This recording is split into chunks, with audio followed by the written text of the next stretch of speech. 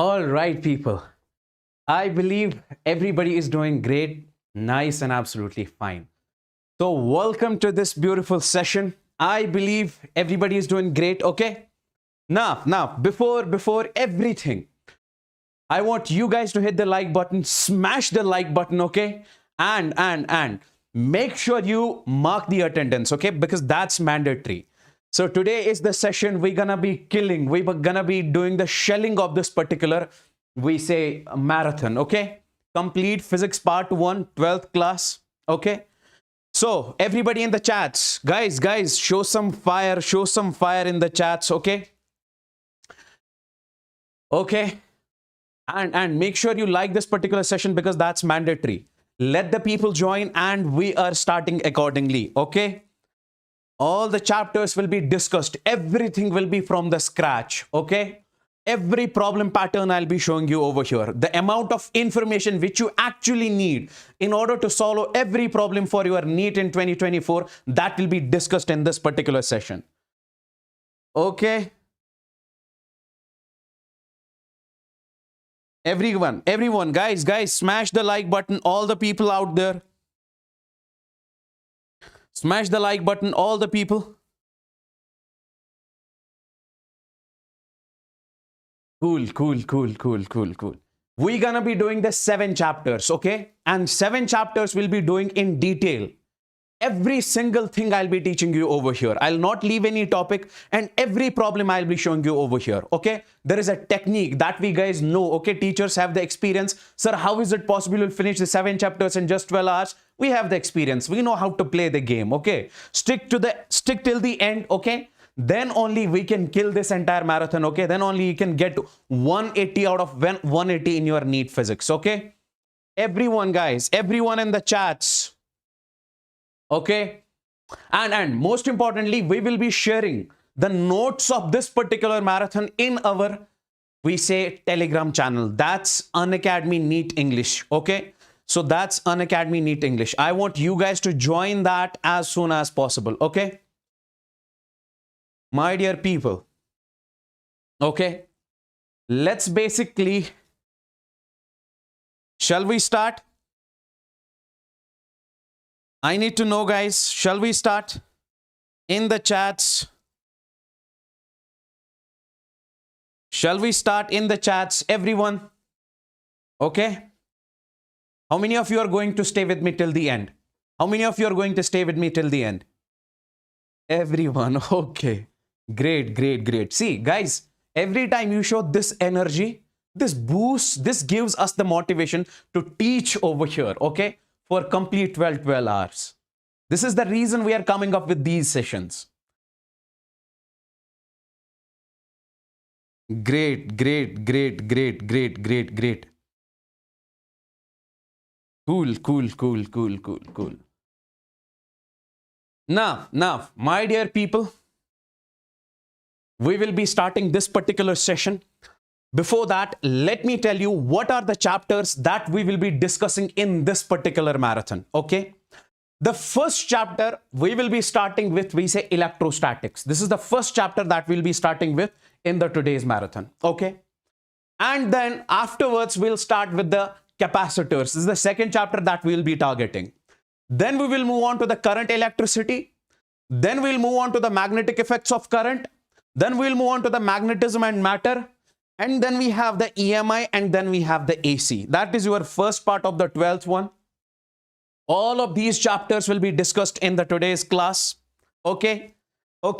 I hope you're liking this session. I hope you are. And make sure, guys, hit the like button as soon as possible. Okay. More than 1,000 people are watching, but still the likes are 728. I want you guys to cross it. I want you guys to make it 1,000 plus right now. Everybody. It has already crossed 1,000. Sorry. Chill. Okay. And do share this session with your friends too, everybody out there. Okay.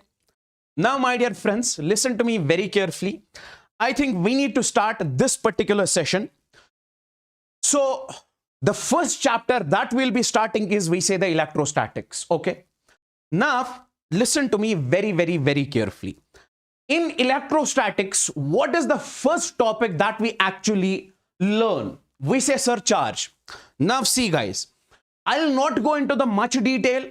I'll be telling you all the theory, okay, but in a concise way, okay? It'll be to the point. The amount of information you actually need, I'll be telling you that only, okay? So that you can solve every single problem in your upcoming NEET. Now listen to me very carefully. Whatever I say, just keep on remembering that. Don't say at this point of time, sir, where does this come from? Where does that come from? If I tell you, remember this point, keep this in your mind as it is, you have to do it, okay? That's it. Now listen to me very carefully. Let's first talk about this charge. Sir, we know when it comes to the charge, we say we have got there are two types of charge. We say, sir, positive, and we say, sir, we have got the negative charge. We say we have got the positive charge and we have got the negative charge. Everybody knows it. And sir, what is the charge? Everybody, I have told you this so many times, okay? Let's suppose I take, once again, I'll take the same example over here. Let's suppose we have got a comb. On this comb, let's suppose if I take a small piece of papers over here, if I place a small piece of papers over here, and I'm rubbing this comb with my hair, then I'll take this comb near to the small piece of papers. We say it will get attracted towards the comb. It will get attracted towards the comb. Why? Because when you rub this comb with your hair, we say, sir, charge gets occupied on this. Charge gets occupied on this. So because of this charge, these pieces of papers were attracted towards the comb. Okay. So this is, we say, charge. Charge shows electrical and magnetic effects. That's it. That's it. Okay. You don't have to remember all of this. Sir, when it comes to the types of charge, we say we have got the positive charge and we have got the negative charge. Okay. And SI unit of charge, we say, sir, coulomb over here. And my dear friends, if I say this is a rod, on this rod, how much charge is present? You say, sir, 2 coulomb charge, 3 coulomb charge, 4 coulomb charge. Okay.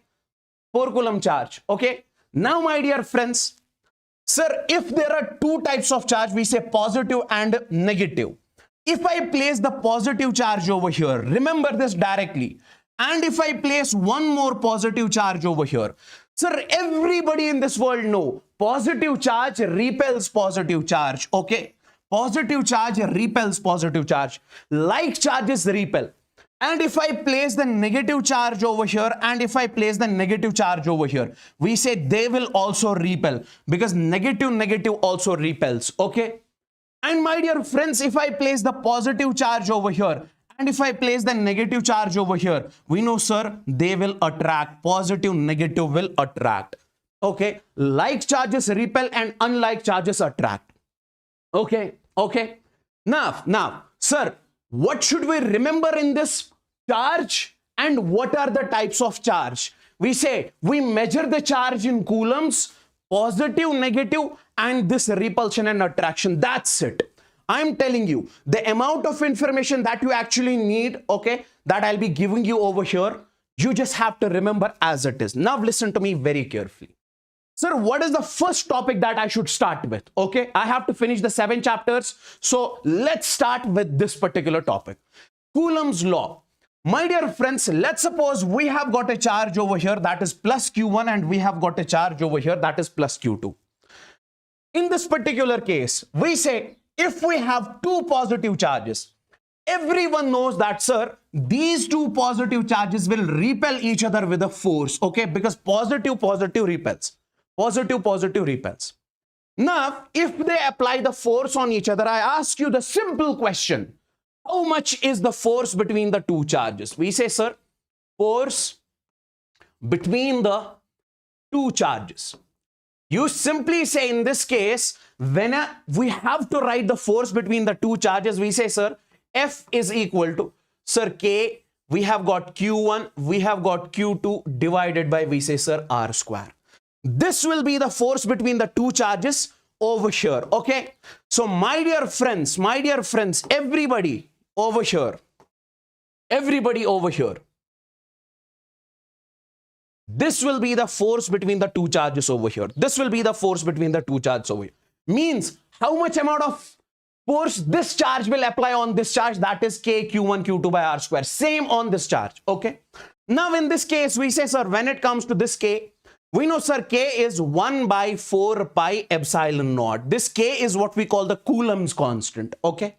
Now, what is this epsilon naught? We say, sir, this epsilon naught is permittivity of free space, okay? So what is the value of this? This is 8.85 into 10 raised power minus 12 Coulomb square upon Newton meter square, okay? This is the value of epsilon naught. And if you put this epsilon naught over here, and then if you find the value of K, listen to me very carefully. I am putting the value of epsilon naught as this. And then if I solve this particular term over here, 1 by 4 pi into this epsilon naught's value, the value of K will come out to be 9 into 10 raised power 9. We say, sir, Newton meter square upon Coulomb square. Is this clear? So from now onwards, we say, sir, force between the two charges is how much? F is equal to K Q1 Q2 by R square. Is this clear to each and everyone? Is this clear to each and everyone? Let me know in the chats. Let me know in the chats, everybody out there. Is this clear? Is this clear? Great, great, great, great. Now, what are the things that you guys need to remember in this particular case? Listen to me very carefully. Listen to me very carefully. See. My dear friends, let's suppose, remember this, these are the vector techniques. These will help us to solve the problems over here. Listen to me very carefully. Listen to me very carefully.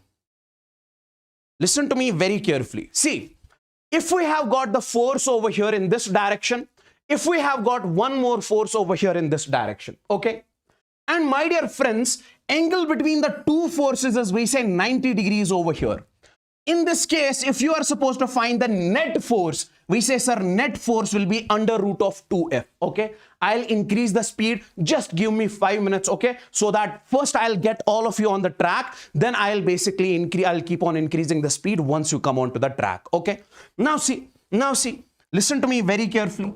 We say we have got a force. If we have one force, if we have another force, their resultant is root 2F if angle between the two is 90 degrees. If we have got this force, if we have got this force, and if angle between the two forces is 60 degrees, then in that case, we say, sir, resultant is under root of 3F. And if we have got one force, something like this, and if we have got another force, something like this, and we say angle between these two forces is 120 degrees, in this case, we say, sir, resultant is F only. In this case, we say resultant is F only. Let's move on to the next slide. We have the first question on the screen over here. We say, sir, on this square, at this corner, we have got the plus Q charge, minus Q charge, minus Q charge. And you are supposed to tell me, find the net force on the center charge. The charge which is at the center, you have to tell me how much is the net force. Listen to me very carefully, my dear friends. When it comes to the net force, we say, sir, this charge will apply the force on this charge in this direction. Let's call it F. Sir, this charge negative will attract this charge in the same direction. Let's call this also as F. Sir, this negative charge will attract this positive with a force F. This positive charge will repel this with a force F, because positive repels. Tell me in this case, sir, we can say 2F force in this direction, F plus F is 2F. And 2F force in this direction, F plus F is 2F. And angle between these two in this case is, we say, sir, 90 degrees. Sir, whenever the angle between the two forces is 90 degrees, can I say in this case, net force or the resultant force will be how much? You will say, sir, that is under root of 2 multiplied by, see, it is under root of 2F. When this is F, then under root 2F. And my dear friends, when this is 2F, and net force in this case will be under root of, we say, sir, 2F. So it will be 2 root 2F. Is this clear to each and everyone? Is this clear to each and everyone? All the people out there? All the people out there? Yes. Now, guys, hit the like button. I want everyone to hit the like button as soon as possible. Now we say net force on the center charge. This is, we say over here, hexagon. Sir, one charge is present at this corner, another charge over here, another charge over here, another charge over here, but charge is not present here, and one more charge is present at the center. We have to find the net force on the center charge, on this particular charge. Okay. You say, sir, this is positive. So this positive will repel this in this direction. We call it force F. Sir, this force will repel this one with a force. We say, sir, this is F. Okay. And my dear friends, this will repel in this, we say, sir, with a force F. And this charge will also repel this with a force F. Repel means something like this. This charge will also repel this with a force F, something like this. Okay. Now tell me in this case, guys, we say, sir, this force will be cancelling with this force. Sir, this force will be cancelling with this force. And only remaining forces, we say, sir, net force in this case is, we say, sir, F. This is the net force we have got in this particular case. And if I just write in this case, what is the value of this net force? We say, sir, it is K. We say Q1, Q2 or Q1, Q2. So that is Q1 is Q, Q2 is also Q. That is Q square. Okay, divided by. And distance between them is, we say, sir, 2a. So let's suppose this is 2a whole square. This is the net force in this case. This is the net force in this case. Let's move on to the next question, my dear friends. We have got over here plus 2 coulomb charge, minus 2 coulomb charge, 4 coulomb charge, and we say minus 2 coulomb charge. The question says that find the net force at 2 coulomb charge. We have to find the net force at this 2 coulomb charge. We have to find the net force at this 2 coulomb charge. This is positive charge over here. This is negative. This is negative. Now see, my dear friends, if we talk about this particular charge over here, we say, sir, first of all, this negative charge will attract this positive charge towards itself. Let's call this force F1. Sir, this negative charge will attract this positive charge with force. Let's suppose this is F2. And this positive charge will repel this positive charge. Let's suppose this is, we say, sir, F3. Let's suppose this is F3. Let's find the value of F1 over here. Sir, F1 is, we can write, sir, K Q1 Q2 divided by R square. Now, my dear friends, listen to me very carefully. F1 is, sir, K, Q1 is 2 coulomb. So we'll write over here K multiplied by 2. Sir, what is the value of Q2? That is also 2 coulomb. If you are given minus 2, you will also take it as plus because we are finding the magnitude of force. So this is 2, and then we have over here, this is 2, divided by R square. What is the distance between the two? Side is 2 meters, so this is 2 square. 2 into 2 is 4, 2 square is 4, so this will be, sir, K. Value of F1 is K. Let's find the value of F2. I can write, sir, F2 is simply K Q1 Q2 by R square. Now, sir, K, what is the value of Q1? That is 2 coulomb. So this is 2. What is the value of this? This is also 2 coulomb divided by how much is the distance between the two? You say, sir, that is 2 square. So this will also cancel. It will come out to be K. Let's find the value of F3. So if I just try to find the value of F3 over here, I can say, sir, F3 in this case will be. Listen to me very carefully. Sir, that is K. What is the value of Q1? That is 2. So we'll write 2. What is the value of Q2? That is 4. Divided by, guys, if side is 2 meters, we say, sir, this will be 2 root 2. If side is A, we say, sir, this is A root 2. So we say distance between the two charges is 2 root 2, and this will be whole square. Now, guys, 2 into 4 is 8. And this will also come out to be 8. Square and root will cancel. 2 into 4 becomes 8. So this and this will cancel. So this also comes out to be 8. Now tell me one thing. Sir, the direction of F1 is this. So I'll make the F1 over here. But how much is the value of F1? We say, sir, this is K. Now, the direction of F2 is downwards. So what is the value of F2, sir? This is K. And the direction of F3 is this one. What is the value of F3? This is K. Now, guys, this vector K, this vector K. Can you tell me the resultant of these two? Can you tell me the resultant of these two? You say, sir, whenever we have two vectors at an angle of 90, in that case, we say this will be root 2 of k. Can I say resultant of this one and this one will be root 2k? Now, guys, listen to me very carefully. Can I say in this case, sir, this is, we say k, and in this direction, we say, sir, this is root 2k. See, how much is the net force in this case? You'll say, sir, root 2k minus k. So net force in this case will be simply under root 2k minus k. So that will be k, and then we have root 2 minus 1. Hey, tell me in the chats, is this clear, guys? Everyone with the fire emojis, all the people out there. Okay? I want you guys to burn this particular chat box with the fire emojis. Everyone, if this is crystal and clear. I need the signal from everyone. Okay? Great. Yes. Make sure you hit the like button. Make sure you smash the like button. That's very important, okay? All the people out there, smash the like button. Everyone means everyone. Now, listen to me very carefully. Let's move on to this one. This is the next type of problem which is expected in the NEET. What is that? Listen to me very carefully, my dear friends. Let's suppose we have got a charge over here plus q. We have got another charge over here n times of q. This is n times of q.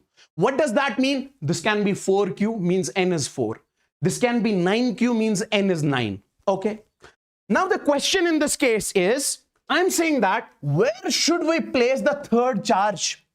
Where should we place the third charge so that net force is 0 on it? So that net force is 0 on it.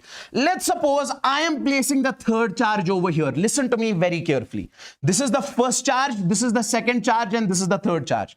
We have to see where should we place the third charge so that net force on that is 0. See, this positive charge will repel this in this direction. Let's call this, let's suppose we say F1. This will repel this charge in this direction because this is positive. We say, sir, this is F2. Don't you think, sir, these two forces will get cancelled out over here? So we can say net force in this case will be 0. Yes. So we have to find the value of this distance x. Where should we place? What is the position? What is the value of that x at which we are supposed to place the third charge so that net force on it is 0? Directly you will be writing over here, sir, the value of this x is r. R is the distance between the charges upon under root of n plus 1. N is this one. Okay, so this, I'll show you the question on this one also. See. Let me show you. Yes, we have got the question over here. Listen to me very carefully. Let's suppose, my dear friends, the question is you have to find the x. Where should we place the third charge? Where should we place the third charge so that net force on it is 0? Listen to me over here. We say, sir, x is equal to, let's suppose I am placing the third charge over here, okay? At this point, net force on this charge is 0, means we have to find the value of this distance x, okay? We know, sir, the value of this distance is r upon under root of, we say, sir, n plus 1. So we say x is equal to, what is the value of r? R in this case is how much? 11 meters upon under root of n. Sir, how to find n? See, we say n is equal. How much is this charge? 36 upon. How much is this charge? We say, sir, 25. So we say how much it came out to be? 36 by 25. Divide this charge with this by this. That will give you n. So can I write in this case, this will be, sir, 36 divided by 25 under root. Then we say, sir, plus 1. So further we can write it 11 upon root 36 is, we say, sir, 6 divided by root 25 is, we say, sir, 5. We say plus 1 is equal. 5 into 1 is 5. 6 plus 5 is 11. We say, sir, 11 upon 11 divided by 5. This will cancel, though this will be 5 meters. So means that x is equal to 5 meters. You have to place the third charge. Net force on it is 0. Is this clear? Tell me in the chats, bro. Tell me in the chats. Everyone. Come over here. Now. See. If you have got One charge is positive, another charge is negative. One charge is positive, another charge means opposite sign, opposite sign. In this case, the two charges were of same sign, positive, positive, or negative, negative. In that case, you will be using this formula. But, if you have got this positive charge, this has got minus n times of q. In this case, you have to find the value of x. Where should I place the third charge? Where should I place the third charge so that net force on it is 0? We say, sir, in this case, we'll place the third charge at this point. At this point, we say net force on this third charge is 0, okay? I'll not be explaining this now in detail. Directly remember, we'll place the third charge over here. Now, my dear friends, what is the value of this x? At what distance we should place it? You will say, sir, the value of x is this one. This will be r. R is the distance between the charges. Upon, we say, under root of n minus 1. In this case, it was under root of n plus 1. But when you have the opposite charges, then n minus 1. Next is, till now we were finding the value of the distance, position. But right now, we will be finding the value of the charge itself. How much is the magnitude of charge? Where should be? What should be the value of Q naught, this Q naught, third charge, so that the system is in the equilibrium? Okay, what should be the value of this third charge? How to find it? Sir, Q naught is equal to minus n times of Q upon under root of n plus 1 whole square. This will help you to find the magnitude of the third charge, my dear friends. This will help you to find the magnitude of the third charge. Now, come over here. Come over here. Listen to me very carefully. Listen to me very carefully. See, this was the question which was asked in NEET 2013. We have got charge Q. We have got charge Q. We are supposed to find the value of the third charge Q naught. We don't have to find the distance x. We have to find the third charge, value of third charge Q naught. So we say, sir, value of this is, we say, minus n times of q upon under root of n plus 1, we say, sir, whole square. This is the formula. Under root of n plus 1 whole square. Now tell me one thing in this particular case. Can I say over here, guys, we say, sir, minus we are placing as it is. What is the value of n? This is q, this is q. Value of n in this case is 1. Q by q is 1. So we say, sir, this is 1 multiplied by charge q upon, sir, under root of n. We say, sir, under root of 1 plus, we say over here 1 whole square. Root 1 is 1 and 1 plus 1 is 2. Can I say this will be minus q divided by 4? So the value of third charge is minus q by 4. This was asked in the NEET. Is this clear? Is this clear? Now, the next question we have got over here. Listen to me very carefully. Listen to me very carefully. See, equilibrium of two suspended charges. Sir, what type of question can be asked over here? Listen to me very carefully. Guys, my dear friends, can I say in this particular case, I have got, this is a thread, this is the top ceiling. And I am attaching a thread, rope over here, one more rope over here, and charge is present on this sphere, or this is a charge, this is the charge. And these two charges are in equilibrium, like this. Equilibrium means a rest, they are not moving, okay? In this case, what are the types of questions they can ask us? Find the value of this theta. How much is this theta? What is the value of this theta? So that they are in equilibrium. If they are in equilibrium, tell me the value of theta. What is the value of this distance between the charges x? What is the value of charge q? And if you have got over here, my dear friends, if you have got over here this thread, rope, we say in the rope you have got tension. What is the value of tension? Let me just tell you, this was asked in NEET 2021, find the value of charge. And this was also asked in the NEET 2020, not NEET 20, J Mains 2021, sorry. Q and X was asked in the J Mains 2021, directly in the exam. Let me show you how do we solve this particular problem. I want you guys to remember the approach of this problem. See, first of all, You have to draw all the forces which are acting on the charge. Let's suppose we take this charge. Sir, in the downward direction, we say mg is acting. Okay.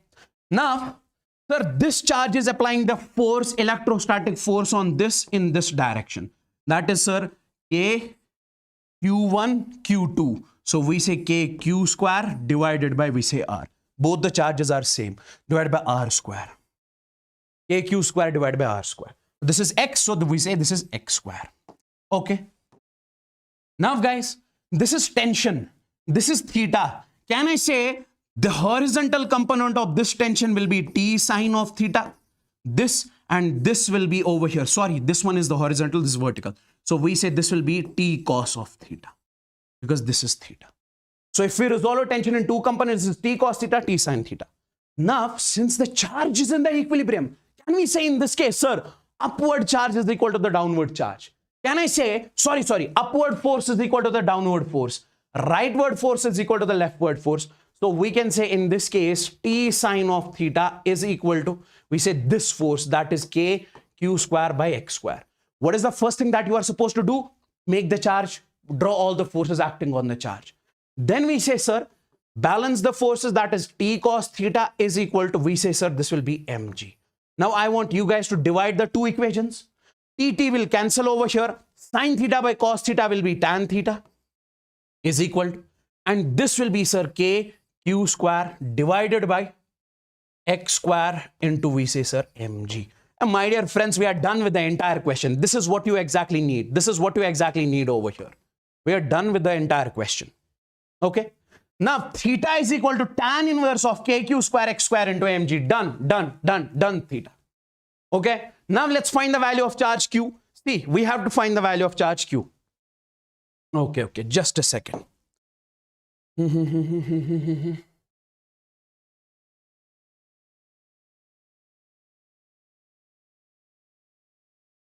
Let me put up the black color over here.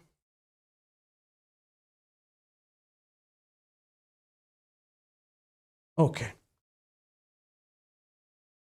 So final equation we got over here. What is that? We say, sir, tan theta is equal to K Q square by X square into mg. Okay. Now, yes. Now, can I say in this particular case, we have to find the value of Q. Okay. So how to find the value of Q? Take it over there. So this will be tan of theta into, we say, sir, X square into, we say, sir, mg is equal to K Q square. Then can we write this Q square will be, that is, we say, sir, mg, then we say X square, then we say tan theta divided by, we say, K, and this is Q square. Take the square over here, it will be root 1 by 2. So this is the value of Q that you guys need to understand, keep in your mind over here. Now, if I tell you to find the value of X over here, see, if X is, you are supposed to find it, then Q will be given. And if you are supposed to find out Q, then X will be given in the question.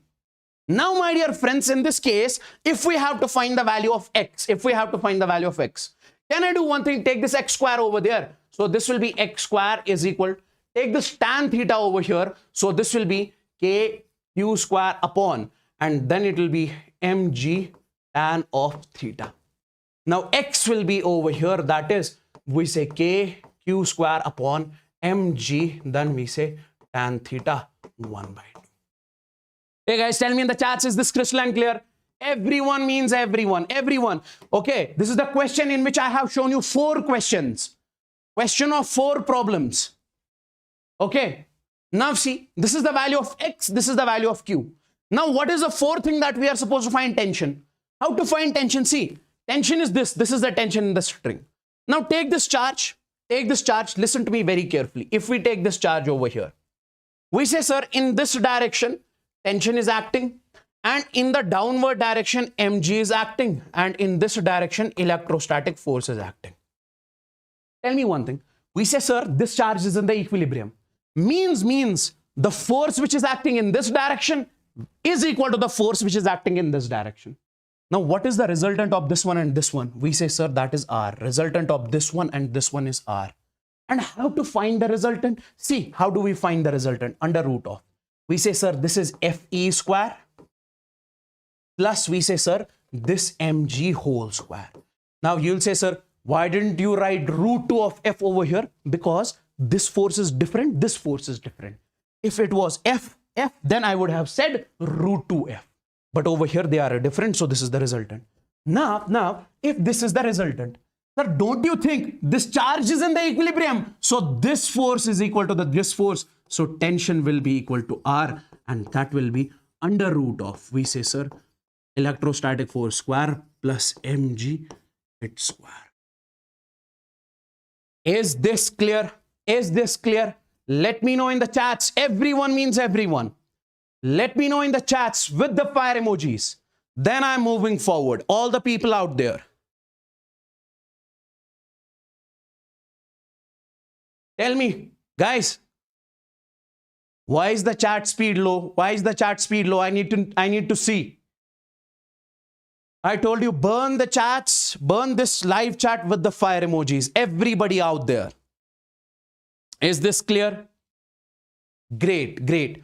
So this is the value of Qx. This is the value of Q. This is the value of tension. Done with the question. Now let's move on to the next topic. That's what we call the electric field. Sir, what does this electric field actually mean? See, guys, if I say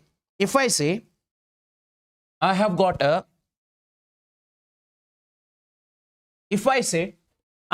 magnet over here. Okay, this is a magnet. And we know, sir, around this magnet, it creates a magnetic field. And if you place a coin in that magnetic field, it will be attracted to the magnet. Okay. Same is the case in case of charge. If you have the charge over here, around this charge, it creates a field. That's what we call electric field. That is what we call electric field. Okay. Electric field. And if we say in this electric field, one more charge comes, let's suppose Q0. We say force acts on this Q0 in the outward direction because both are positive. Like here, coin is attracted, this is repelled. This is what we call the electric field. Now, if I write the definition of this electric field, we say simply, it is a space around a charge. It's a space around a charge in which if any charge comes, it experiences the force. It is a space around a charge. If you have got a charge, around it, there is a space. If you place any other charge, that charge will experience the force. Okay. Now, guys, listen to me very carefully. Let's suppose we have got this charge over here. Okay. This is a positive charge. In case of positive charge, listen to me very carefully. We say electric field is away from the charge. Electric field is away from the charge. In case of positive charge, we say electric field is away from the charge. Why? Because if you place a charge over here, it will be repelled in the outward direction. That's why away from the charge. In case of negative charge, electric field is towards the charge, towards the charge. Why? If you place a charge over here, it will be attracted. That's why towards the charge. And if I tell you how much is the electric field because of a charge, if we have got a charge over here plus Q, we know it will create the electric field around it. Am I going fast or the speed is fine? I have to go with this speed, okay? Because I have to finish the 7 chapters over here. Guys, then it is impossible for me to basically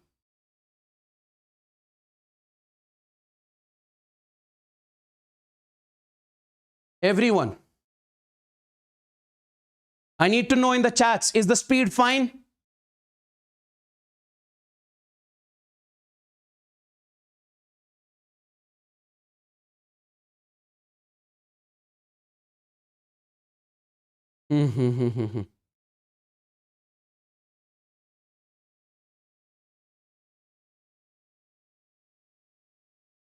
Okay. Listen to me very carefully. Let's suppose we have got the charge over here plus Q. Sir, we know the charge creates an electric field around it. Okay. Now at our distance, how much field it actually creates? So that electric field will be this one. It is, we say, sir, K Q divided by R square. Sir, Q is the charge, R is the distance. So electric field because of a point charge at R distance is how much? KQ by R square. KQ by R square. Okay. Now, my dear friends, if you have to plot the graph between electric field versus X, electric field versus R, it will be rectangular hyperbola. Why? Because we say this electric field is inversely proportional to R square. Electric field is inversely proportional to R square. So graph will be this one. Graph will be this one. Okay, so from now onwards, close your eyes. Sir, if we have got a charge, it will create the electric field around it. At R distance, how much is the electric field? KQ by R square. Okay. Now, what is the important question which can be asked in this one? Listen to me very carefully. Listen to me very carefully. We say electric field net at the origin. Guys, we say we have got the plus charge over here. Because of this positive charge, electric field at this point will be how much? Because of this negative charge, electric field at this point will be how much? Because of this positive charge, electric field at this point will be how much? Because charge creates the electric field. Let me write over here, my dear friends. Let me write over here. See, when it comes to the net electric field, I say, because of this charge, at this point, how much is the electric field? We say, sir, it is KQ divided by, we say at what distance? That is 1 square. KQ by 1 square. Okay. KQ by R square, because from this point to this point, it is 1. Then we say minus. This charge is minus. So we say it is KQ divided by.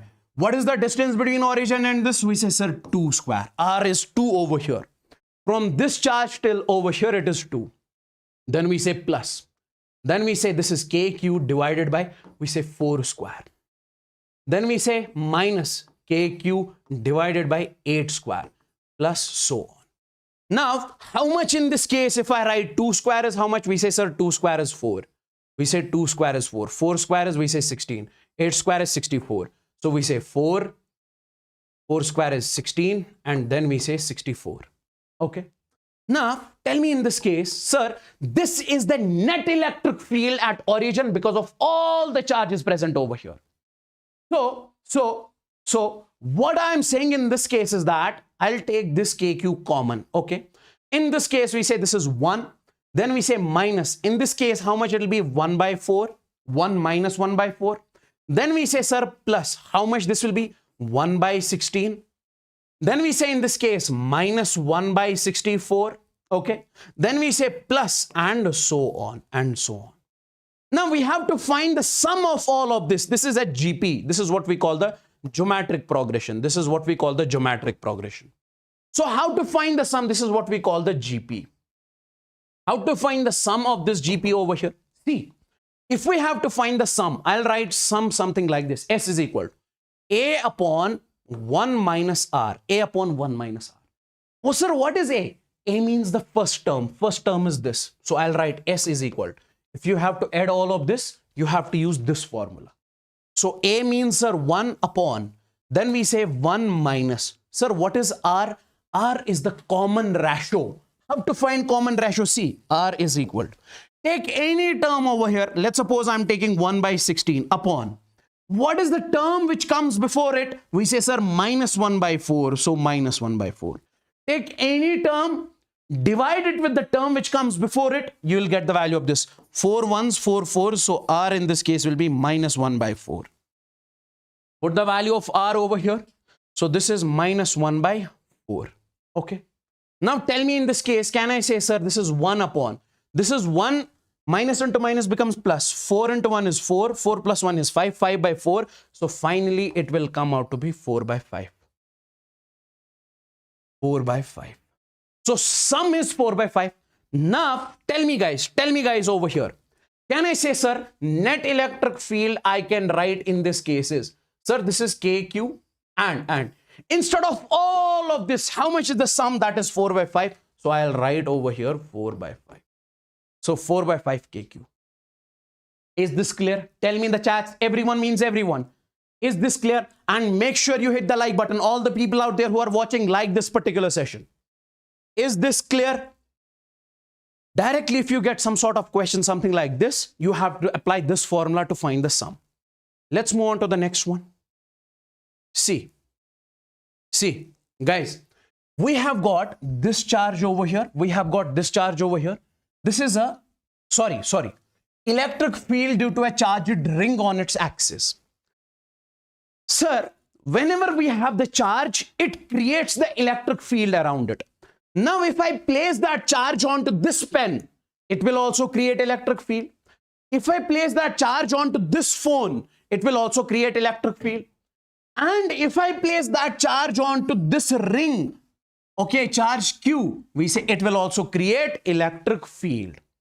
And we have to find, listen to me very carefully, we have to find electric field because of this ring at x distance. This is at x distance. At x distance, I'll write over here. This is x distance. Okay. And the radius of the ring in this case is r. Now, my dear friends, how much is the electric field in this case? We say, sir, electric field at x distance is k q. What is q? Q is the charge on the ring. Then we say x divided by r square. R is the radius of the ring plus x square. X is the distance at which you have to find, whole raised power 3 by 2. This is the electric field. This is the electric field. This is the electric field. This is the electric field. Okay. Because of the ring at x distance. Now, if I tell you guys, how much is the electric field at the center of the ring? You'll say, sir, if we keep on coming close to the center, we say x is decreasing, decreasing, decreasing. At center, the value of x is 0. The value of x is 0. And if you go away from the ring, x is increasing. So if x is 0, put the value of 0 over here. 0 multiplied by this whole term is 0. So electric field at center is 0. So directly you will remember electric field because of the ring on its axis is this much. At center it is 0. And if somebody tells you to make the graph between electric field versus x, see. Guys, we have the ring. It creates the electric field. It creates the electric field around it. Now, how to make the graph? Like graph of electric field E versus R was this. This is because of the ring. So the graph will be something like this. You have to remember it. At certain point, see here, electric field is maximum. At what value electric field is maximum? We say plus R by root 2.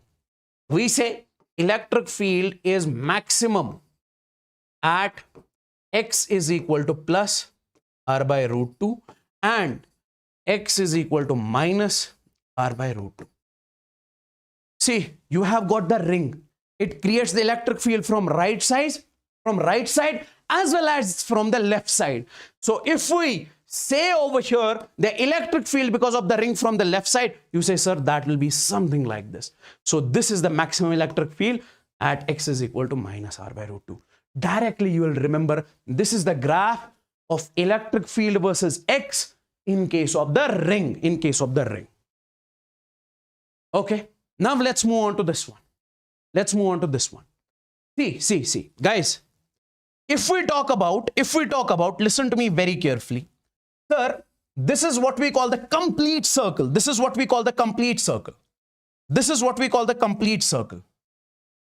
And in case of this complete circle, I have someone over here. Hello. What's up, people? Hello. I have my boy here. Boy. What's up, people? How are you? What's up? Wasim sir OP in the chats. Everyone. Otherwise, there will be the huge controversy. That's great. More than 1,000 people are watching live.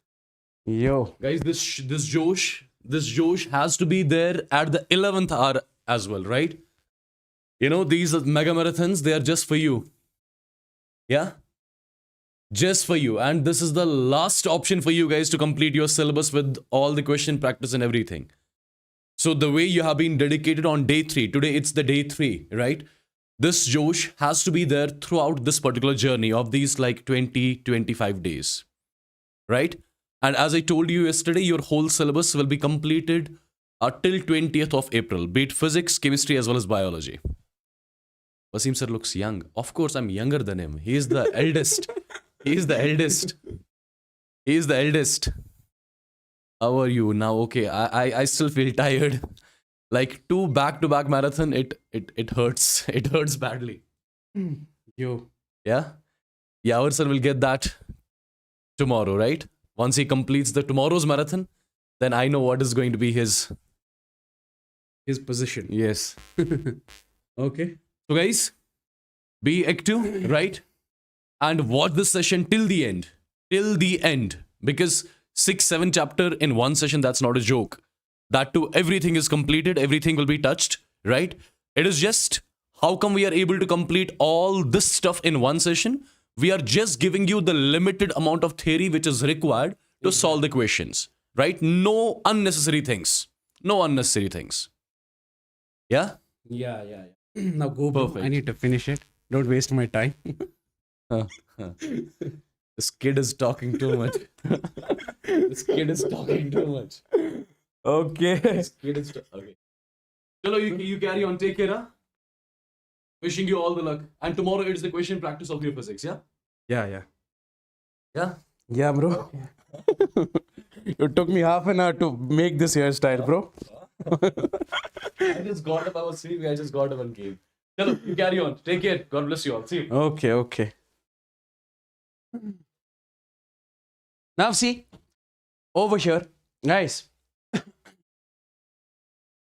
I have got a ring over here. This is a complete ring. If I say in this particular case, you cut this ring in two parts, this will be, sir, semicircle, okay? And if you cut this ring in four parts, this much will be the chord, this much will be the chord, this much will be the chord, this much will be the chord, okay?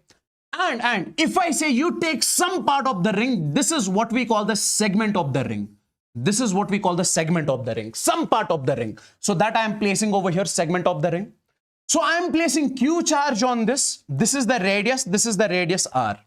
Angle between these two is, let's suppose, theta. So because of this segment of the ring at this point, we have to find the electric field. Okay. How much is the electric field? Listen to me very carefully, my dear friends. When it comes to the segment of the ring, we say this is the electric field at this point at our distance. What is that? We say 2k lambda divided by r. R is the radius.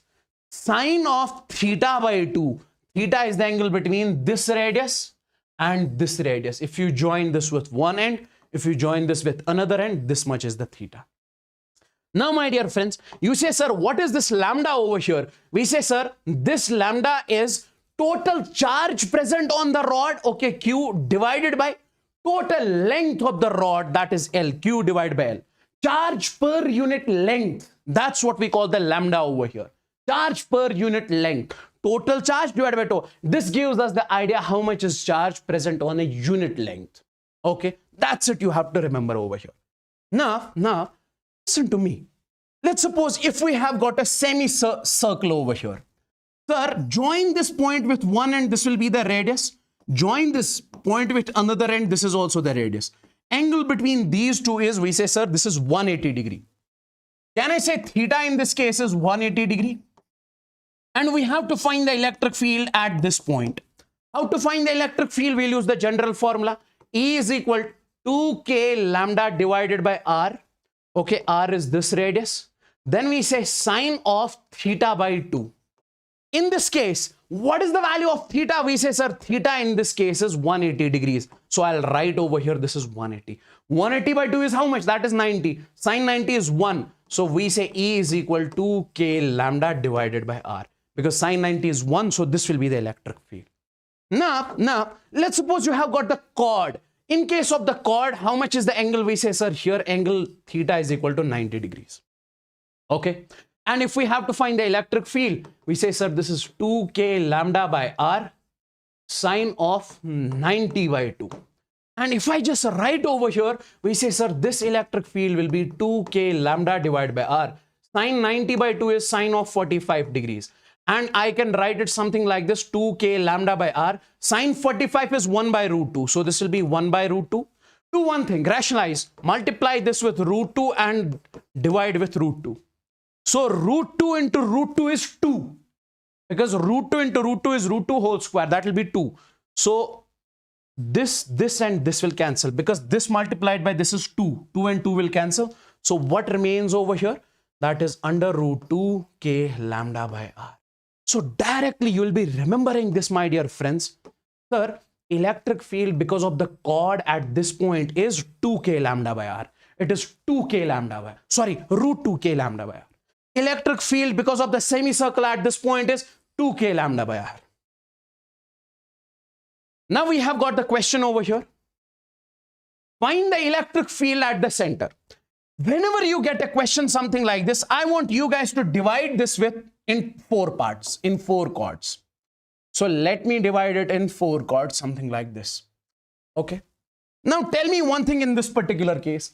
Sir, this chord has got positive charge. This chord has got negative charge. This chord has got negative charge. This chord has got positive charge. We are supposed to find the electric field at the center. Guys, see, electric field because of this negatively chord will be towards the chord. Okay, because this is the negative charge. Electric field because of this negatively charged chord will be also towards the chord. Electric field because of this positively charged chord is away from the chord. Okay. And electric field because of this negatively charged chord is also towards the chord. Don't you think that this electric field will cancel with this? And net will be E plus E is net electric field in this direction is this is E and this is E. So can I say in this particular case, sir, net electric field I have to write that will be 2E. I can simply say over here.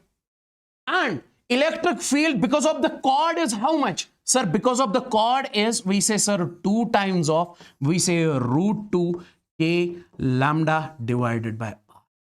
Because of the chord, it is root 2 k lambda by r. Or you can directly say, sir, because of this, it is root 2 k lambda by r. Because of this, it is root 2 k lambda by r. So 1 plus 1 is 2. So 2 root 2 k lambda by r. Is this clear? Tell me in the chats, bro. Everyone means everyone. Now, this question, you have got this. I want you guys to basically divide this in 2 semicircles, okay? Because you have got in the upper semicircle positive charge. This is positive. I hope you are able to see it. This is positive. And in the lower semicircle, you have got negative charge. You are supposed to find the net electric field over here. Guys, because of the upper semicircle, electric field is away from this. And that is how much? How much? We say, sir, 2k lambda by r. Because electric field because of a semicircle is 2k lambda by r. And electric field because of this lower semicircle is also towards the semicircle. Why? Because it is negative charge. This is also 2k lambda by r. Okay. So can I say net electric field in this case will be, sir, 1 plus 1 is 2. Sorry, 2 plus 2 is, we say, sir, 4k lambda by r. Is this clear? This is 4k lambda by r. Is this clear to each and everyone?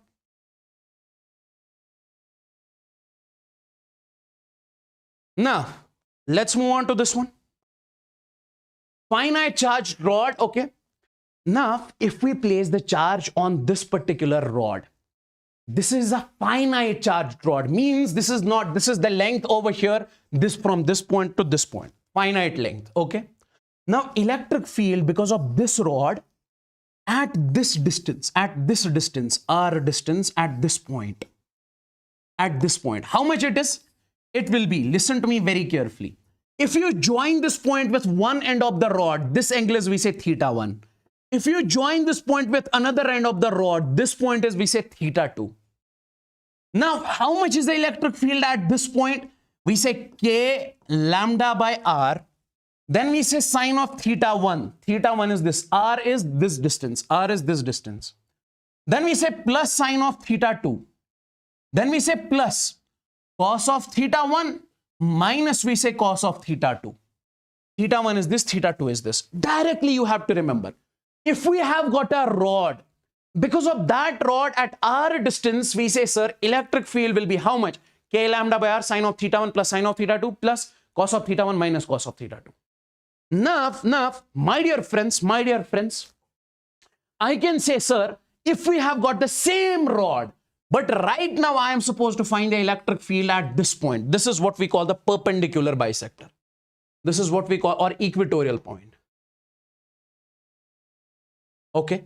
Now, at this particular point, at this, sir, This point is exactly at the middle of the rod. Take this middle center of the rod and move over here at r distance, this one. But in this case, this point is not the middle. Middle point is this one. So this is the arbitrary point.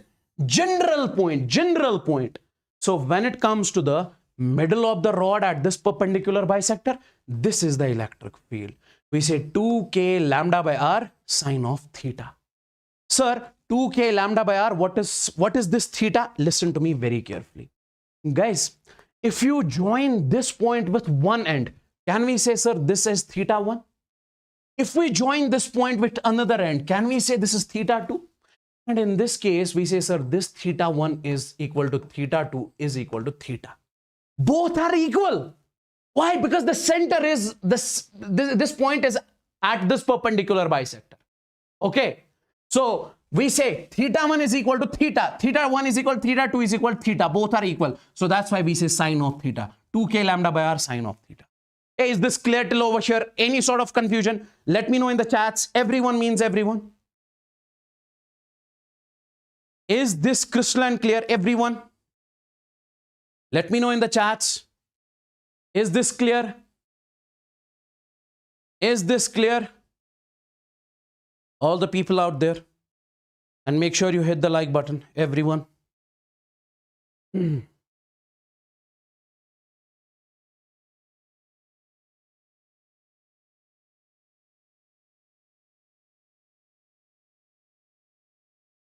Great. Now, listen to me very carefully. Let's suppose, guys. Now, let's suppose you have got a rod over here, but that is infinitely long. It is going till infinity. It is going till infinity over here. It is going till infinity. And it is going till infinity from the lower side also. This is infinitely long. Now, because of this infinitely long rod at r distance, how much is the electric field directly? Guys, you won't be solving these points over there in the exam. You have to remember it directly. That's the reason I'm telling you to remember it. Electric field because of the infinitely long rod is 2k lambda by r. It is 2k lambda by r. Electric field because of a finite rod at this point, perpendicular bisector, is 2k lambda by r sine of theta. And guys, if I say you have the semi-infinite rod, what is semi-infinite? Semi-infinite means which is going till infinity from one end, but another end is finite. Over here, this is another end. It is not going infinite till infinity from this side also. So electric field because of this will be 2k, root 2k lambda by r. Root 2k lambda by r. Root 2k lambda by r. Electric field because of the infinitely long is 2k lambda by r. Because of this is root 2k lambda. Now, this was a question which was asked in NEET 2019. I want you guys to exactly follow this question. We have got an infinitely long rod on this positive charge is present. We have got an infinitely long rod on this negative charge is present. At r distance at the middle, you have to find the net electric field. You have to find the net electric field. Tell me one thing. Sir, because of this negatively charged rod, this is negatively charged rod. Can I say electric field? Can I say electric field will be towards the rod? Electric field because of negative. And because of this positively charged rod, we say, sir, electric field will be away from the charge. Why? Because it is positive charge. So this is electric field due to negative charge, and this is electric field due to positive charge. And in this particular case, can I say, my dear friends, listen to me very carefully. Both the electric fields are in the same direction. So we say net electric field in this case will be electric field because of the negatively charged rod plus electric field because of the positively charged rod. And electric field because of the infinitely long rod is how much? So that is 2k lambda by r. So we say this will be 2k lambda by r. R is small over here. Then we say plus 2k lambda by r. Both are in the same direction. Okay. This is due to, we say, sir, let's suppose this is due to positively charged rod. This is due to negatively charged rod. So can I say 2 plus 2 is 4k lambda divided by r. This was the question which was asked in NEET 2019. Let's move on to the next one. Electric flux. Sir, what does electric flux actually mean? Let me make you understand over here. Let's suppose I am saying that, I have got a surface over here. This is the surface that I am taking. I have got one more surface over here. Okay. And in this case, this is the electric field which is crossing this surface. This is the electric field which is crossing this surface. And in this case, this is the electric field which is crossing this surface. This is the electric field which is crossing this surface. We represent electric field with the help of electric field lines. Maybe there is some charge present over here. Because of that charge, lines are coming out and they are crossing the surface. Because of another charge, the lines are coming out crossing the surface. How many lines are crossing the surface? 1, 2, 3. So we say flux in this case is 3. How many lines are crossing the surface? We say 4. We say, sir, flux in this case is 4. So I can directly say, sir, what is this flux? Flux is the number of field lines crossing the surface perpendicularly. How many field lines are crossing is what we call the flux. Whenever you see field line is crossing the surface, we say, sir, it is flux is being created over there. Okay. Now, how can we write the formula of the flux? Can I say, sir, when it comes to the flux, we say, sir, this flux is proportional to this flux. We represent flux with phi. We say this flux is proportional to electric field. Flux is proportional to, we say, sir, area. More is the electric field, more field lines will come. More will be flux. More is the area, bigger area, more field lines will cross, more is the flux. So I can say, sir, flux is equal to E dot A. Okay. Or you say, sir, this flux is EA cos of theta. Okay. So this is what we call the flux. Flux is nothing but electric field multiplied by area. How many field lines are crossing? That is, we say, sir, flux over here. Okay.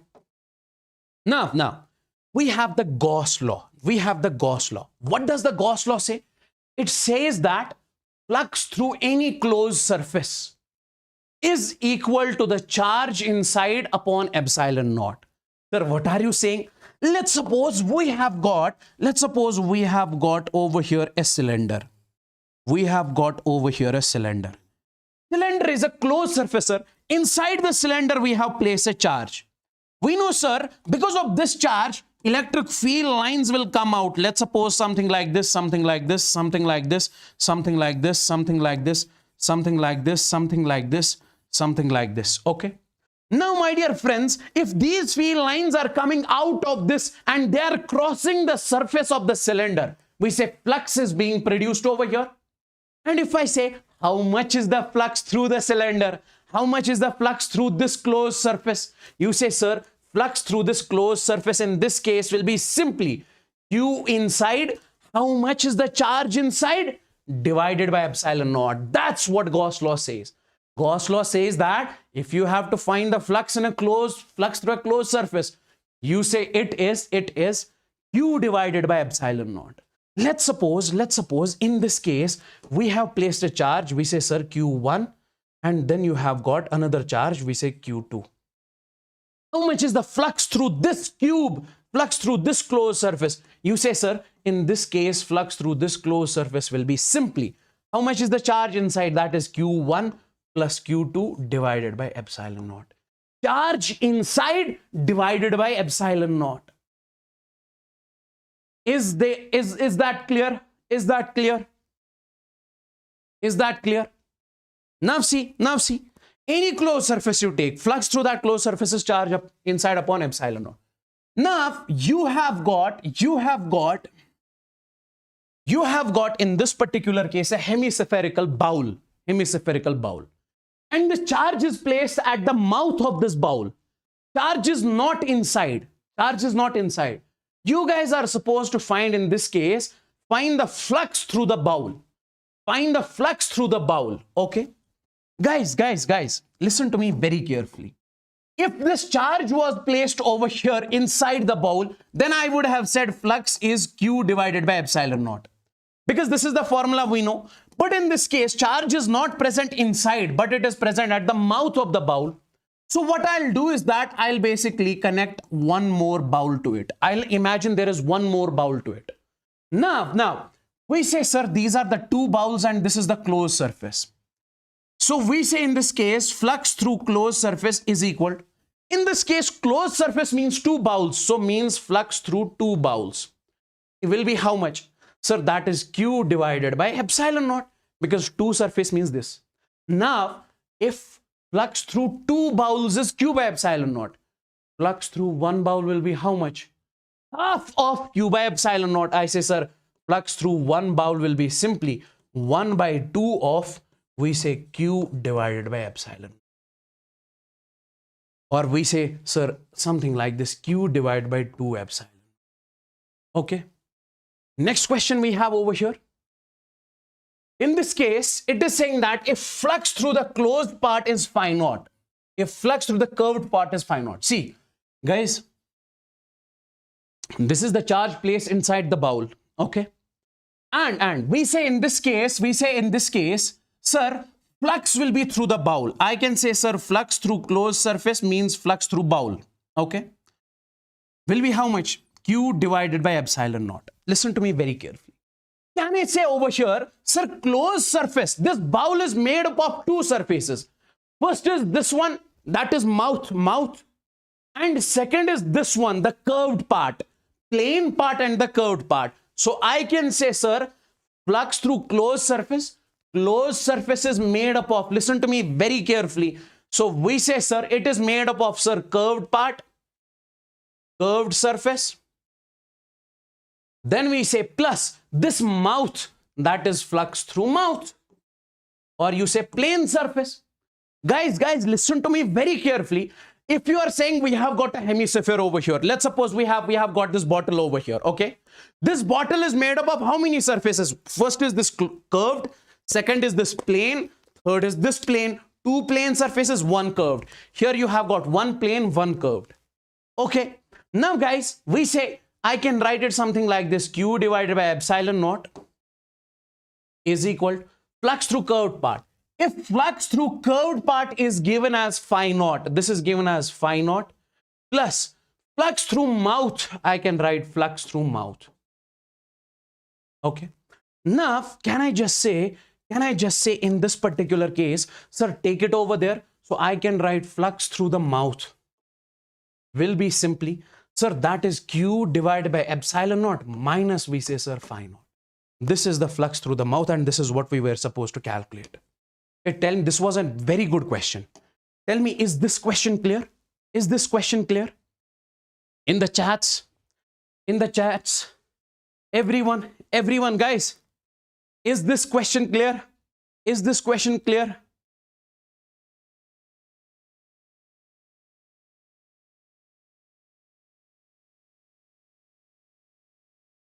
Is this clear? I want to know. Everyone means everyone, guys. And make sure you hit the like button. All the people out there. Now listen to me very carefully. We have got this sphere over here. We say electric field due to a hollow sphere. Electric field due to a hollow sphere. Listen to me very carefully. If we have got a sphere over here, okay, and on this sphere we say, sir, charge is present, that is plus Q. So if I say this is a hollow sphere, means charge is present on the surface only. Charge is present on its surface only. Sir, hollow sphere in real life is football. Inside the football there is air and mass is present on the surface only.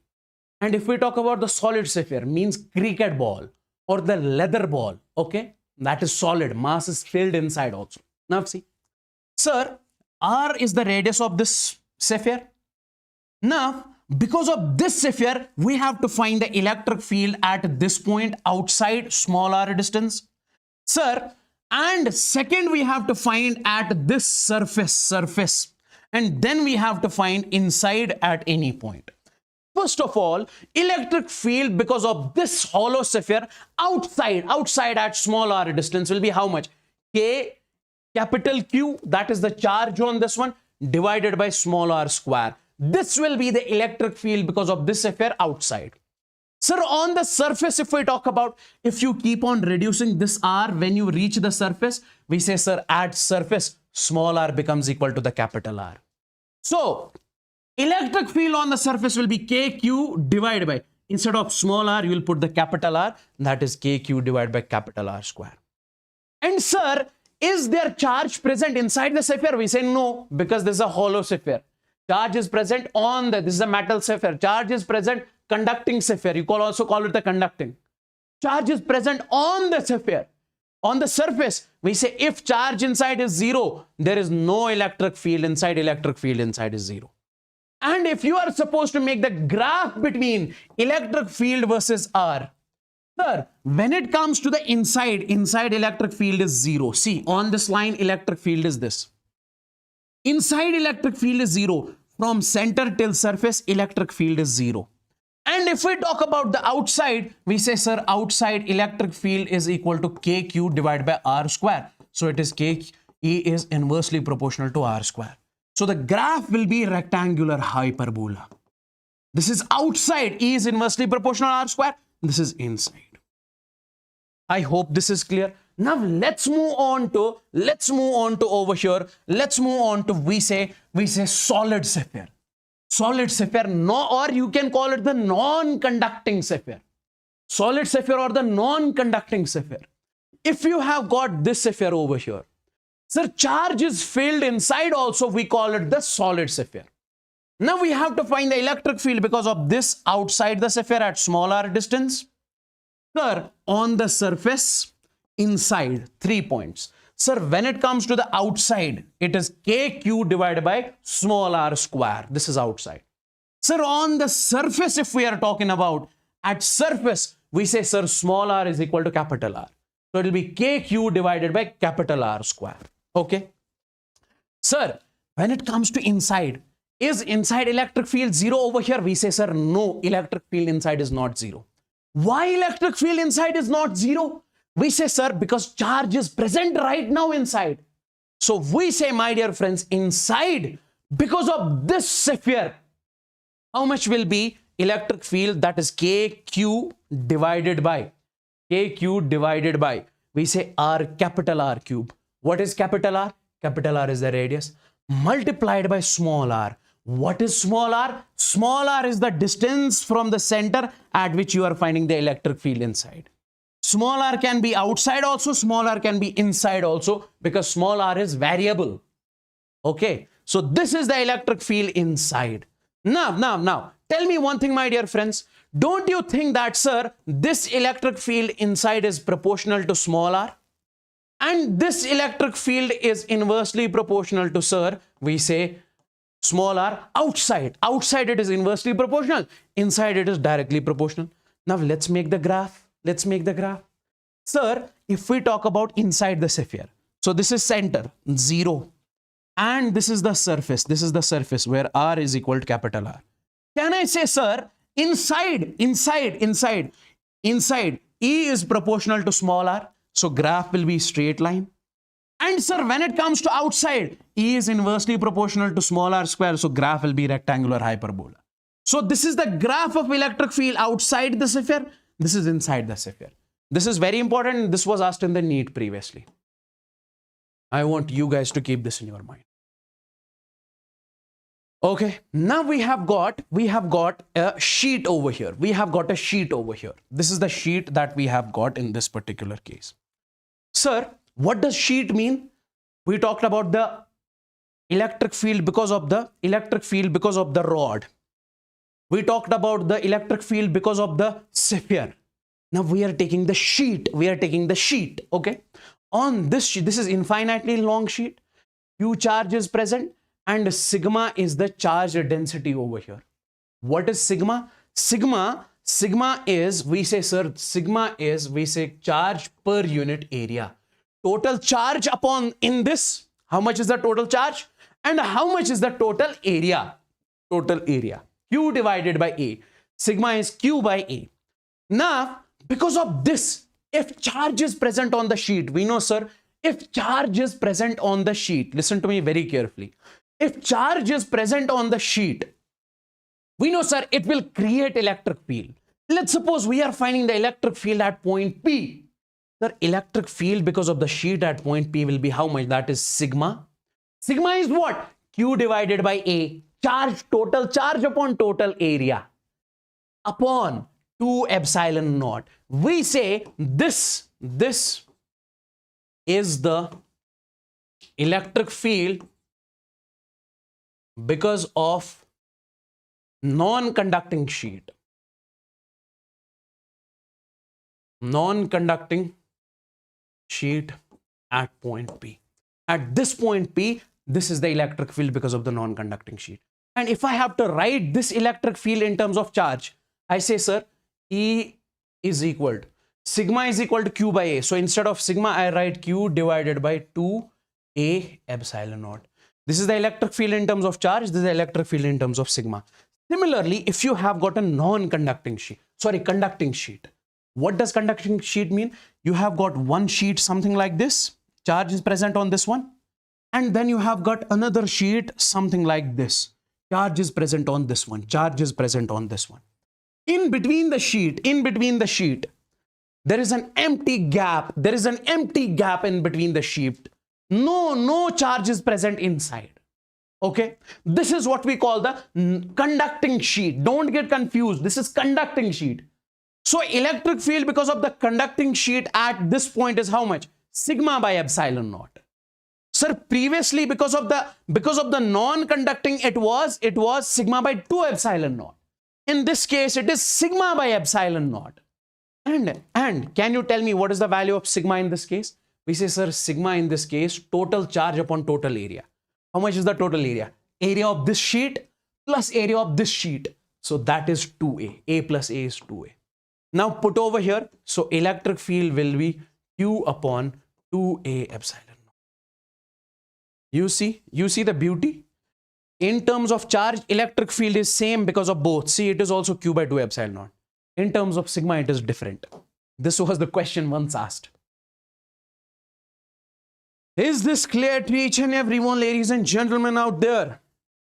Guys, have you liked the session? Have you marked your attendance? I need to see. I need to see if you have marked the attendance.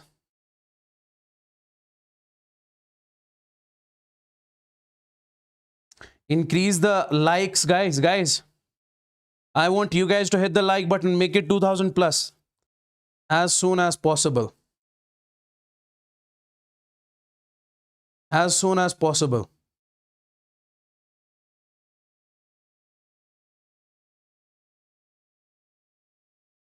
All the people out there.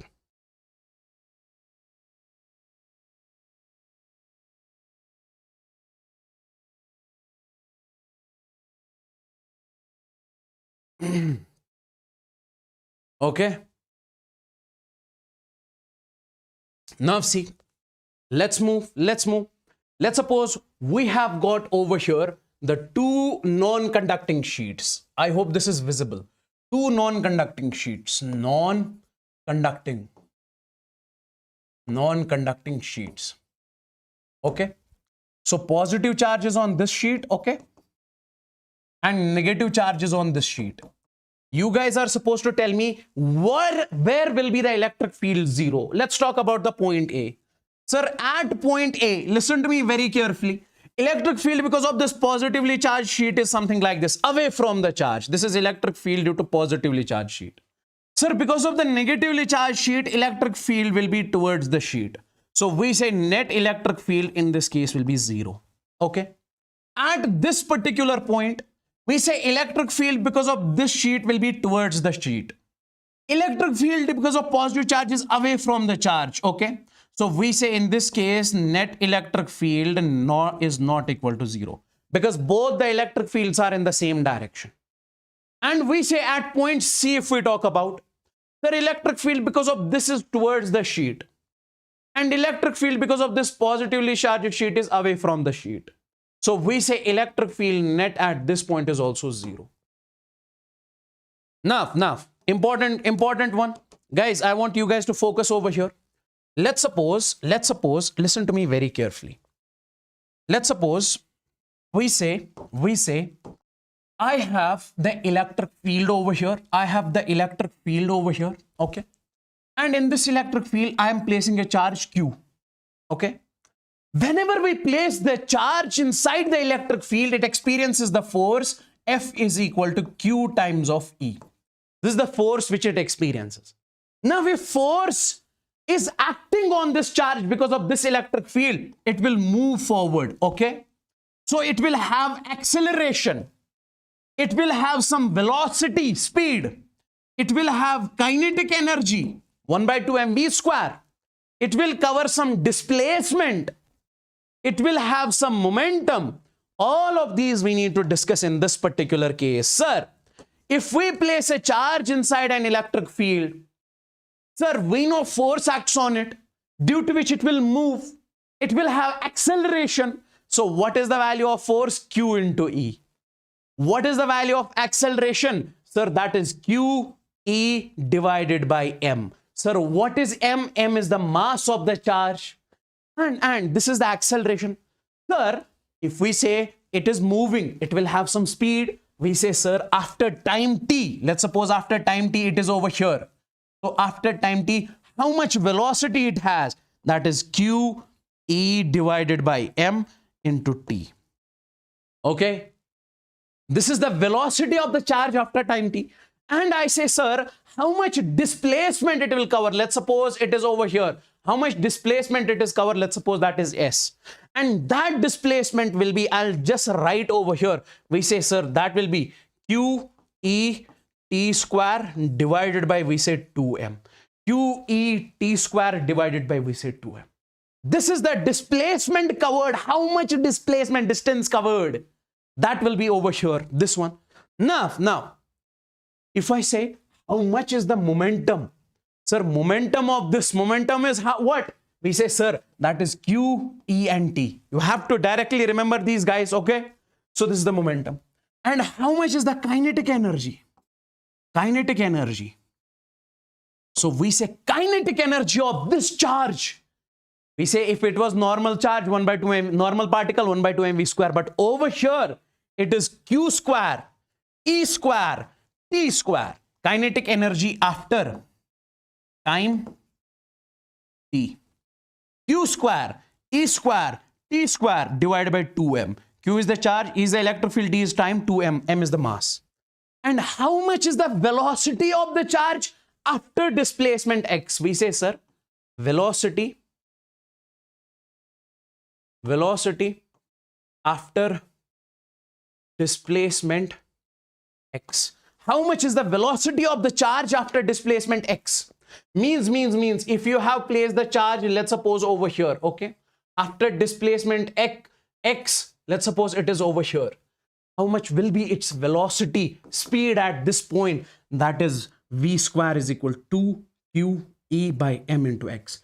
Q is the charge, E is the electric field, m is the mass of the charge, x is at what distance it is. Hey, tell me in the chats, is this clear? Everyone means everyone. Is this crystalline clear? Is this crystalline clear? Is this crystalline clear? Is this crystalline clear? All the people out there, all the people out there. Is this crystalline clear? Guys, tell me fast, tell me fast. Next we have over here. Now see. Charged particle projected perpendicular in electric field. If let's suppose this is the electric field in the upward direction, okay? And you are sending this charge something like this. Sir, electric field is this charge is something like this, so angle is 90. You are sending it perpendicularly inside the electric field. You are sending it perpendicularly inside the electric field. So my dear friends, if I say, listen to me very carefully. Whenever we place a charge inside the electric field, it experiences the force. So on this charge, force will be there along the direction of electric field. So this is the direction of electric field. See, this is the electric field over here. So force will act along the direction of electric field. Like over here, if we place the charge, electric field is forward. So force is also acting in the forward direction. In this case, If this is the electric field, you are placing the charge. We say, sir, electric field is upward, so force is also upward. And this is the velocity, u velocity. This is the distance d in which electric field is present. Electric field, okay? So, guys, this charge was supposed to go straight and cross it. But force is acting in the upward direction, so it will get deviated. It will follow this parabolic path and it will leave something like this. So it will be making an angle theta over here with the horizontal. And if somebody asks you, what is this theta? This theta is what we call the deviation. How much is got deviated from the original path? This was the original path, but this is its actual path. So this is the deviation angle between the two. Now, in this particular case, sir, you guys are supposed to find this deviation. Listen to me very carefully. This deviation will be tan inverse of QED. What is Q? Q is the charge. E is the electric field. D is the distance divided by mu square. M is the mass of the charge. U is the velocity with which you have sent it. Okay. Okay. Now see, listen to me very carefully over here. Listen to me very carefully over here. Guys, see, we have got the electric field over here in the upward direction. This was the question asked in NEET 2018. We have got the electric field in the upward direction, okay? And in this electric field, we are placing an electron. And the same electric field we are taking over here and we are placing the proton over here. And sir, we know this electron has the mass Me. Proton has got mass MP. We know, sir, mass of electron is less than mass of proton. Okay. Mass of electron is less than mass of proton. So my dear friends, if you leave it over here, let's suppose it is falling and it is covering the distance S. Here also it is falling and it is covering the distance S. Okay. And in this case, you guys are supposed to tell me if this takes the time of electron TE, and if this takes the time of proton, that is TP. It is covering the distance S with the time T. It is covering the distance S with the time TP. You guys are supposed to tell me which one will take more time. Which one will take more time in this particular case? Which one will take more time in this particular case? We say, listen to me very carefully.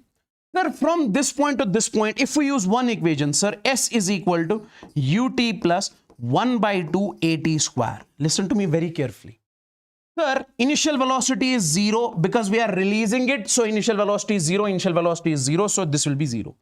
So this is S is equal to 1 by 2. Acceleration in this case is, sir, QE divided by M. Because we know acceleration of the charge placed in an electric field is how much? QE divided by M. QE divided by M into, we say, sir, T square. Now take this 2M over here. This is 2M and then we say this S upon. Divide it with, sir, this is Q and E.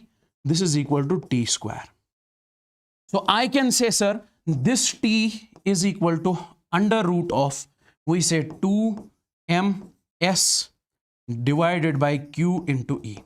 Now tell me one thing, my dear friends. If you are placing an electron, it will take the time T. If you are taking a proton, it will take the time T. How much is that time? 2MS QE. Sir, charge on electron is equal to the charge on proton. In both the cases, charge is same. Sir, we say electric field in both the cases is same. Leave it. Both are constants. Sir, displacement, it is covering S. It is same. 2 is also same. What is mass? So time is directly proportional to mass over here. The one which has got more mass, it will take more time. The one which has more mass, sir, mass of proton is more, mass of electron is less. So we say proton will take more time. Is that clear, guys? Is that clear? This is what I'm giving you the homework over here. Just keep your eye on it and this is your homework. We have got this You can read it over here. 3 particles with the same velocity. In this case, the electric field has to be something like this. Okay. 3 particles with the same velocity perpendicular to entering these are the particles which are entering the magnetic field. They got deviated. You have to find the Q by M ratio for which one, charge upon mass ratio for which one is more. Okay. This is your homework. I want you guys to do it later on, and this will be available in the notes. Now let's come on to the electric dipole.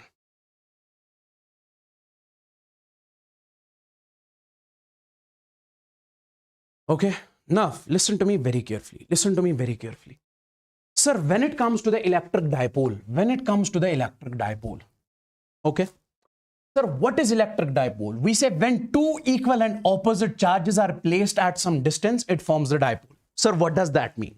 Let's suppose you have got a charge over here that is minus Q, and you have got a charge over here that is plus Q. Minus Q and plus Q. These are equal in magnitude, but they are opposite. They are opposite in sign. This is negatively signed. This is positive sign. Sir, when equal and opposite charges are placed at some distance d, this combination is what we call what? Electric dipole. Sir, can I say in this case, using the same logic, can I say, sir, if I have got minus 2q over here, and if I have got plus 2q over here, separated by some distance d, is this a dipole? Yes. Equal and opposite charges. Sir, if I have got minus 10q over here, or we have got minus plus 10q over here, sir, is this a dipole? Yes, this is a dipole. Okay. And we say, sir, this dipole has a dipole moment. This dipole has a dipole moment. Sir, what is that?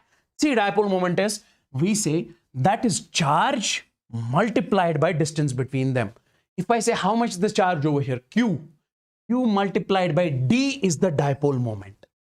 Sir, how much is the dipole moment in this case? How much is the charge over here? Sir, 2q. So magnitude of charge 2q multiplied by the distance d. 2q multiplied by d. Sir, how much is the dipole moment in this case? 10q multiplied by d. As simple as that. As simple as that. Okay. And one more thing, sir, this dipole moment is from negative charge to positive charge. It is from negative charge to positive charge. So it is from, we say, minus q to plus q. Now, come over here. Come over here. See, let's solve this question first. The question in this case is, we say, find the net dipole moment. Find electric dipole moment, net electric dipole moment. See, first of all, you have to see, is this a dipole or not? Can we make this figure once again? Let's redraw it. Sir, this is minus q charge. Let's see. I'll make it something like this. See, I'll make it something like this. See, we say we have got over here, this is minus q. And how much is this? Is minus 2q. Can we break this minus 2q in 2 parts? Yes. So it will be, sir, minus q. And we say this is plus q. This is, we say, sir, plus q. Minus q and plus q. This is minus q and plus. Sorry. I made a mistake. This is minus q and minus q. Minus q is minus 2q. This is plus q. And over here, this plus q, I'll write over here also. Now, guys, this is one dipole. This is another dipole. And the dipole moment of this dipole is from negative charge to positive charge. Let's suppose that is P. And dipole moment of this is from negative charge to positive charge. This is also P. And angle between these two is 120 degrees. Okay, angle between these two is 120 degrees. Now, my dear friends, we have studied one thing. If we have got the two forces, let's suppose this is P. And we have got one more force, this is also P. How much is the net dipole moment? How much is the net force in that case? We say, sir, that is P net. If the angle is, we say, sir, this is also P. And what is P? That is Q multiplied by A. So net dipole moment in this case is P only. And what is P? P is magnitude of charge multiplied by distance between them. That is L. So it is Q into L. Now let's come over here. Let's come over here. See. Can we draw this figure once? Can we draw this figure once again? So let's suppose I'll make the figure something like this. Let's suppose I'll make the figure something like this. See, this is 2q. I can write it plus q and plus q. Plus q and plus q is plus 2q. This is minus q and this is, we say, sir, minus q. Now, this is one dipole, this one, minus q and plus q. So, its dipole moment is this. This is another dipole. So, its dipole moment is this. This angle is given as 60. Let me redraw it over here. Sir, this dipole moment, I'll make it something like this. This is P. Sir, this dipole moment, I'll make it something like this. This is also P. Angle between these two is, sir, 60 degrees. Can I say you have to find the net dipole moment in this case? Can I say in this case, sir, this is P and this is P? Sir, what is the net dipole moment when angle is, we say, 60 degrees? I have told you. When angle between the two vectors is 60 degrees, in that case, net dipole moment is root 3p. Done. This is the net dipole. Tell me in the chats, is this clear? Yeah, root 3 into QA, root 3 into QL, whatever you say. Is that clear, guys? Tell me in the chats. Everyone. Is that clear?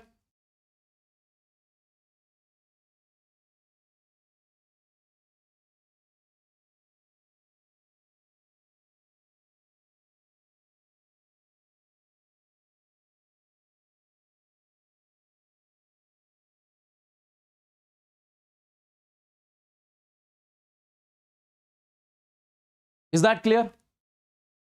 Yes, yes. Now listen to me very carefully. Let's suppose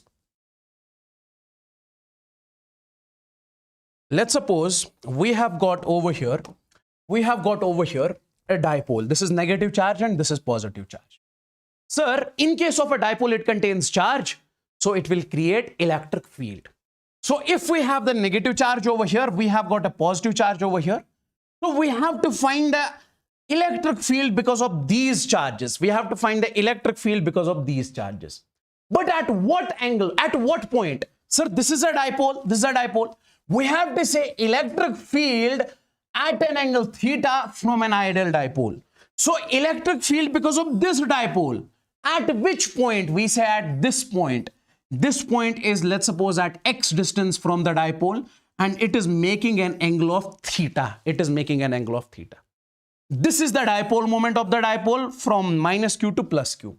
Sir, how much is the dipole, how much is the electric field at this point? We say, sir, it is kp divided by x cube, where x is this, under root of 3 cos square theta plus 1. 3 cos square theta plus 1. So this is the electric field because of this dipole at what distance? X distance, which makes angle theta. Now guys, if I say you have got the same dipole, but right now you have to tell me the electric field because of this dipole at this point. This is what we call the axis, because this is along the axis of the dipole. So when it comes to the axis, we say electric field is 2kp divided by x cube. This is the net electric field. This is the net electric field because of the dipole on the axis, Okay. Now, if I say I have got the same dipole, but right now I don't want to find the electric field on the axis. I don't want to find the electric field at this arbitrary point, but I have to find the electric field at this point. That is perpendicular bisector. At the middle of this one. So we say at this point, electric field will be, sir, minus kp by x cube in the backward direction. So because of this dipole, electric field at this point, which is at x distance from the center, p is the dipole moment, electric field will be minus kp by x cube. Is this crystalline clear? Let me know in the chats, guys. Is this clear? Is this clear? Okay. Now, see. I want you guys to take a look over here. Listen to me very carefully. Sir, an important topic we are discussing right now. Let's suppose I say I have got an electric field over here, which is in the forward direction. This is the electric field which I have got over here, which is in the forward direction. Okay. And in this electric field, I am placing a charge minus Q and I am placing a charge plus Q. So means this is a dipole. I am placing an electric dipole in external electric field, uniform electric field. Okay. We know, sir, on this charge, positive charge, force will act along the direction of electric field. And remember, my dear friends, if we place, just a second. And remember, my dear friends, if we place the negative charge in this electric field, we say force will act on this in the opposite direction, in the backward direction. Force will act on this in the opposite direction to the electric field. Now on this charge, force is in this direction. On this charge, force in this direction. Don't you think that, sir, one force is forward, another force is something like this. It will try to rotate the dipole. It will try to rotate the dipole. It will try to rotate the dipole. Yes. So my dear friends, we say here, dipole will rotate and torque is produced. So my dear friends, we say, listen to me very carefully. If I say I have got a block over here, on this block started moving from rest, means somebody has applied the force. Similarly, if I say I have got a rod over here, it starts rotating, so means somebody has applied the torque. So if somebody has applied the torque, we have to find if there is rotation, there is torque. How much that torque will be? Torque is what? Torque is due to the rotation. So that torque will be, simply you will say, sir, whenever the dipole is placed in an electric field, it will try to rotate.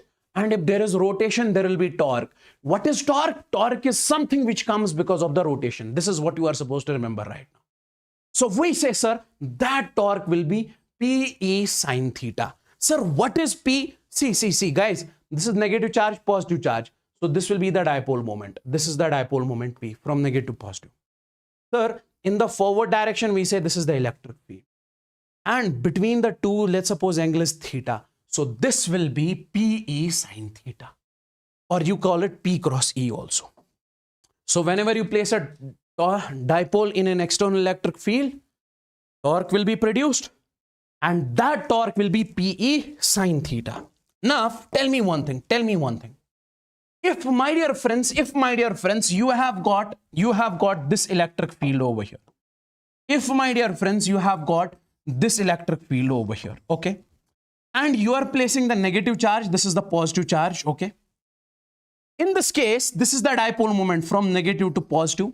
We say, sir, over here, electric field and dipole moment are in the same direction. So theta in this case is 0 degrees.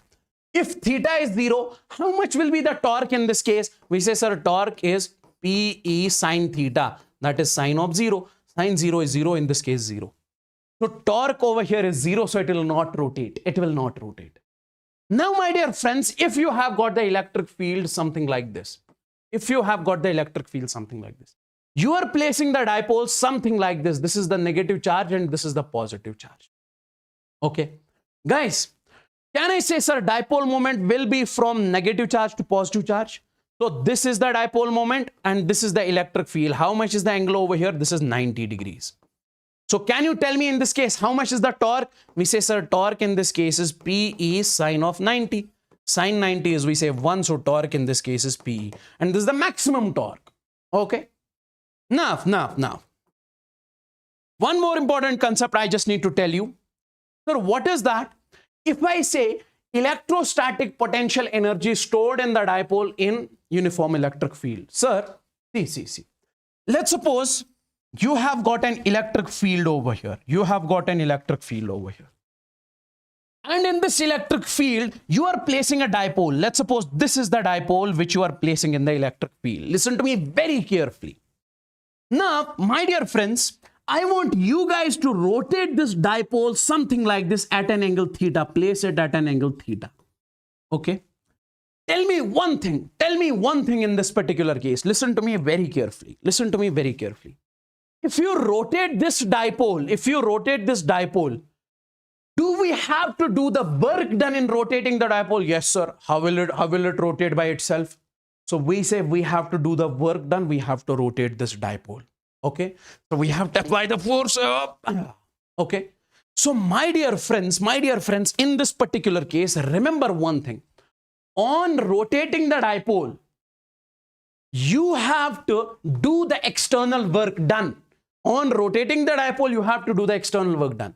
That work done will be stored as potential energy. We say that work done over here will be stored in the form of potential energy. So means when you are applying the work done in rotating the dipole, you are not wasting your energy. That energy gets transferred into the potential energy of the dipole. So we can write that something like this. Work done is equal to change in potential energy. So by the help of work done, you are able to change the potential energy. W is equal to, you can also write it potential energy final minus potential energy initial. Okay.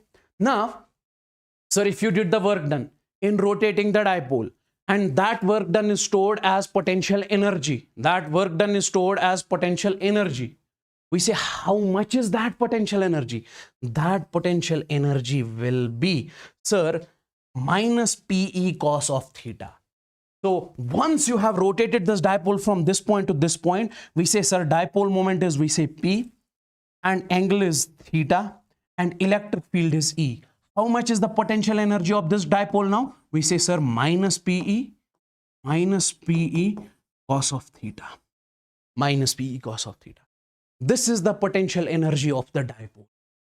Okay. Or you can also call it minus P dot E. Minus P dot E. Let me show you the questions on this one. See, the question is something like this. See, let's suppose you have got an electric dipole over here. This is the electric field. And in this electric field, you have placed a negative charge, you have placed a positive charge. So this is the dipole moment.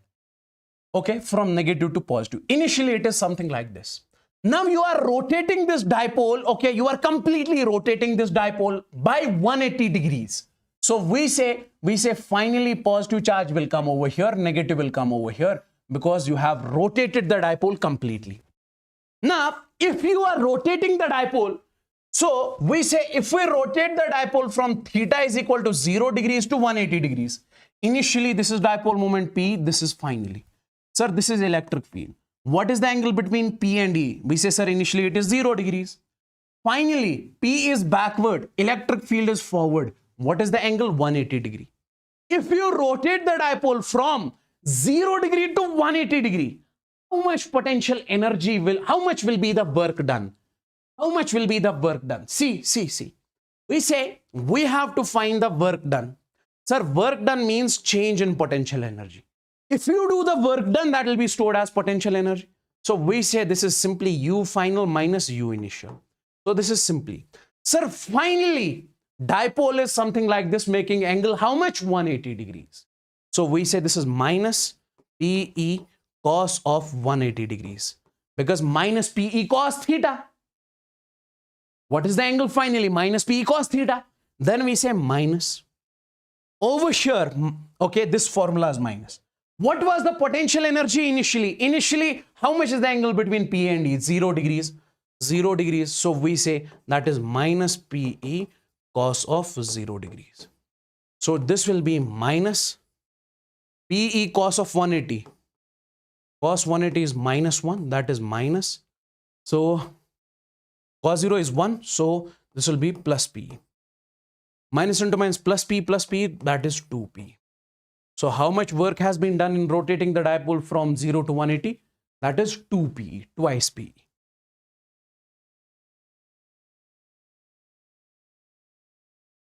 Now see,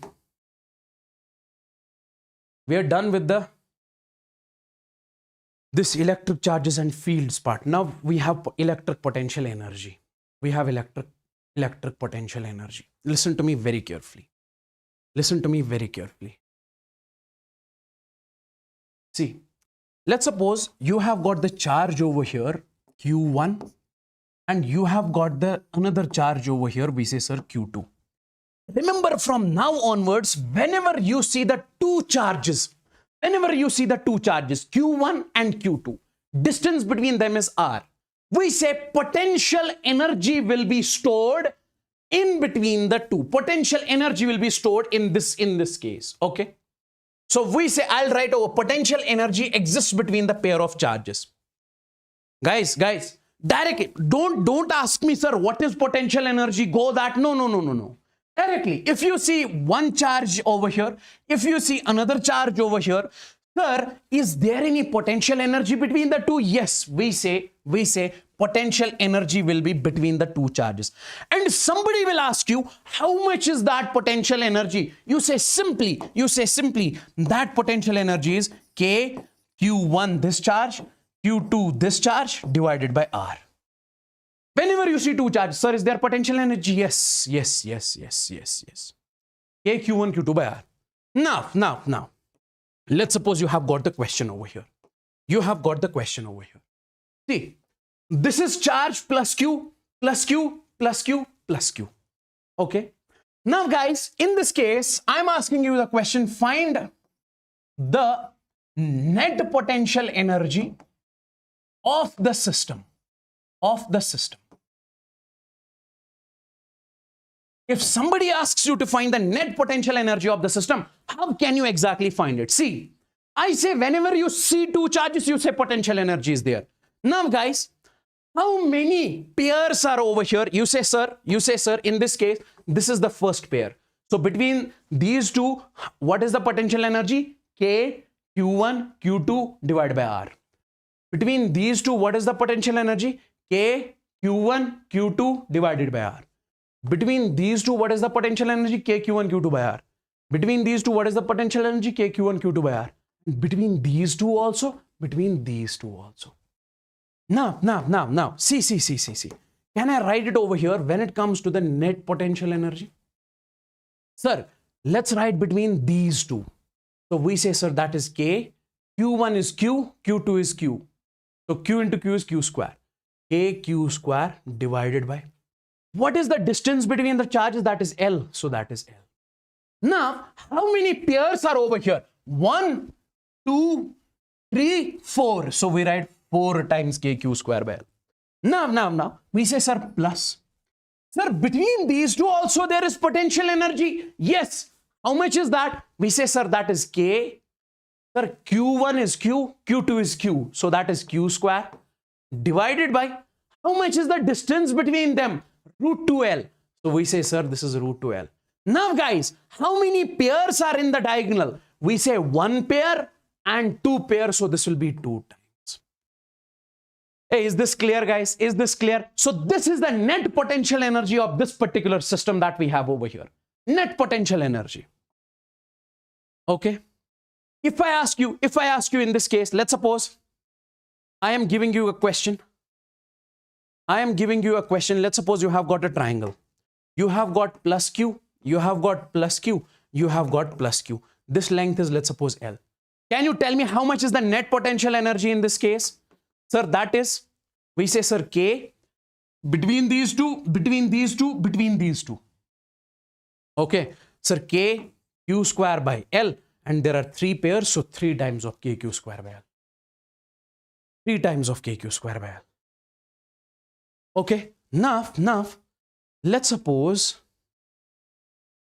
this was the question which was asked in NEET 2022. I want you guys to exactly answer this question. It's a very beautiful question. I want you guys to take a look over here. We have got minus Q, plus Q, minus Q, minus Q, plus Q, plus Q, minus Q. Okay.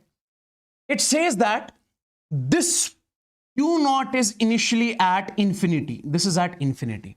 And at infinity, we assume potential energy is 0. At infinity, potential energy is 0. If we bring this from infinity, and if we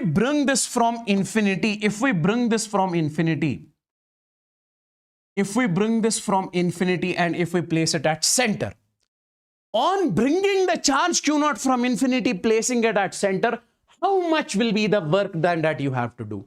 You have to use one single formula over here. That is W is equal delta U. Whenever you see the question in which you have to find the work done, you'll be using this formula. This is very important formula. This is very important. And what should we write? W is equal to U final minus U initial. I am saying that this is a structure over here.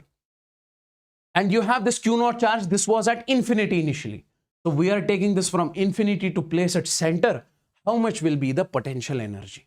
So this is, I am giving you the homework over here. Okay, this is an important question. Tomorrow's session question, that top 500 questions, in that I'll be showing you this. As of now, answer in this case is 0. I want you guys to give it a try at your home. Okay. How much will be the work done in bringing the charge from infinity to the center? Okay. Hey, is that clear till over here? Let me know in the chats. Everybody, guys. Is this clear till over here? All the people out there. All the people out there. Let me know in the chats. Everyone means everyone. And if you have not liked the session, do like it as soon as possible.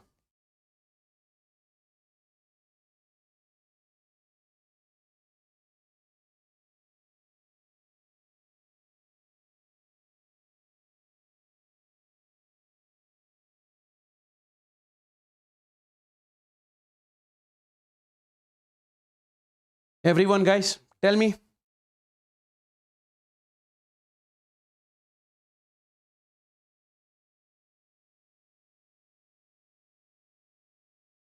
Now see, listen to me very carefully. Listen to me very carefully. Let's suppose, my dear friends, we'll talk about the electric potential now. Sir, what is electric potential? See, I'll make you understand. When I say, sir, if you have got charge plus Q1 over here, and let's suppose you have got charge Q over here, and at R distance you have got charge small q over here. Distance between them is R. Will there be potential energy between the two? You say yes. So U is equal to K, Q, this charge divided by R. What if I say, if I say the value of this Q is, we say, sir, 1 coulomb charge. Value of this small q is 1 coulomb charge. Okay. That is a unit charge. We say, sir, unit charge. So can I write this potential energy will be U is equal to, we say, sir, K. Then we have Q. Instead of this small q, we'll write, sir, 1 divided by R. So finally, what we can write in this particular case is, we say, sir, U is equal to KQ divided by R. U is equal to KQ divided by R. Sir, what is this? This is the potential energy. Can I say this is the potential energy of 1 coulomb slash unit charge?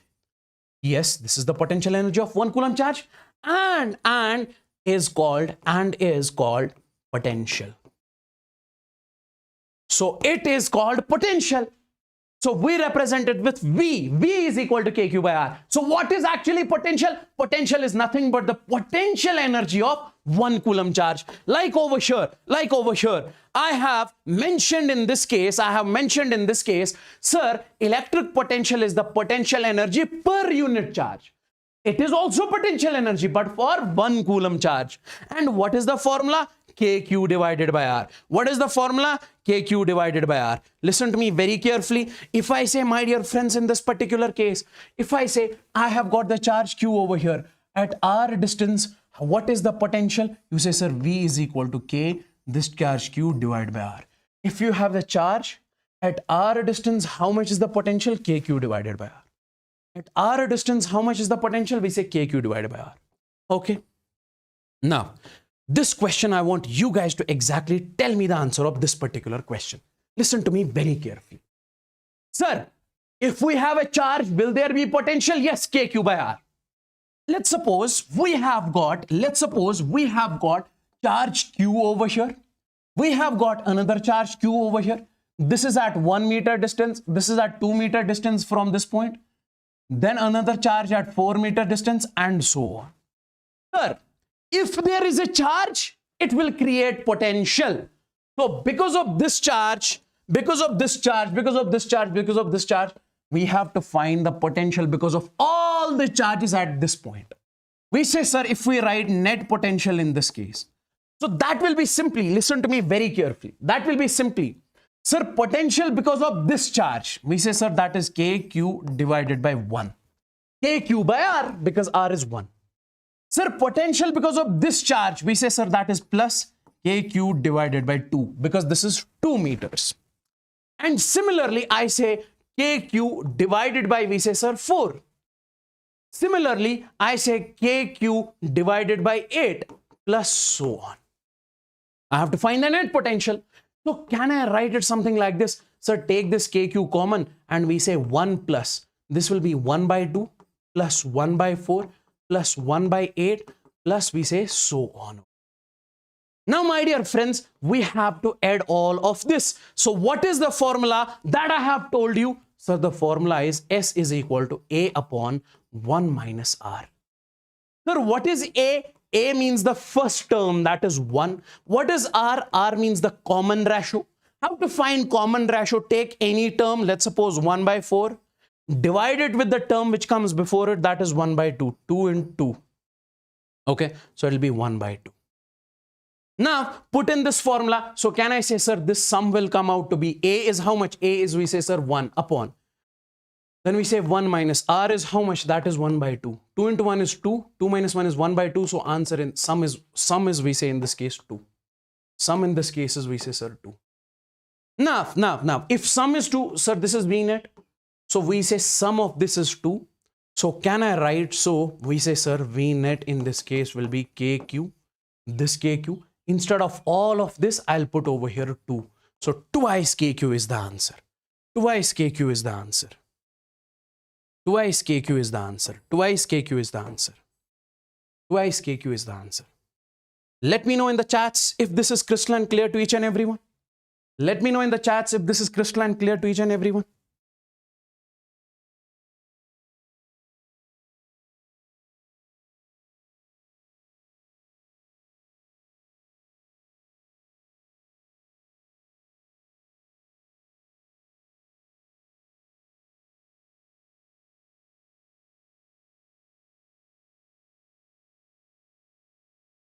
If this is crystal and clear to each and everyone. Okay. Now, listen to me very carefully. Listen to me very carefully. My dear people, let's suppose we have got a sphere over here. And this sphere is, we say, hollow sphere.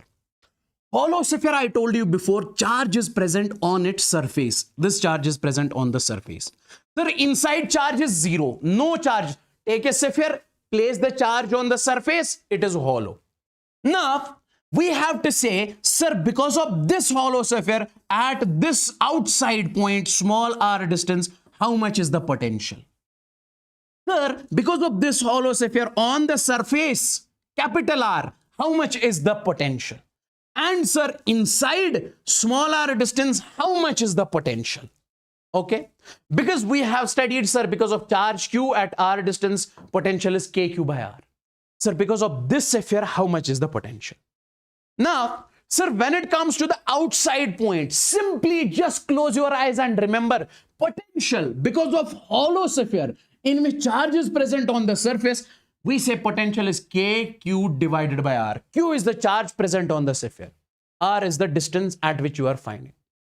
Sir, on the sphere, how much is the potential, sir? On the sphere, we have studied, sir, small r is equal to capital R. So instead of small r, we'll put capital R, kq by r. Sir, what about inside? Sir, when it comes to the inside, guys, don't say, sir, inside charge is right now 0, so potential will be 0. No. Remember directly, sir, potential inside is same which is on the surface. KQ by capital R. I don't have the time to explain this over here. Remember it directly. KQ divided by capital R, KQ divided by capital R, and outside it is this. If I tell you to make the graph, can I say, sir, when it comes to outside, V out, we say it is inversely proportional to R. And inside, sir, we say surface, on the surface, K is constant, Q is constant, R is constant. So means on the surface potential is constant. And inside also, this is constant. My dear friends, if inside potential is constant, graph will be straight line. This is inside and it is constant. And outside it is V is inversely proportional to R. So graph will be rectangular hyperbola. So this is the surface, R is equal to capital. Now, let's move on to this one. Let's suppose we are given, listen to me very carefully. We are given a solid sapphire. We are given a solid sapphire over here. We are given a solid sapphire over here. Okay. In case of solid sapphire, we say, sir, charge is present inside. Charge is present inside. Now tell me one thing, sir. We have to find the potential because of the solid sapphire. First, we'll find at small r distance outside. Okay. Then we say on the surface. Then we say inside. Sir, when it comes to the outside, it is kq by small r. Sir, when it comes to the surface, it is kq by capital R. Guys, I am telling you, listen to me very carefully. I am not going fast at all.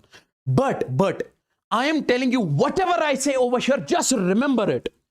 We don't have the time to go in detail and explain. If I say, sir, there is charge, it will create potential, means you have to say, yes, it will create potential. Okay. And if I say there is a sapphire, it will create potential. Yes, it will create potential. Now depends. Outside it is this much. On the surface it is kq by r. And when it comes to the inside, in case of solid sapphire, inside potential will be this much. That is kq divided by 2r cube. Capital R. R is the radius. Capital R is the radius.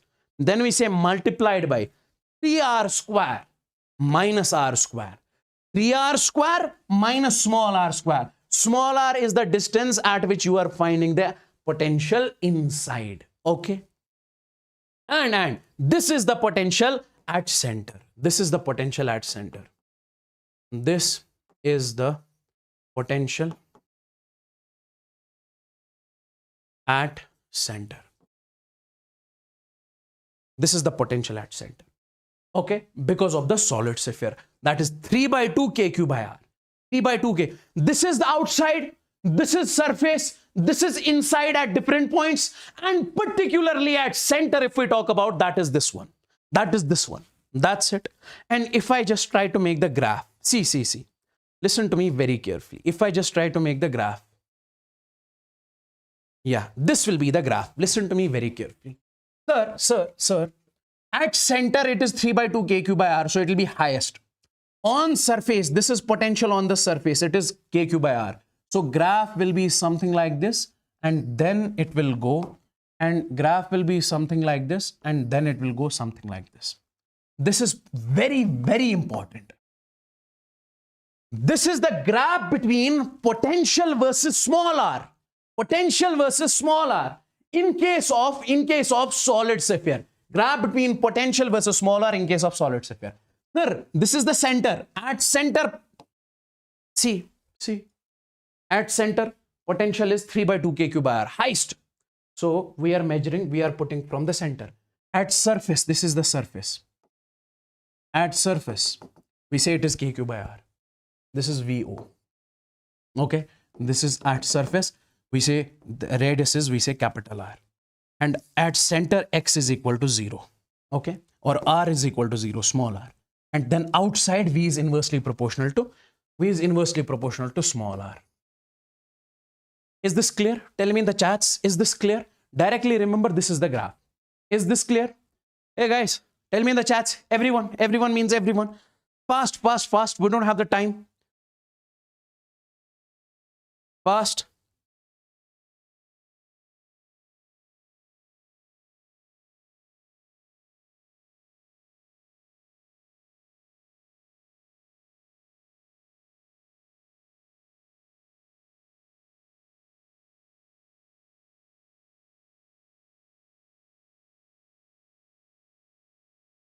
Clear? Done. Now we have to solve more and more questions that we'll be doing in the tomorrow's session. Okay.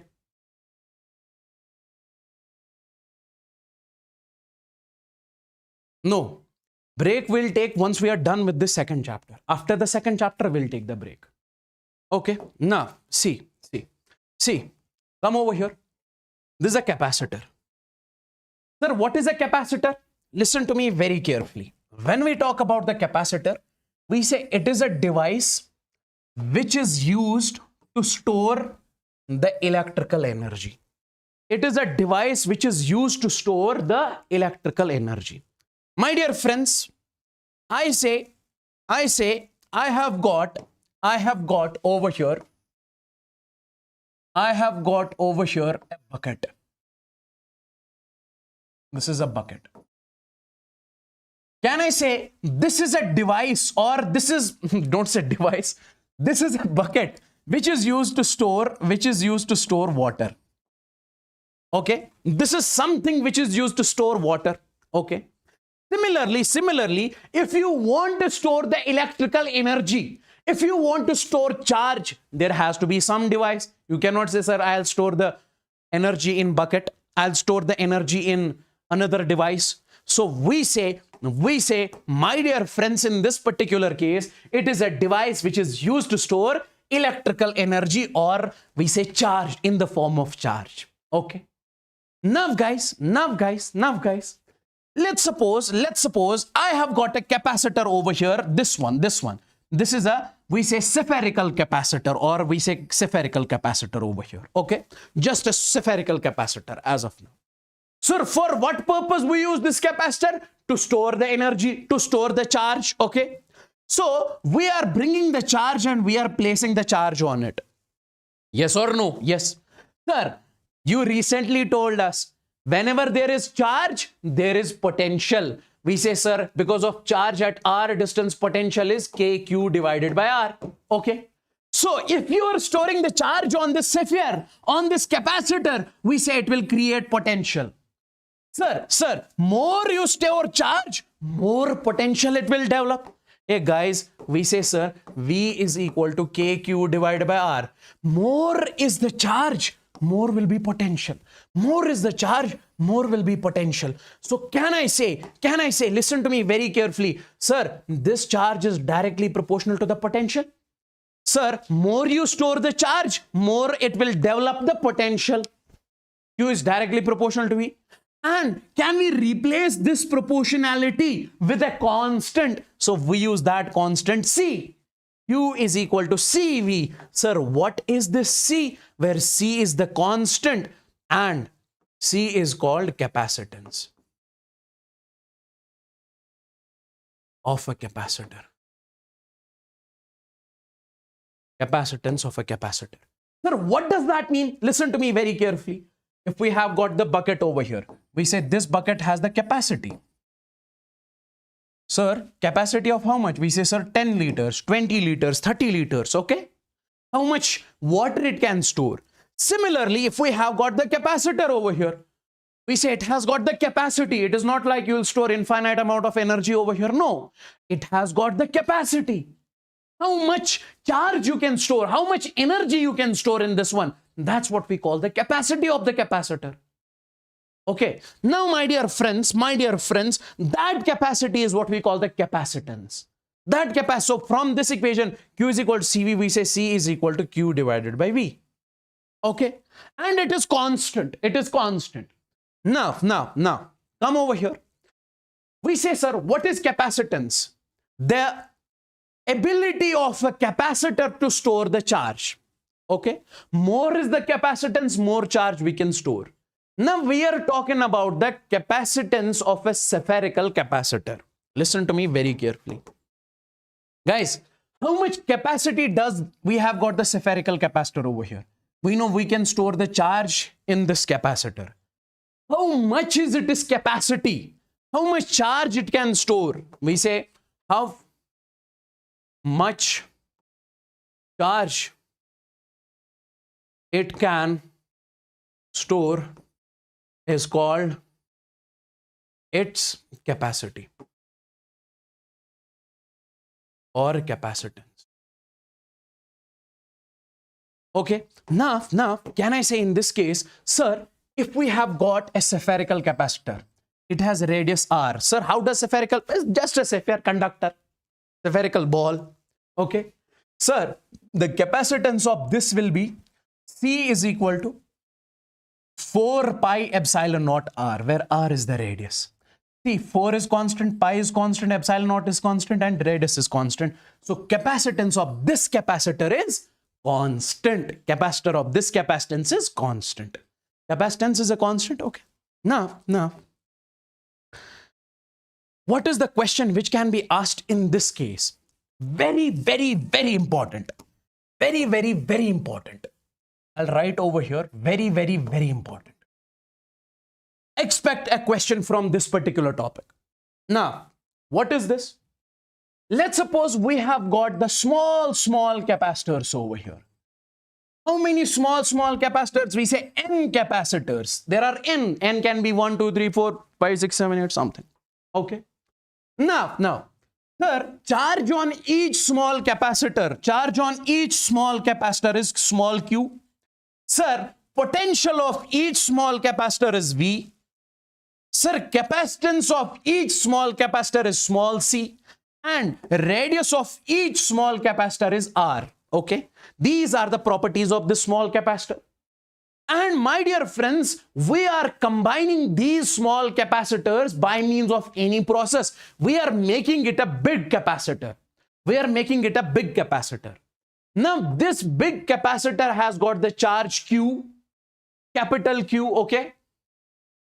And my dear friends, this big capacitor has got the capacitance C dash, it has got the potential V dash, and it has got the radius R. We are supposed to find the value of C dash, V dash, R dash, R, capital R, and this Q, capital Q. I hope you are getting me what I'm trying to say. You are joining n capacitors to form a big capacitor. Then you are asked if charge of this is Q, potential of this is V, capacitance of this is C, radius of this is R. What will be the capacitance of this capacitance, charge, potential, and radius of this new capacitor? Now here is the table. You have to remember it directly. See it once and then close your eyes, fit it inside your brain. That's it. So we say Q is equal to n times of Q. The charge will be n times of Q. What is Q? Q is the small charge on small capacitor. Sir, R is equal to n raised power 1 by 3 into small r. Sir, C dash is equal to n raised power 1 by 3 into C. Sir, V dash is equal to n raised power 2 by 3 into V. Now, guys, come over here. This will give you the more feel in this particular case. The question was asked in NEET 2021. 27 drops of the same size. We have got drops means small capacitors. We say, sir, n is equal to 27. 27 small drops or capacitors, each having voltage, we say 220. They are combined to form a bigger drop. They are combined to form a bigger capacitor. Calculate the potential of the bigger capacitor. We have to find the value of V dash. Even not only V dash, we can find the Q also. We can find the R also. We can find the C dash also. If we have to find the V dash, which formula we'll use? N raised power 2 by 3 into V. So can I say in this particular case, listen to me very carefully. Sir, this V dash is simply N raised power 2 by 3 into V. And then we say, sir, this V dash is equal to N. What is the value of N? 27. We say, sir, 27 raised power 2 by 3 into V. V is, sir, 220. So can I say this V dash is, this is 27. Can we write it something like this? 27. Then we say 1 by 3 multiplied by 2 into 220. See, 2 into 1 is 2. Again, it becomes 2 by 3. Cube root of 27, that is 3. 3 into 3 into 3 is 27. So this is 3 and we have square. 3 square into 220. 3 square is 9. And 9 multiplied by 220 is 1980. So voltage of the bigger capacitor is 1980. Hey, tell me in the chats, is this clear? If you solve this question with the normal method, it will take you 2 pages to solve. Tell me in the chats, is this clear? Is this clear? Is this clear?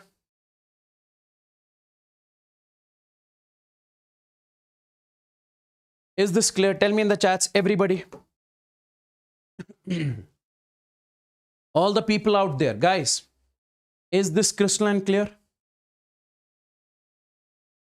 Whenever you say crystal clear, put the fire emojis along with that. Okay?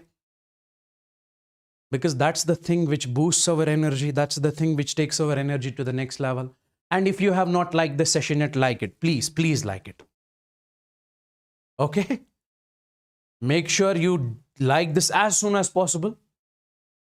If anyone hasn't liked the session,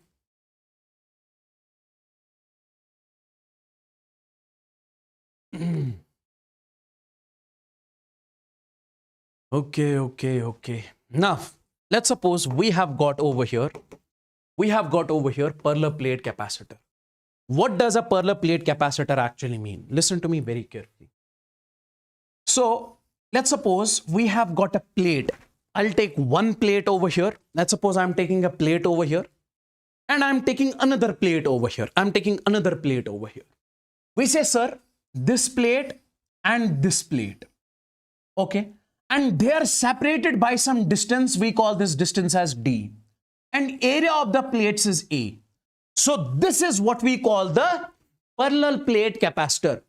Sir, previous one, which one? Sir, this one. This is we call the spherical capacitor. Now, parallel plate capacitor is better than spherical capacitor. Parallel plate, there are types of capacitors. Spherical capacitor, cylindrical capacitor, or we say parallel plate capacitor. So this is the parallel plate capacitor that we have to learn over here.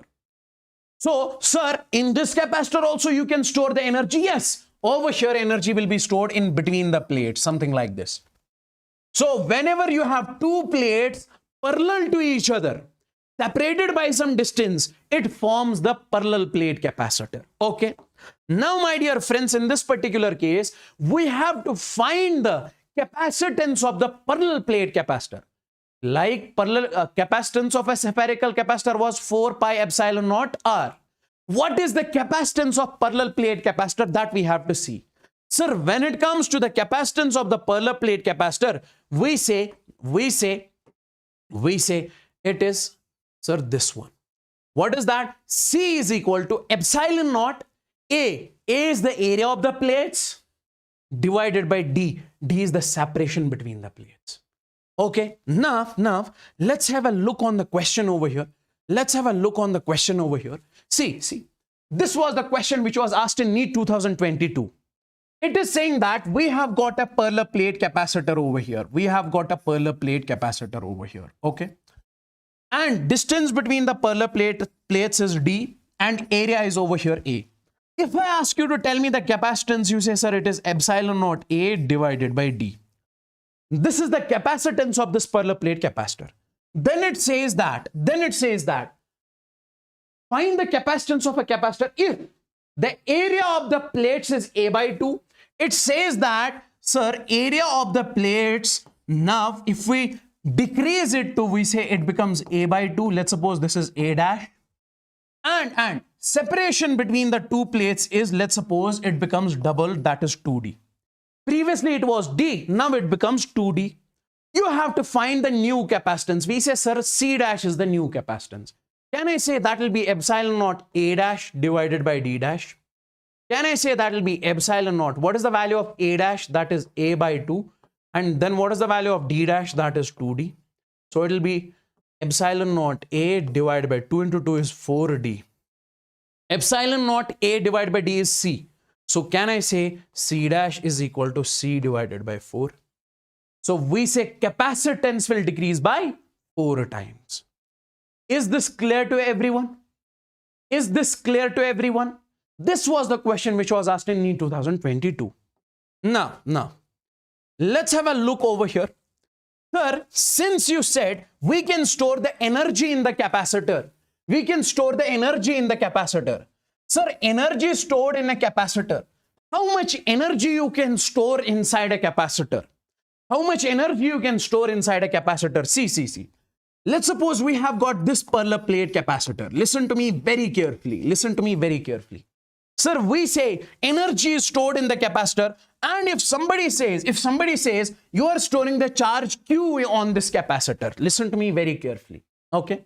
And the capacitance of this capacitance is C. Capacitor is C. Sir, if I ask you to find energy stored, how much is the energy stored over here? See. I'll write over here. Sir, energy stored in a capacitor is Q square divided by 2C, where Q is the charge inside on the capacitor on the plates, C is the capacitance of the plates. And we say this is the formula for energy of capacitor in terms of, we say in terms of, we say Q and C. In terms of Q and C.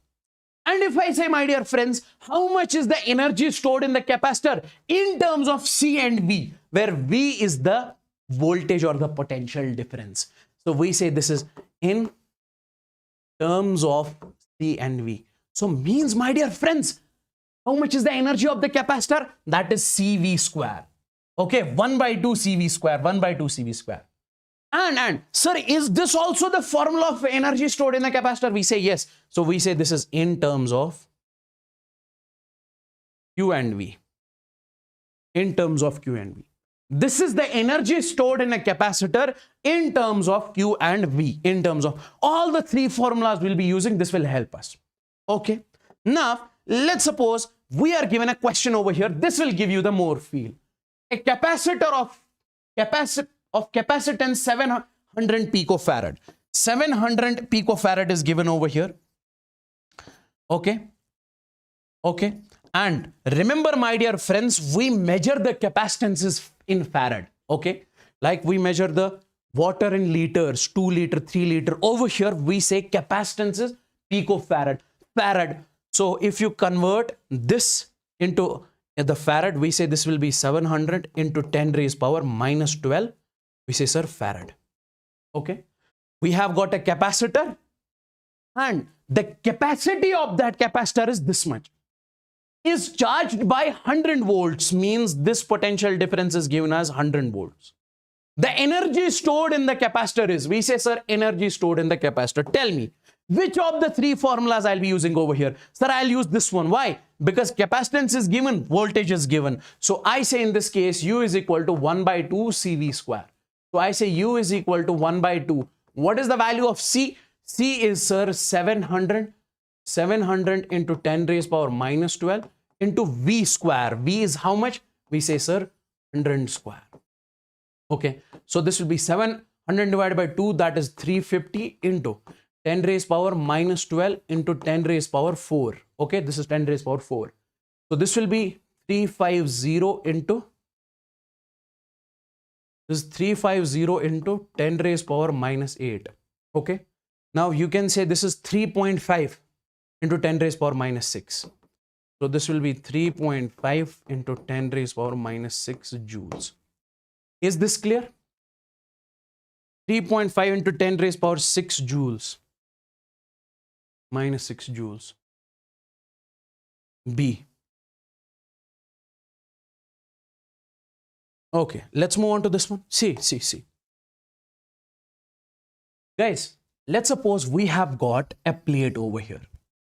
Sir, on one plate, let's suppose positive charge is present. Let me give you the feel of this particular topic. See. If we have, let's suppose, the Perler plate capacitor. Let's suppose we have got the Perler plate capacitor over here. Okay. And this is another plate. Listen to me very carefully. And let's suppose I am connecting the battery to it. Okay. So before connecting the battery, charge on this was, let's suppose, 0 and charge on this was, let's suppose, 0. Okay. So what does the battery do? What does the battery do? See, battery will send, this is the positive terminal of the battery. This is the negative terminal of the battery. Battery will send the positive charge onto this plate. Okay. Because this is connected to positive terminal. And battery will negative charge will be occupied onto this plate. So that's the reason we say on this plate it is plus Q, on this plate it is minus Q. Overall, we say, sir, charge is, in this case is, we say, sir, Q. Charge on the capacitor is Q. How does this charge exactly come? How does this energy exactly come? Battery stores this energy. So this positive terminal is connected to this plate, it will send positive charge. Negative terminal is connected to this plate, it will kind of send negative charge. You can understand it something like this. Okay. Okay. Now, same is the case over here. Let's suppose we have got this capacitor. On this capacitor, we say, sir, positive charge is present. On this plate, positive charge is present. On this plate, we say negative charge is present. Sir, we have studied that positive and negative attract each other. Positive and negative attract each other. So we say, sir, this negative charge will attract this plate and this positive charge will attract this plate. Okay. So they are applying the force on each other. Okay. They are applying the force on each other. And that's what we are supposed to find, force between the plates of the capacitor. How much force they are applying. Okay. That force, my dear friends, is this. F is equal to Q square upon 2A epsilon naught. Q is the charge stored on the capacitor. Sir, A is the area of the plates. Epsilon naught is epsilon naught. Now tell me one thing in this particular case. Sir, can I say, sir, sigma is equal to, sigma is equal to Q divided by A. Sir, this is plate. Charge on the plate is Q. Area of the plate is A. If we say sigma, sigma will be charge per unit area, Q divided by A. Now, can I say from this, Q is equal to sigma into A? Yes. Now, if you put this Q over here, so can I say F is equal, instead of this Q, can I say this will be sigma square into A square upon, then we say divided by 2A epsilon naught. This and this will cancel. This will be sigma square upon sigma square A into 2 epsilon naught. So this is, we say, the force between the plates of the capacitor in terms of sigma. This is the force between the plates of the capacitor in terms of charge Q. Now take a look, the question which was asked in NEET 2018. What was the question which was asked in NEET 2018? What was the question asked in NEET 2018? Okay. The electrostatic force between the metal plates of an isolated parallel plate capacitor having the charge Q area A. Independent of the distance between the plates. Independent of the distance between the plates. Take a look in both of these formulas. Is the distance between the plates D mentioned? No. So force does not depend upon the distance. So option 1 is the correct option in this case. Let's talk about the midpoint potential. An important formula. What is this midpoint potential? Listen to me very carefully. Guys, see. See.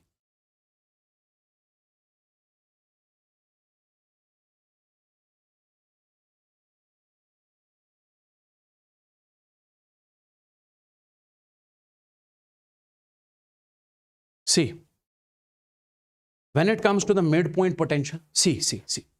Let's suppose, first of all, let's suppose I have got a battery over here. We say, sir, 20 volt is mentioned in the battery. What does this mean? This means the potential difference, that is delta V. So whenever you see a battery, the symbol of battery is this. One is the longer one. This is what we call the positive terminal and this is negative terminal. So this is you might have seen something written over here, 20 volt, 30 volt, 40 volt. This is the potential difference. And this is one end of the battery. This is what we call VA. This is another end of the battery. This is what we call VB. Okay. Always remember, sir, this potential, higher potential VA minus this lower potential VB is always equal to, sir, this delta V. Keep this thing in your mind. VA minus VB is equal to delta V. Okay. Now listen to me very carefully. Let's suppose we have got the capacitors over here. This is one capacitor. Okay. C1. We have got another capacitor over here. This is C2 connected something like this. We have got another capacitor over here connected something like this, C3. Okay. Now, this is one end of the capacitor. It has got potential V1. And this is another end of this capacitor. It has got, let's suppose, potential VC. And this is the one end of this capacitor C2. It has got potential V2. Here, potential V3.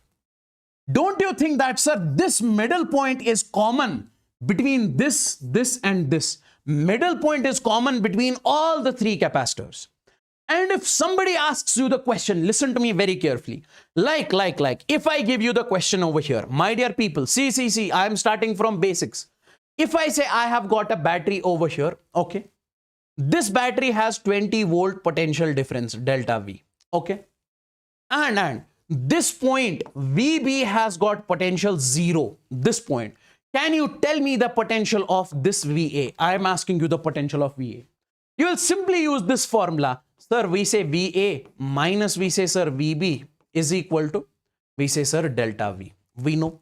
Sir, what is the value of VA? VA we have to calculate minus what is the value of VB? That is 0 is equal to, sir, what is this delta V? That is 20. So we say VA minus 0 is VA is equal to simply, sir, 20.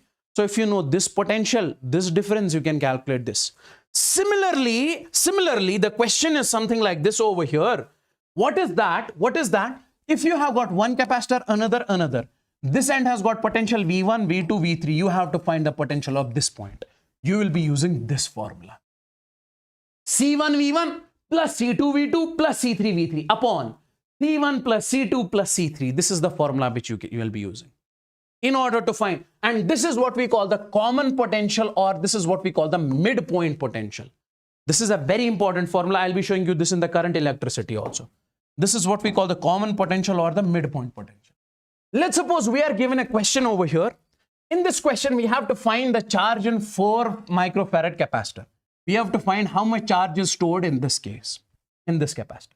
See, whenever you see the questions of this type, do one thing. Assume 0 volt potential at this point. Okay. Assume 0 volt potential at this point. Okay. Now, if you are assuming 0 volt, it will create, sorry, will it create any difference? We say no. If you are assuming 0 volt potential at this particular point, see, guys, if this is 0, this is battery over here. Can you tell me how much is the potential of this point? See. This is 20, this is 0. What is the potential of this VA? Recently we got, this is 20, this is 0, VA is 20. Okay. So I can directly say over here, sir, this point has got potential 20 volts. Similarly, this is 0. This is another battery. How much will be the potential of this point? We say, sir, 10 volts plus 10. Because 10 minus 0 is 10. VA minus VB has to be delta V. Okay. If this is plus 20, this point will also be having the same potential plus 20 volts. Why, sir? Why? Because we say this is a straight, simple wire directly. So if there is directly wire, so potential at this point, at every point will be same. But you cannot say potential at this point is equal to potential at this point. Why? Because capacitor came in between. Okay. Now, if this has got plus 10 volts, this will also have plus 10 volts potential. Now, my dear friends, listen to me very carefully. We have to find the potential of this A. First of all, we'll find the potential of A. Okay. I am saying we have to find the charge in this. What is the first step we are doing? Assume 0 volt potential here.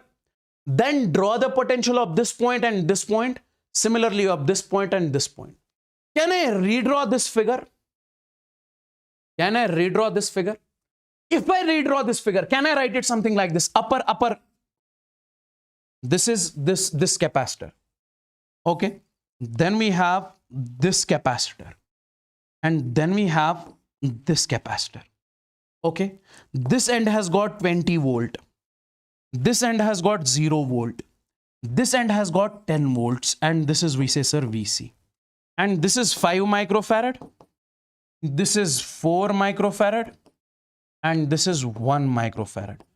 Don't you think we can use the common potential formula in this case? Sir, we know you recently told us, sir, this VC is equal to V1 C1 plus C2 V2 plus C3 V3 divided by, we say, C1 plus C2 plus C3. So we say, sir, VC is equal.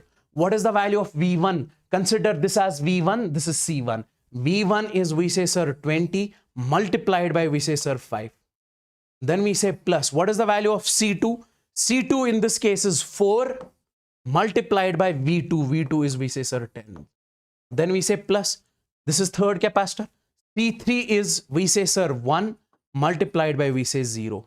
Then we say C1 plus C2 plus C3. C1 is 5 plus 4 plus 1. Tell me in the chats.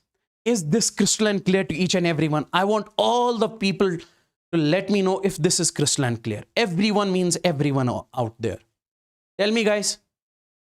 This midpoint potential is very important because this will help you to solve the questions. This will help you to solve the questions when it comes to the current electricity also. Okay? Okay? Okay?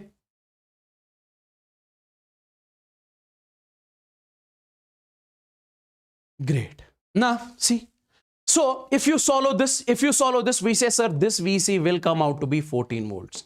Means this point has got how much potential? We say, sir, 14 volts. Okay? If this point has got 14 volts potential, now, see. We have to find the charge in this capacitor. Take this capacitor. Okay? Take this capacitor. This is, sir, 4 microfarad. This is 4 microfarad. This point has got potential plus 10 volts. And this point we recently got how much? We say, sir, 14 volts. 14. Now I will tell you how to find the charge. So we say in this case, charge is Q is equal to C delta V. We say, sir, C into V. What is that V? That V is actually delta V, potential difference. So we say Q is equal to C is how much? Sir, 4. Delta V is how much? Sir, delta V means potential difference. Final potential minus initial potential. Sir, what is higher potential? Sorry, not final. Higher potential minus lower potential. Higher is we say, sir, 14 minus we say, sir, 10. So 14 minus 10 is 4 into 4 is we say, sir, 16 coulomb. So 16 microcoulomb. Microcoulomb is the charge in this case. Is that clear? Is that clear? Is that clear? So this was the combination of two questions. First week, I have shown you how to calculate the midpoint potential. Second, I also told you how to find the charge in a capacitor. Similarly, you can find the charge in this capacitor. You can find the charge in this capacitor. That will be how much? Q is equal to C delta V. Delta V is 20 minus 14. That is 6. That is 30 microcoulomb. Similarly, you can find the charge in this one. Okay, that is your homework. Now come over here. See, guys, remember one thing. Remember one thing. Dielectrics in capacitors. Let's suppose we have got a parallel plate over here. There is positive charge on this plate. There is negative charge on this plate. Okay. And see.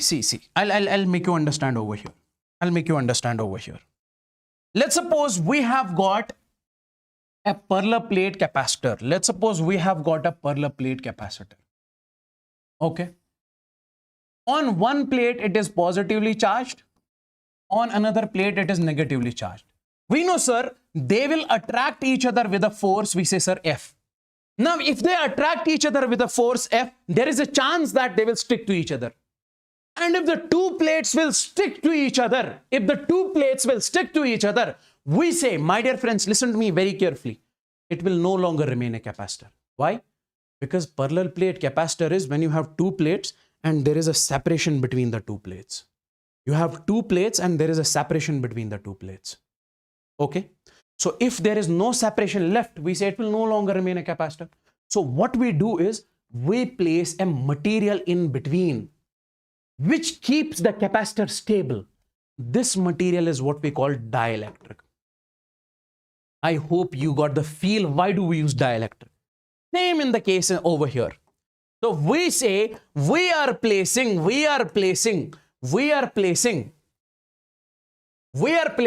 dielectric in between this plate and this plate. Why? So that these two plates should not stick to each other. Now inside this dielectric, it also has positive charge, negative charge, positive charge, negative charge. Okay. Now tell me one thing. Sir, this plate's positive charge will try to attract the negative charge of the dielectric. Yes, sir. Because positive attracts negative. So positive charge of the dielectric will be occupied on this side. Similarly, this plate has got negative charge. This negative charge will try to attract the positive charge of the dielectric. So this positive charge will be occupied onto this plate. Yes, sir. Okay, onto this side. Now, guys, listen to me very carefully. we will be, they will ask us the question which was asked in JEE Mains 2021. How much is the charge occupied onto, how much is the charge occupied inside the dielectric? Sir, this is the charge on, see, I'm writing over here. We say charge on the plates is, let's suppose, Q. But because of these two plates, we say charge gets occupied inside this dielectric also. Let's call that charge as Qi. This is what we call the induced charge. How much is the induced charge in dielectric? So directly you will remember this formula. This is the induced charge in dielectric. That is Qi is equal to Q into 1 minus 1 by K, where K is the dielectric constant. Every dielectric has a dielectric constant. Every dielectric has a dielectric constant. So in this particular case, my dear friends, listen to me very carefully. Listen to me very carefully. I am saying that. We say, sir, this is the charge induced inside the dielectric. Okay. This is the charge induced inside the dielectric. Okay. Now, if I say, sir, we know, sir, sigma is equal to Q divided by A. Okay. And we can write from this Q is equal to sigma into A. So can I say instead of this Q, I can write Qi, I can write sigma I into A. And instead of this, I can write, see, I'll write it over here. From this equation, I'll write, we say instead of this Qi, I'll write sigma I into A is equal to, instead of this, I can write, sir, sigma into A, then 1 minus 1 divided by K. 1 minus 1 divided by K. Okay. So this A and A will cancel. This will be sigma I is equal to sigma into 1 minus 1 by K. Sir, what is this sigma? Sigma is the surface charge density of this. Okay. Surface charge density, charge per unit area. And this is the induced charge density. This is the induced charge density. This is the induced charge. This was actually asked in the JEE Mains 2021. Is this clear? Tell me in the chats. Simply in this topic, what you are supposed to remember is that if you have got a dielectric in between the plates, how much will be the charge occupied or induced inside this dielectric? That is this much. Charge density is this much. That's it. Now, let's come over here. One more important thing I just want to tell you. Let's suppose we have got a plate over here. Let's suppose we have got the capacitor over here. Okay. This is a parallel plate capacitor. If I ask you how much is the capacitance of this parallel plate capacitor, you say, sir, C. Okay. Now, when you place a dielectric in between the capacitor, okay, we say, let me write over here, whenever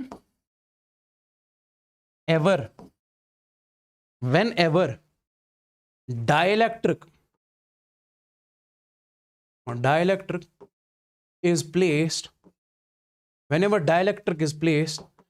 in between the plates, whenever the dielectric is placed in between the plates, its capacitance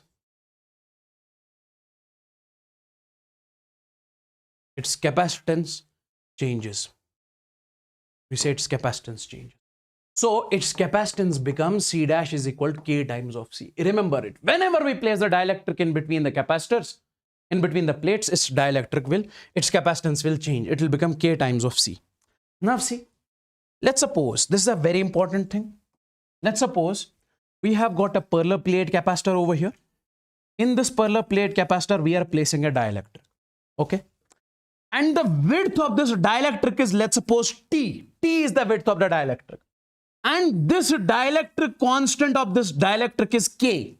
I told you, every dielectric is a material. Like we have conductors, we have insulators. Similarly, we have dielectrics. Okay. So dielectric has a dielectric constant K. sir, what is the dielectric constant for conductor? We say, sir, that is infinity. For air, it is 1. Okay. So we say we are placing the dielectric over here in width t, of width t. Distance between the plates is d. Sir, what will be the capacitance of this capacitor? Guys, if this dielectric was not in between the capacitor, then we know, sir, capacitance is epsilon naught A by D. But when we place the dielectric, its capacitance changes. Now, in this case, if the width is t, distance is d between the plates, how much is the capacitance, new capacitance? Okay, so we say C is equal to epsilon naught A. A is the area of the plates, D minus T. D is the width between, distance between the plates. T is the width of the dielectric, D minus T, plus T divided by K. Sir, what is T? T is the width of the dielectric. K is what? K is the dielectric constant. Remember, you have to remember it directly. Okay. So this is the capacitance of the parallel plate capacitor after placing the dielectric. Okay, after placing the dielectric. Now. Let's suppose if you get a question something like this. You have got a plate, you have got another plate. Okay.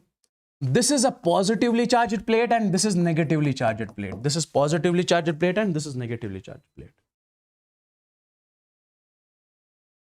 Is this visible? Dark mode is on.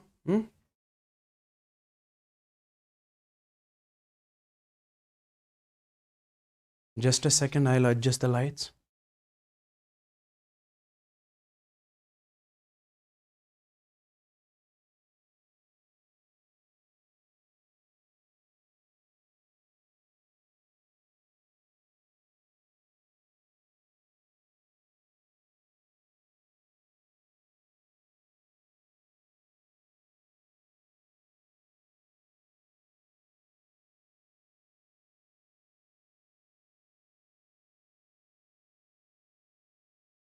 Okay, now see. I hope this is visible now. See.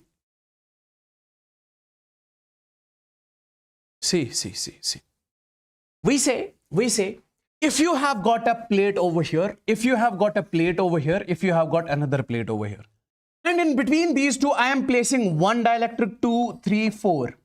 Dielectric constant of this is K1, for this is K2, for this is K3, for this is K4. Okay. Width of this is D1, width of this dielectric is D2, width of this dielectric is D3, and width of this dielectric is D4. Okay. We say, in this case, what is the new capacitance of the capacitor? Whenever the dielectric is placed in between the capacitors, we say capacitance changes. So capacitance in this case will be simply epsilon naught A upon. We say D1 by K1. D1 is the width of first dielectric, K1 is its dielectric constant. Then we say D2 by K2. Then we say D3 by K3, D4 by K4. And you can also say, sir, this is series combination of dielectrics. Dielectrics are placed in series. Okay. Now. This was the question which was exactly asked in JEE Mains 2021. I will tell you how can you solve this question within a fraction of seconds. Okay, this question. It is given that we have got 3 dielectrics over here, C1, C2, C3. Okay, dielectric constant is K, 3K, 5K. This width is D, 2D and 3D. I hope this is visible. Okay. We are supposed to find the new capacitance of this capacitor. Okay. If you go and check the solution of this question on the internet, you'll see 2 to 3 pages. But I'll show you in just one go. Sir, can I say in this case capacitance will be C is equal to, we say, sir, this is epsilon naught A upon. Whenever you have the multiple dielectrics in series, we say, sir, epsilon naught A upon D1 by K1, plus we say, sir, D2 by K2, plus we say, sir, D3 divided by K3. Okay, D3 by K3. Now, in this case, my dear friends, listen to me very carefully. epsilon naught A, D1 by K1 plus D2 by K2 plus A. So we say C is equal to, this is epsilon naught A upon. So D1, what is the value of D1? That is D. What is the value of K1? That is, we say, sir, K. Then we say plus. We say then we have 2D divided by 3K. Then we say for third dielectric, we say 3D divided by, we say, sir, 5K. So can I write it something like this? We say, sir, this is epsilon naught A upon. What can we take common? D divided by K. And this will be 1 plus 2 by 3 plus 3 by 5. Okay. Okay. Now, listen to me very carefully. This will be simply over here. This will be simply over here. So this will be epsilon naught A upon. So this will be D divided by K. And if you solve this, it will come out to be 34 divided by, we say, sir, 15. Okay. Now, my dear friends, if you take it over there, so in the numerator, we say, sir, this capacitance will be simply, sir, this will be 15K epsilon naught A divided by 34D. So which option? I guess option 1 is matching. Option A. This was the question which was asked in JEE Mains 2021. What else they can ask you in the NEET if you are able to solve these types of questions in fraction of seconds? Now, let's suppose you say you have got a conductor over here. Let's suppose, sir, you have the two plates and in between this you have placed a dielectric which is a conductor. Okay. For conductor, we say dielectric constant K is equal to infinity. In this case, how much will be the new capacitance? This is the solution. Okay. Just you have to put K is equal to infinity over here. Okay. So this will be 0. So finally it will be epsilon naught A by D. Formula is same. The first formula, epsilon naught A, D minus T plus T by K, and this one. This is also important. This was once asked. Okay. Now. Okay, let's suppose if you get a question something like this. See. You say, sir, we have got one plate, we have got another plate. These are the two plates, okay? And you are placing the dielectric something like this.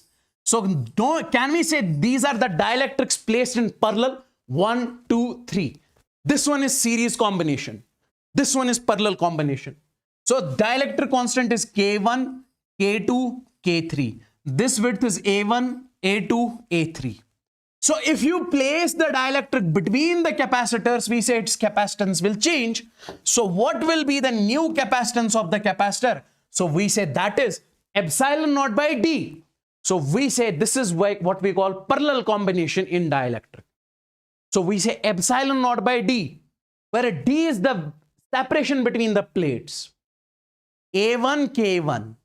A1 is this width, K1 is the dielectric constant of this. Plus A2, K2.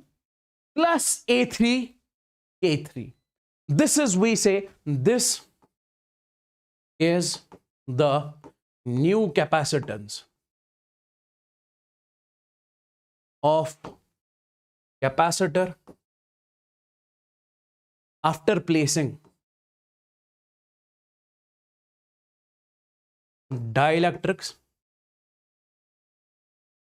in parallel.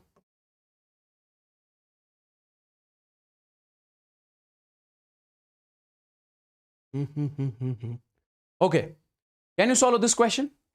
NEET 2021. See, the two dielectrics are placed in parallel. What is the new capacitance of this capacitor? Which formula I'll be using? I'll use this formula.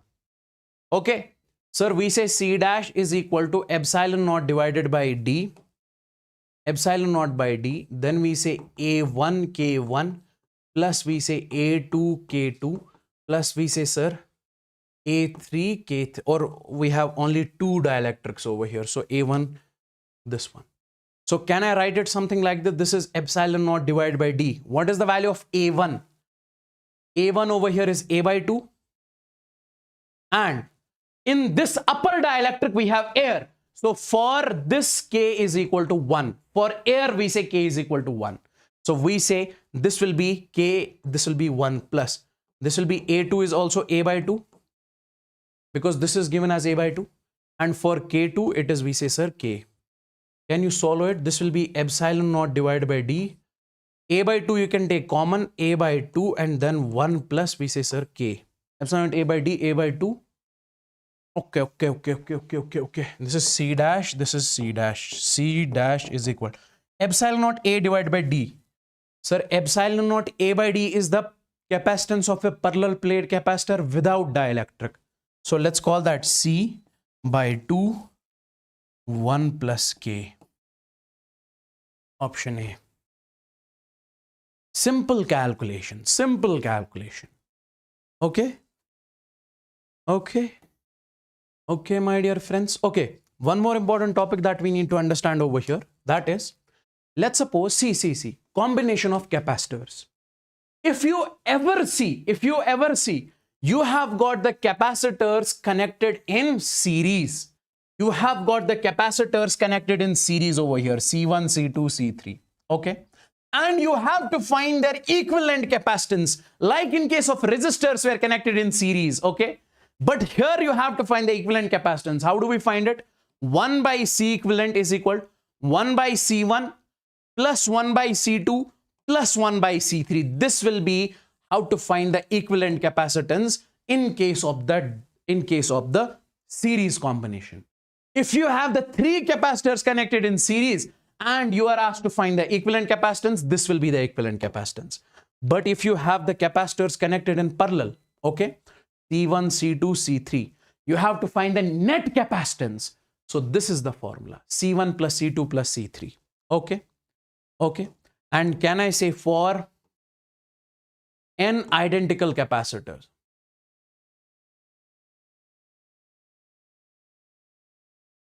we say C equivalent in that case will be C plus C plus C plus. So we have got the similar identical capacitors. How many? N. So up to n. So this will be n times of C. What is the type of question which can be asked in this? 2 chapters, done. And I am not leaving a single topic. Okay. Some small here and there, those theoretical topics may be there. Okay. 95% is covered. Are you liking the session, guys? Tell me in the chats. Are you liking the session?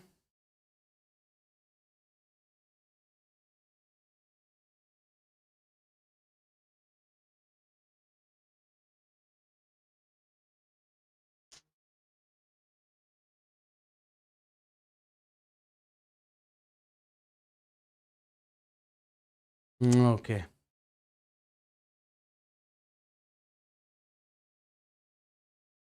Great. Now see, listen to me very carefully. We say over here in this particular case, my dear friends, we say find the equivalent capacitance. See, you have got one capacitor, you have got another capacitor, and these capacitors are, we say this is C, this is also C, this is also C. Okay, similar capacitors. See, in this particular case, we say, sir, this capacitor, this capacitor, this capacitor.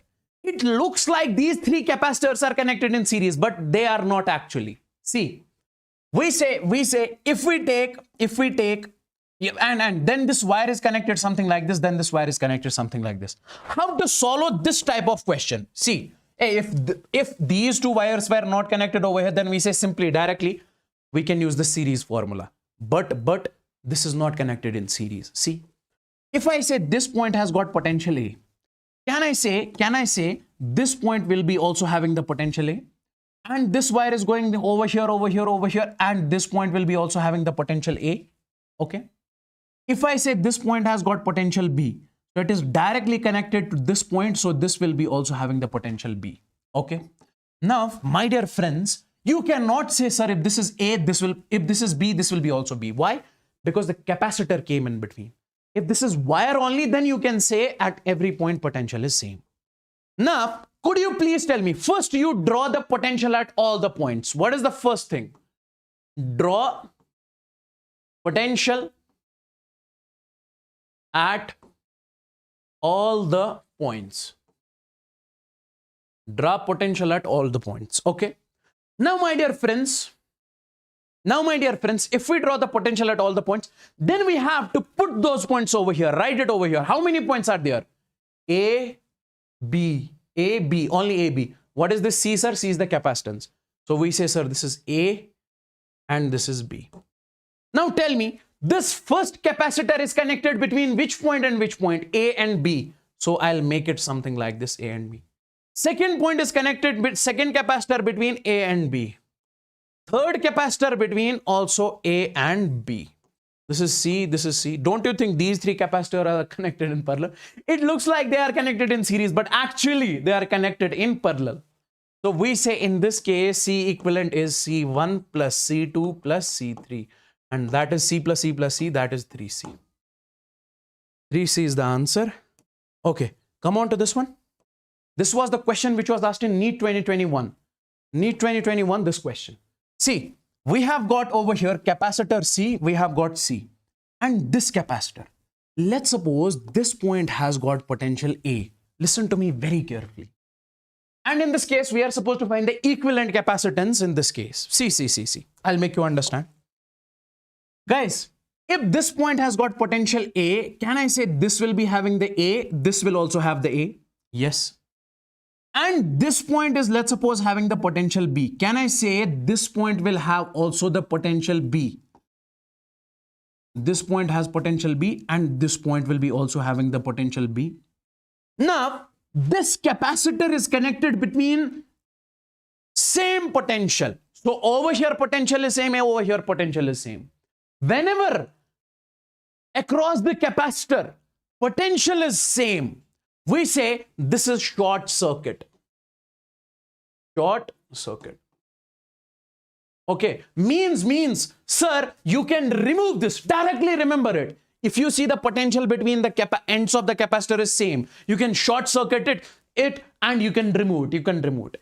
And if you remove it, can I say, sir, new diagram will be something like this. This capacitor and this capacitor. This is, we say, sir, C. This is, we say, C. Now, can you tell me how much is the equivalent capacitance in this case? That will be 2C. This was literally the question asked in NEET 2021. If you see the ends have got the same potential, you can remove that, you can short circuit it. Okay. Okay.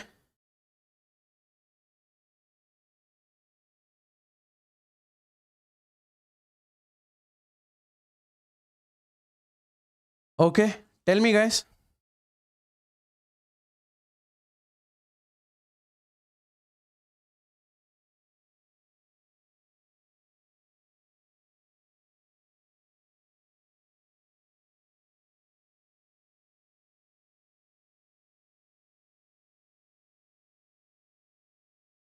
Okay.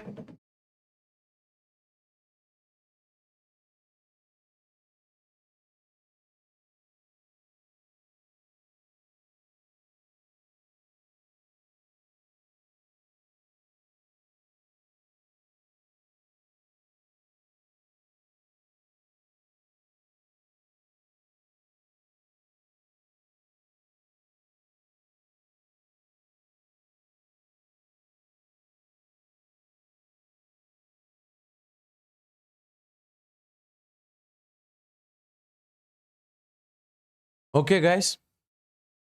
Okay. One more important thing I just want to tell you. That is, I forgot this one. Just a second. We are done with 2 chapters, guys. Just a second. I'll give you the break after some time. Give me 10 more minutes and I'll give you the break. We'll take the break exactly at 1:30. At 1:30. See.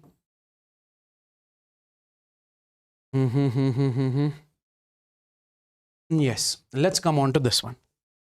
This was the topic which I forgot to teach you in this electrostatics.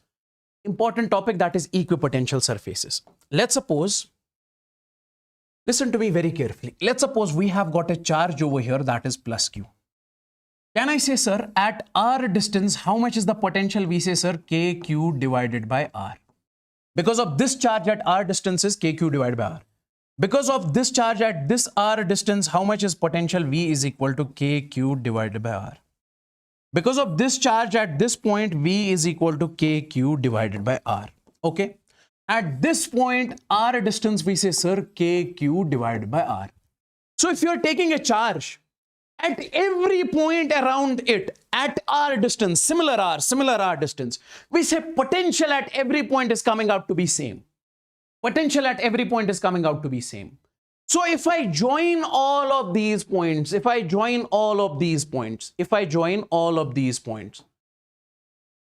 can't we say that this becomes the surface, around a charge, which is same potential surface. This is same potential surface, means this becomes that surface at which potential is same for this charge, okay? Or we call it the equipotential surface. Equipotential surface means for a point charge, if you go at r distance, if you draw a sphere over there, so this sphere becomes the equipotential surface, means at which potential is same everywhere. Okay, so can I write the definition? Sir, equipotential surface is that surface upon which potential is same everywhere. Yes, for a charge, it is a sphere. Okay, like for point charge, draw a sphere around it, it becomes the equipotential surface. Yes. Now, my dear friends, if I say, let's suppose I have got over here an equipotential surface. The point, this is the point, this is another point. Let's suppose potential at this is VA, this is VB. Can I say, sir, potential VA is equal to VB in this case? Yes. Now, if I ask you to tell me the potential difference, you say, sir, potential difference delta V is VA minus VB. Sir, this is VA is equal to VB. So we say, sir, delta V in this case is 0. Delta V in this case is 0. Can I say delta V in this case is 0, my dear friends? So I'll write the same point exactly over here. The potential difference between the 2 points on equipotential surface is 0. So the potential difference between the 2 points on equipotential surface is 0. Okay. Okay. Now see, listen to me very carefully. One more important point. Sir, if I take a charge over here, and we say, sir, if we have to draw the equipotential surface for a point charge, it will be a sphere. It will be a spherical surface. Now listen to me very carefully. You have got a charge and around it, this is the equipotential surface, okay, at r distance. Now we know, sir, because of the charge, let's suppose this positive charge, electric field is away from the charge. And in this direction, electric field is away from the charge. In this direction, electric field is away from the charge. Can I say it something like that? Yes, sir. Now tell me, what is the angle between, sir, this equipotential surface and this electric field? We say, sir, this angle is 90 degrees. So what is mentioned? Electric field is perpendicular to equipotential surface at all the points. See, here also it is making 90, here also it is. All of these points in this is very important. They have been asked directly. Okay. And we say, sir, no work is done by electric force in moving the charge on equipotential surface. Means, let's suppose if you place another charge over here. If you move this charge from this point to this point on equipotential surface, we say work done is 0. No work is being done in this case. Okay. So what I'm trying to say is that, let's suppose you have the equipotential surface. You take the charge from A point to B point. So we say work done in this case is 0. Why? Because work done is equal to Q delta V. This is the formula for work done. Delta V is 0 in this case, so work done will be 0. Is this equipotential surface clear? Equipotential surface is that surface upon which potential is same everywhere. And all of these points in case of equipotential surface is important. Okay, we are done with the 2 chapters. Now we have to start the 3rd chapter, but we'll take the break. Okay.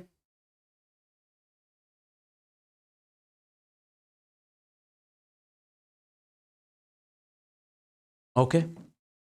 So we say chapter starts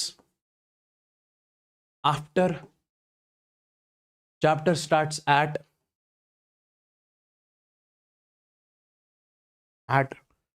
2 o'clock, 2 p.m. Okay, break 30 minutes. Okay, guys, see you guys at exactly 2. Arey, yeah. Okay, see you guys at 2.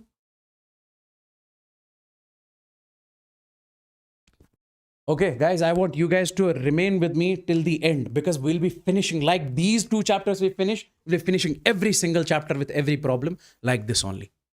Okay, see you guys at 2 o'clock.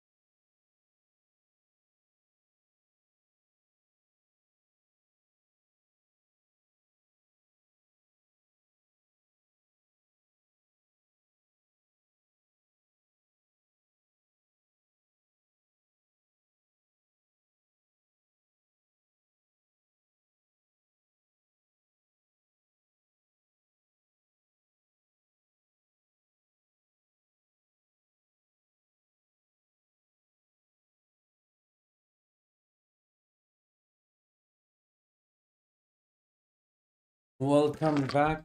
Welcome back, guys.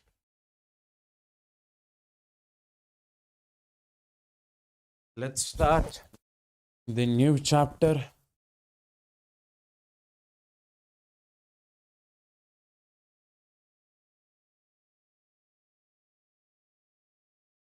Welcome back.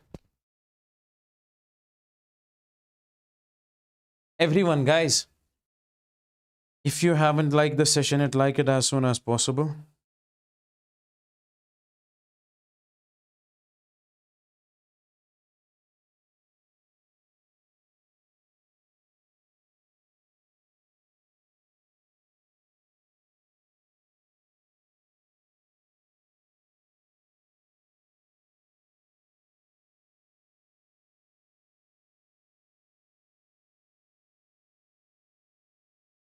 Let the people join and we are starting accordingly, okay? And before that, let me just tell you one thing, guys. We have launched the All India mock test, which is completely for free of cost, okay? The link of that is in the comments, okay? In the live chat. It's pinned over there, okay? You can join it as soon as possible, okay? You can join it later on, but if it asks for the code, you can use my code, that is Yawar, okay? You can use my code, that is Yawar, and this is completely free of cost. This is All India mock test, completely free of cost. So join it, okay? Use my code to enroll in this, to get enrolled in this particular crash course. All the people out there, don't miss this opportunity. This is free of cost for all the people. So now let's get started and let's start the new chapter, that is current electricity. What is the first topic that we need to learn in this particular topic in this chapter? That is we say, sir, electric current. That is, we say electric current. Let's suppose, listen to me very carefully. Let's suppose I have got over here a conductor. Let's suppose I have got a conductor over here, okay? This is a conductor, or we say this is a wire. We have got conductor over here and we have got wire. We know, sir, in a conductor, there are so many free electrons which are present inside a conductor, okay? There are so many free electrons which are present inside a conductor, okay? Now, when these free electrons move, in a proper direction, we say current is produced. We say current is produced. Okay? So that's why we say current is nothing but the flow of charge. Flow of electrons is what we call the current. Okay? Flow of charge is what we call the current. Okay? Now, my dear friends, if I say, sir, we have got this conductor over here. And in this conductor, I am saying that, sir, these are the electrons which are moving inside this conductor, which are flowing inside this conductor. Okay. So we say current is produced. And how to find that current? We say, sir, how much charge is flowing divided by how much time it is taking. So we say charge upon time is what we call the current. Charge upon time is what we call the current. Okay, Q by T.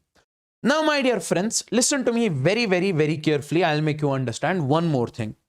Now, let's talk about the average current. Sir, what is this average current? See. Let's suppose you have got a conductor over here, okay?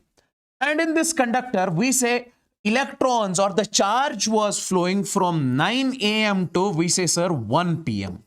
From 9 a.m. to we say 1 p.m. Charge was continuously flowing from 9 a.m.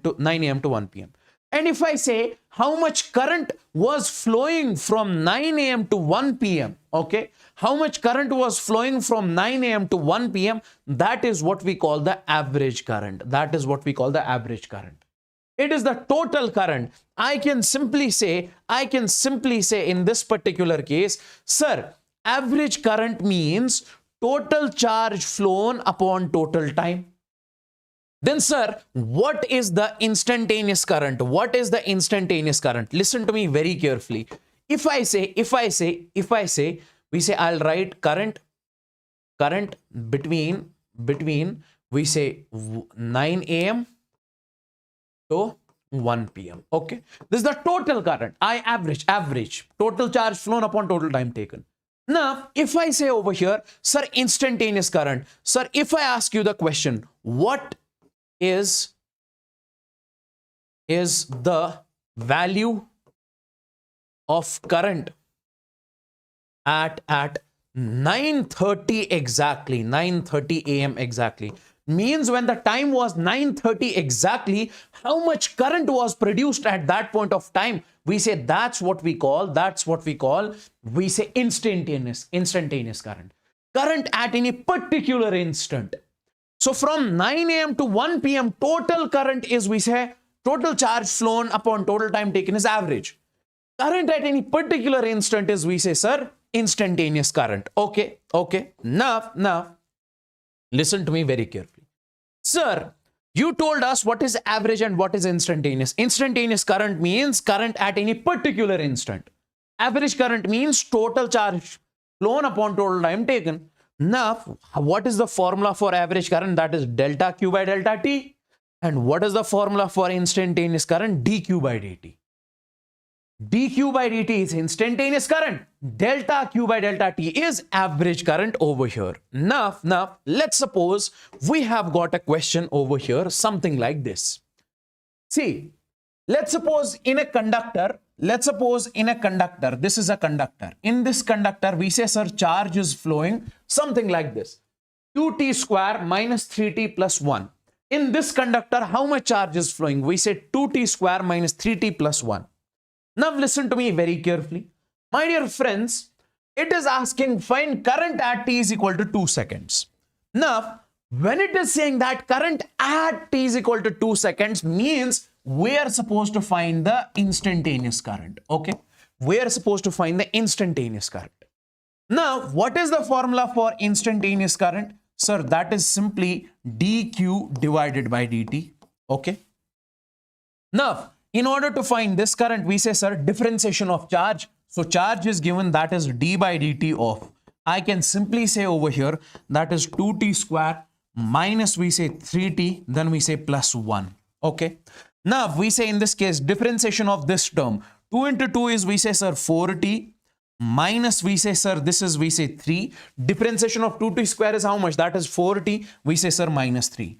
So this is, we say, sir, instantaneous current, or this is, we say, sir, current at t is equal to 2 seconds. Now, sorry, this is the formula for current. Now, if I say over here, listen to me very carefully. If I say at t is equal to 2 seconds, can you tell me the value of current? I say, sir, current is simply 4 into 2 minus 3. 4 into 2 minus 3. Why? Because instead of t, we'll put as 2, because we are supposed to find the current at 2 seconds. So current will be 4 into 2 is 8. 8 minus 3 is, we say, sir, 5 ampere. So current at t is equal to 2 is how much? We say, sir, 5 ampere. Now, let's suppose we have the question something like this. That is, I is equal to 4 plus 2t. Listen to me very carefully. Sir, in this case, current is given. And it is saying that find the charge flown from 0 to 2 seconds. Question is, we say in a conductor, current was flowing. Okay. If in a conductor, current was flowing, means charge was flowing. Okay. It is saying that how much has been the charge flow from 0 to 2 seconds. See, how do we solve this question? We say I is equal to dq divided by dt. Okay. Current is given and we are supposed to find the charge. Take this over here, so we can write dq is equal to I dt in this case. So do one thing, integrate and integrate. Integration of dq is, we say, sir, total charge q is equal to integration of I dt. So from now onwards, you'll remember one thing, that if, my dear friends, you are given the current and you are supposed to find the charge, you'll be using this formula. And if you are given the charge and you are supposed to find the current, you will be using this formula. So I can say in this particular case, sir, q is equal to integration of, what is the value of I? I is equal to 4 plus 2t. Okay, then we have dt over here. And we are supposed to find the charge from where to where? We say, sir, 0 to 2 seconds. That will be 0 to 2 seconds. So I say Q is equal to, sir, integration of this 4 will be, sir, 4t plus. Integration of 2t will be what? That is 2t square divided by 2. And this is from 0 to 2. So we say Q in this case is equal. Now, guys, put the upper limit over here. Then put the lower limit over here. So, see. Integration of 4 is what? 4t. Integration of 2 is what? 2t square by 2. This and this will cancel. So now this will be 4 into. Put this upper limit. So 4 into 2. Then we say plus. We say, sir, t. Instead of t, we'll write 2 square. So this will be 4 into 2 is 8 plus 2 into 4. 2 into 2 is 4. So means 12 coulomb. So 12 coulomb is the charge which has flown from 0 to 2 seconds. Okay. Guys, there is the All India mock test which we have released, okay, from Unacademy side, which is completely free of cost. Okay. You can join it in order to boost your rank, in order to check where you exactly lie. All the questions are according to the NEET. Complete NEET based papers are over there. The link of that is in the chat or in the description. In the live chat, it is pinned over there. You can enroll right now free of cost, and you can use my code, that is Yawar. Okay, join this mock test series. This is completely free. You don't have to pay anything. If there is something which is free, join it, bro. And if it asks for the code, you can use my code and you will get the discount. You'll get free. You'll get enrolled. No discount. Okay. Now, let's suppose you have got this over here. Given I is equal to t plus 1. Listen to me very carefully. Sir, current is given. Calculate the average current. Oh, current is given and you are supposed to calculate the average current. See. Remember, from now onwards, if let's suppose you have got a quantity X, okay, and you have to find its average. This means average. How can you find its average? See, you will write, sir, integration of x dt divided by integration of dt. Means if X is given and you have to find its average, you'll be using this formula. If let's suppose you have got the quantity A, you are supposed to find its average. You will say, sir, integration of A dt upon integration of dt. Simply. And take a look at this question. Sir, in this case, current is given and you are supposed to find its average. So we say average of this current will be integration of I dt upon integration of dt. Directly remember this and you apply this and get the answer. Now, we say, sir, in this particular case, so this average will be the integration of I dt. What is the value of I over here? That is t plus 1. Okay. And then your I dt, this is from 0 to 2. Because we have to find the average of the current from 0 to 2. So this will be upon integration of 0 to 2 and this is dt. Okay. Now if you solve this, you'll get the answer of this. Now what is the integration of t? That will be, sir, t square divided by 2 plus 1. Okay. And this is from 0 to 2 divided by, sorry, this is t square by 2 and integration of 1 is t. Integration of t is 2t square. If I say t, integration of t is t raised power 1 plus 1, power plus 1 upon power plus 1. So that is t square by 2. And for 1, it is t. And over here, it will be integration of dt is, we say, sir, t from 0 to 2. Okay. Put the values, how much it is coming out to be. Put the upper limit and then lower limit. So we say if we put the upper limit over here, that is 2 square divided by 2 plus, and put over here, this is 2 upon, this is 2 minus 0. Over here, you put the upper limit. Here also you put the upper limit. Just the calculation. In this case, I am asking you to find the average. Okay. So you are doing the integration. Simply you are using this formula and you are doing the integration stuff. This is 4 by 2 plus 2 in this case, divided by 2, solve it and you'll get the answer over here. Is this crystal clear? 2. Yes, 2. Is this crystal and clear? Let me know in the chats. Everybody. Okay. So final answer in this case is, we say, sir, 2 ampere.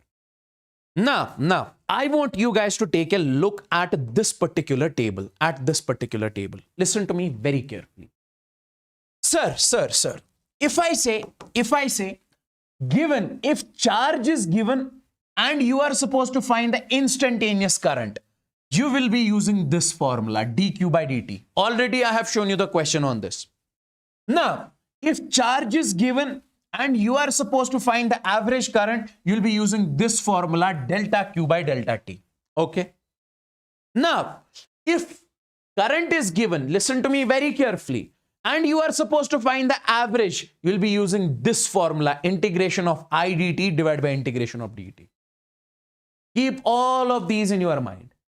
If current is given and you are supposed to find the charge, then you will be using this formula, Q is equal to integration of I dt. Okay. This is what we exactly have over here. This is what we exactly have over here. Okay. Okay. Now, listen to me very carefully. Let's talk about the drift velocity. Let's talk about the drift velocity. Sir, what does drift velocity actually mean? See, let's suppose I am taking a conductor over here. This is the conductor which I have taken. And in this conductor, we have got so many free electrons, okay? What we are doing is that we are connecting a battery to this particular conductor. We are connecting a battery. Battery has got potential difference. Now, connecting the battery means it is applying the external electric field. It is applying the external electric field. Okay, okay. So, my dear friends, listen to me very carefully. Sir, when you connect the battery, because of the battery, external electric field is being supplied over here, set up over here. Sir, what is the work of a battery? The work of the battery is to apply the external electric field. Okay. Now, if external electric field is being applied over here, this is the external electric field. Now, see, listen to me very carefully. We say, sir, these electrons are placed in the external electric field. So they will experience the force in the opposite direction.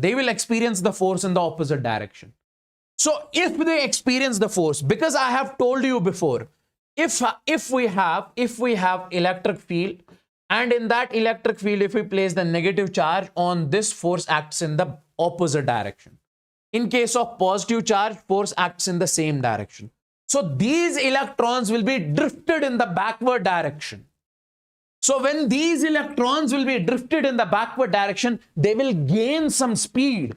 They will gain some velocity, and that velocity is what we call the drift velocity. Once again, I am telling, if you have got a conductor over here and you are connecting a battery to this, it will set up the electric field. Because of this electric field, these electrons will experience the force in the backward direction. So they will start moving. So they gain some speed. That speed or velocity is what we call drift velocity. So it is the velocity due to which free electrons are drifted towards the positive terminal. Positive terminal means this is sending the positive charge towards this. Is this clear? Now see, sir, you say, if this is the drift velocity, what is the value of this drift velocity? We say the value of drift velocity is this. So we say V is equal to E and capital E. What is E? Small e is the charge on an electron. We say, I'll write over here, we say small e is charge on electron. Okay. And what is capital E? We say, sir, this capital E is electric field. This capital E is electric field. Okay. This electric field. And what is M? M is the mass of the electron. And what is TT is the time or the relaxation time over here. Okay.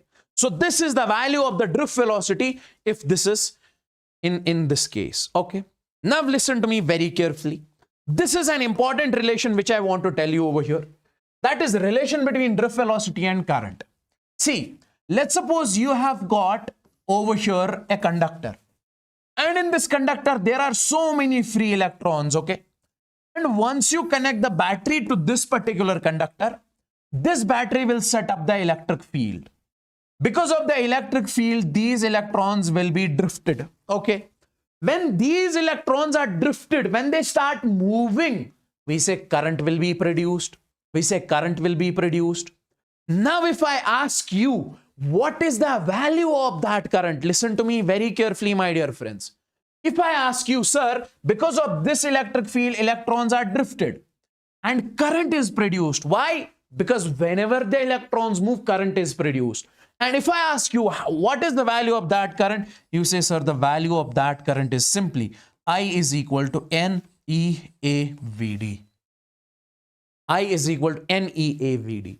Sir, what is VD? VD is the drift velocity of the electrons. Sir, what is A? A is the area of the cross section, of this wire or the conductor. Sir, what is E? E is the charge on an electron. Okay, 1.6 into 10 raised power minus 19 coulomb. So, what is N? N is the number of free electrons per unit volume. How many number of free electrons are present over here in the unit volume?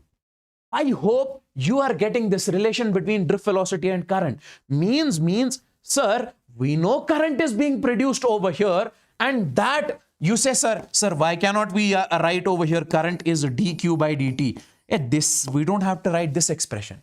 We have to write current in terms of drift velocity. So this will be the current which is being produced over here. Okay. Now. Two formulas we got over here. Listen to me very carefully. Let's suppose we have got a conductor over here. And in this conductor, we say, sir, if these electrons are moving or being drifted, the drift velocity of these electrons is E, capital E divided by m into tau.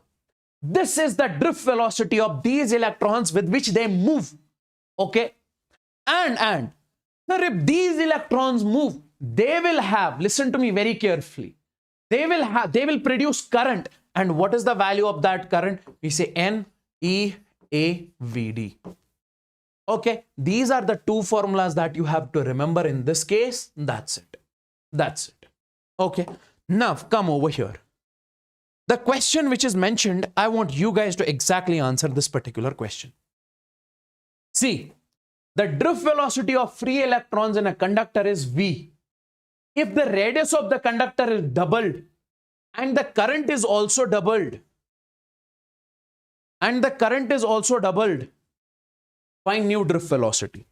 Let's suppose we have got in this particular case a conductor. Okay. And area of cross section in this case is, we say, A, and drift velocity of electrons is, let's suppose, VD. Okay. My dear friends, in this particular case, we say, sir, current produced is, we say, sir, I.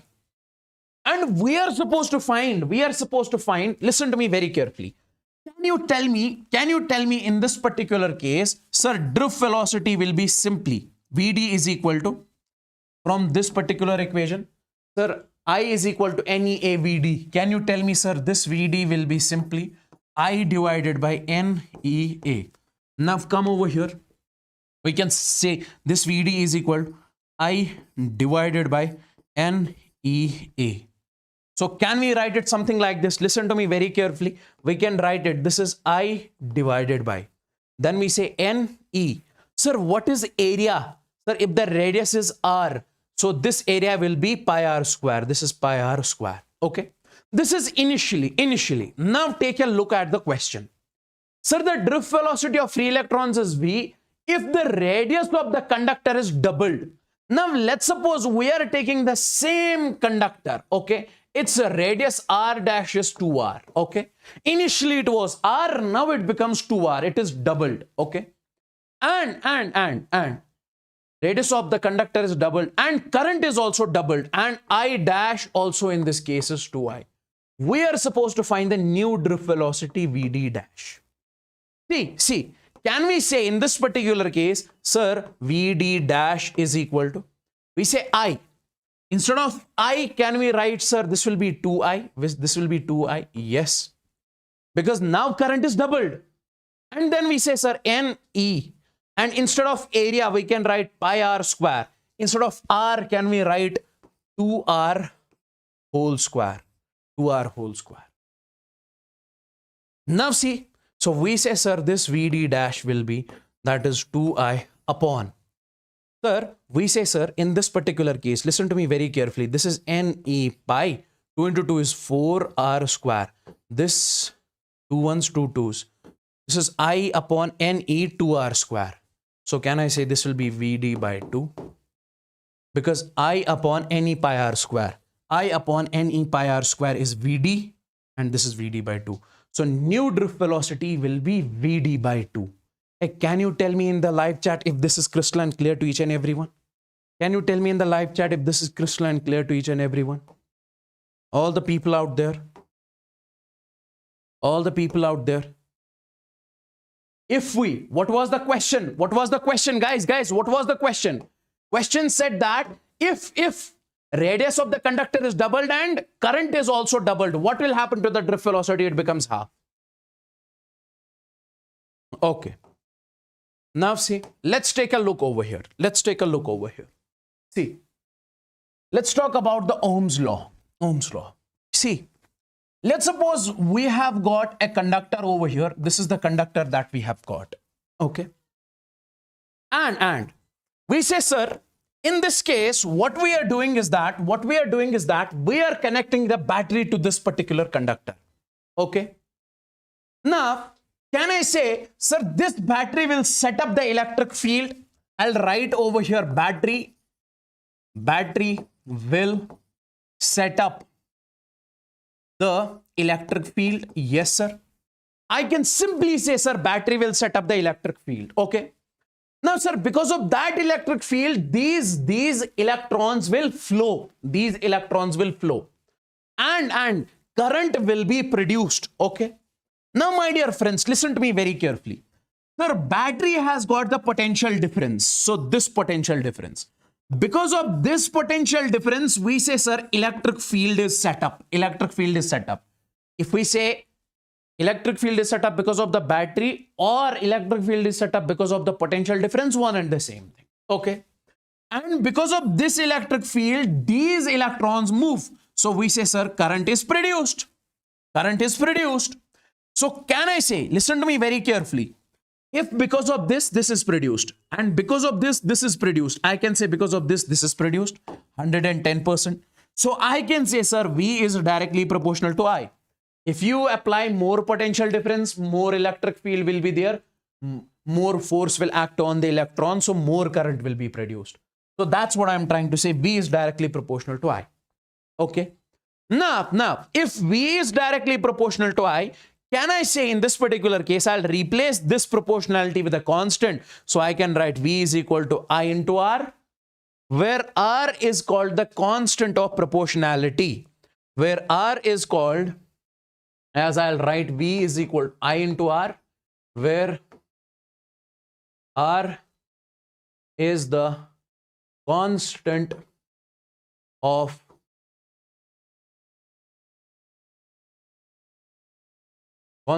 proportionality,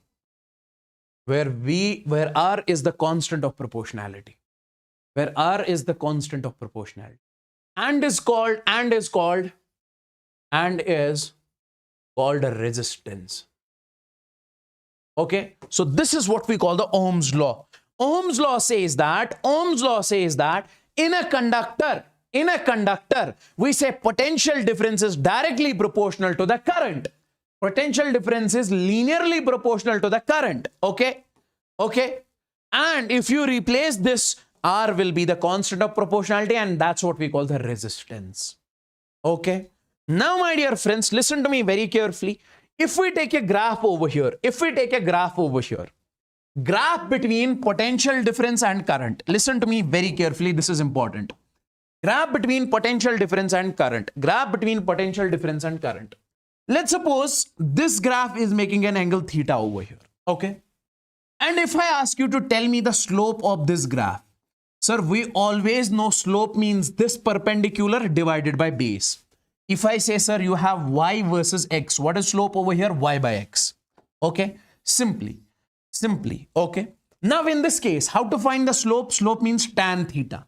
Sir, slope of this is perpendicular divided by base, that is V divided by I. Simply, slope is V divided by I in this case. Now tell me one thing. Sir, can I say over here as from Ohm's law,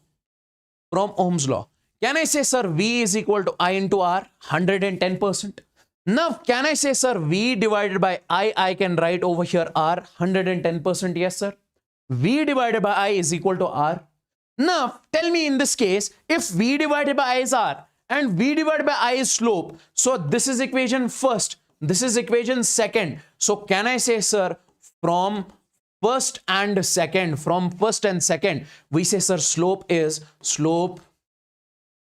directly proportional to R. Sir, in which graph? In we say, sir, VI graph. In VI graph. So means from my dear friends, from now onwards, if you are given the VI graph and you are asked to find the resistance, what will you find? You will find slope. You'll find slope because slope is directly proportional to resistance.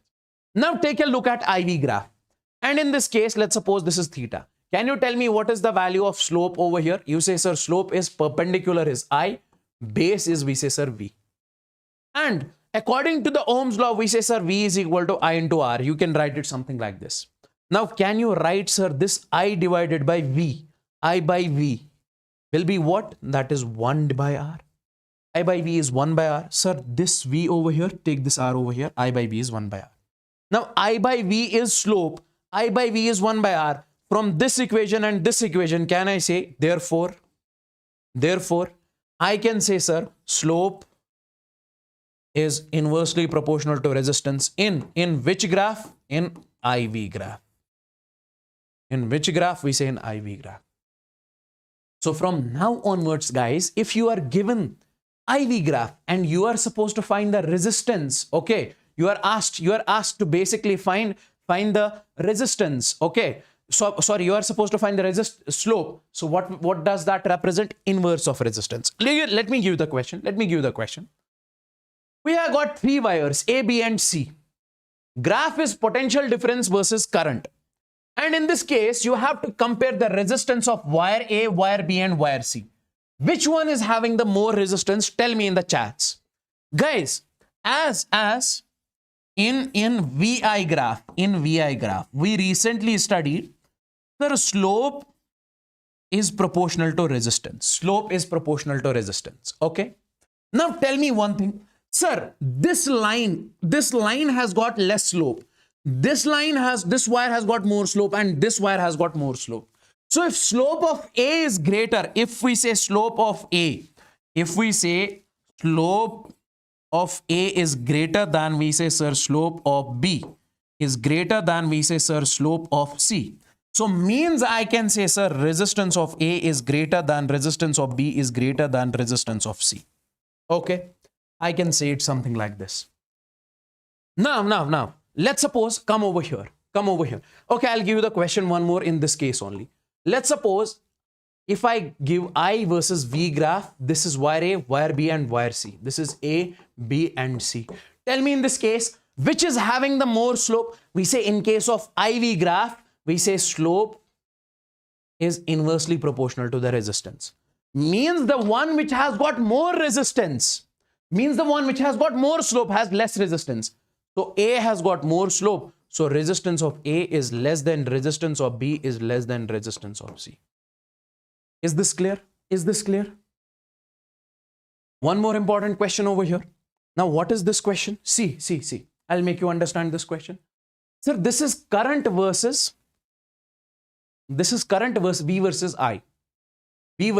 Voltage versus current. And this is wire 1 and this is wire 2. Temperature of wire 1 is T1. Temperature of wire 2 is T2.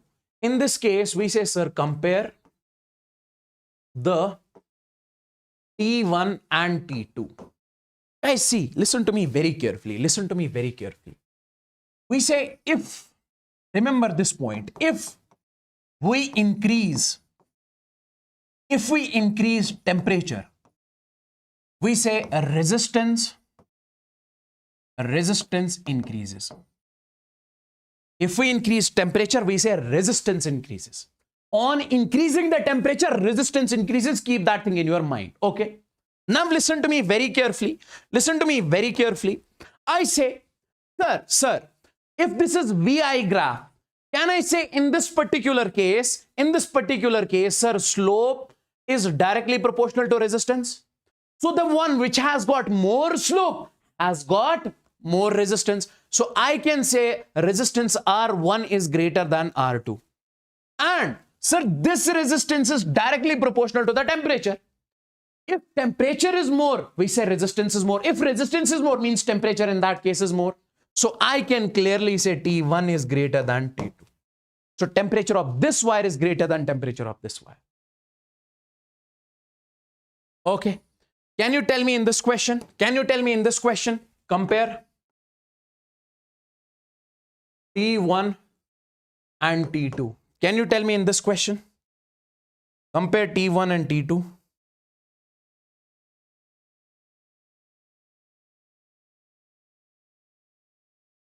Okay.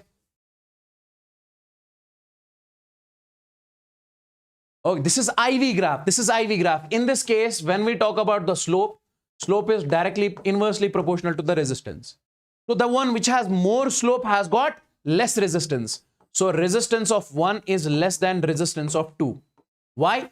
Because slope of this is more, so it will have less resistance because this is IV graph.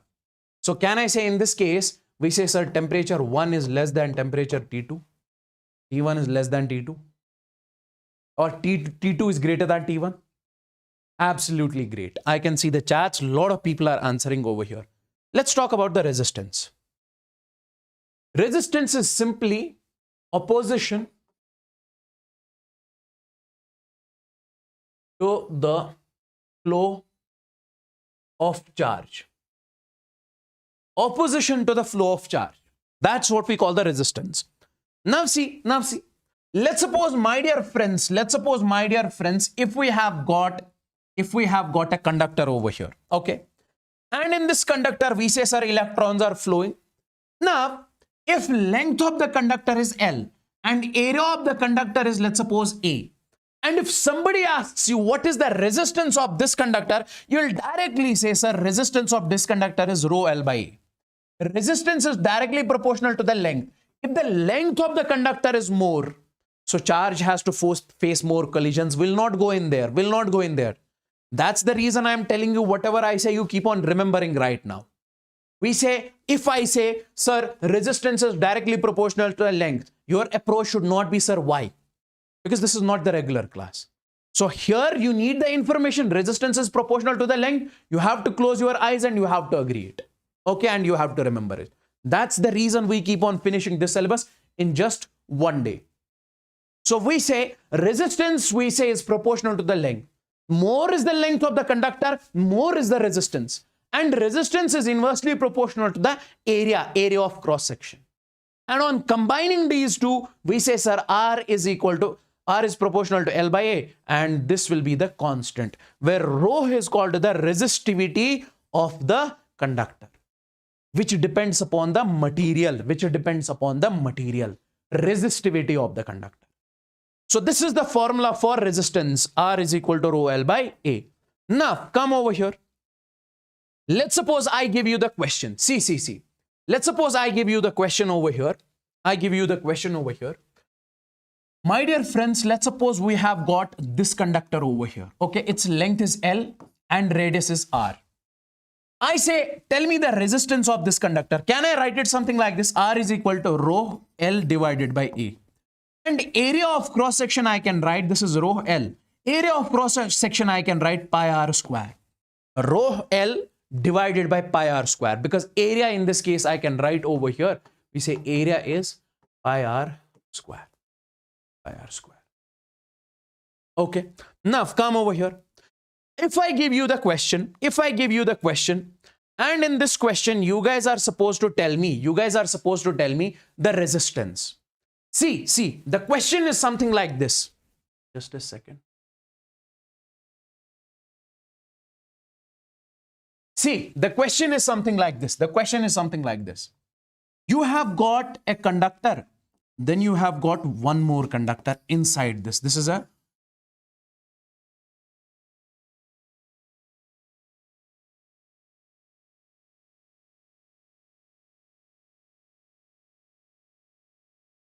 Okay. It is something like this. And this part is basically hollow. It is hollow. No current is flowing through this part. So basically charge is flowing in between this. Okay, this is where charge exactly flows. And radius of this bigger conductor is, we say, 3r, and radius of this smaller conductor is, we say, r. Okay. And in this case, we say, sir, charge is flowing through this surface. You can kind it something like that. Inside it is hollow. Inside it is hollow. And you guys are supposed to tell me, in this case, what will be the value of resistance? Tell me one thing. If charge is flowing in this part only, it is something like this.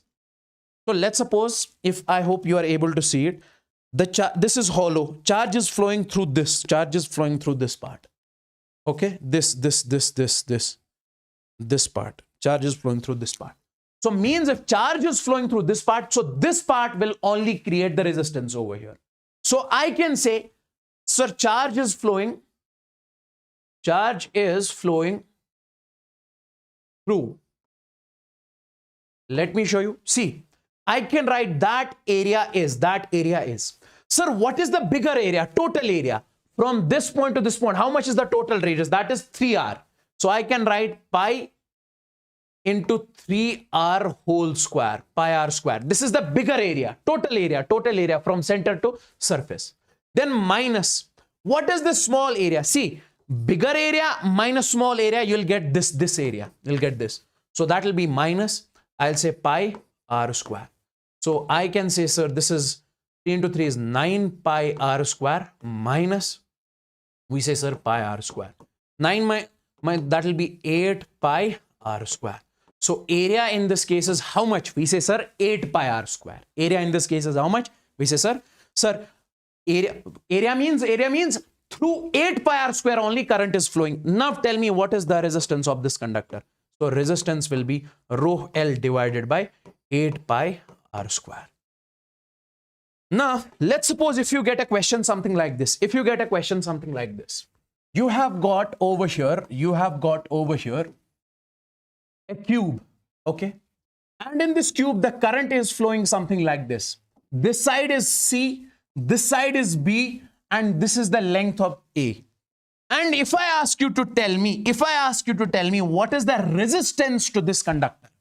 You say, sir, resistance in this case will be rho L divided by A. But what is the length of this conductor? Length you will take along the direction of current. If this is the direction of current, so A will be the length. So I can write a rho instead of length, we write small a. Now area you will be taking this because this current is crossing this area. So in this case, area will be what? That is B into C. That is BC. So R is equal to rho A divided by BC. Okay. This is something which you need to keep in your mind. Let's suppose you have the cuboid. Okay. This is the cuboid. This length is L, this is height H, and this is breadth B. And in this case, if I say the current is flowing, okay, if I say the current is flowing initially something like this, finally something like this. Now remember one thing in this particular case, sir, maximum resistance offered. If we say current is flowing something like this, in that case we say resistance will be maximum, so that will be rho L divided by rho into L divided by B into H.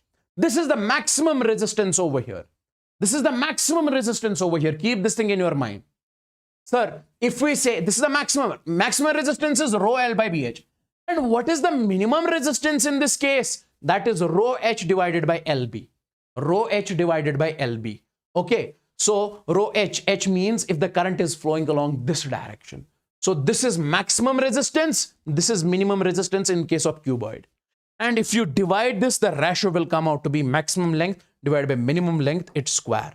So maximum length by maximum resistance by minimum resistance is proportional to maximum length divided by minimum length square. Okay. Is this clear? Simply, if you get a cuboid, in case of cuboid, sir, what will be the maximum resistance? We say, sir, rho L by BH, where L is the length This BH is this area. And what is the minimum resistance? Rho H by LB. Okay. And ratio will be this one. Ratio will be this one. Keep this thing in your mind. Okay. Now, an important form question.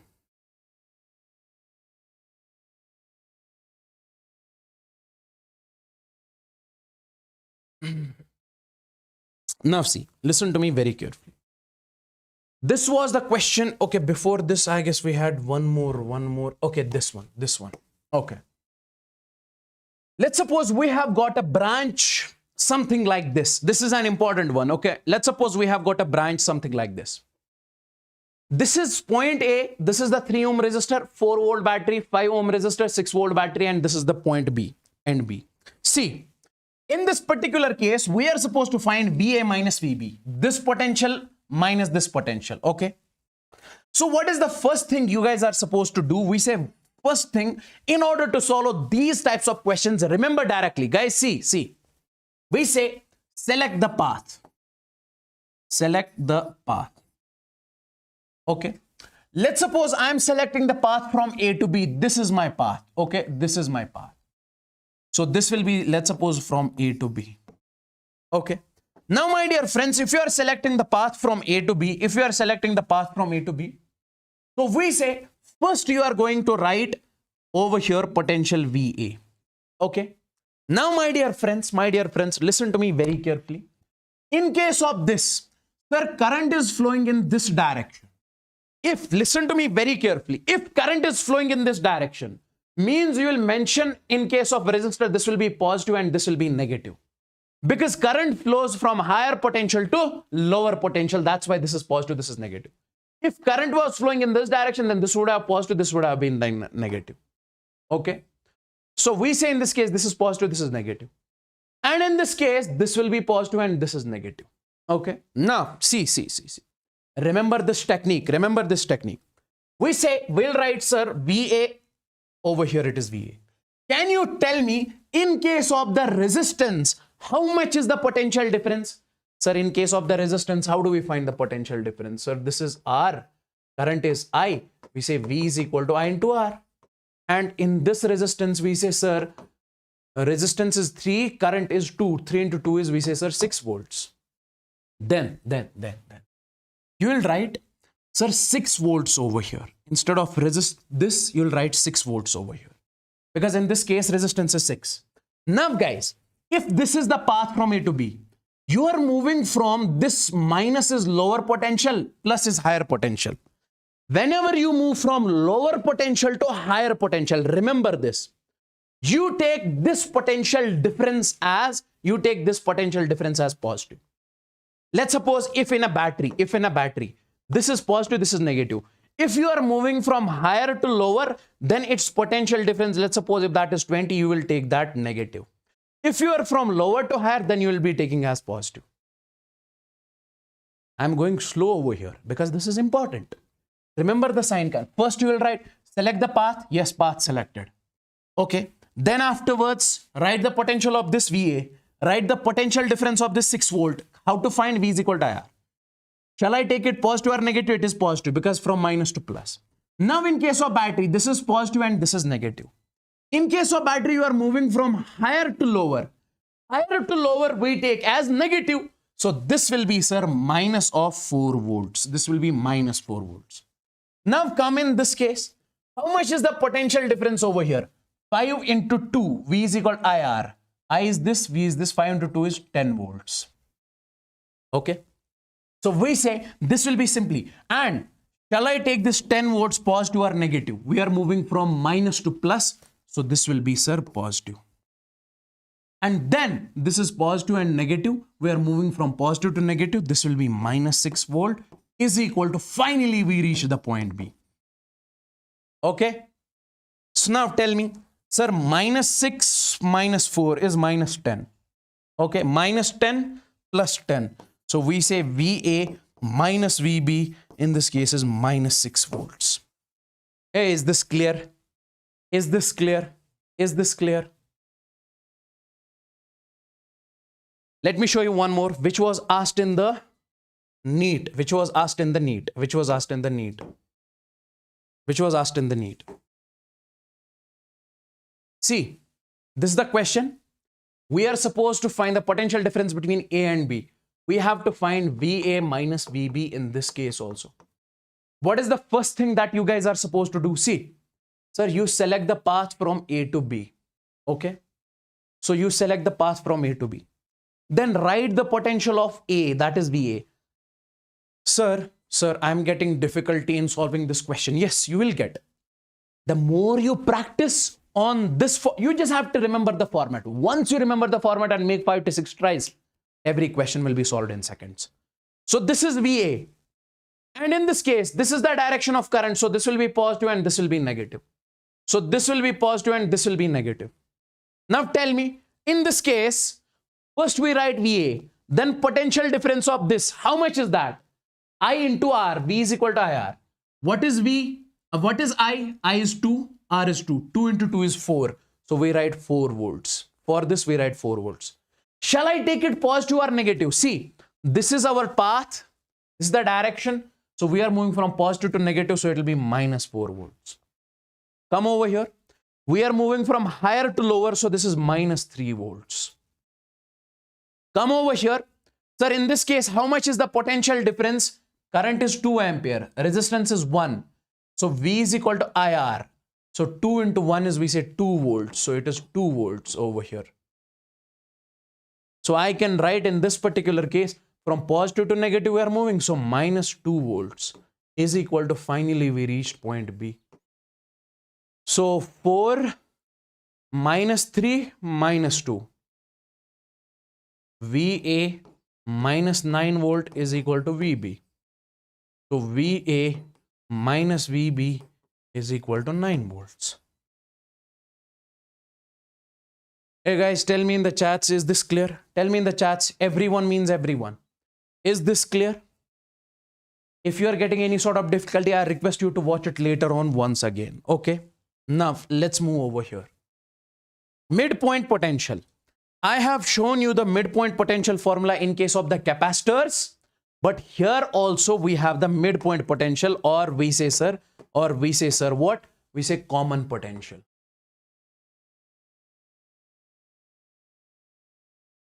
Or we say common potential.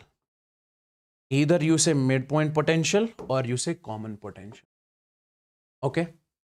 Now see, in this particular case, let's suppose you have got R1, R2 and R3, 3 resistors. In case of capacitors, we used to have C1, C2 and C3. And this point has got potential V1. This point has got potential V2. This point has got potential V3. And this is the common point, and we are supposed to find the potential of this common point. Now, what is the formula? This is the formula in case of the resistors. It is different than the capacitors. Guys, sir, common potential VM is V1 by R1. V1 is the potential of this end divided by R1. Then plus V2 by R2. The potential of this end divided by resistance this. Then V3 by R3. V3 divided by R3. Upon 1 by R1 plus 1 by R2 plus 1 by R3. This is the formula that you have to remember in this particular case. This is the formula that you have to remember in this particular case. Okay. Now, let's suppose we have got this particular question over here. We have got this particular question over here. This is the question that we have got. See, in this case, I want you guys to find this. I'll write over here, find VM and we say current. We say current in 20 ohm resistor. 20 ohm. And we say current in 20 ohm resistor. Find VM, potential of this point, and current in 20 ohm resistor.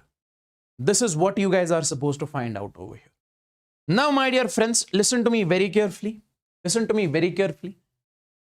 So what is the first thing that I told you in case of the capacitor? Sir, consider 0 volt potential at this point. Consider 0 volt potential at this point. Okay. If you are considering 0 volt potential at this point, this is 20 volts. Can you tell me what will be the potential of this point? We say, sir, plus 20 volts. Can you tell me what will be the potential of this point? This will be also 20 volts. Same. Now, if this is 0, this is 10. What will be the potential of this point? We say, sir, 10 volts. Why? 10 minus 0 has to be equal to 10. Sir, VA minus VB should be equal to this delta V. So 20 minus 0 is 20. Okay. Now. So this point will also have, we say, sir, plus 10 volts. Okay. Now redraw this particular circuit over here. We say redraw.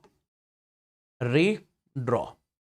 If we redraw it, so we can make it something like this. Sir, this is 20 volts. And how much is the resistance? We say, sir, 10 ohm resistance. Okay. And then we say, sir, this is 5 ohm resistance. How much is this? This is 0 volts over here. Then we have got this resistance, that is 20 ohm. And this has got how much? That is plus 10 volts. Okay. Now tell me one thing. Don't you think it is exactly like we have to find this VM? Okay. Don't you think it is exactly like this? Now see, what is the formula? Sir, VM is simply V1 by R1. What is V1? That is, consider this as R1, R2, R3. Sir, what is V1? That is 20 by R1. R1 is, we say, sir, 10. Then we say plus. What is V2? What is V2? That is, we say, sir, 10 divided by V2 by R2. That is 20. Then we say plus. V3 by R3. That is 0 divided by 5 upon 1 by R1, 1 by 10 plus 1 by 20 plus 1 by R1 plus 1 by R2 plus 1 by R3 plus 1 by 5. So this will come out to be 50 by 7. Tell me in the chats, is this crystalline clear to each and everyone, guys? Is this crystalline clear to each and everyone, guys? All the people out there.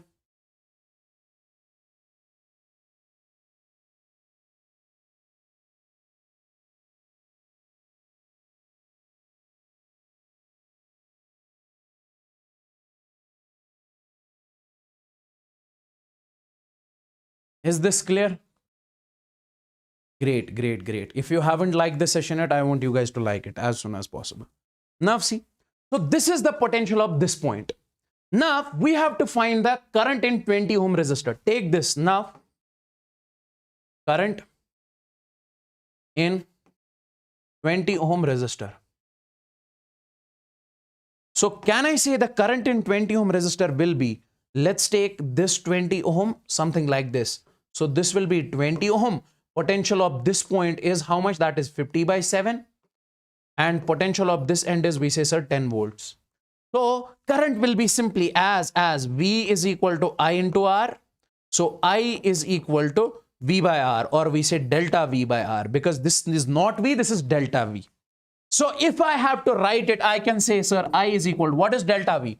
Delta V means higher potential minus lower. So higher is 10, lower is 50 by 7. So 10 minus 50 by 7 divided by resistance is how much? That is 20. And this will come out to be 1 by 7 ampere.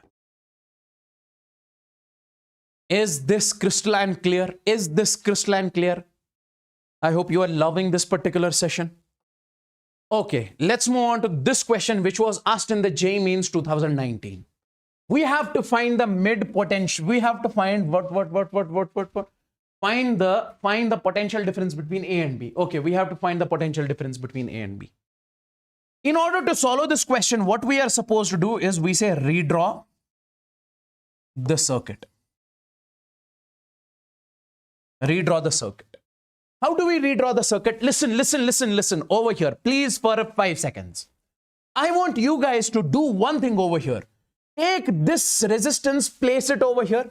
Take this resistance, place it over here. See, divide this entire circuit, let's suppose, in 3 parts. This is the first part, middle part, and this part. Okay.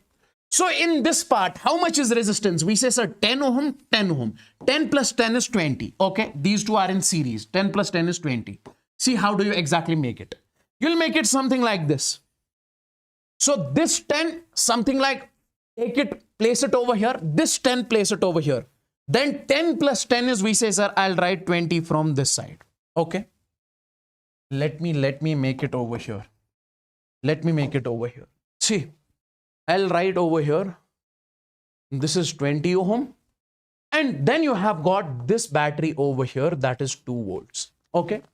I basically said this one and this one is 10 plus 10 is 20. And this is from, if you cut it over here, this will be along one line. So 10 plus 10 is 20. And then you have got the middle one. This middle one is also, we have got 20 over here. And the battery over here is how much? We say, sir, 4 volts. This is 4 volts. Then you have got this. Guys, see, this is 20 plus 10. 20 plus 10. So I'll write over here, this is 30 ohm. Okay, this is after redrawing the circuit. What I exactly did is that this resistance I connected with this one. This resistance I connected with this one separately. We can do it. There is no problem in this. There is no problem in this. We can do it. Okay.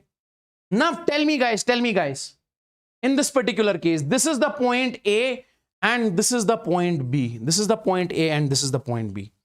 Now see, sir, can we consider 0 volt potential at this point? Yes, assume 0 volt potential.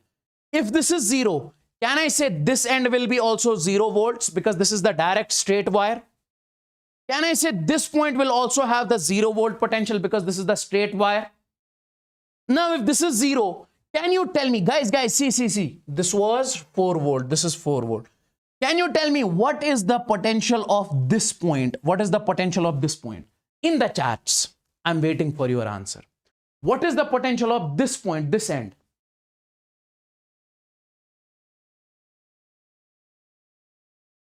What is the potential of this end?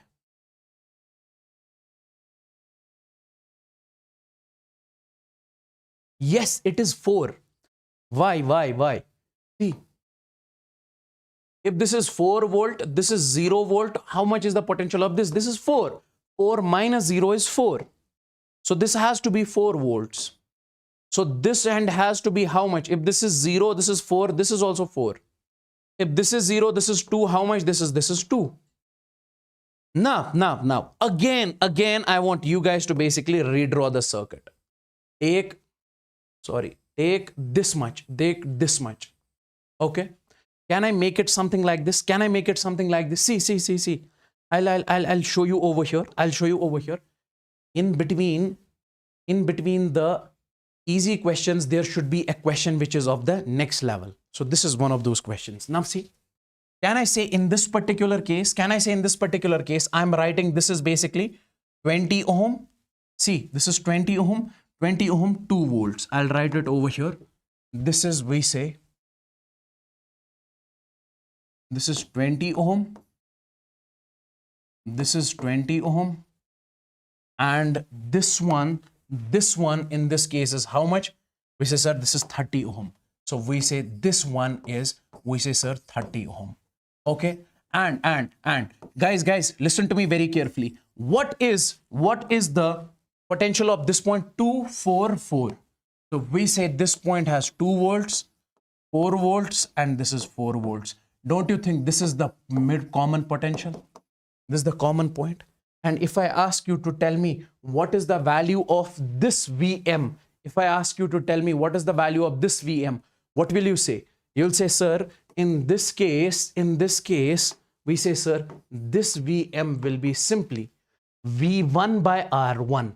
That is 2 divided by 20 plus V2 by R2. That is 4 divided by 20. Then plus V3 by R3, 4 divided by 30 upon 1 by 20 plus 1 by 20 plus 1 by 30. Tell me in the chats, is this clear? Is this clear? Is this clear to each and everyone? All the people out there. All the people out there. All the people out there. Okay. Is this clear?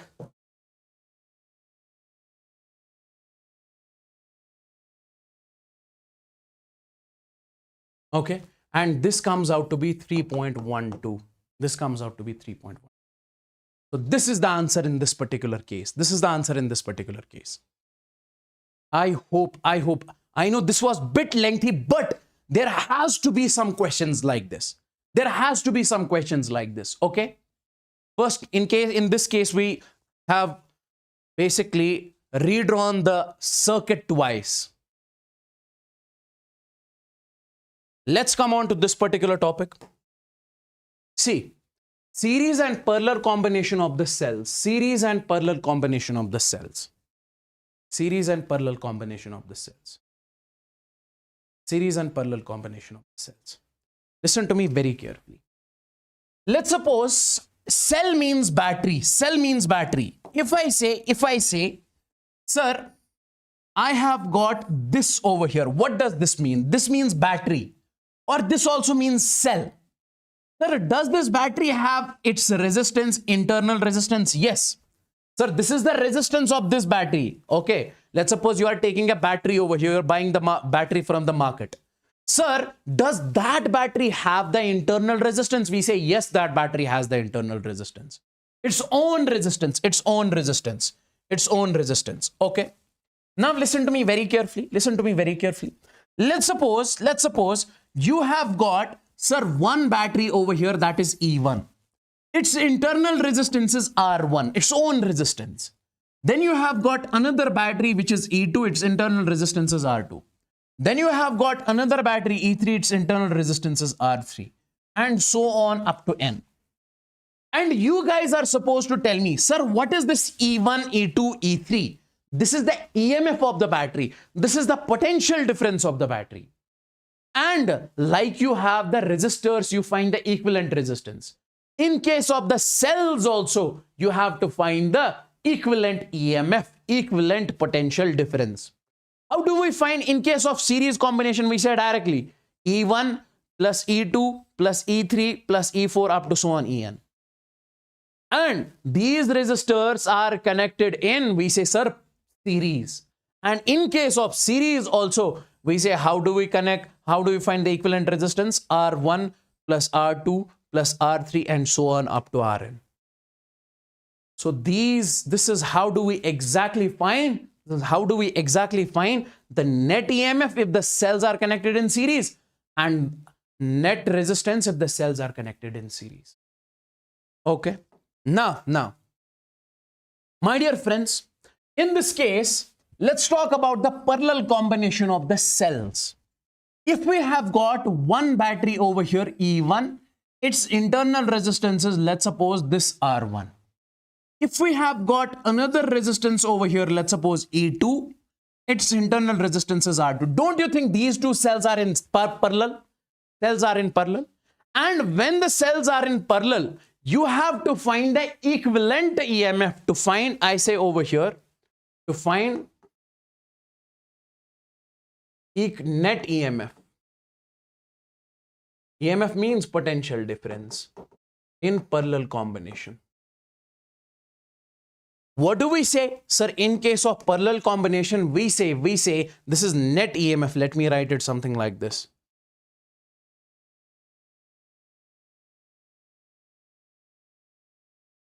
Let me write it something like this.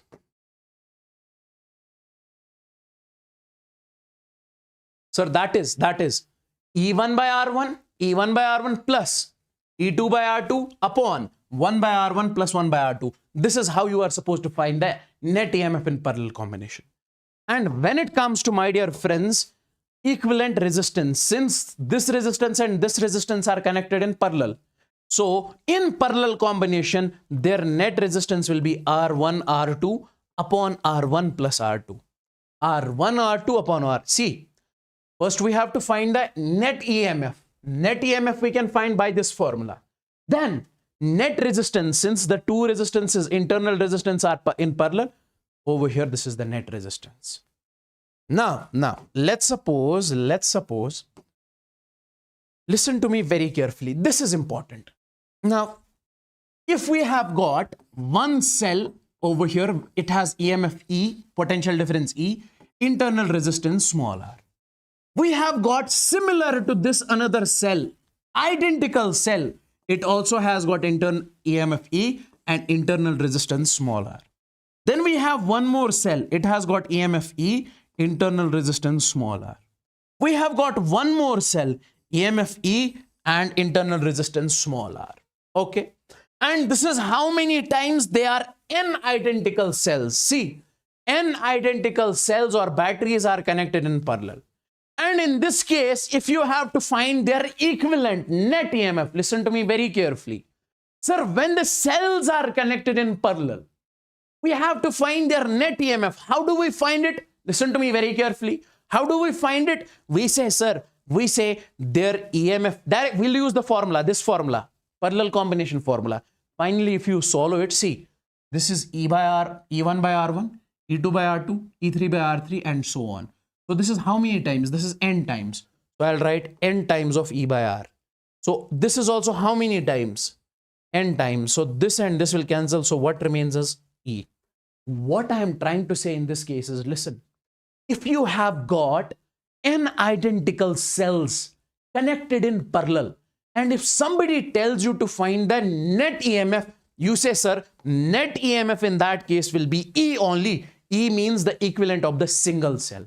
Means there is no use of connecting the cells in the series, in the parallel. Okay. Now, let's suppose you have got, this is what we call the mixed grouping. This is what we call the mixed grouping. See. What does mixed grouping actually mean? Mixed grouping means, see, the cells in this case, let's suppose this is the first cell. This is one more cell. This is one more cell. These cells are connected in series. Also, the cells are connected in parallel. See, along this, it is parallel. Along this, it is series. This is what we call the mixed grouping. It's written, n cells are connected in series and m times in parallel. Sir, n number of cells, 1, 2, 3, 4, 5, 6, up to n. How many rows? M number of rows. M number of rows.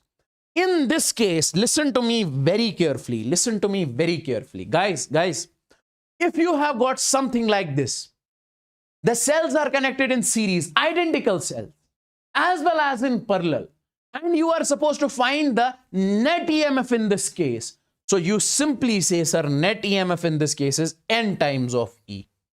Sir, n number of cells, n times of E. Net EMF in this entire combination is n times of E. And if somebody tells you to find the net equivalent resistance, what will you say? Sir, equivalent resistance, you will say, sir, R equivalent in this case will be simply NR divided by M. Okay. But E equivalent will be NE, n times of E. Is this crystalline clear? Tell me in the chats, guys. Is this crystalline clear? Tell me in the chats. All the people out there.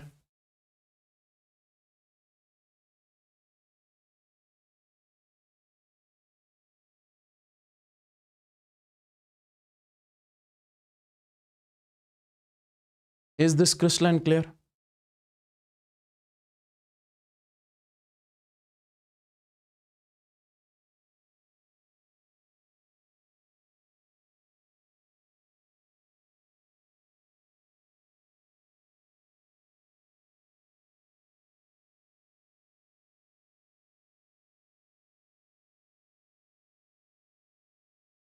Great.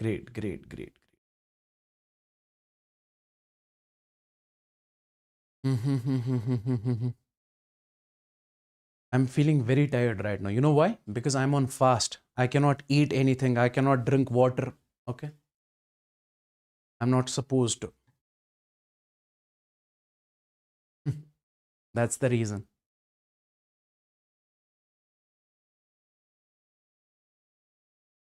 Great.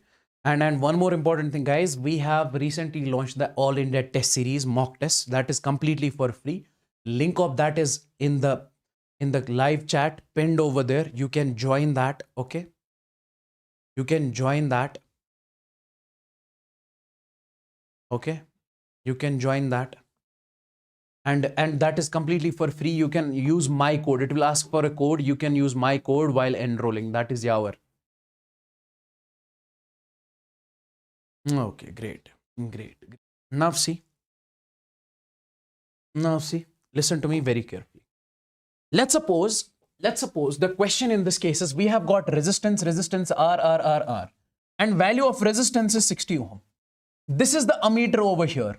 You guys are supposed to tell me find the current through ammeter. How much current will be flowing through ammeter? See, in this case, let me take the first branch only. This battery is over here. We say 120 volts. Okay. And then you have got this resistance. Then you have got this resistance. Can you tell me how much will be the current in this resistance? You say, sir, current I is equal to V divided by R. Sir, how much is V? Voltage is in this case 120 divided by resistance is how much? That is 60. So we say current in this case is 2 ampere. So I can directly say in this case it is 2 ampere. Now, can't you see that this battery is also directly connected to this resistance because this is in parallel? So if the battery is sending 2 ampere current along this, so 2 ampere will flow in this also because 120 by R, once again that will come out to be 2 ampere. So we say in this case also it is 2 ampere. In this case also it is 2 ampere. In this case also it is 2 ampere. Okay. And remember, my dear friends, current always flow in the loop, closed loop. Current always flow in the closed loop. So we say when it comes to this particular current, it flows, this current flows something like this. It will flow something like this. This current, this current will flow something like this. This current will flow something like this. Okay. And this current will flow something like this. This current will flow something like this. See, this third one, 2 ampere will flow, and it passes through ammeter. This 2 ampere will also pass through ammeter. This will also pass through ammeter. So how much current is passing through ammeter? We say 2 plus 2 plus 2 is 6 ampere. So we say answer in this case is 6 ampere. Answer in this case is 6 ampere. Okay. Okay. Can you tell me the answer of this particular question over here? Can you tell me the answer of this particular question over here? We have got cell 1, 2, 3, 2 resistors over here. Again, cells, and in this case, you guys are supposed to tell me the net EMF of this combination. See. How do we... What happened? Oh. Don't worry about your notes. I'll send those. Chill.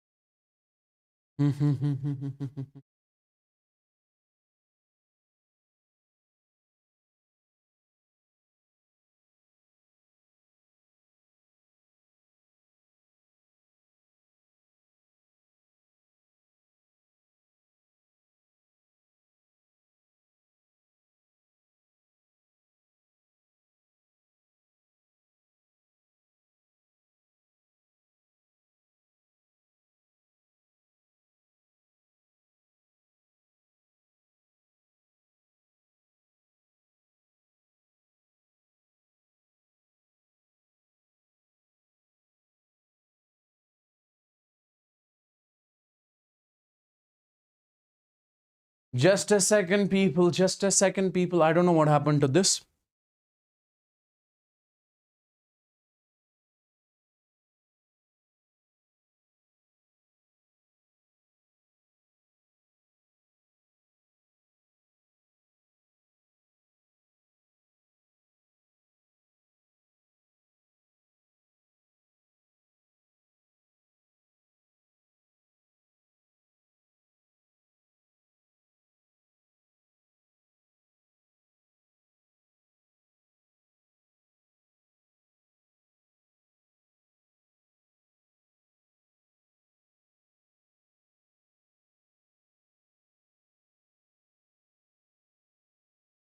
Just a second, guys. I'll load the PPT. It'll take me just 1 minute.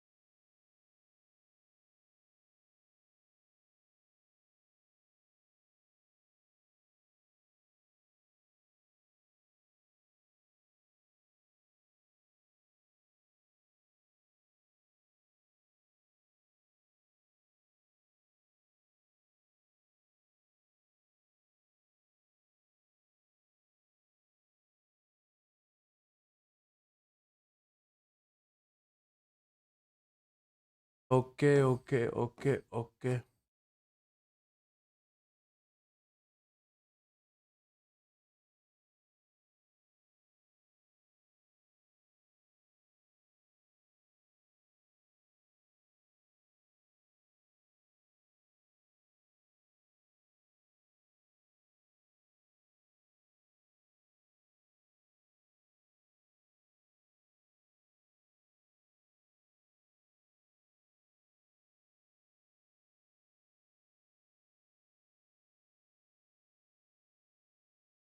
Yeah. Here is the question. Here is the question. See. In this case,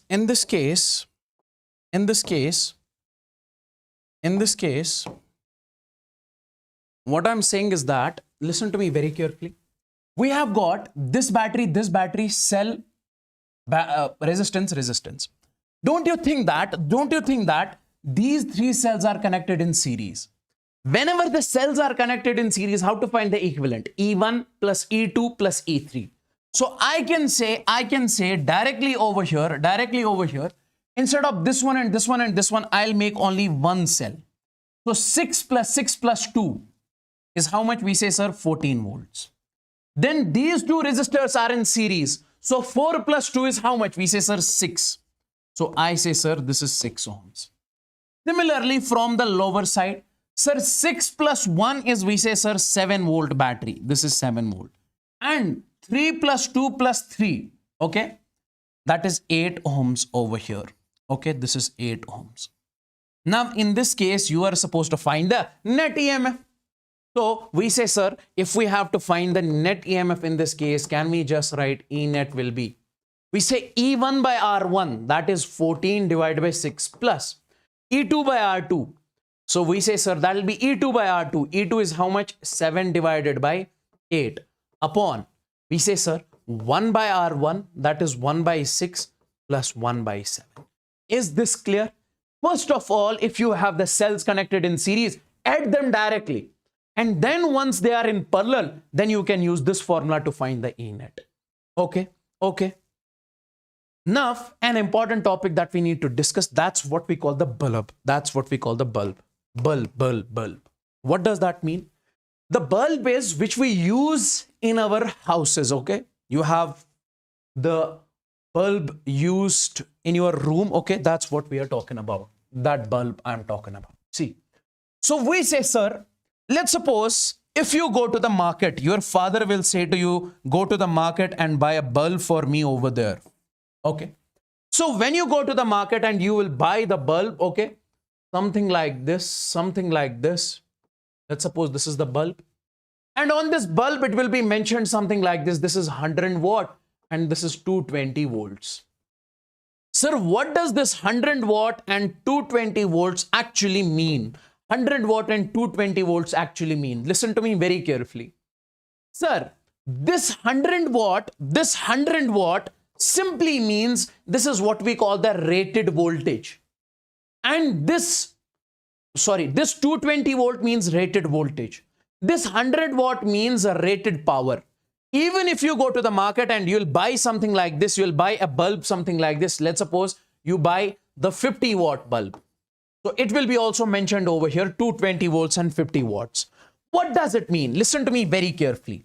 It means that if we give a supply of 220 volts to the bulb, in this bulb, if you are connecting at your home, you are sending the supply voltage of 220 volts.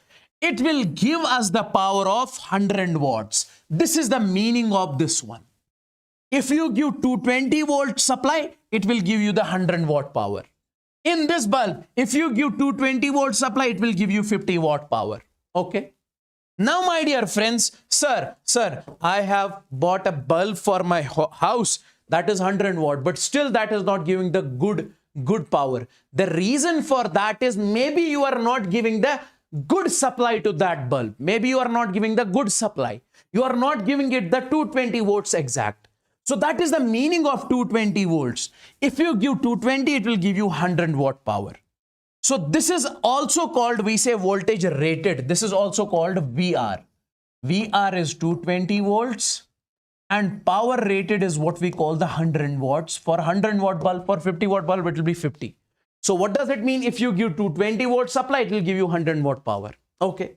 Now, there is one more point, that is what we call the power consumed or power supplied.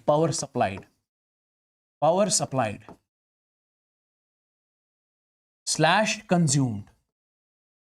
See, power consumed is something different. Let's suppose you have got this bulb over here. Okay. My dear friends, it's listen to me very carefully. We say, sir, its voltage rated is, let's suppose, 220 volts. But the voltage you are supplying to this is, let's suppose, 50 volts only. So we say, sir, if you are supplying the less voltage, it will give you less power. But if you supply 220 volt exact, it will give you 100 watt power exactly. Now listen to me very carefully.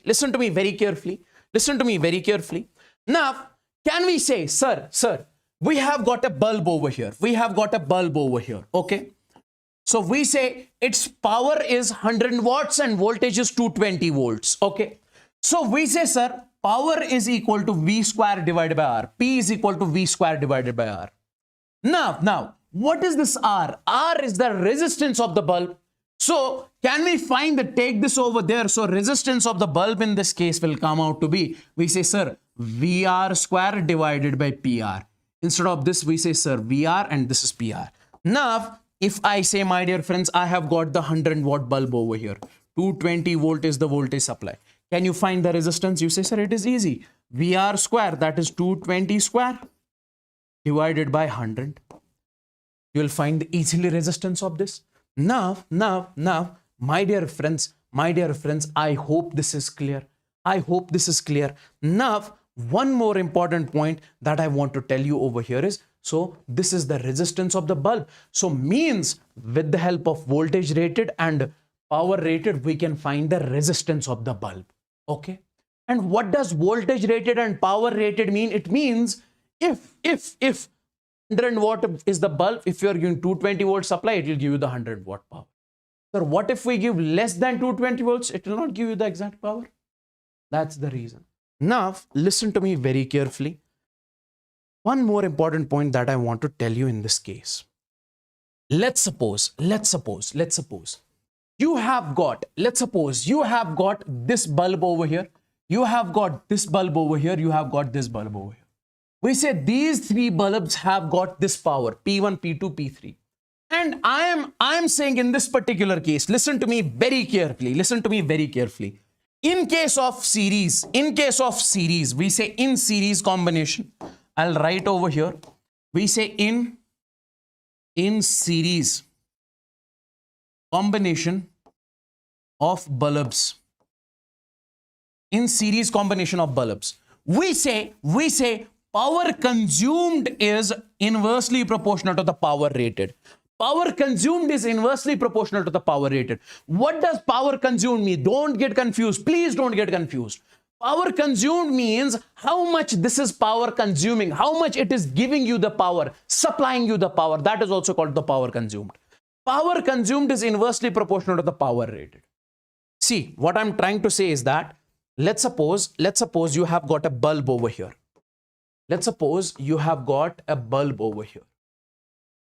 If I say its power rated is 100 watts, means it is supposed to give 100 watt power.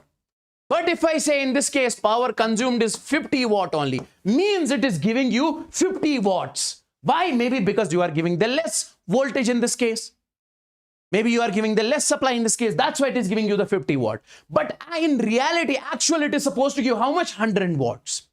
So we say, now, go to the market right now. You say, sir, I am buying 100 watt bulb and I am buying 50 watt bulb. Okay. This has got more power rated. This has got less power rated. Logically also, sir, the one which has got more power rated will give more brightness. That's the reason we say, hey, get me 100 watt bulb. That will give me, we say more brightness. But listen to me very carefully here. But if you use those bulbs in series combination, let's suppose you use 25 watt, 50 watt and 100 watt. In case of series combination, I'm saying power consumed is inversely proportional to the power rated. So come over here. Means the one which has more power rated, power mentioned, will consume less power and will give you less brightness. Now tell me over here, sir, 100 watt, 50 watt, 25 watt. This has got more power rated. The one which has more power rated will consume less power, will give less brightness. Can I say in case of series combination, brightness of 25 is greater than brightness of 50 is greater than brightness of 100 watt? I hope you got the feel. So means if you are buying the bulb from the market 100 watt and I'm asking you to use this bulb at your home, you're saying yes. Okay. So if you connect them in series, then you'll say, sir, 25 watt is giving more brightness. Yes, that's the reason we don't connect them in series combination. Okay. Now, we say, come over here. In case of parallel combination, we say power consumed is directly proportional to the power rated. The one which has got more power rated, mentioned power, that will consume more power, that will give more brightness. So 25, 50, 100, three are connected in parallel. Can you tell me which will give the more brightness in the chats? Can you tell me which one will give the more brightness in the chats, everybody? Which one will give the more brightness? In the chats, everyone means everyone.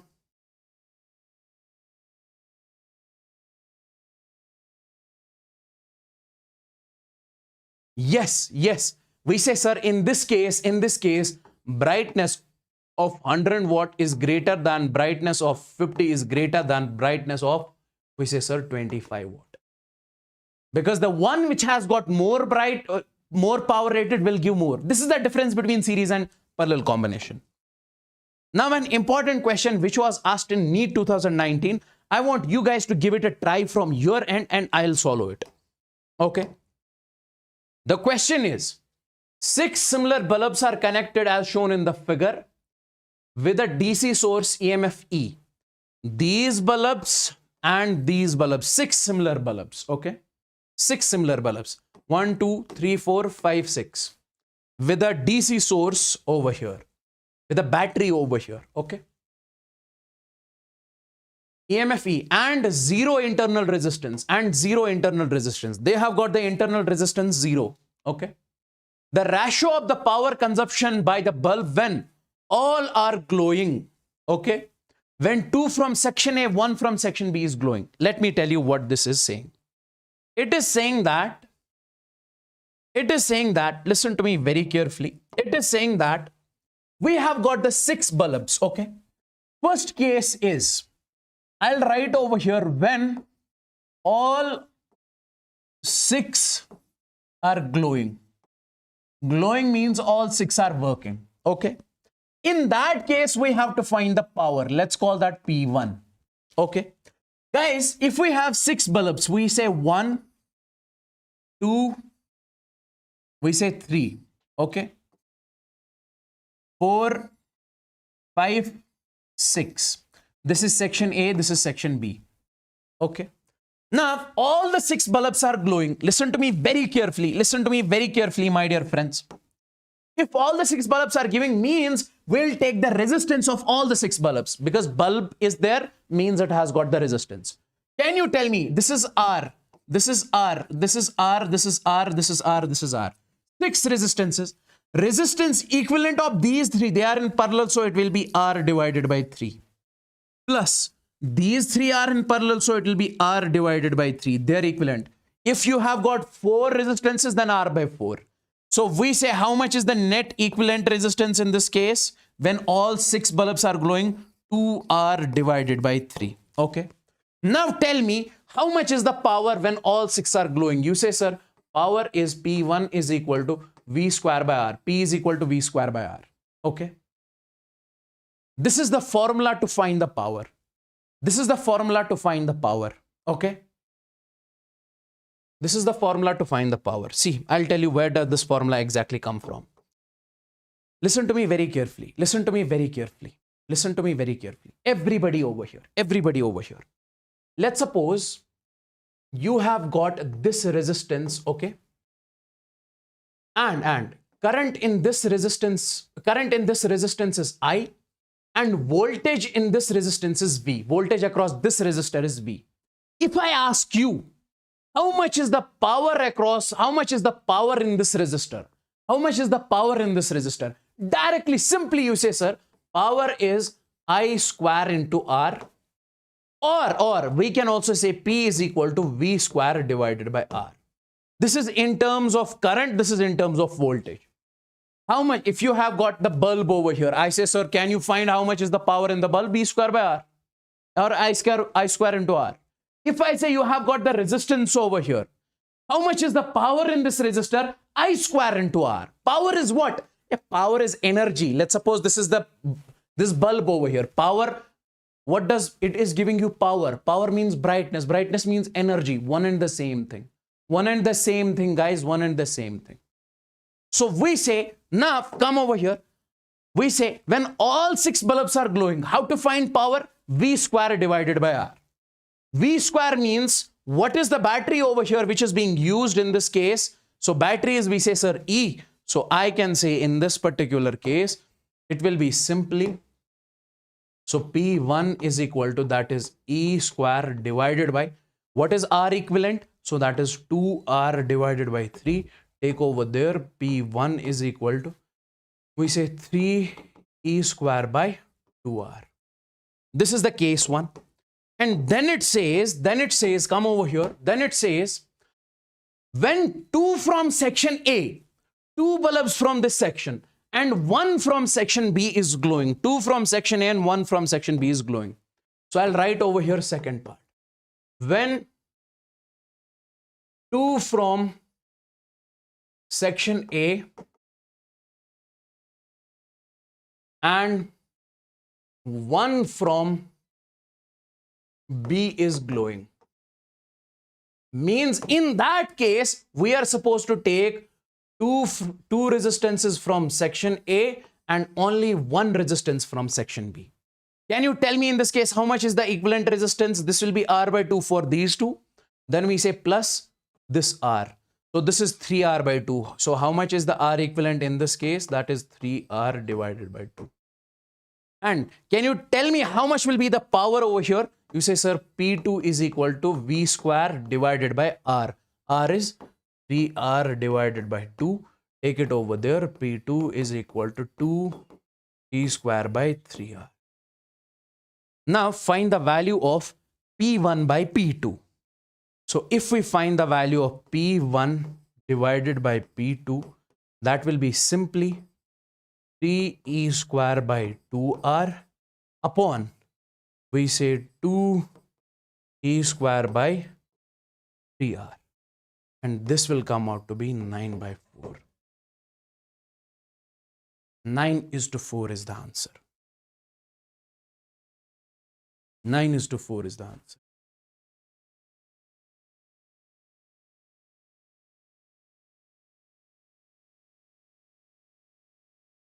Is this clear? Is this clear to each and everyone, guys? Tell me in the chats, bro. Is this crystalline clear? Is this crystalline clear? All the people out there.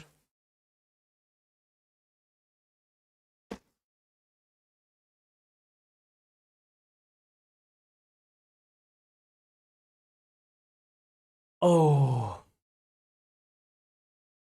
Tell me, guys. No. I'm not taking break. Okay, guys, wait. We have time. We are about to finish this chapter, okay? We'll finish the magnetism after this.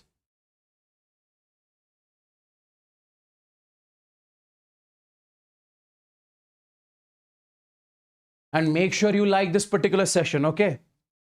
Make sure you like this particular session. Hit the like button. Everyone means everyone.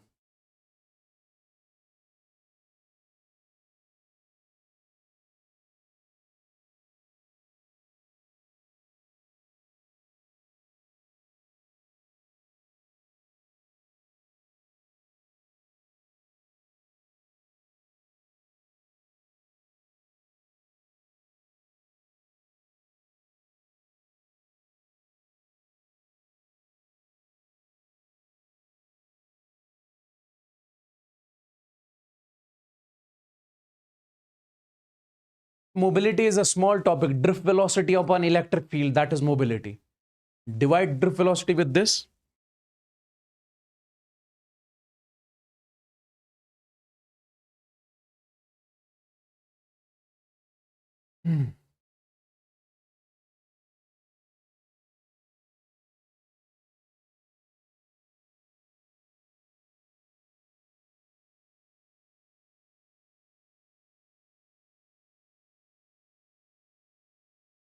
Okay.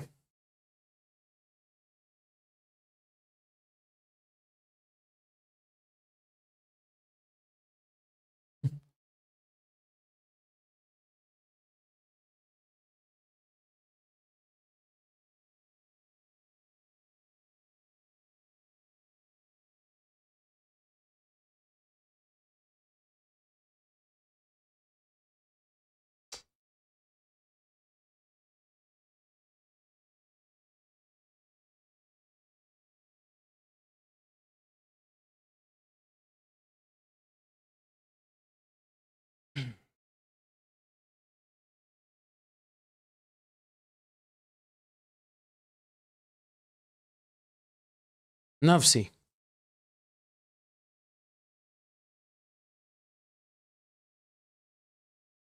Let's talk about the galvanometer. Let's talk about the galvanometer. Sir, what does galvanometer exactly say? What is this galvanometer? We say when it comes to this galvanometer, we say it is a device which is used to detect the current. It's a device which is used to detect the current. Sir, we can say it also measures the small range of current. It is mentioned over here. It also measures the small range of currents. Let's suppose you have got over here, this is a resistor, okay? In this resistor, current is flowing. If you want to check whether the current is flowing truly in this current or not, what will you do? You will connect a galvanometer over here. You will connect a galvanometer over here. So this galvanometer will tell you, it will show the deflection that yes, current is flowing in this one. And we say, let's suppose if I am taking the galvanometer over here, this is the current which can go through the galvanometer, which can measure the which galvanometer can measure. So we say this IG is the maximum current galvanometer can measure. Sir, what if we send more current than this? Then we say it will burn, okay? So that's the reason we say it has the capability to measure the small range of currents, okay? Because it has the capability to measure the small range of currents and it is used to detect the current. It can measure the current, but small range of currents.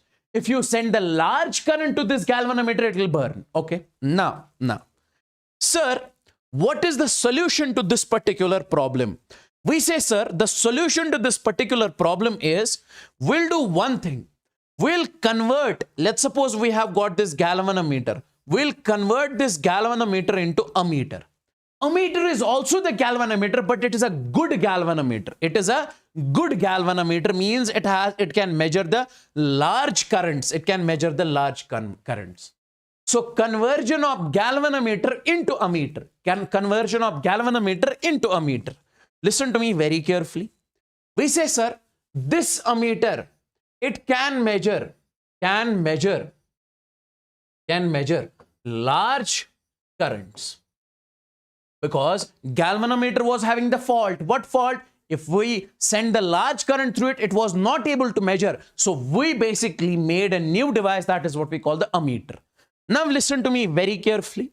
So if we have to create the ammeter from the galvanometer, what will we do? Let's suppose this is, we say, sir, galvanometer, okay? And in this galvanometer, what is the maximum current that can flow, that it can measure? We say, sir, IG, okay? What we are doing in this case is, we are connecting a resistance to this one. This in parallel, that is what we call the shunt. This is what we call the shunt resistance. So now this combination is what we call ammeter. This combination is what we call ammeter. Okay. My dear friends, if we are, listen to me very carefully. If we are sending the current I in this galvanometer, we say, sir, this galvanometer can measure only Ig. So Ig will go enter the galvanometer. So what about the rest of the current? Listen to me very carefully. We say rest of the current will flow through this, and that will be how much? I minus Ig will flow through this shunt. I minus Ig will flow through this shunt. Okay. Ig will flow through the galvanometer. I minus Ig will flow through this shunt. Now see, initially if you were sending, let's suppose 50 ampere, so this will burn. Now if you are sending, let's suppose 50 ampere, this has the tendency to measure 10 ampere only. So it will take its 10 ampere. So rest of the 40 will go along this. Okay. Now in this case, you are supposed to find the value of shunt. How much shunt should we basically connect over here so that it becomes the proper ammeter? See. Can I say across this galvanometer, how much is the potential difference? We say, sir, Vg. Across this, how much is the potential difference? We say, sir, voltage of shunt, Vs. Across this shunt, potential difference is Vs. Across this, it is. And in parallel combination, they are connected in parallel. We say in parallel combination, this Vg is always equal to, we say, sir, Vs. Now tell me in this case, sir, this Vg is how much? V is equal to I into R. I in this case is, we say, sir, Ig. R in this case is resistance of the galvanometer, that is capital G, is equal to. Now in this shunt, if you have to apply the Ohm's law, V is equal to IR. Can we say, sir, V is equal to I is how much? I minus Ig, okay, into R. R is in this case, we say, sir, shunt S. So can I say this shunt will be Ig into G upon I minus Ig, 110%. So this is the value of shunt in case of the galvanometer. Forget about this voltage and all. Directly, I am saying you guys to remember over here, if you have to convert the galvanometer into voltmeter, what you are supposed to do is take a galvanometer, connect a shunt resistance to it in parallel. Okay. Then we say if I is the current flowing in this, Ig will enter the galvanometer, in the shunt, I minus Ig will go. And what is the value of this shunt? Ig into G upon I minus Ig. Now let's solve the question on this. Let's suppose we have got this particular question in this case. A galvanometer of resistance 100 ohms. Okay. We are given a question. We have got a galvanometer and this is how much it is. G is equal to 100 ohms in this case. Okay. Is used to measure 10 ampere current. It can measure Ig. Value of G in this case is 10 ampere current. Okay.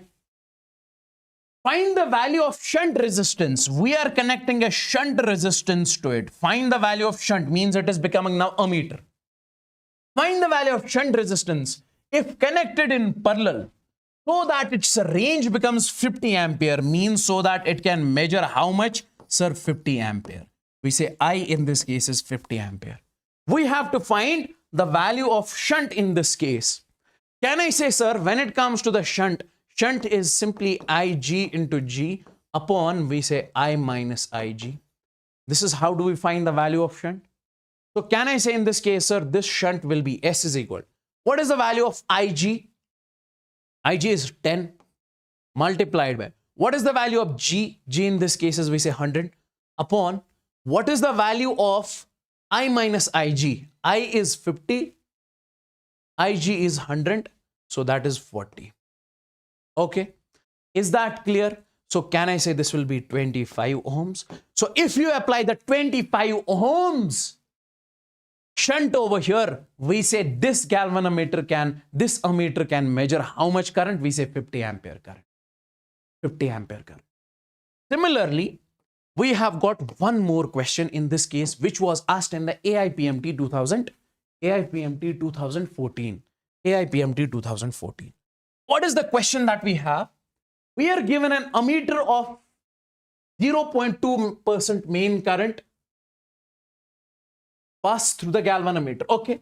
We are given an ammeter in this particular case.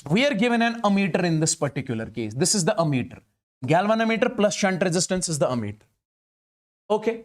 And if let's suppose I is the current which is entering this circuit, this ammeter, how much this galvanometer is able to measure? 0.2%.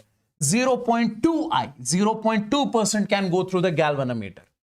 Okay. If the resistance of the galvanometer is G, its resistance is G. Okay. We are supposed to find the resistance of ammeter. Guys, we don't have to find the shunt over here. We have to find the resistance of ammeter, total net resistance. That is this resistance plus this resistance. Okay. Resistance of galvanometer is given as G, and we'll first find the value of shunt, then we will find the net resistance. I hope you got it. I hope you got the question.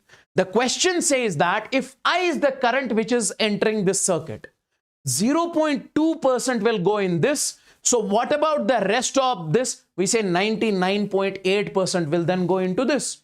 I minus Ig is this. Okay. 100 minus 0.2 is 99.8. So that will go into the shunt. So we have to find the resistance of this complete ammeter. First we'll find the resistance of the shunt, then we will find the net resistance. Now see, if I say in this particular case, listen to me very carefully. Can I say to find shunt, we say sir shunt, to find shunt, can I say sir this shunt is Ig into G upon we say I minus Ig? Yes. So I can write over here, what is Ig? Ig is 0.2I, okay, 0.2I into G, galvanometer is G only, upon I minus Ig. I minus Ig is how much? 99.8 I. Okay. Now can you solve this? So we can write it 2 by 10. This will be 2 by 10 into G upon. This is 998. This I and I will cancel. 990 by A. See, this is 998 by 10. 10 and 10 will cancel. 2 ones, 2. And this will 998 divided by 2. This is 499. Directly I'll write over here. This will come out to be G by 499. Okay. If you solve this, it will come out to be G by 499. So shunt in this case came out to be G by 499. Now guys, you know this resistance, you know this resistance. You have to find equivalent resistance. See, R equivalent in this case is, listen to me very carefully. Whenever you have got one resistance, another resistance, this is R1 and this is R2. And these two resistances are in parallel. If you have to find their equivalent, how do we find equivalent in parallel? 1 by R equivalent is equal to 1 by R1 plus 1 by R2. And if you have got the two resistors in series, in this case, how to find the equivalent? R equivalent will be R1 plus, we say, sir, R2. And over here, if we solve this, this will be 1 by R equivalent is equal to, this is R1 plus, we say, sir, R2 upon R1 into R2. Now do the reciprocal. So R equivalent in this case will be R1 into R2 upon R1 plus R2. Now come over here. This is the formula that we use in the parallel. Now in this particular case, can we say, sir, this and this are in parallel? So what is the equivalent resistance? R1, that is G. Okay. R2 is S upon G plus S. R1, R2 upon R1 plus R2. So we can write this is G. What is the value of S over here? S is G by 499. G divided by 499 upon G plus S. G plus, what is S? S is G by 499. G by 499. So this will be G square divided by 499 divided by 499 G plus G is 500 G. G divided by 499. So answer in this case is G by 500. So net resistance of this ammeter is G by 499. Net resistance of this ammeter is G by 499. I hope this is clear. I hope this is clear. Let's move on to the next one. Let's move on to the next one. Now see. Conversion of galvanometer into voltmeter. Sir, what does voltmeter mean? Voltmeter means it measures the potential difference. Measures the potential difference. So means, sir, galvanometer also measures the potential difference? Yes. Now, we say if galvanometers measures the potential difference, why do we have to convert this galvanometer into voltmeter? Because this galvanometer is producing large errors. This galvanometer is producing large errors. That's the reason we are converting this into the voltmeter. Voltmeter is able to measure the potential difference without the errors. Now see, sir, if we have to convert this voltmeter into the galvanometer into the voltmeter, what will we do? Let's take the galvanometer over here. Okay. We connect the shunt resistance in series in this case. Okay. So this combination is what we call the voltmeter. That's it. This combination is what we call the voltmeter. If we connect the shunt resistance in parallel, we say it becomes a meter. If we connect the shunt resistance in series, we say it becomes the voltmeter. Now, here, what is the value of the shunt resistance? What is the value of the shunt resistance? See, the value of the shunt resistance in this case is V divided by IG. See, let's suppose across this potential difference is V. Across this potential difference is V. Across this voltmeter. So can we say V is equal to I into R? Yes, sir. So we say V is equal to, what is the current in this? We say, sir, that is IG. IG is the current over here. Multiplied by resistance. Resistance of galvanometer plus resistance of shunt. That is G plus, we say, sir, S. Now take it over there. V minus, we say, sorry, it will be V divided by IG. We say V divided by IG and take it over here. Minus G is equal to S. That is what I'm saying. This is the value of shunt over here. So how much amount of shunt you need to apply? So it becomes this. Now let's solve the question on this one. A galvanometer has a coil of resistance 100 ohms, gives a full scale deflection of 30 milliampere current. Okay. If it works as a voltmeter of 30 volt range, the required resistance is.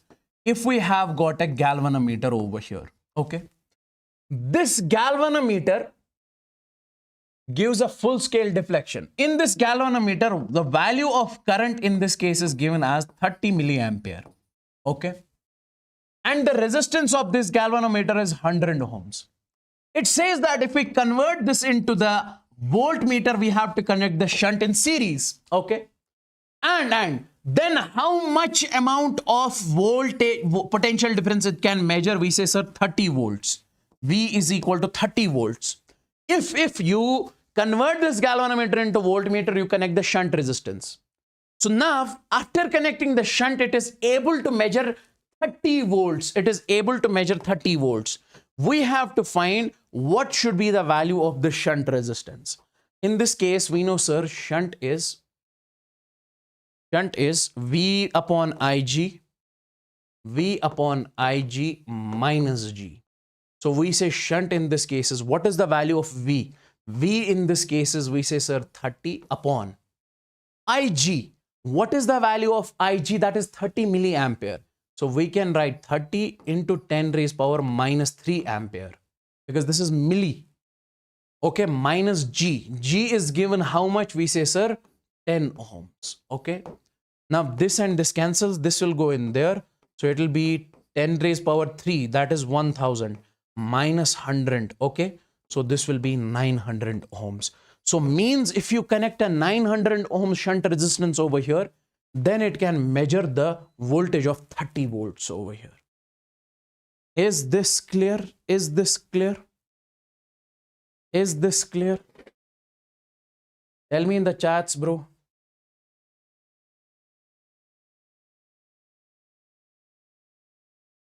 Tell me in the chats, bro.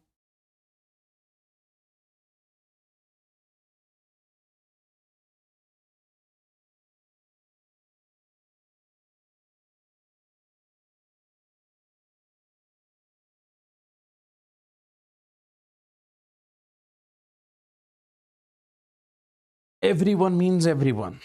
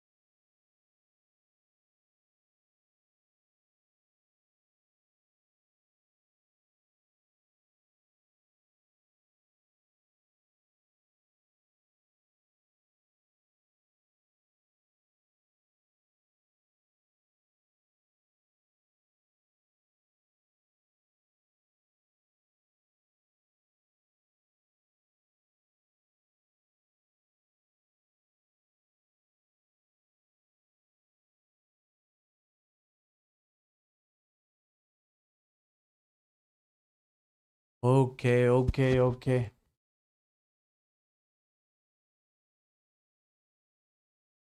Yo. A Wheatstone bridge is easy. One resistance, another resistance, another resistance, another resistance. Okay. This is R1, this is R2, this is R3, and this is R4. Okay. We say if the potential of this and this is, we say equal. Okay. Or we say if the ratio of this resistance by this resistance is equal to this by this, R1 by R2 is equal to R3 by R4, then we can remove the middle resistance and solve this. That is the Wheatstone bridge. I'll show you, okay? In the tomorrow's session, I have put up the questions on this. In the tomorrow's session, I have put up the questions on Wheatstone bridge. Let me show you this. See. Before that, let me tell you something. Before that, let me tell you something. What is that? See. If I say I have got a galvanometer over here and I want to convert this galvanometer into the ammeter. So what will I do? We'll connect this as shunt resistance to it. Now I want to convert this entire thing into the voltmeter. I'll connect one more shunt resistance S dash in series. Again, I want to connect this in ammeter, so we'll connect one more shunt resistance S double dash to it. Again, we want to convert this in, we say as a voltmeter, we say this will be S triple dash. Okay. By connecting the shunt in series, you will convert this in the voltmeter. By connecting the shunt in parallel, you'll make this as a ammeter. Okay. Now, let's suppose some people are saying over here, let's suppose we have got over here resistance R, we have got over here resistance R, and we have got over here resistance R, and we have got over here resistance R. And in between this, we have got the resistance R. Okay, this is the point A and this is the point B. If I ask you the question in this case, find R equivalent in this case. Is it possible for us to find the equivalent resistance in this case? We say, sir, no. Why? Because these two resistors, it doesn't look like they are in series because this is in between. And these two resistors, we cannot say use the series parallel over here. We cannot use the series parallel over here. What we say in this case is, if we say this divided by this is equal to this divided by this, if the ratio of this resistance by this resistance is equal to the ratio of this by this, means if R1 by R2 comes out to be equal to R3 divided by R4, then remove the middle one. So then we can remove this middle one. See, clearly in this case, sir, this is R by R is 1. R by R is 1. So means a ratio is equal. So I can say in this particular case, we can remove this middle resistor. Now, if we have removed this middle resistor, can we now find the equivalent? Now it is easy, sir. These two are in series. So we can make it something like this. R plus R now becomes, we say, sir, 2R. Okay. And over here, R plus R also becomes, we say, sir, 2R over here. Okay. Now, these two are in parallel. Now, you can say, sir, R equivalent in this case is, We say, sir, how much? That will be 2r divided by 2, and that will be r. This will be equivalent. Now is this clear? This is Wheatstone bridge. Tomorrow I have put up the questions in the tomorrow session on this. Now, we are done with this. Let's move on to the next chapter. That is, we say, sir, magnetic effects of current and magnetism. Okay. Now, see.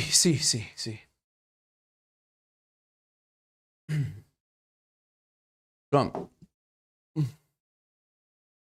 What is the first thing that we need to learn in this particular chapter? What is the first thing that we need to learn in this particular chapter? We say, when it comes to this particular chapter, first thing we need to start with the Biot-Savart's law. First topic that we need to start is, we say that is Biot-Savart's law. What does Biot-Savart's law exactly say? See. It says that if we have, let's suppose, a wire over here. This is a wire, okay? And in this wire, I am saying the current is flowing. That current is I. That current is I, okay? Now, my dear friends, we say if we have got a wire, let me show you over here. If we have got a wire over here, and in this wire current is flowing I, we say, sir, this wire is producing the magnetic field at this r distance. So listen to me very carefully. We say if we place a magnetic compass over here, this is the magnetic compass. Magnetic compass is used to detect the magnetic field. If I say, sir, if I place the magnetic compass over here, and if it is deflecting, means magnetic field is present at this point. So I can conclude that if we have got a wire over here, and if in that wire, we say current is flowing, so it creates the magnetic field around it. I'll write over here. A current carrying wire. A current carrying wire creates the magnetic field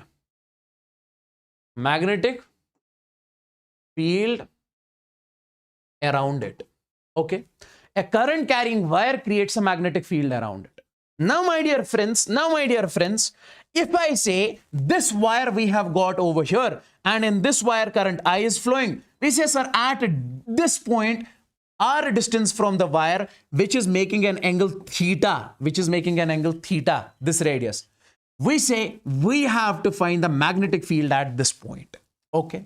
Now guys, listen to me very carefully. This Biot-Savart's law doesn't tell us the magnetic field due to the whole wire. But I am saying that to take a small current element IDL. Current element means small current. See, if I say this is the whole wire, if I say take an element over here, you say take an element means DL. And in this, if the current is flowing I, so this will be current element IDL. This will be current element IDL. So I say, because of this small current element IDL, at r distance, the magnetic field which is being produced is mu naught by 4 pi. Okay. This is the constant. Mu naught is the permeability. And then IDL is the current element. Okay. Sin theta is the angle between this IDL and this r, divided by r square. R is basically the distance from that. I'll write over here. This is the magnetic field. We represent magnetic field with B due to a small current element. Due to a small current element at r distance. Don't say this is the magnetic field because of the whole wire. This is the magnetic field because of a small current element IDL. Okay. Now, my dear friends, listen to me very carefully in this case. If this is the magnetic field because of the small current element at r distance, IDL sin theta. IDL is the current element. Theta is the angle between this r and IDL. Okay. And we say this r is, in this particular case, the distance.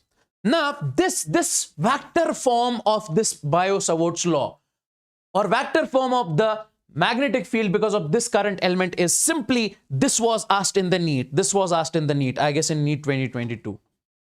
This was asked in NEET 2022. So that is mu naught by 4 pi, mu naught by 4 pi. Then we say ideal cross R divided by R cube.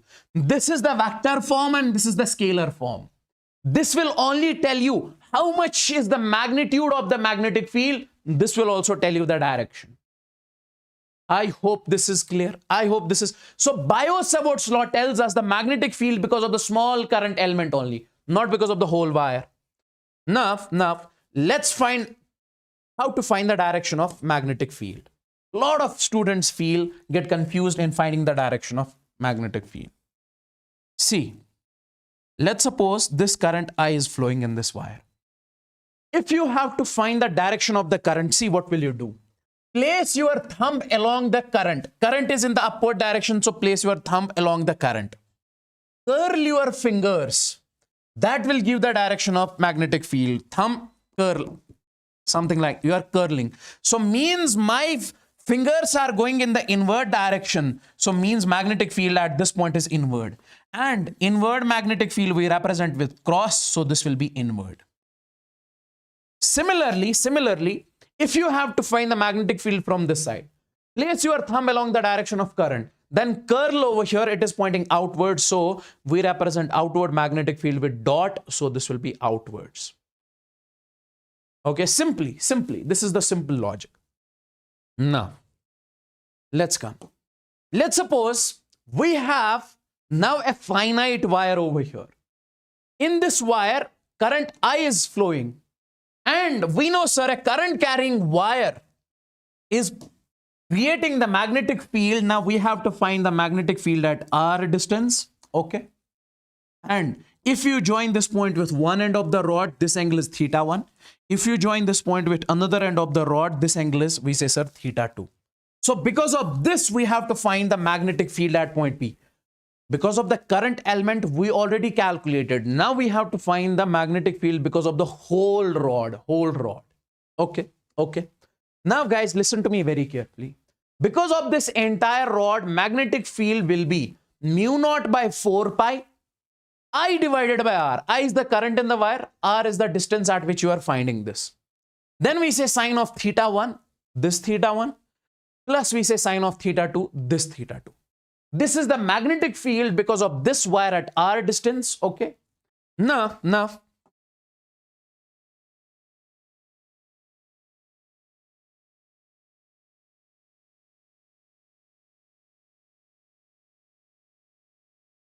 Okay. Now come over here. Let's suppose magnetic field due to the infinite wire. If we have got a wire over here, it is going till infinity, it is infinitely long.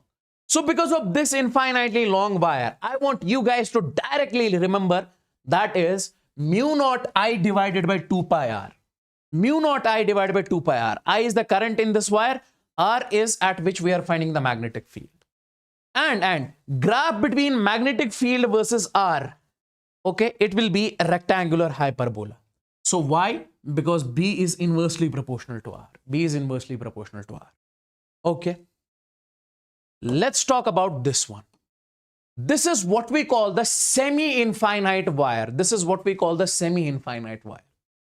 Sir, what does semi-infinite wire mean? Semi-infinite wire means which is going till infinity from one end only and another end is fixed.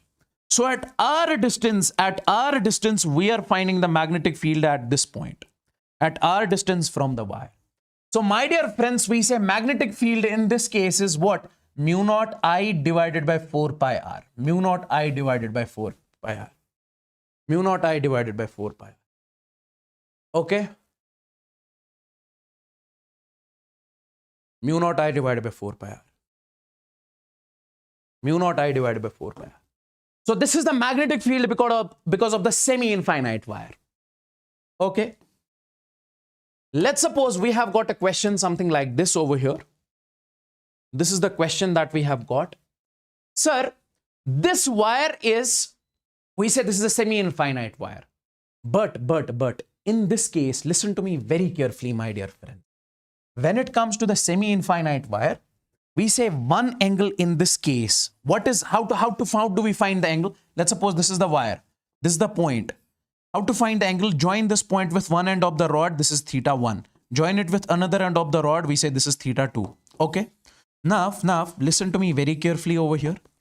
When it comes to the semi-infinite wire, since this is going till infinity, so if you have to join this point with this one end, which is at infinity, you have to make the line something like this parallel.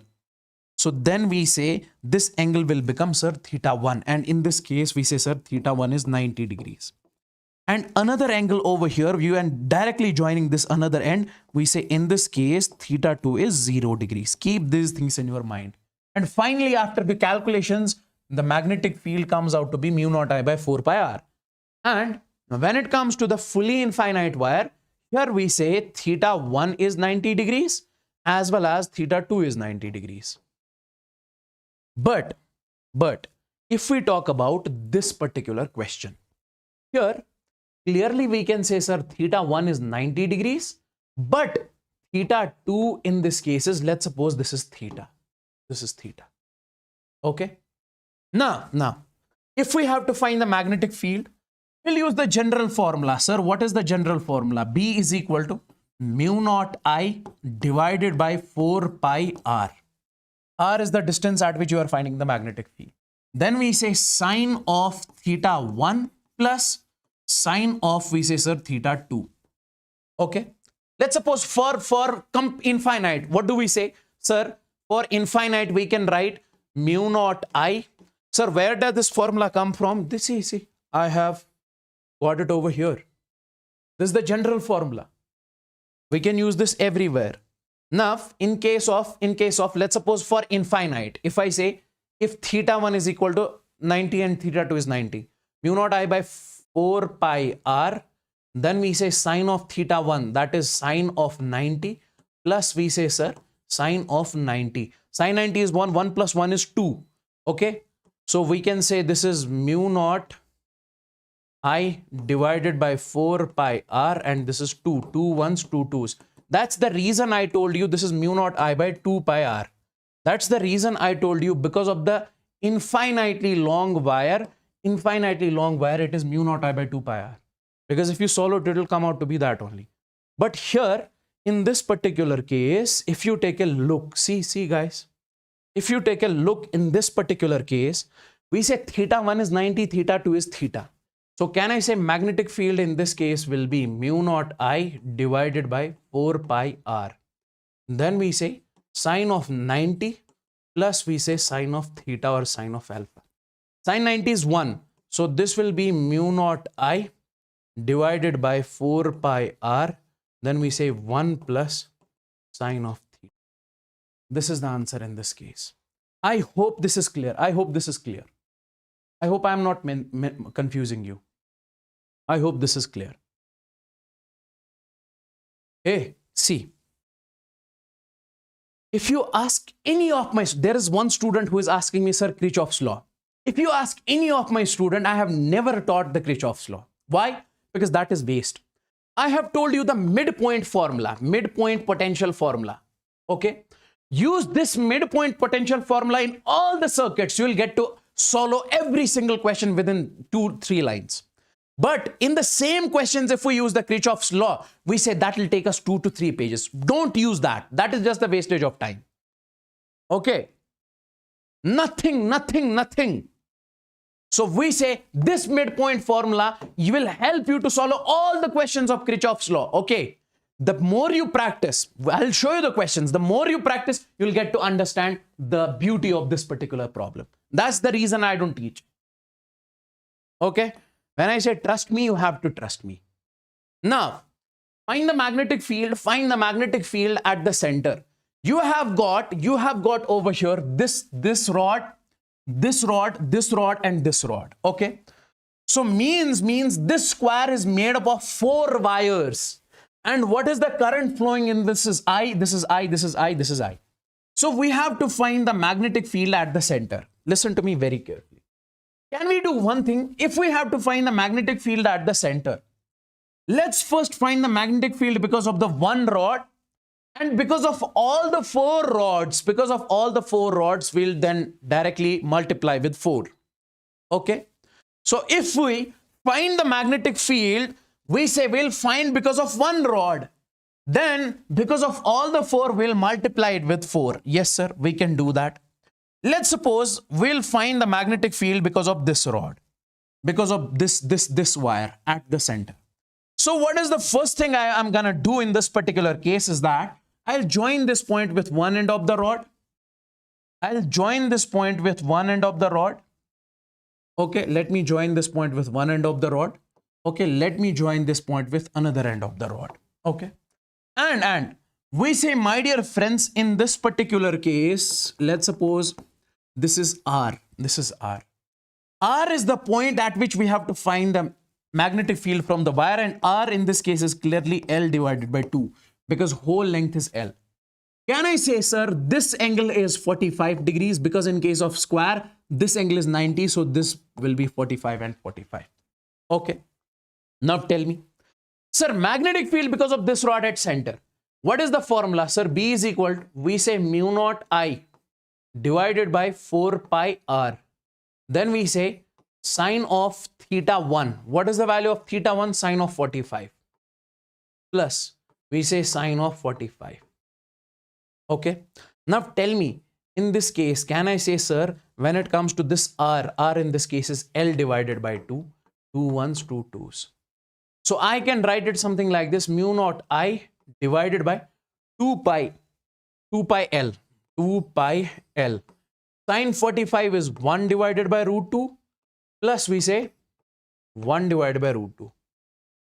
Okay. I can write it further something like this. So this will be over here mu naught I divided by, we say 2 pi L, and then we say this is 2. 1 plus 1 is 2 by root 2. 1 plus 1 is 2 by root. Okay. Now tell me one thing, guys. You can even this 2 and this 2. Okay. Now what we can do in this case is, so it will be finally mu naught I divided by root 2 pi into L. Now do one thing, rationalize root 2. Okay. 2 by root 2. Let's keep it like this only. Okay. So this is the magnetic field. Because of one rod. Okay. Now this is because of one rod. Can you tell me what is the magnetic field because of the 4 rods? Sir, that will be magnetic field. I'll write over here. B net in this case will be, sir, 4 times because of this, because of all the rods, all the wires will create the same magnetic field. 4 times mu naught I divided by under root 2 pi into L. Okay. Now tell me, guys, see, why are we adding over here? We say, sir, magnetic field in this case because of the all rods will be inward. Because of this rod, place your thumb along current, it will be inward. Because of this rod, it will be inward. Because of this rod, it will be inward. So that's the reason I am multiplying 4 over here. Okay. So further also we can simplify this. In this case, I can write B net is equal to, we say, sir, 4 mu naught I divided by under root pi into L.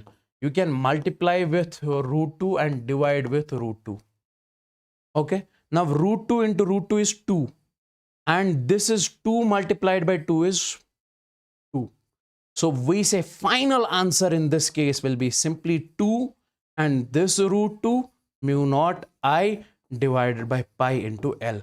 If there is anyone who is getting confused in this one, then you have the problem in your mathematics. Okay. So this is, we say, the net magnetic field in this particular case because of all the 4 rods we are given over here. Okay.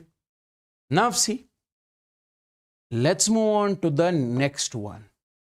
This one. See, magnetic field on the axis of the circular. Okay. Now guys, listen to me very carefully. let's suppose we have got, over here a ring, okay, and or you say circular current carrying loop, and in this ring we say, let's suppose current I is flowing.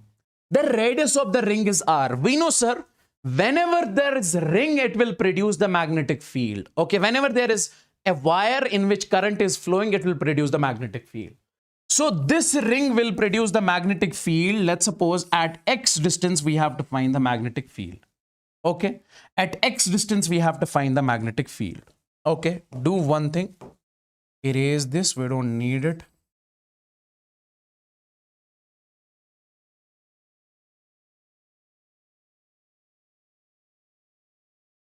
So we have to find the magnetic field at X distance. We have to find the magnetic field at X distance. Now see, my dear friends. So we have got a ring in which current is I flowing. So radius of the ring is capital R. And because of this ring, we have to find the magnetic field at X. Now tell me one thing. Can I say in this particular case,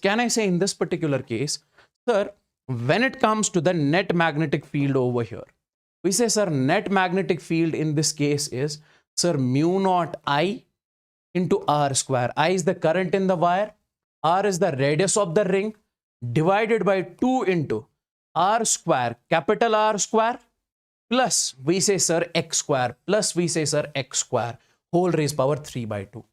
This is the magnetic field because of this ring in which current is flowing. At what distance? We say, sir, at X distance, okay. Now guys, if I say how much is the magnetic field at center, if you keep on reducing this X and if you reach the center, and if you put the value of X as center, that is 0, put X is equal to 0 over here. So answer will come out to be mu naught I by 2R. So because of this ring in which current is flowing at X distance, magnetic field is this much. But at center, magnetic field is mu naught I by 2R. This is very important that you guys need to remember. Okay. Now come over here. Magnetic field due to a segment of ring. Let's suppose you have got a ring, segment of ring over here. Some part of the ring. Already we discussed. Okay. We say, sir, in this part of the ring, we say current I is flowing. In this part of the ring, we say current I is flowing. Okay.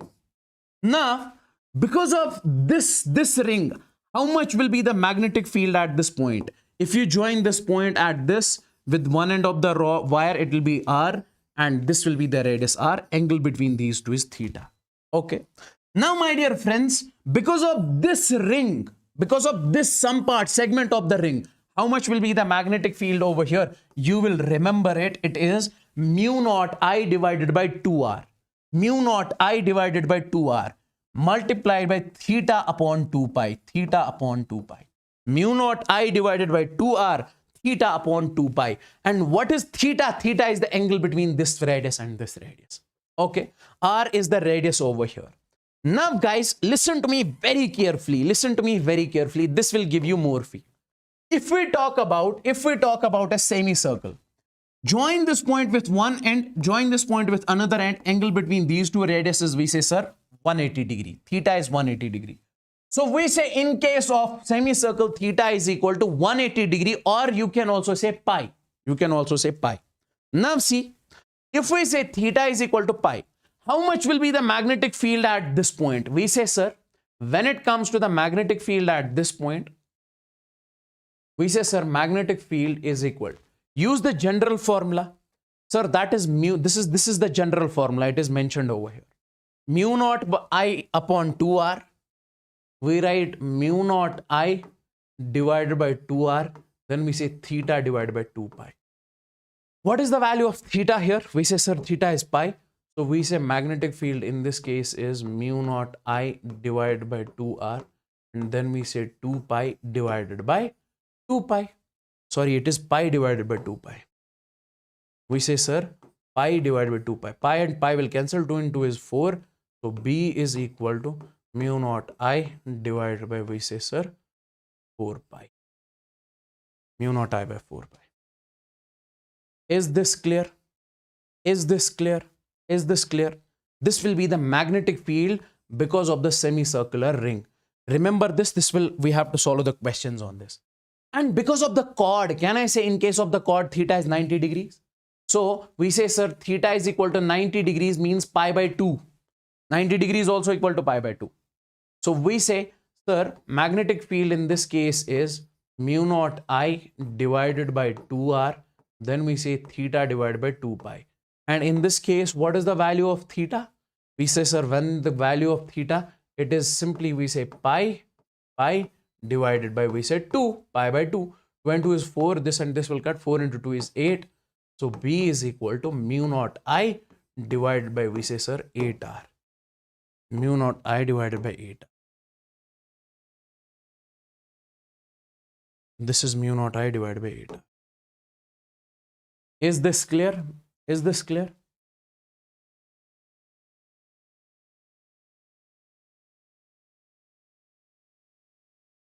Mu naught I by 8r. So because of the semicircular ring, it is mu naught I by 4r. And because of the chord, it is mu naught I by 8r. Okay. Now we have got this question over here. And if somebody wants to find the direction, how do you find the direction? See, I say in case of this ring, curl your fingers along the direction of current. Okay. To find the direction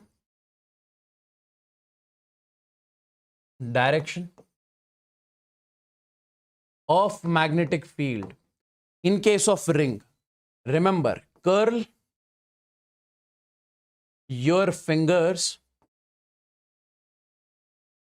along the current. Thumb gives the direction of magnetic field.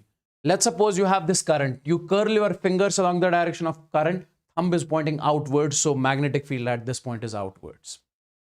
Okay. Similarly, you can say in this particular case, curl your fingers along the direction of current, magnetic field at this point is outward. Okay. Now solve this particular question. Tell me the answer of this question over here.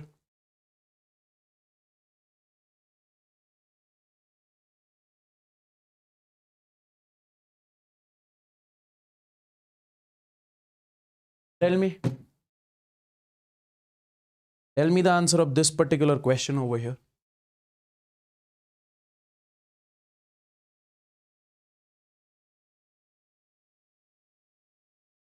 You have got a semicircular ring, its radius is given as 2r, and another semicircular ring, its radius is given as r. You guys are supposed to tell me the magnetic field because of this and magnetic field because of this. And one more important point I just want to tell you, that is if I say you have got this wire, okay, in which current is I flowing, you can find the magnetic field at this point, that is clear. But if I say at this point along its axis, we say magnetic field at this point will be 0.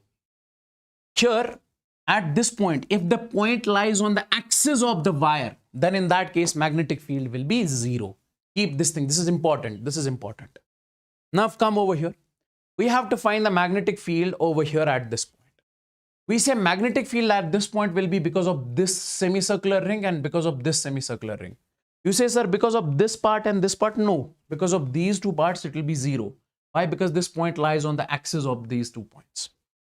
So can I say in this particular case, net magnetic field will be simply because of this bigger semicircular ring, that is first, that is B1, plus magnetic field because of this one, that is B2, B1 plus B2. B1 plus B2. Okay, B1 plus B2. Now, you have to tell me how much is this B1? Sir, B1 means, sir, magnetic field because of the semicircular ring. Because of the semicircular ring, can you tell me how much is the magnetic field? Come over here. Sir, because of the semicircular ring, magnetic field is mu naught I by 4r. Mu naught I by, this is r, this is r, this is r. Mu naught I by 4r. Okay. Mu naught I by 4r. So we say this will be mu naught I divided by 4r. Okay. Then we say plus because of this ring, And in this case, what is the value of r? That is 2r. So it will be 4 multiplied by 2r. And because of this semicircular ring, we say, sir, it will be mu naught I divided by 4 into this radius, which is r. So I can write it over here. So this is mu naught I divided by 4 into 2 is 8. So mu naught I divided by 8r plus mu naught I divided by 4r. Further also you can simplify it. This is the simple logic. This is the simple logic. Okay. Is this clear? Is this clear? This is the net magnetic field.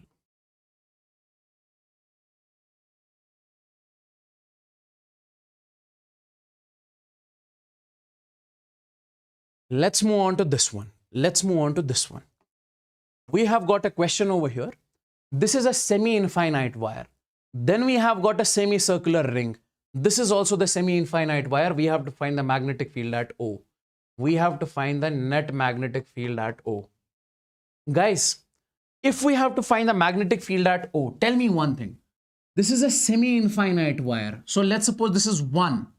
Let's call it wire 1. And this semicircular ring, this is wire 2 and this is wire 3. Can I say magnetic field at this center will be, sir, magnetic field due to this wire 1 plus we say magnetic field due to wire 2 plus we say magnetic field due to wire 3, due to this wire 3. B1 plus B2 plus B3. Okay. Now, my dear friends, I can simply say in this particular case, if this is B1 plus B2 plus B3, because of the semicircular wire, how much is the magnetic field? Come over here. Let's find, see, because of the semicircular wire, because of the semi-infinite wire, how much is? Mu naught I by 4 pi r, mu naught I by 4 pi r. Now, I can write over here. So this will be, because of this, it is mu naught I divided by 4 pi and this is r, at r distance we are finding. Then plus.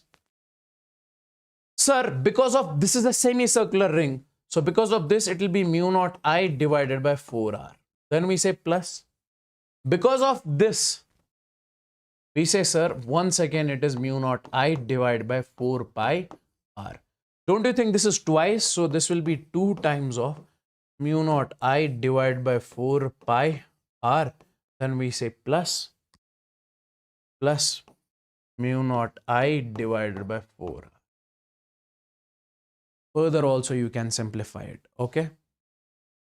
Okay. You can take what you can take in this case common. Mu naught I divided by 4, or you can take common. It will be 2 by pi plus 1. 2 by pi plus 1. Okay. Let's move on to the next one. Ampere's circuital law. Ampere's circuital law. Ampere's circuital law.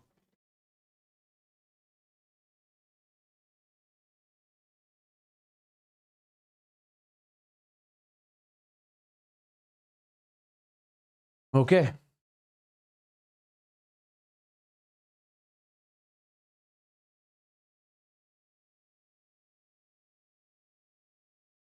Guys, hit the like button if you have not liked the session.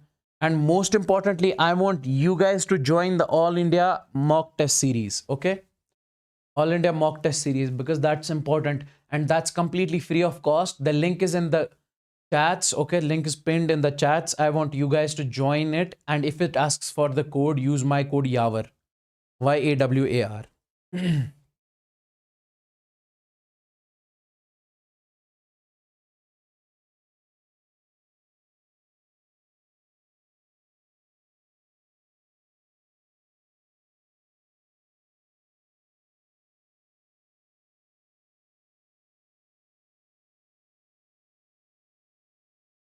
Okay, great, great, great, great, great, great.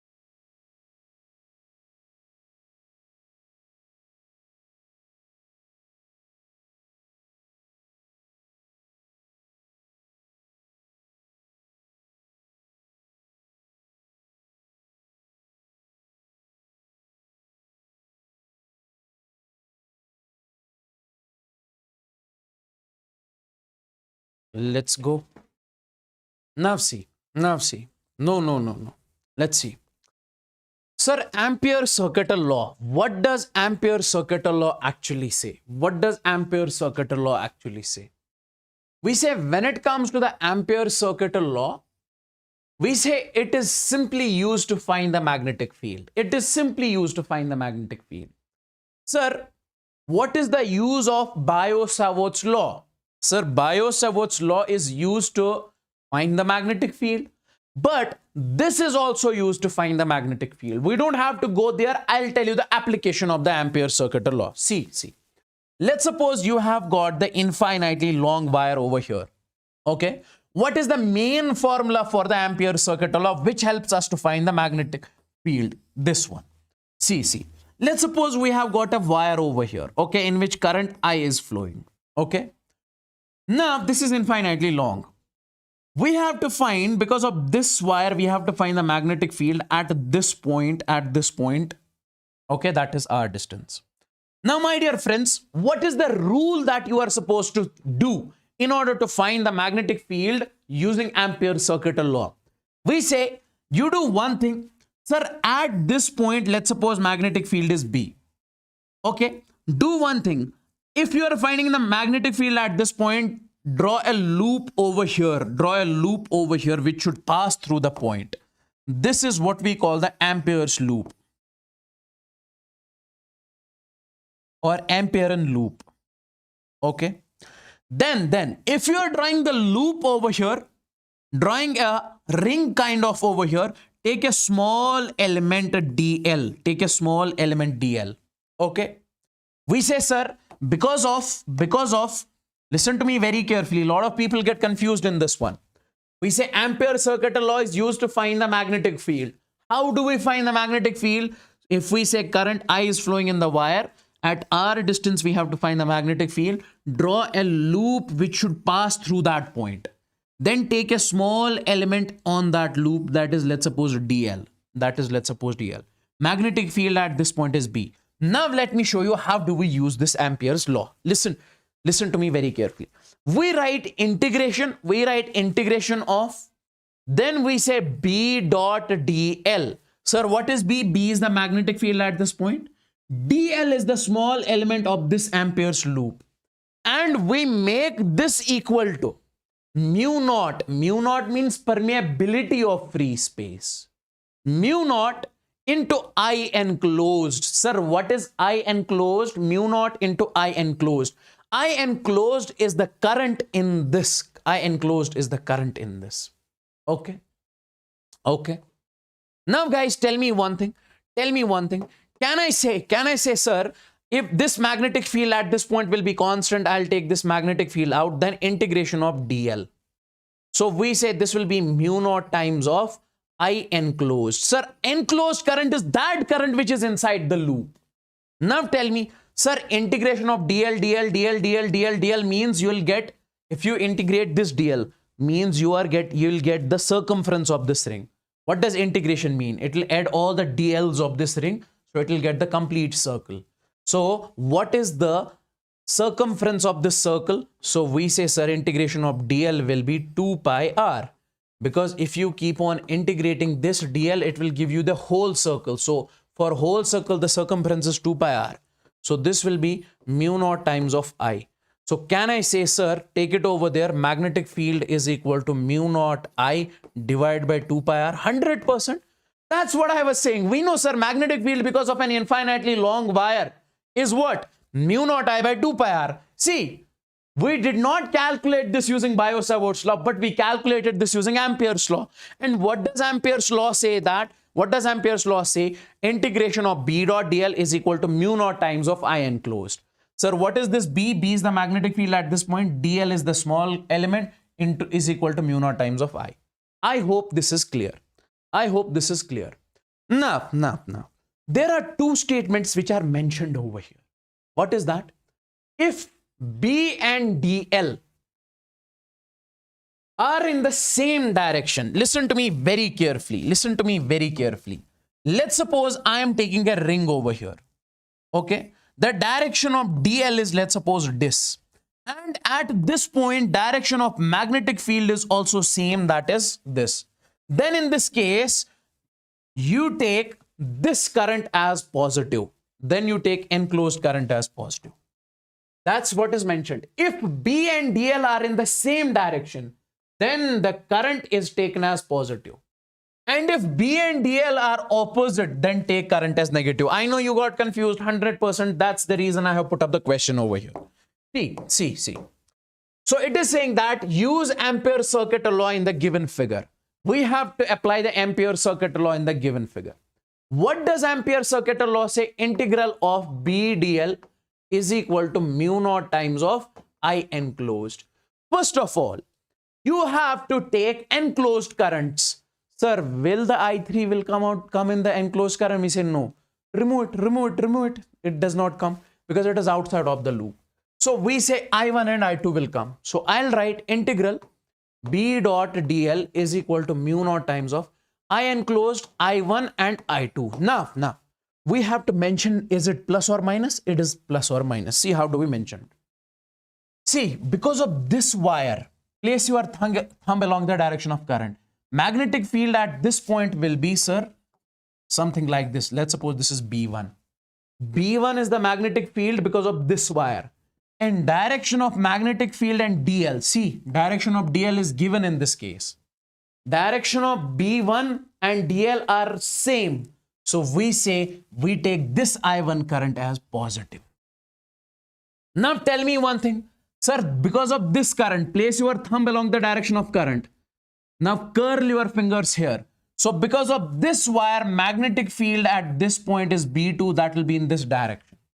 Don't you think that this B2 and DL are opposite? So we say we take its current, that is I2, as negative. I hope this is crystal and clear. I hope this is crystal and clear. This is important in this case. This is important in this case. If I give you the next question, something like this. Let's suppose you have got the current I1 over here. Cross means it is going in the board. Okay. Then we say dot, this is I2. And direction of DL in this case is this. Use Ampere circuit law in this question. Use Ampere's law here. Can I say, sir, what does Ampere's law say? What does Ampere's law say? We say it says integration of B dot DL is equal to mu naught times of I enclosed. Now we have I1 over here. Then we have I2 over here. The question is, which one we have to take, positive or and negative? See. If you place your thumb along the direction of current, okay? Current is outward, so place your thumb along the direction of current. Curl your fingers here. So magnetic field because of this I2 will be, suppose, B2. Don't you think that, sir, this B2 and DL are in the same direction? So its current, that is I2, is taken as positive. Now, if we take I1 is inward, curl your fingers here, that will give you the direction of magnetic field, something like this, B1. B1 and DL are opposite, so we say this current is taken as negative minus. Yes. I hope this is clear, friends. Let's talk about the magnetic force. What does magnetic force actually say? What does magnetic force actually say?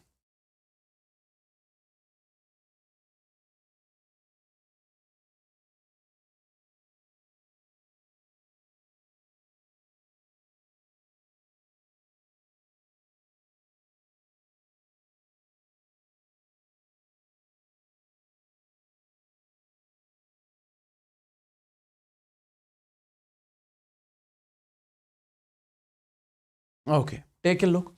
Sir, when it comes to the magnetic force, listen to me very carefully. It says that if a charge is placed in a magnetic field, if we have got a charge and we place it in a magnetic field and is given some velocity and we give some velocity to it, we say force acts on it. Like here.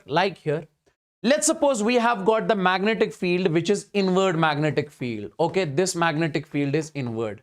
This is inward magnetic field. And in this inward magnetic field, you are placing the charge Q. In this inward magnetic field, you are placing the charge Q. Okay. My dear friends, if you are placing the charge Q in this inward magnetic field, we say in this particular case, and we are giving some velocity to it. We are giving some speed velocity to it. We say in this case, magnetic force will act on it. Magnetic force will act on it. Sir, that magnetic force will be equal to Q into V cross B. It is like previously I told you, if we have got electric field, and in that electric field, if you place a charge in it, we say, sir, force acts on it. That is Q into E. That is Q into E. F is equal to Q into E. Same over here in this magnetic field, if you place a charge, but we have to give some velocity. If velocity is 0, then force is 0. So we say in this particular case, this is the value of force Q into V cross B. Or remove this, you'll simply say, sir, it is QVB sine of theta. Where we say theta is the angle between, where theta is the angle between, we say V and B. Magnetic field and velocity, V and B, where theta is the angle between velocity and magnetic field. Okay. Now, my dear friends, let's suppose if we get a case something like this. This magnetic field is in the forward direction. This magnetic field is in the forward direction. Okay. Now, you are placing a charge inside it, and this charge is moving with a velocity V. Tell me in this case, what is the angle between velocity and magnetic field? We say, sir, 0. Can you tell me how much will be the force? QVB sine of theta, sine 0. Sine 0 is 0. So in this case, force will be 0. So means here force will apply. Magnetic force will be 0. Now, let's suppose if we have got the magnetic field in the backward direction. Okay. And charge is moving in the forward direction. Theta in this case will be 180 degrees between velocity and magnetic field. So sine 180 is also 0. So force in this case will be 0. Then, third case, important case. If we have got, my dear friends, a charge over here, and this magnetic field is inward, okay, and charge is moving something like this. Can you tell me what is the value of theta over here? Sir, magnetic field is inward. This is magnetic field. Velocity is forward. Sir, what is the angle between velocity and magnetic field? We say, sir, here, theta in this case is 90 degrees. Okay. Charge is entering perpendicularly in the magnetic field. Charge is entering perpendicularly in the magnetic field. So we say, in this case, magnetic force will be there. So if we have to find the magnetic force, F is equal to QVB sine of 90. So how much that will be? That will be QVB, because sine 90 is 1. This is the magnetic force. Now, guys, remember one thing. What is that? Whenever the charge enters the magnetic field perpendicularly, we say here, charge performs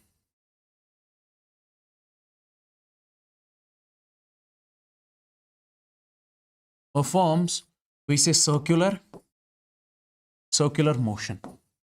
So charge follows the circular path over here.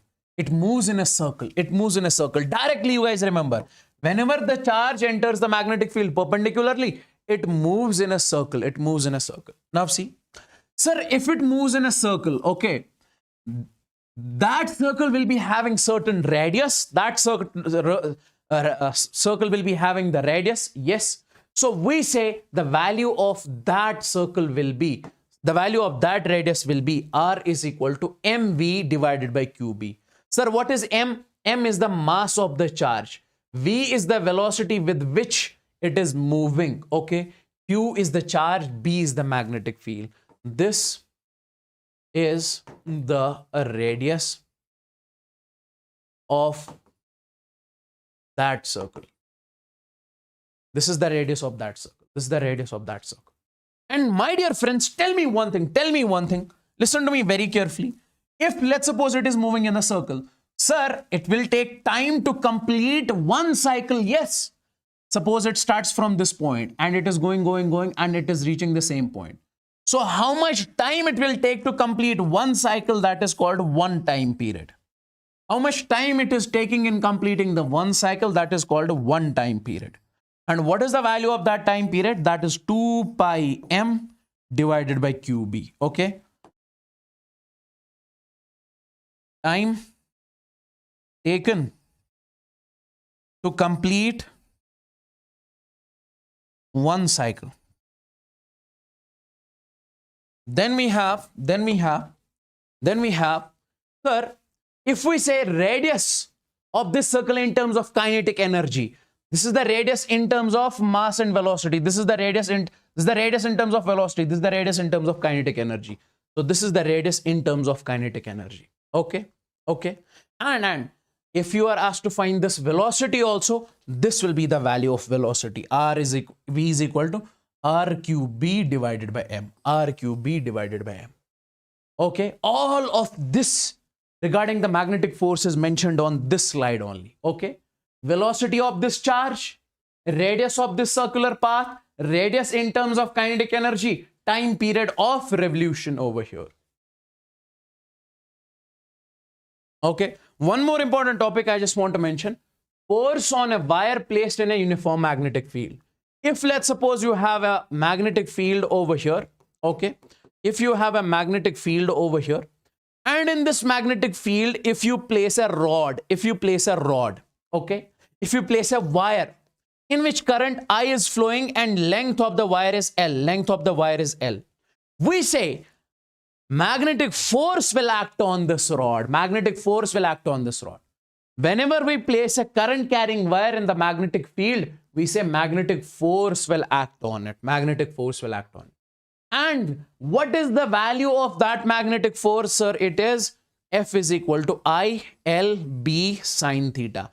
I is the current in the rod, L is the length of the rod, B is the magnetic field, theta is the angle over here. Is that clear?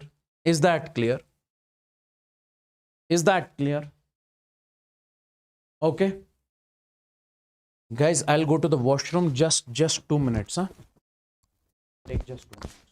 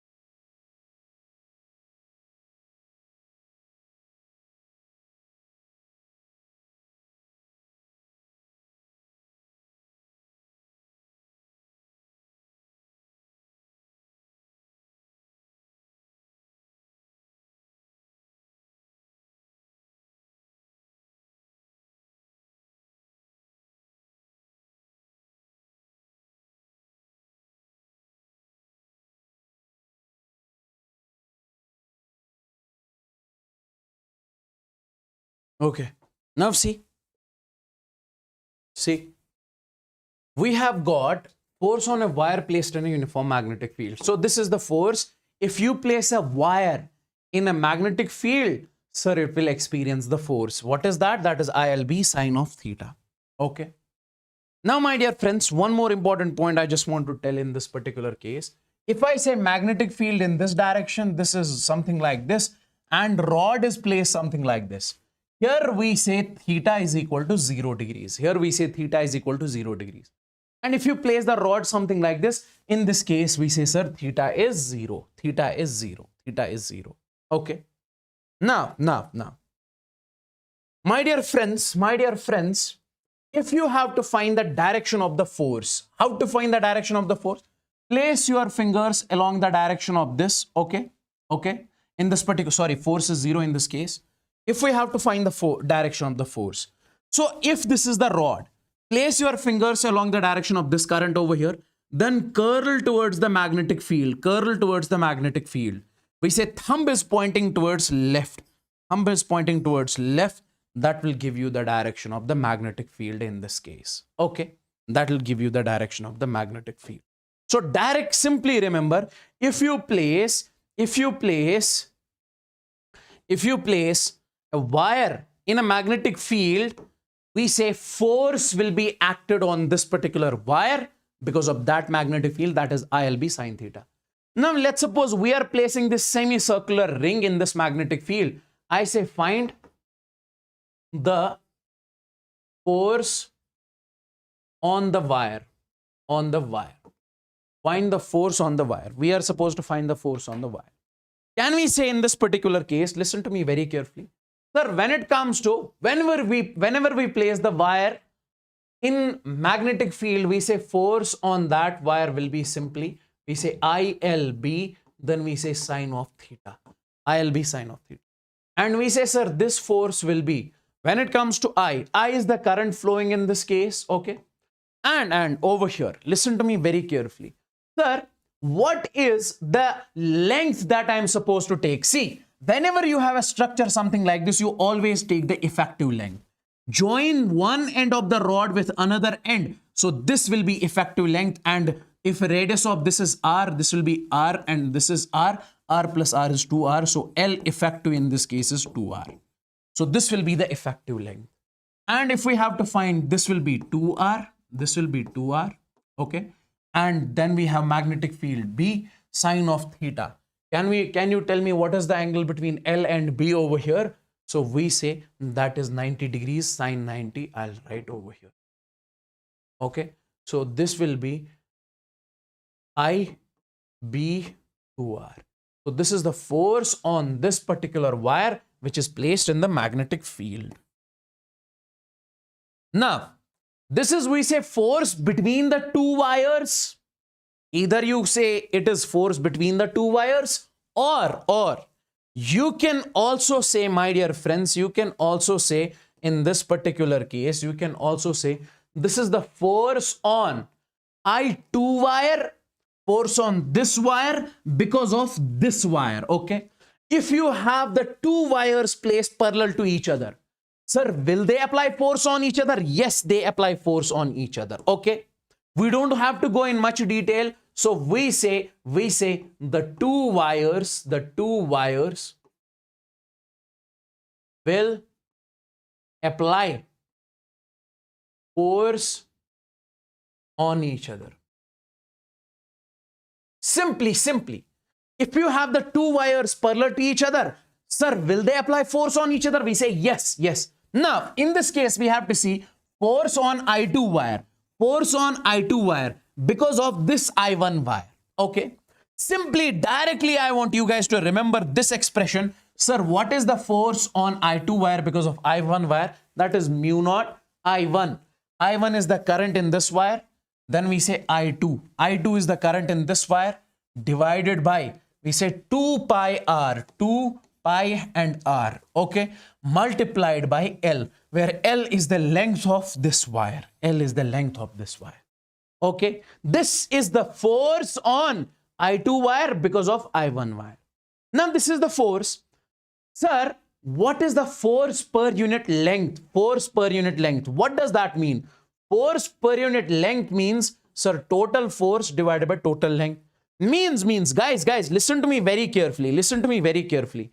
This is the expression of force on this whole wire. Expression, this is the force on this entire wire. But if I ask you to tell me the force, on the unit length, force per unit length, okay, how much will be the force on unit length? In that case, we say force per unit length is F divided by L, total force upon total length.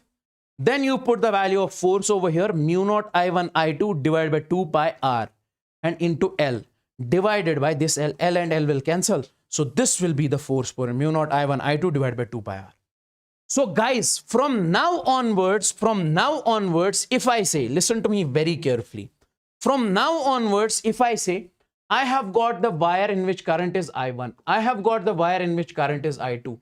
Distance between them is D. Will they apply force on each other? Yes. We say this will apply the force on this, something like this. This will apply the force on something like this.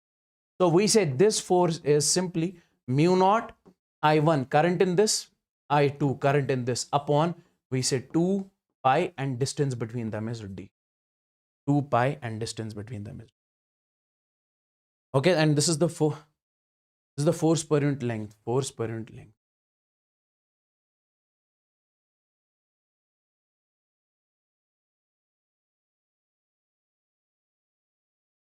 Let's move on to the question. Okay, this is a very good question which was asked in NEET 2017. I want you guys to take a look once. See, in this case, listen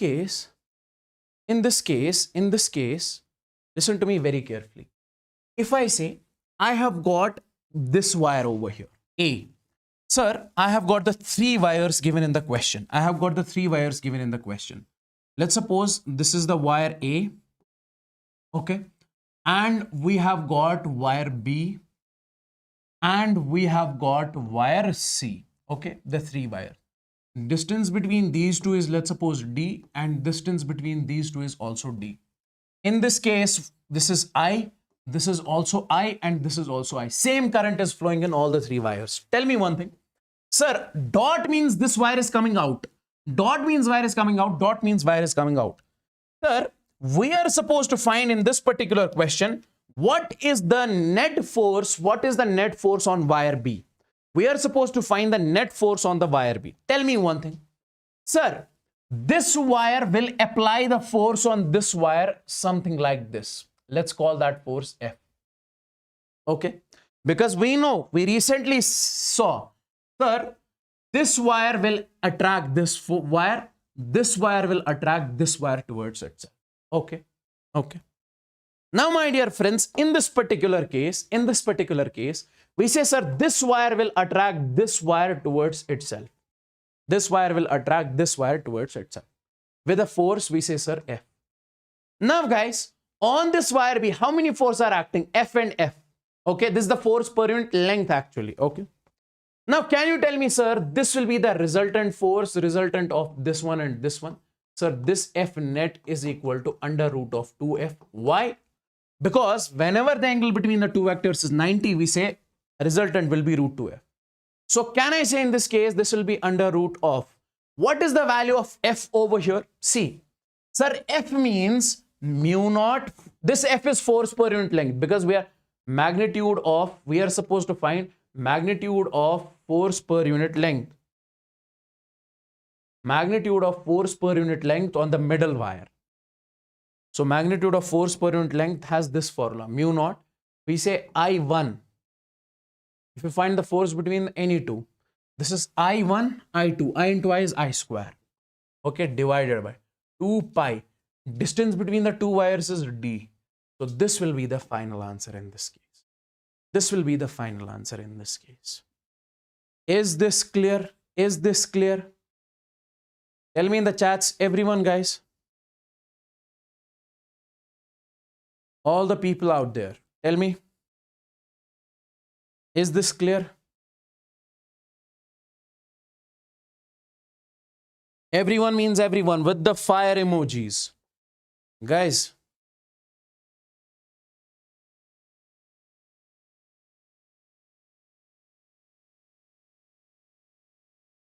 Okay, do the rationalize.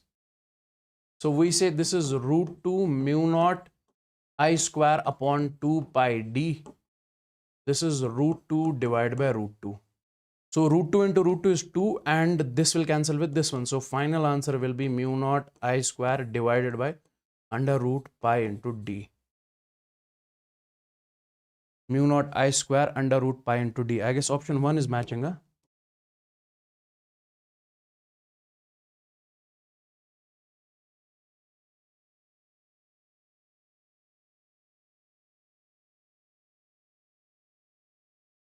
Great, great, great.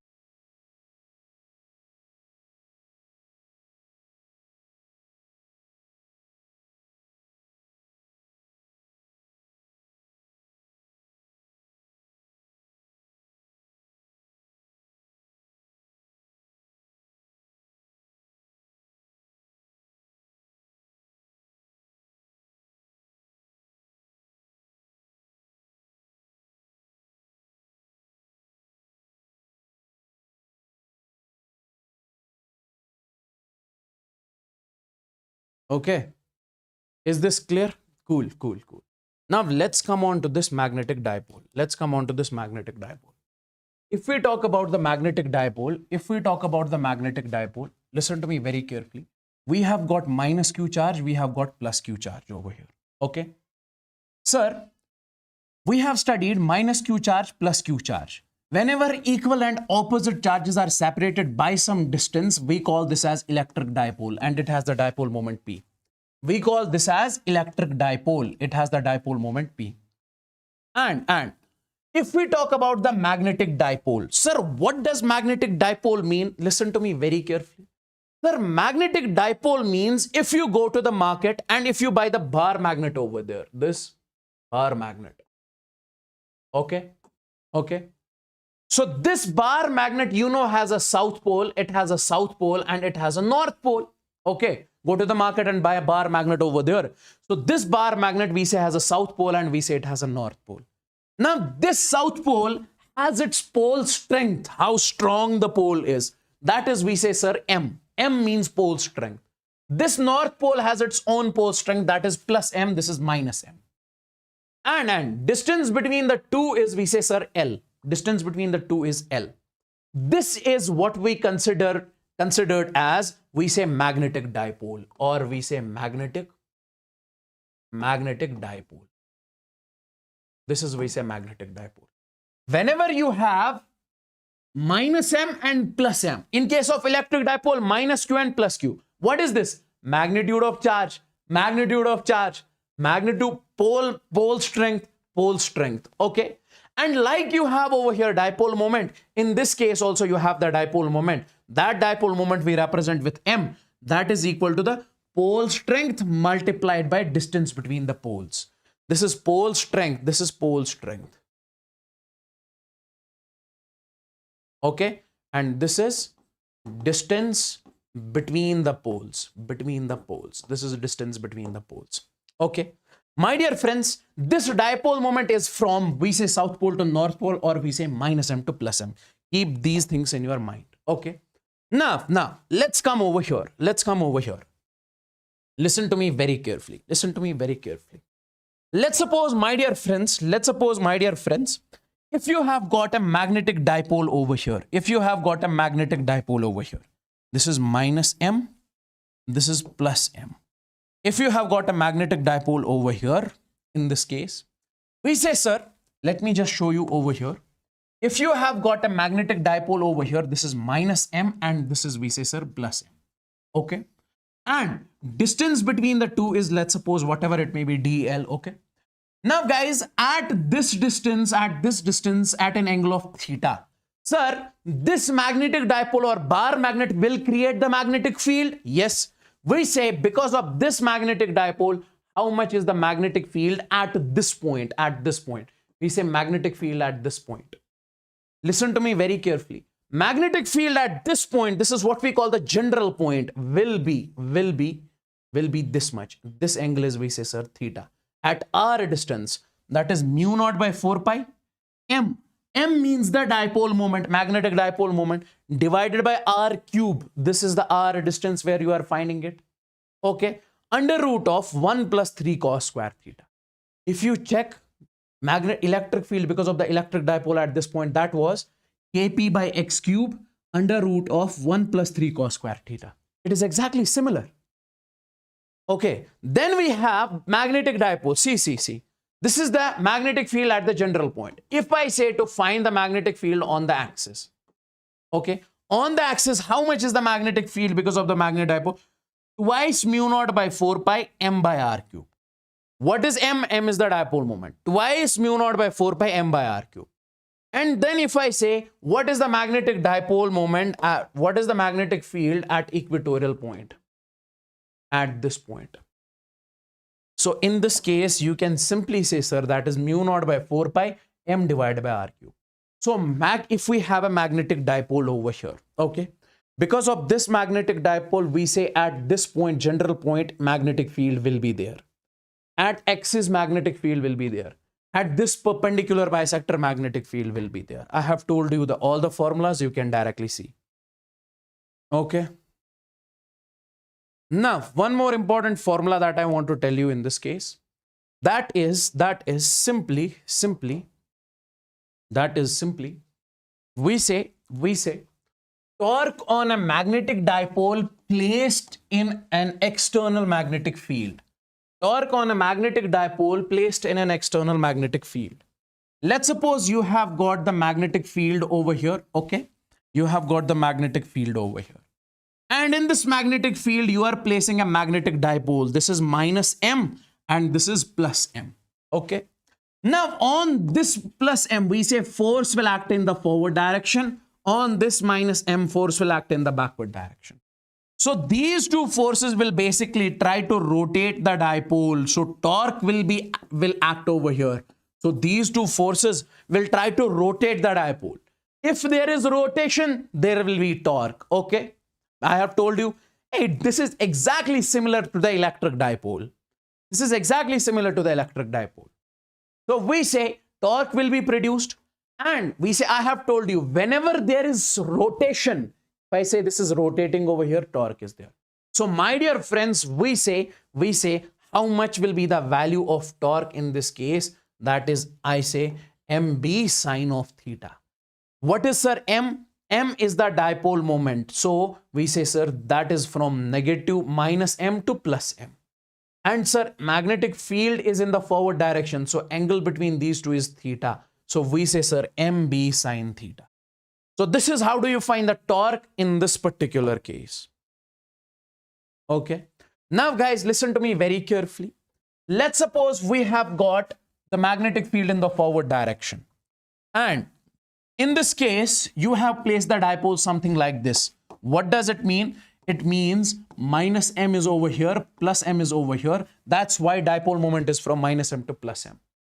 Can I say in this case, theta is 0? Angle between m and b is 0 degrees because they are parallel. If this is 0, so what will be the value of torque over here? You say simply that is mb sine theta. mb sine of 0 degrees. So torque in this case will be 0. Means here there will be no rotation. It will not rotate. Now come over here. If let's suppose magnetic field is in the forward direction, okay, and you are placing the dipole which is in the backward direction, okay. Now guys, this is the magnetic dipole moment in the backward direction. So it is like minus m is over here and we say plus m is over here, okay. Yes. Now in this case, if I ask you to tell me how much is the theta, that is 180 degrees. And how much will be the torque in this case? That is mb sine of theta. That is mb sine of 180 degrees. mb sine of 180 degrees. And sine 180 is 0. In this case, it is 0. And if you place the dipole something like this, theta is 90 degrees. Torque is mb sine of 90. In this case, torque is m into b. When theta is 90, in that case, it is mb. It is mb. Yes, guys, take notes, everyone.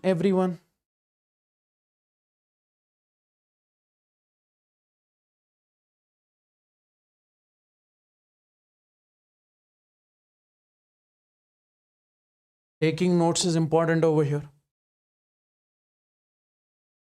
Okay. Now see, potential energy. Guys, potential. See, this is what exactly I'm repeating this thing. This I have told you everything in the electric dipole. Now let's suppose we have got the dipole magnetic field over here in the forward direction. And in this magnetic field, let's suppose, listen to me very carefully. Listen to me very carefully. Let's suppose you have got this magnetic field in the forward direction. Okay. And you are basically placing a magnetic dipole over here. This is minus M and this is plus M. Okay. Now I want you guys to rotate this dipole. If you rotate this dipole, okay, by an angle of theta, means you have to do the work done. It will not rotate by itself. So you have to do the work done, apply the force. So we say on rotating the dipole,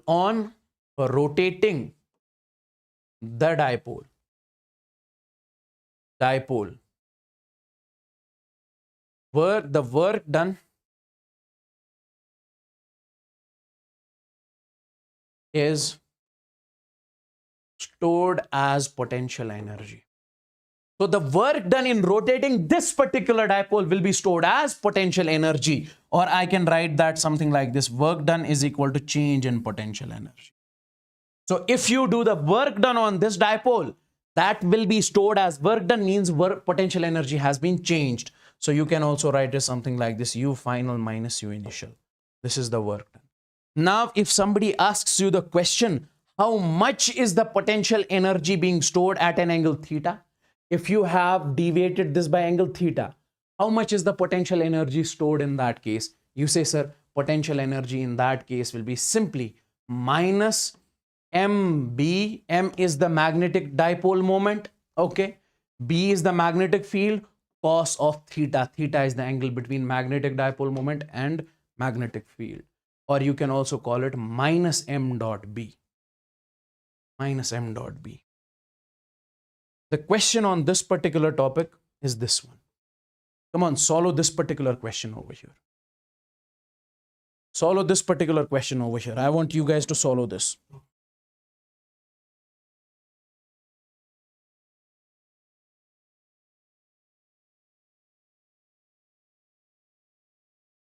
Tell me the answer of this question.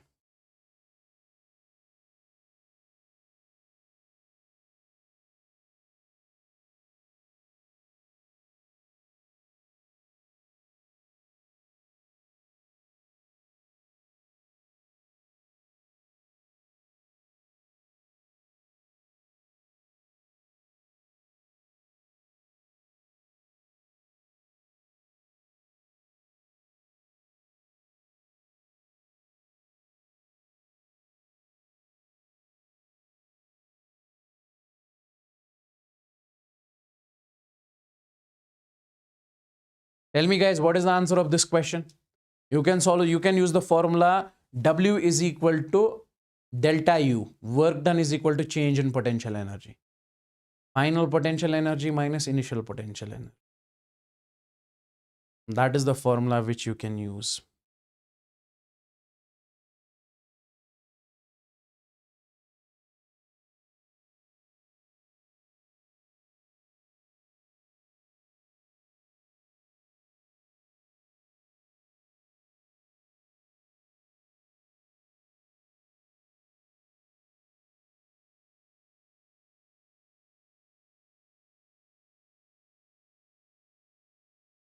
See, let me make you understand this particular question over here.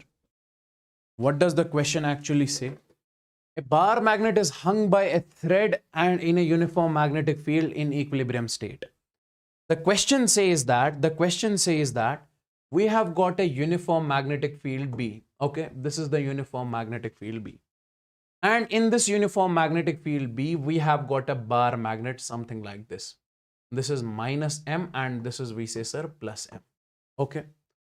The energy required to rotate it by 60 degree is W. If we rotate this by 60 degree, okay.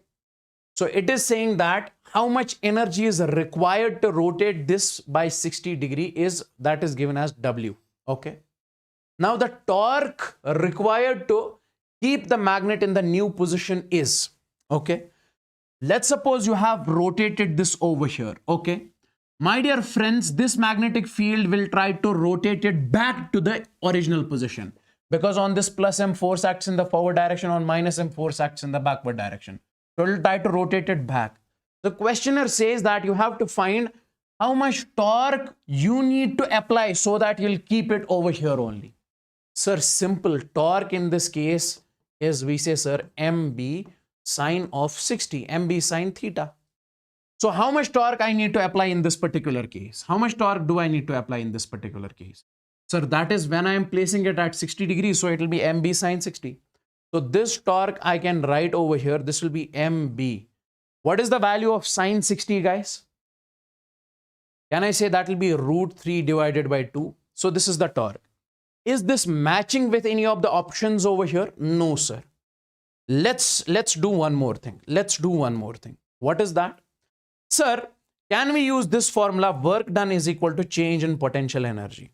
Sir, this work done is equal to final potential energy minus initial potential energy. Sir, we can say this work done is equal to, what is the value of final potential energy?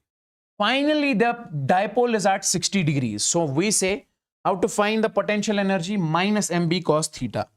So it will be minus MB cos of 60 degrees minus this formula minus initial potential energy. Initially it was at 0 degrees. So it will be minus MB, we say cos of 0 degrees. Okay. So can I write it? Cos 60 is, we say, sir, 1 by 2 minus MB divided by 2. Okay. Then we say cos 0 is 1, minus into minus is plus. We say, sir, MB. Okay. This is work done. Now see, MB minus MB by 2. You are subtracting half from MB. So it will be, sir, MB divided by 2. So work done is MB divided by 2. Okay. So my dear friends, instead of this MB divided by 2, can I put W? So it will be W under root 3. Now which option is matching? Option D is matching.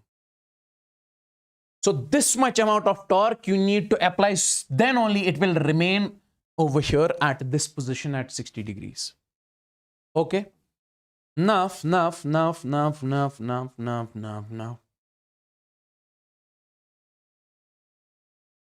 This topic. What is this?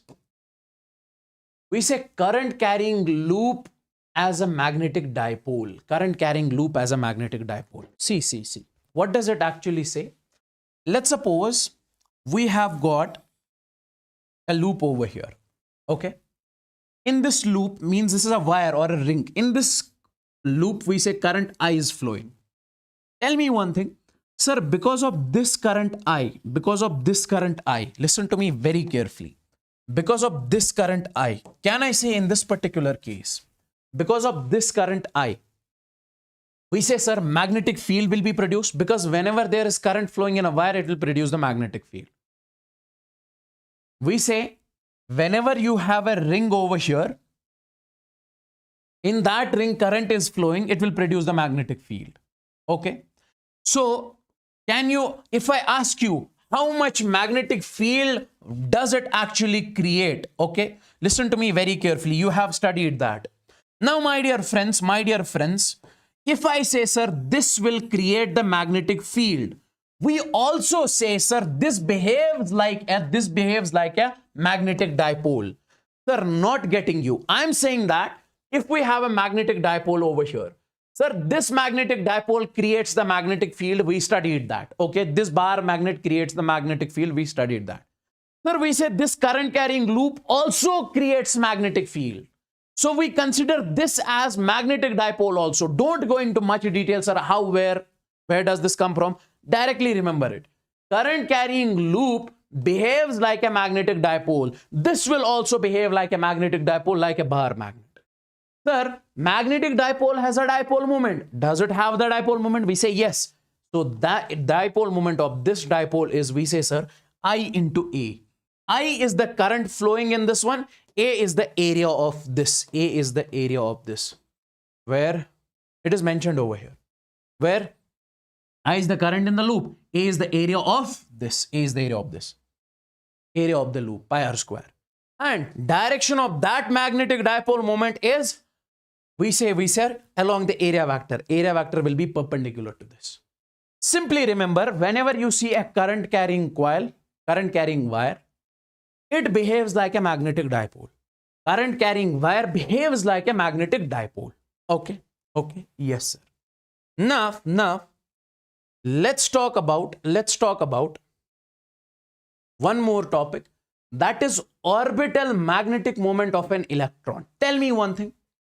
Sir, we know, sir, when it comes to an electron, this is the nucleus at the center. Electron revolves around the nucleus. We know, sir, electron revolves around the nucleus, okay? And electron has got negative charge. So if this charge is moving, we say, sir, current will be produced. Current will be produced. Whenever charge moves, electron moves, current is produced. If this current is produced in this circle, again, it is looking like it's a current carrying loop. So we say, again, it will behave like a magnetic dipole. Again, it will have the dipole moment. So directly I am saying here, charge is moving because of charge. It is mentioned over here. Charge is moving in the orbit. Current is being produced. So it will behave as magnetic dipole. So it will behave like a magnetic dipole. And when it comes to the magnetic dipole moment of this electron, what will you say? You'll say, sir, that is E. E is the charge on an electron. V is the velocity of an electron. R is the radius of this circle divided by 2. This is the magnetic moment of an electron which is revolving in the orbit.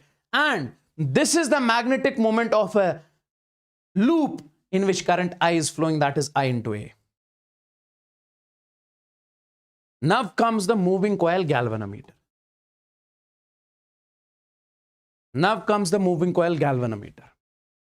Sir, what does this moving coil galvanometer actually mean?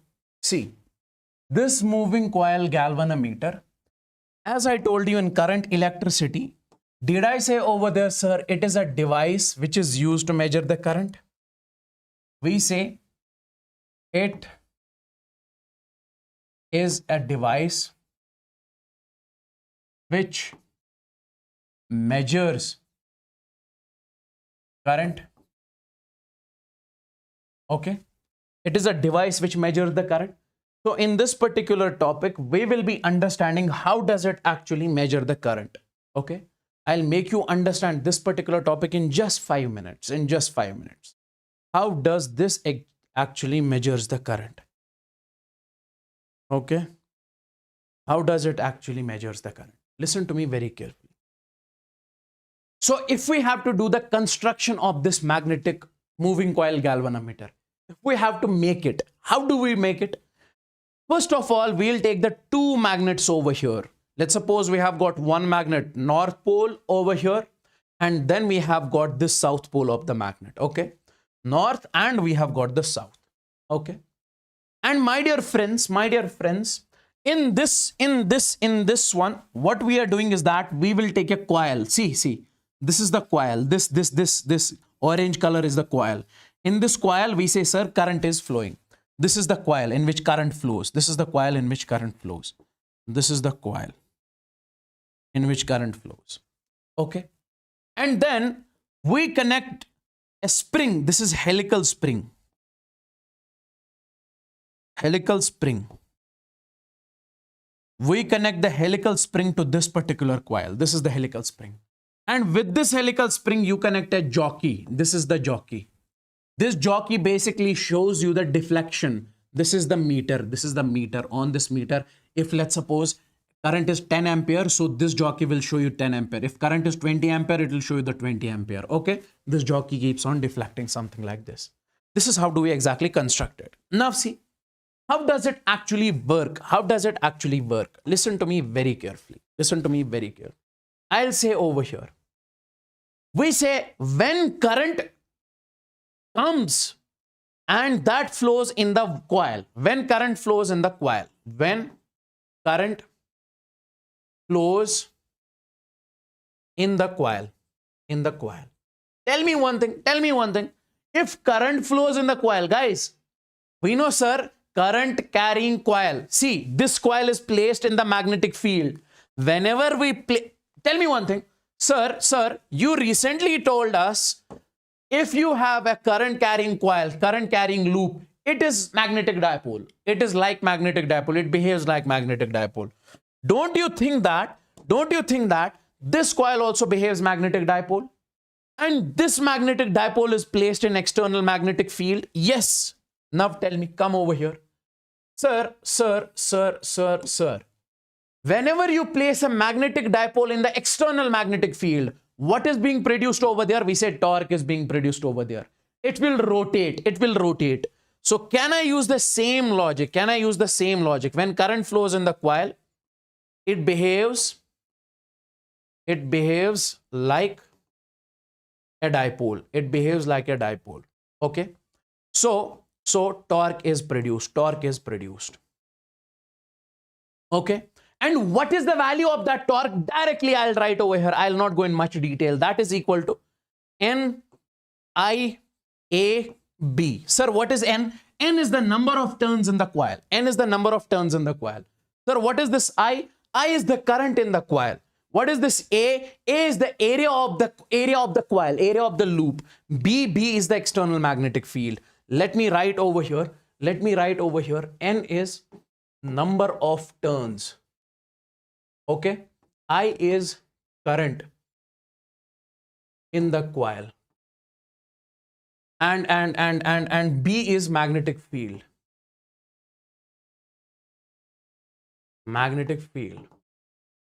A is, we say, area of coil. Okay. Now tell me one thing. Sir, if you are sending more current in this coil, can I say, sir, more torque will be produced in that case? Torque is directly proportional to the current. Now, guys, if you are sending the current in the coil, so torque is produced, the coil will rotate. If coil rotates, so it will rotate the jockey, so jockey will show the reading. Let's suppose you are sending more current over here. It will rotate more, and then it will show you more deflection in this case. Then it will show you more deflection in that case. Okay. Then it will show you more deflection in this case. As we say, torque is proportional to current. More is the current, more will be the torque in that case, my dear friends. More is the current, more will be the torque, more it will rotate, and more deflection it will show in that case. Okay. Now, if let's suppose it shows the deflection, 10 ampere. Now it has to come back. It has this jockey has to come back to zero. If you remove the current, it has to come back to zero. So for that, we have used the helical spring. Helical spring basically brings the jockey back to zero. Okay. So because of the helical spring, we say because of helical spring, we say torque is C into theta. So this is the restoring torque. This is the restoring torque. This is the restoring torque which is being applied by helical spring to bring the jockey back, Okay. Now, my dear friends, this jockey will come only back if this torque, which is taking it to this position, is equal to the restoring torque. So when we say C theta is equal to NIAB, then only we say, listen to me very carefully, if restoring torque C theta is equal to this torque which is bringing it forward, NIAB, then only jockey comes back. Okay. And this is what we call the equation of the moving coil galvanometer. This is what we call the equation of moving coil galvanometer. C theta is equal to NIAB. What is this? This is the restoring torque. What is this? This is the torque with which the jockey is brought forward. Hey, tell me in the chats, is this clear? Is this clear? This is the working of the galvanometer. This is how the galvanometer actually works.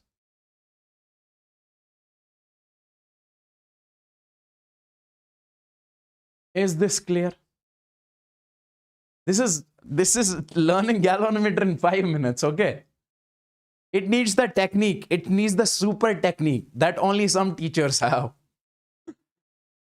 Okay. Okay.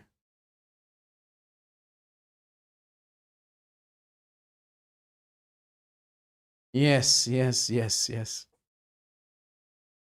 I'll give you the break at 6:30, huh?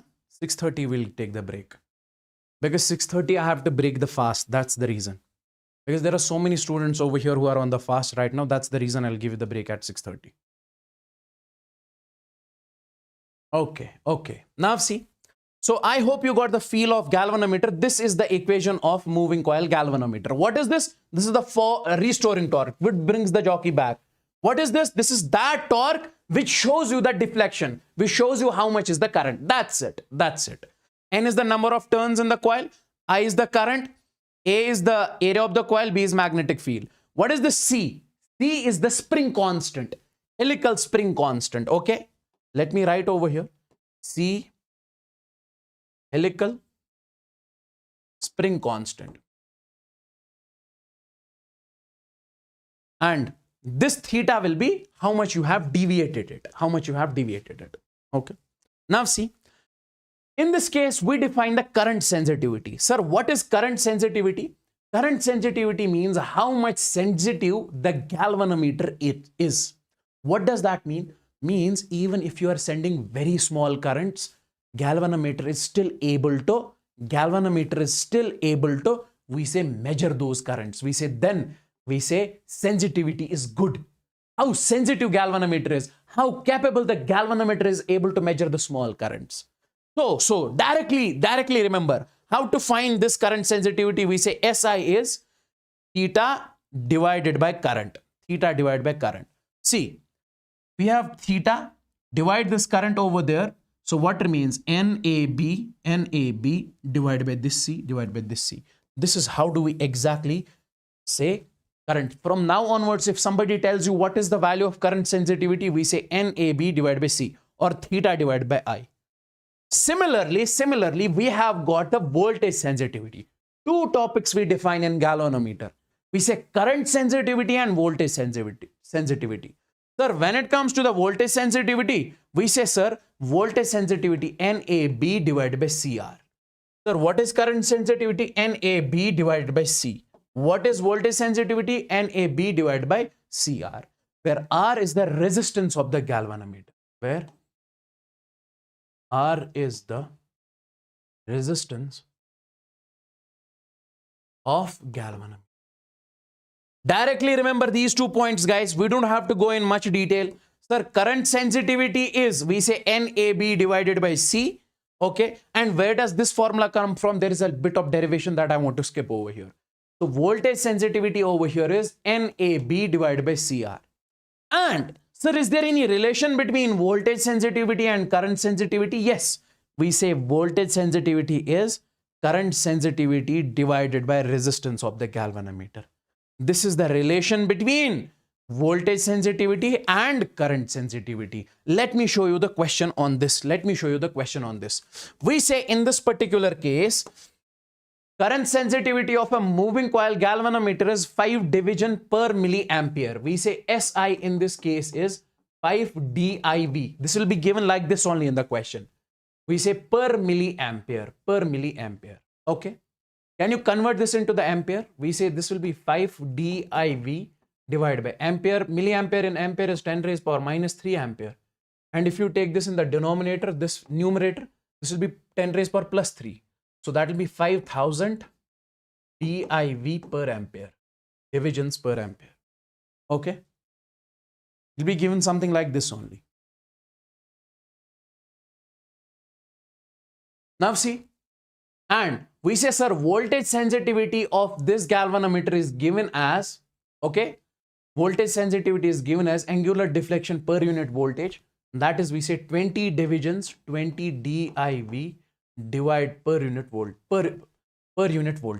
Okay, 20 diV per unit voltage. And we are supposed to find the resistance of the galvanometer. Recently, I told you the relation between current sensitivity and voltage sensitivity.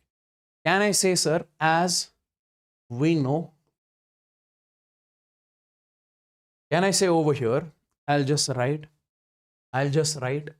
sir, this SV is equal to SI divided by R. So what is the value of SV? That is 20 is equal. What is the value of SI? That is 5000. Okay. Divide by, we say, sir, R. 250. So resistance of the galvanometer is 250 ohms. I hope you got it. I hope you got it. I hope you got it. Yes, yes, yes. Let's come on to EMI. Okay. Let's come on to EMI. Let's come on to EMI. Magnetism is done complete. Let's come on to EMI. Everybody, hours are OP in the chats.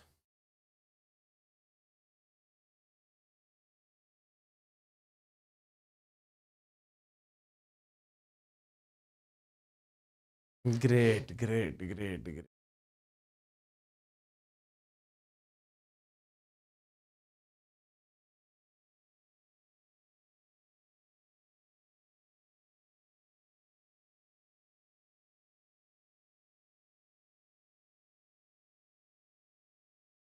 Guys, let's suppose if there are some small topics here and there which are least important. 95% I am covering, but if you feel that there are some small topics here and there, that I have put up the questions on those topics also in the tomorrow's session. Okay, everything will be sorted. Chill scenes. Okay, when Yawar sir is there, everything will be sorted. Chill.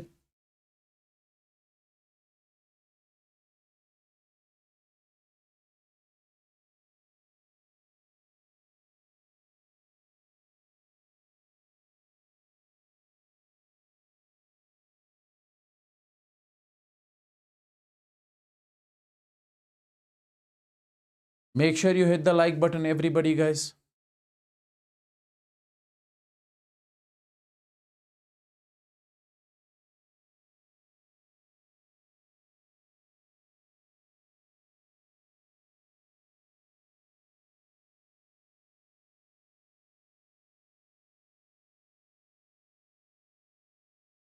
Yes, yes, yes. I'll send the notes. I'll share these notes in the Unacademy NEET English Telegram. I'll share these notes in the Unacademy NEET English Telegram.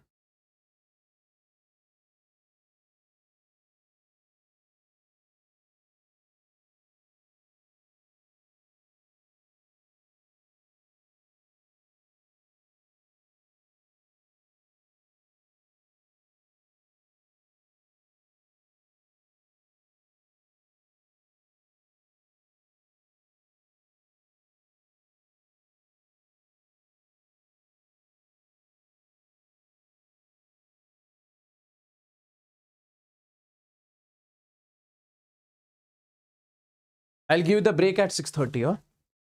Chill.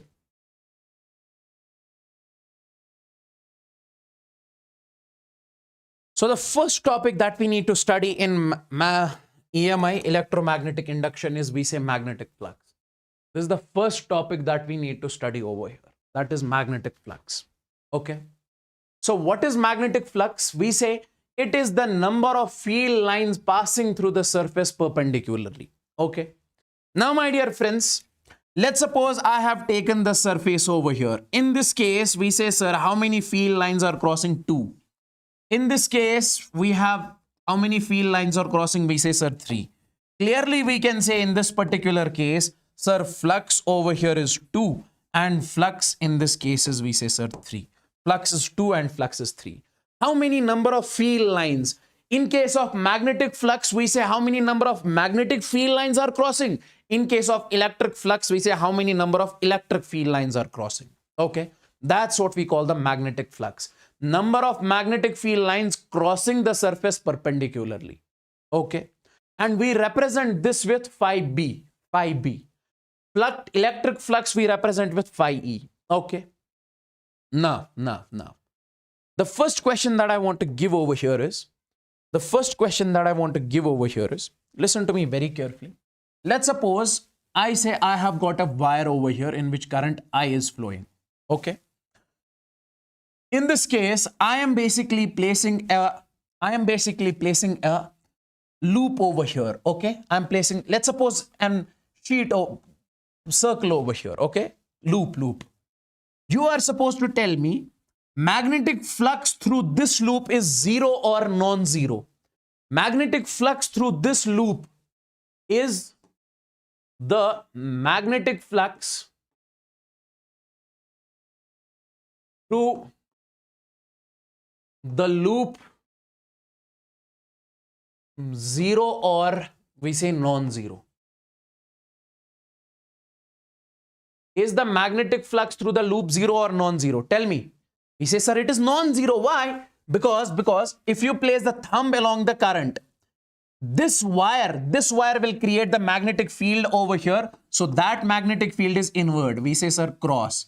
This magnetic field is inward. We say, sir, cross. Okay. So these magnetic field lines are crossing this loop. So we say in this case, magnetic flux is non-zero. Magnetic flux is there. Let's suppose if I say I have got a wire over here. In this wire, current I is flowing and I am placing a loop over here. Is the flux through the loop zero or non-zero? Is the flux through the loop zero or non-zero? Flux through the loop in this case is zero or non-zero. We say in this case it will be zero. Net flux will be zero. Why? See, because of this wire from this side, magnetic field is going in. Magnetic field is going in, cross. Now. Because of this wire from this side, magnetic field is coming out. We say, sir, it is dot. We say, sir, it is dot. So the number of field lines going in is equal to the number of field lines coming out. We say in this case, number of lines going in is equal to the number of lines coming out. So can I say in this case net flux is zero? Yes, sir. Net flux is zero. Okay. Now, let's come on to this particular question. Suppose we have got, in this case, we have got a ring in which current I is flowing. Okay. At the center of the ring, we have placed a square. Okay. Square loop. You guys are supposed to tell me how much is the flux through the loop. Find the flux through the square loop, place at the center where this length L is much smaller than the radius R. Guys, tell me one thing. If we have to find the flux through the loop, can I say, sir, flux is equal to magnetic field into area? Yes, sir. So I can simply say, sir, flux is equal to, what is the value of magnetic field? So magnetic field in this case will be because of this ring.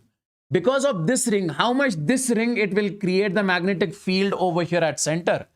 That field will only cross this one. Okay.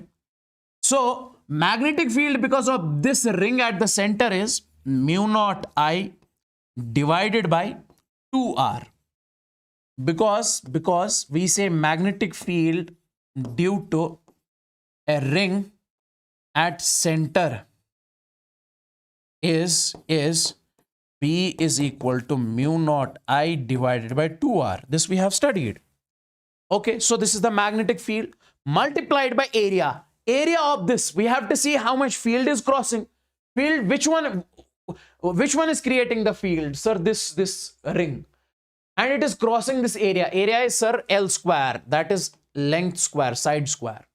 So flux in this case will be mu naught I into L square divided by 2R. Let's come over here.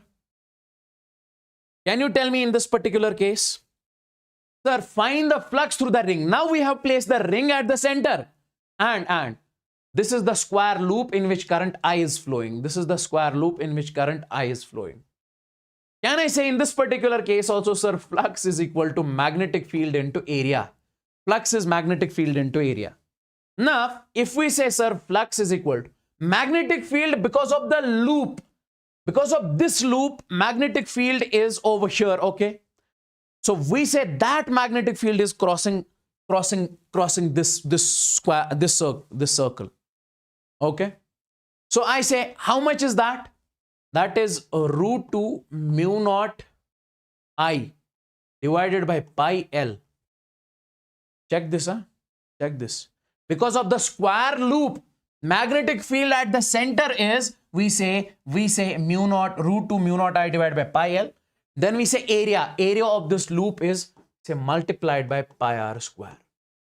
So this is, we say, magnetic field due to square loop, and this magnetic field is crossing this loop, circular loop, and this is the area of circular loop. Okay, and in this particular case we can simply say, sir, this pi and pi will cancel. This is under root 2 mu naught I into r square divided by L. Now, Lenz's law. What does Lenz's law actually say? What does Lenz's law actually say?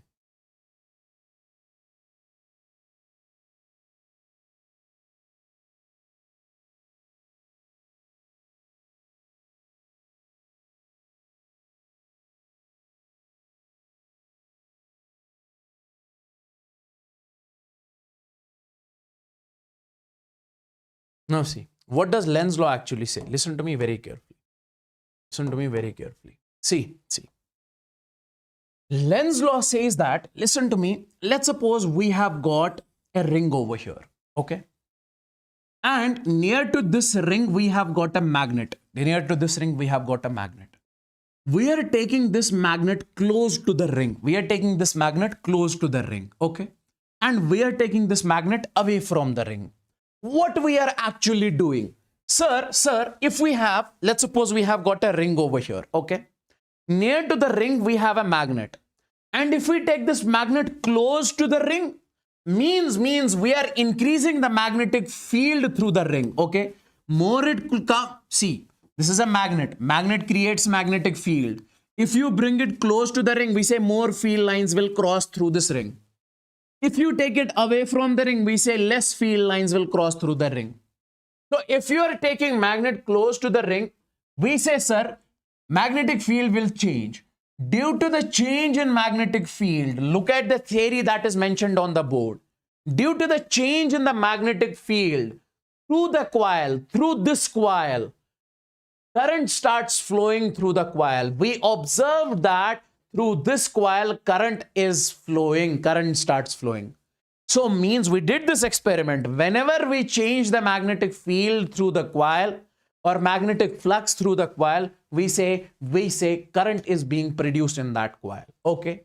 Now the question is, what should be the direction of that current? If current is flowing in this coil, what should be the direction of this current? Should it be clockwise or should it be anti-clockwise? That is the question. Now see.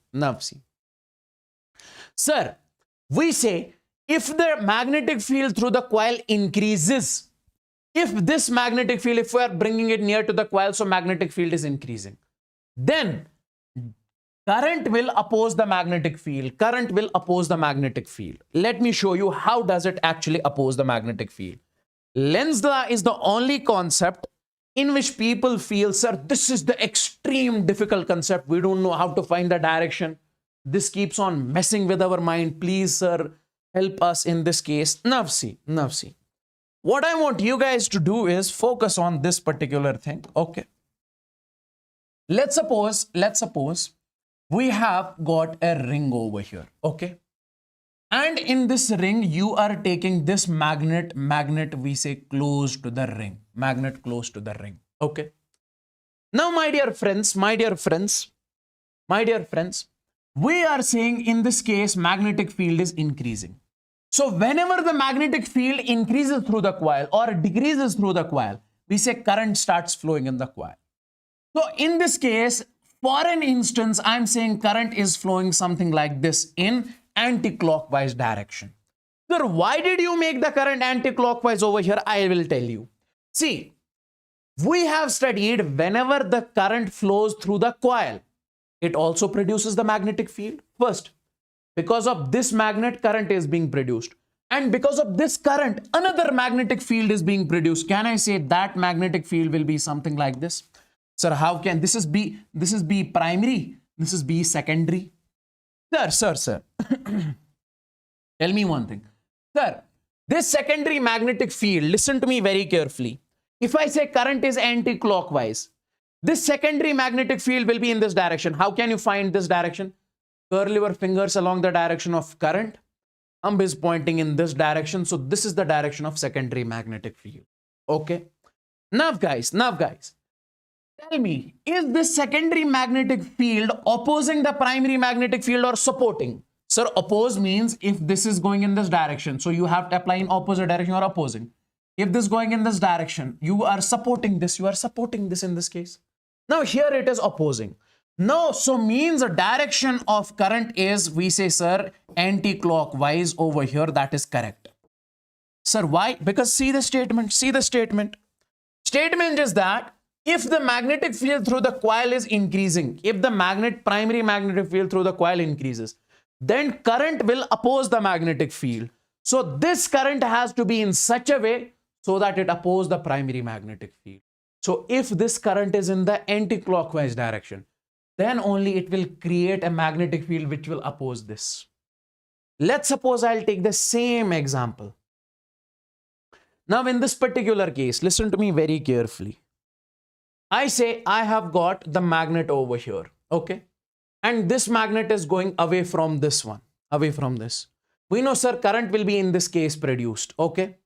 Now, if this magnetic field is going away, we say magnetic field in this case is decreasing, okay? And if this magnetic field is decreasing, we say this will have to support the decreasing magnetic field, okay? So, see, I will show you over here. If magnetic field through the coil is decreasing, current will be in such a way that it supports it. It will support it. Tell me, guys, is this clear?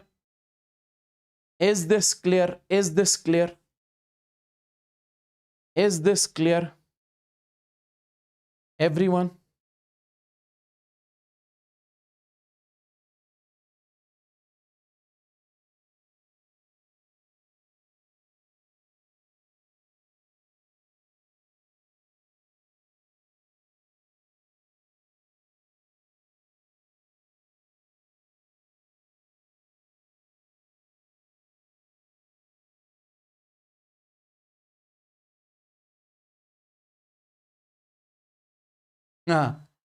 Khurshid sir in the chats. Sir, kya dilla villa? E buthuk se sahi. Okay.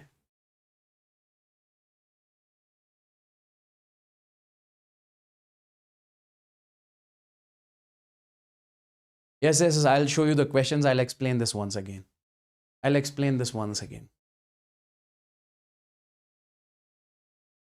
Okay.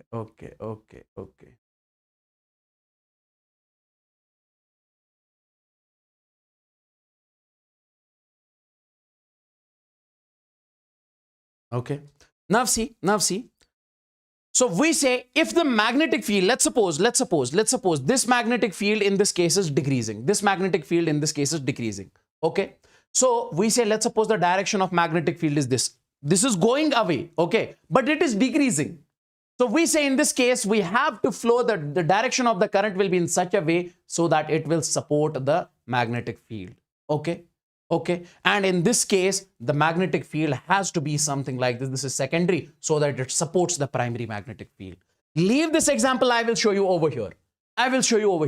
Find the direction of current. See, we say, sir, primary magnetic field is increasing. This is the increasing magnetic field. And the direction of magnetic field is outwards. Guys, in this particular question, I'll give you the exact field. So we say direction of the magnetic field is, we say, sir, outward over here. Direction of magnetic field in this case is outward. And this magnetic field is, we say, increasing. This magnetic field is increasing. We have placed a coil in this case. We are supposed to find the direction of the current. Now see, how do we exactly find the direction of the current? See, sir, Lenz's law says that if magnetic field through a coil increases, this coil will oppose that magnetic field. Let me show you. If primary magnetic field is increasing, can I say in this particular case, sir, outward magnetic field is increasing? So you have to say the current should be in such a way so that it will decrease this primary magnetic field. So can I say in this case, if we say in this case, current is flowing in clockwise direction. Listen to me very carefully. If I say current is clockwise, then because of this clockwise current, curl your fingers along current, thumb is pointing inwards. We say, sir, magnetic field secondary will be inwards. Okay. And magnetic field secondary is inwards, primary is outwards, and primary is increasing. So means this is trying to decrease, and B primary is increasing. So it will try to decrease it. So direction of current is 100% correct. Now, same question I will give you over here. Let's suppose we have got the same question, but in this case, we say, sir, magnetic field is decreasing. Okay. And you have placed the coil in this one. Now tell me what is the direction of the current in the coil. See. I will tell you, sir, primary magnetic field is decreasing. If we say, sir, current in this coil is flowing in, we say, sir, in which direction? Anti-clockwise. We say, sir, I in this case is anti-clockwise.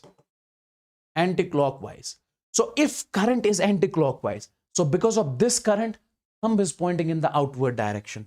Because of this current, thumb is pointing in the outward direction. So means, sir, because of this current, we say, sir, magnetic field secondary is also outward. Now tell me one thing, sir, primary magnetic field is decreasing.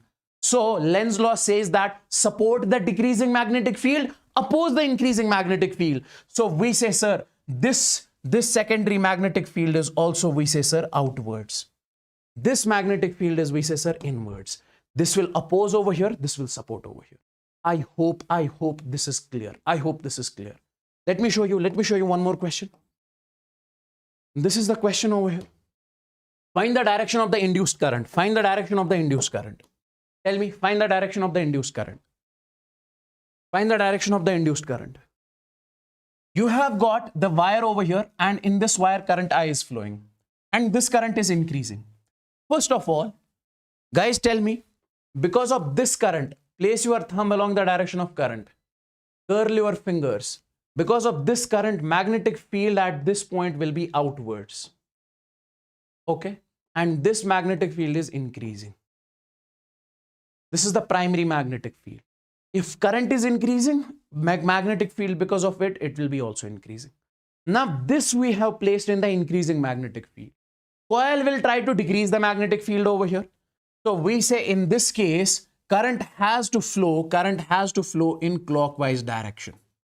So we say if current in this case is clockwise, then only it will create the inward magnetic field. Then only it will create the secondary magnetic field, which is inward. Why do we have to create the inward magnetic field? Because primary is increasing. Inward has to be in such a way so that it will try to decrease it. Hey, tell me in the chats, is this clear? Yes, I am fasting. Tell me in the chats, is this clear? Everybody over there? Is this clear? Lenz's law says that if primary magnetic field is increasing, you have to decrease it. If primary magnetic field is decreasing, you have to support it. Okay. Come over here. Tell me in this case, find the direction of the induced current in the loop. You have got a loop over here. And you have got this wire. In this wire, current I is flowing and this is decreasing. Now see, because of this current, place your thumb along the direction of current, curl your fingers. So this is inward, this is inward, this is inward, this is inward. Magnetic field over here is inward. Okay. Now if the magnetic field over here is inward and this magnetic field is what? Increasing. So B primary is increasing. So you have to make the current to flow in such a way so that it will try to decrease it. Now, if we say in this case, current in this case is anti-clockwise, we say in loop A, we say current is anti-clockwise. If current is anti-clockwise, then only we say, sir, secondary magnetic field due to it will be outwards. Okay, because primary is inward, secondary is outwards. Tell me, what is the value of, what is the direction of current in this case? In this case, sir, this current over here is increasing. Now tell me one thing. Tell me, what is the direction of current in this case? Okay, tell me guys, what is the direction of current in this particular case? All the people out there, tell me.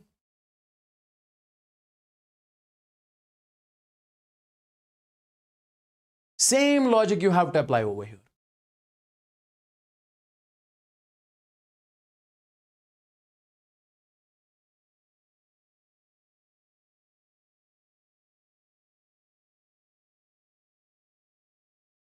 Okay, in this case, current will be what? We say, sir, clockwise, clockwise. Because magnetic field over here will be outwards because of this. So we say primary magnetic field is outwards. So you have to create the secondary magnetic field that should be inwards, be secondary. So for that, current has to be in, we say, sir, in clockwise direction.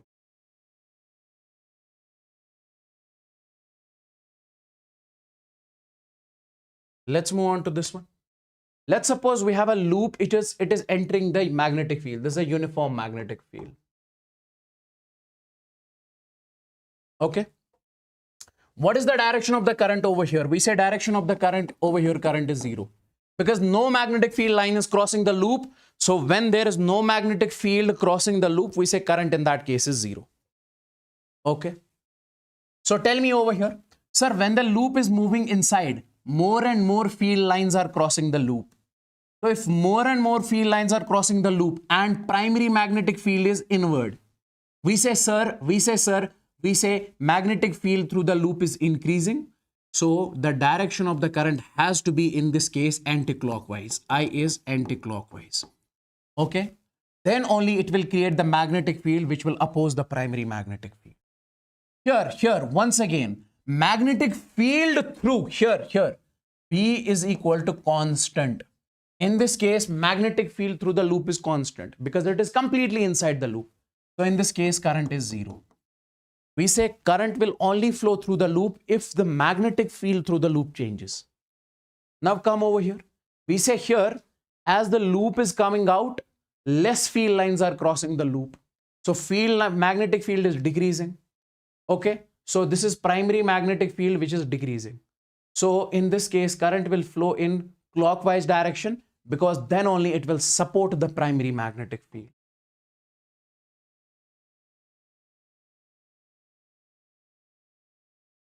Okay. An important question that I want you guys to focus on is this one.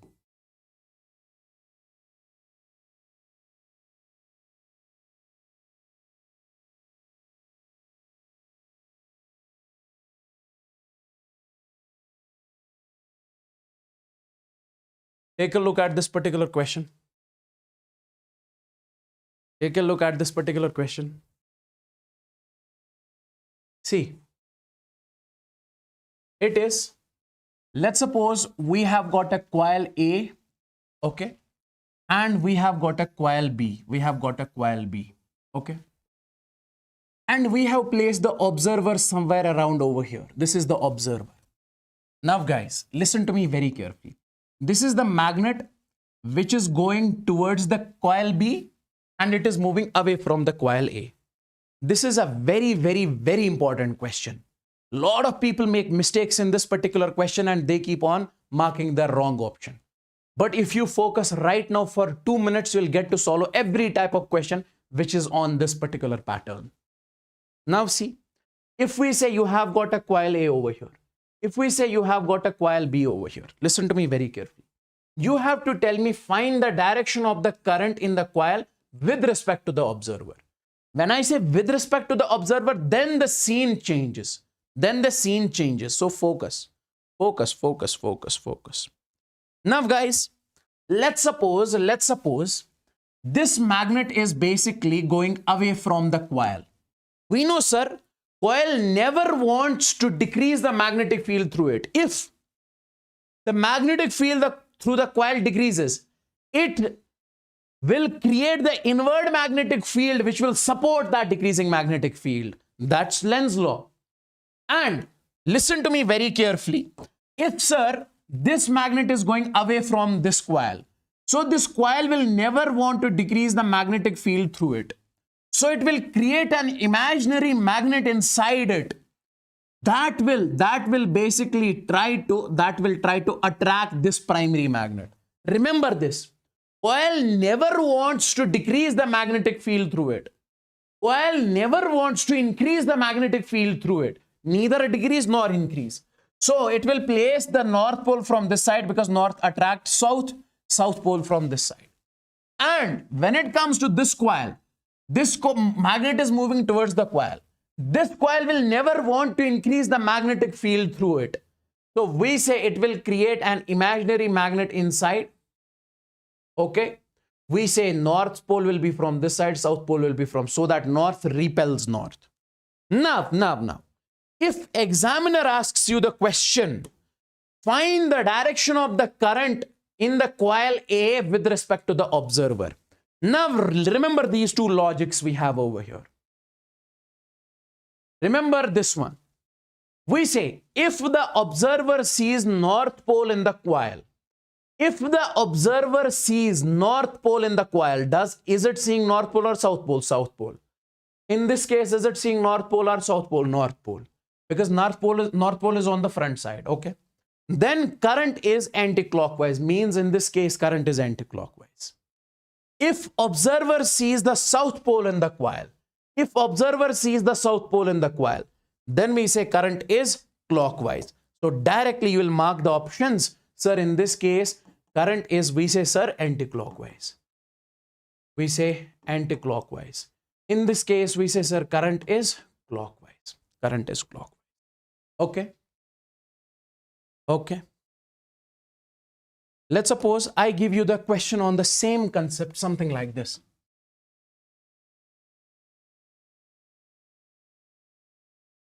This is the magnet, okay, which is moving away from the coil, okay. This is the north pole and this is south pole, okay.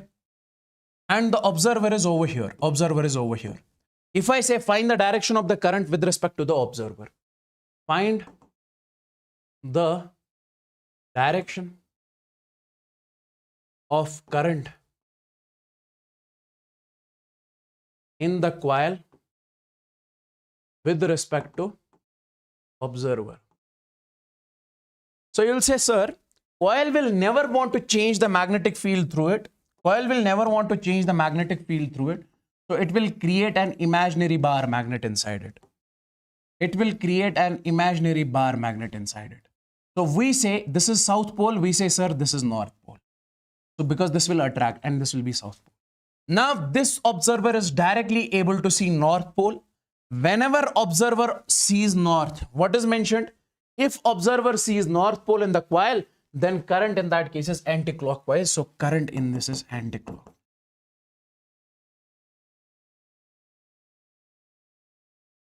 Great.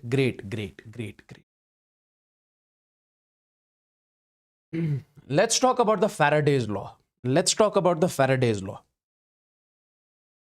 Now, any type of question you will get on those, you will solve it. That's for sure. That's my guarantee. Okay.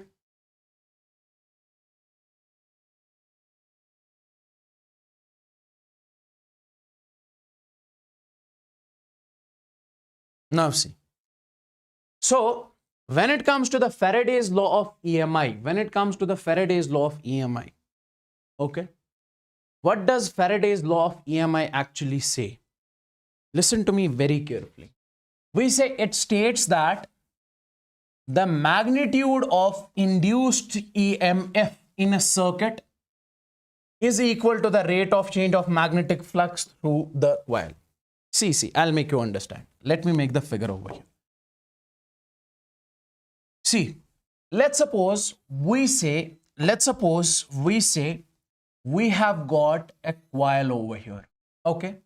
And through the coil, we are saying that magnetic field is changing. Okay? Let's suppose we are bringing this magnet close to the coil. Whenever the magnetic field through the coil changes, we say current starts flowing in the coil. Current flows in the coil. Okay. And my dear friends, if current in the coil changes, listen to me very carefully. Listen to me very carefully. Gyromagnetic ratio is if you divide the orbital magnetic moment with the angular momentum. That is gyromagnetic ratio. Now see, we say if you have got a magnet over here, if you have got a magnet over here, and if you are bringing this magnet close to the coil, we say current starts flowing in the coil. Okay. And we know, sir, we know, listen to me very carefully. We say, sir, V is equal to I into R. V is equal to I into R. Sir, V is directly proportional to I. V is directly proportional to I. Whenever there is current, there is potential difference. What is this V? V is potential difference, EMF. Okay. So whenever there is current, we say EMF is there. We say if, we say due to change in flux. If you are changing the magnetic field through the coil, means flux is changing. If due to change in flux, we say current is produced. Current is produced. Okay. So current is produced means, okay, listen to me very carefully.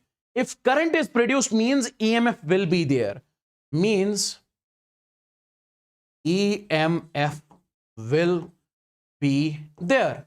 Because current flows because of the potential difference. If there is potential difference, there is current. Current will flow. So we say on changing the flux, we say, sir, current is being produced. Sir, current is produced because there has to be EMF. EMF has to be there. So can I say, my dear friends, sir, on changing the magnetic flux, EMF is being, if A is equal to B, B is equal to C, then A is also equal to C. So on changing the magnetic flux, EMF is being produced. So we can write it something like this, sir. On changing the magnetic flux, EMF is being produced. That is d phi by dt. What is d phi by dt? That is change in magnetic flux will produce the EMF, or change in magnetic flux will produce the current. So this is the Faraday's law. Faraday's law says that the magnitude of induced EMF in a circuit is equal to the rate of change of magnetic flux, through the circuit. This negative sign is because of the Lenz's law, because it says that you have to support the decreasing magnetic field and oppose the increasing magnetic. Is that clear? So from now onwards, you remember that if you have got a coil, if you change the magnetic field through the coil, okay, if you change the magnetic field through the coil, we say EMF will be produced in that case. Now the question is, what is the value of if EMF is produced? What is the value of instantaneous EMF? EMF at any particular instant, sir, when it was time 3 o'clock exactly, how much was the EMF which was being produced? We say, sir, that is d phi by dt. EMF is equal to d phi by dt. This is we say, sir, instantaneous EMF. Like we say, sir, instantaneous velocity is what? We say, sir, dx by dt.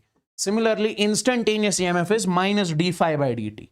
Sir, average EMF. Sir, if flux was changing through a coil from 9 a.m. to 1 p.m. Sir, how much is the total EMF being produced from 9 a.m. to 1 p.m.? That is the average. Delta phi by delta t. So this is delta phi divided by delta t. This is the instantaneous. Okay. Now, sir, since you are saying if you have got a coil, okay, in that coil, we say if you change the flux, EMF will be produced, current will be produced, okay, current will flow in the coil. And if someone says, what is the value of the current, sir? How much current is exactly being produced? We say, sir, the average current will be EMF divided by R, V by R, where R is the resistance of that coil,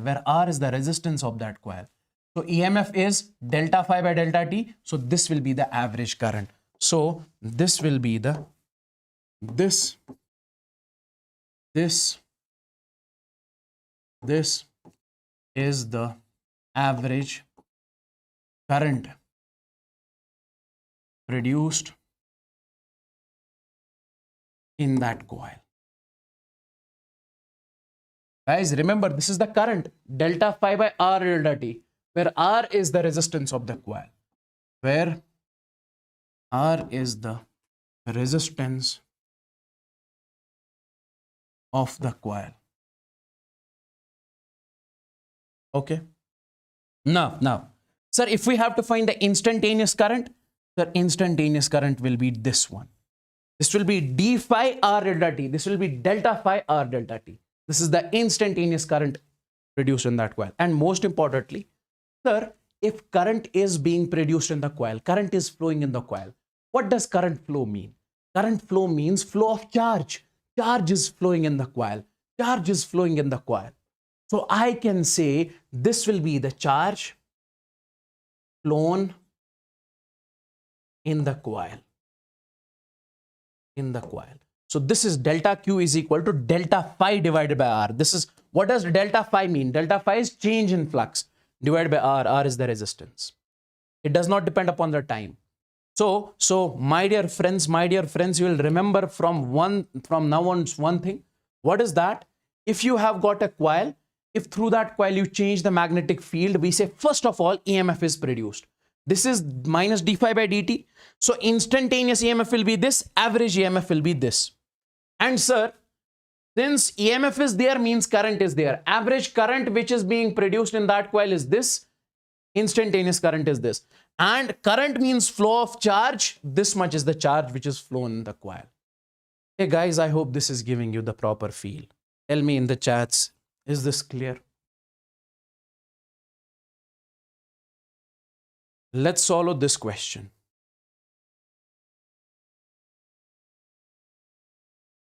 Let's solve this question.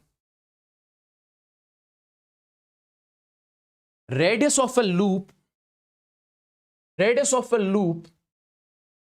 in a perpendicular magnetic field is increasing. Let's suppose we have got a magnetic field over here B. Okay. And in this magnetic field, we have placed a coil. Okay. Now, the radius of this coil is changing. Means this coil is, this radius is increasing. It is getting bigger. Okay. Okay. We say in this case, radius is increasing at what rate? dr by dt in this case is giving as r0 meter per second. Means every second, how much radius is increasing in the coil? We say r0.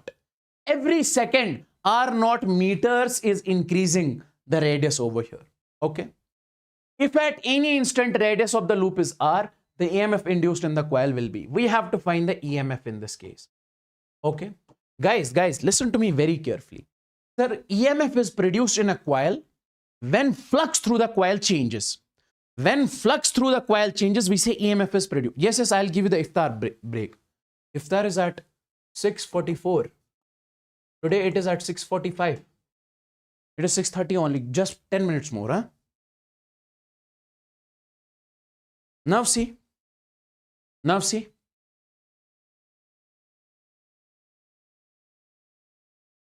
Now see. Now see. So we say dr by dt in this case is r0. We have to find EMF. So we say if the area of the coil is changing, increasing, more field lines will cross. So if more field lines are crossing, we say, sir, flux through the coil will increase. We say flux through the coil will increase. And if flux through the coil increases, EMF is produced. And what is the value of EMF? We say, sir, EMF in this case is d phi divided by dt, minus d phi by dt.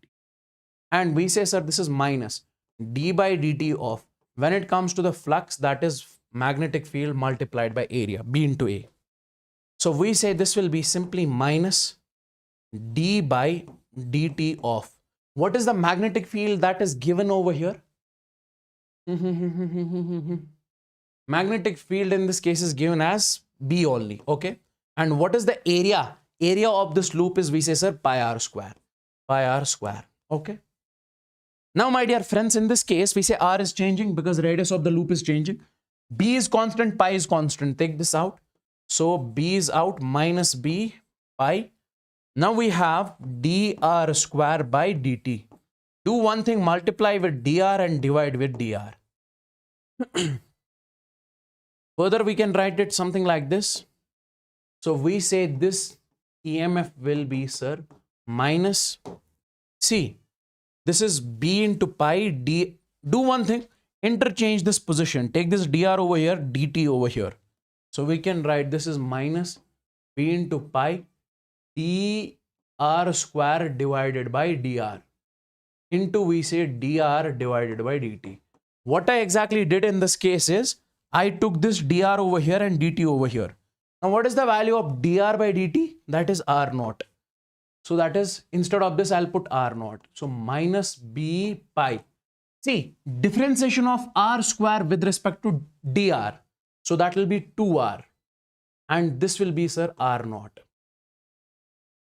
This is the final answer. This will be the EMF. This will be the EMF. This will be the EMF in this case. Okay. Let's solve this question and we'll take the break. A conducting ring of radius r is placed in a perpendicular magnetic field. Okay. We are given a magnetic field over here. In this case, we are placing a ring. So magnetic field is given as B is equal to B naught plus, we say, alpha T. B naught plus alpha T. Now see, if we are placing this ring over here, now we are supposed to say this magnetic field is increasing. Radius of this is R. Okay. We are supposed to find in this case how much is the EMF being produced in the. Guys, see, EMF will produce when flux will change. Flux can change when magnetic field or area, any of the two will change. Here magnetic field is changing. See, magnetic field depends upon time. So if magnetic field is changing, we say EMF is being produced.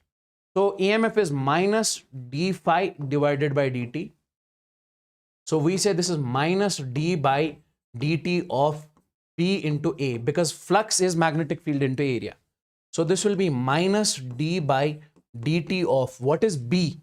B is given as, we say, sir, B naught, and plus, we say, sir, alpha T into area. Take this area out. Area is pi r square. Area of this ring is how much? That is pi r square. Okay. And then we have d by dt of, we say, sir, B naught plus alpha T. So differentiation of B naught, it is constant. So differentiation of this is 0. So differentiation of alpha T will be how much? Alpha. This is minus pi r square alpha. This will be EMF in this case. Minus pi r square alpha. Is that clear? Is that clear? Let's take the break. Huh?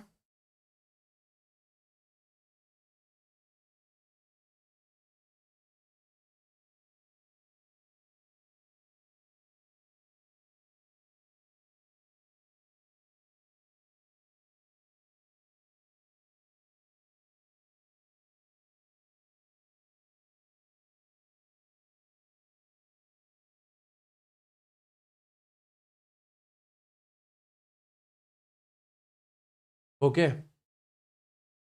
Or I'll make it 7:15.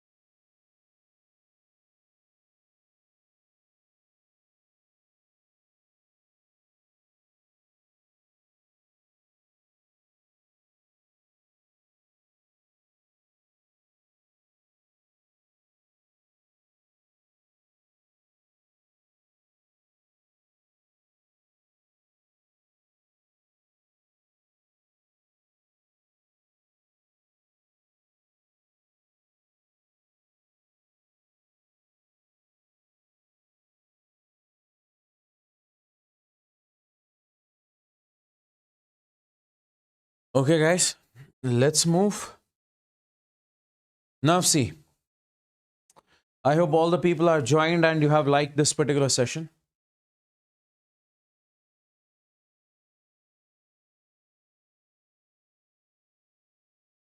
Okay. Now, listen to me very carefully. Let's suppose, now we need to talk about motional electromotive force, motional EMF. Sir, what does this motional EMF mean? See, let's suppose you have got a magnetic field over here. Okay, this is the magnetic field, inward magnetic field. And in this magnetic field, you have placed a rod. Okay. This is a rod which you have placed in this magnetic field. The length of the rod is, we say, sir, L. And it is moving with the velocity, we say, sir, V. It is moving with the velocity, we say, sir, V. Okay.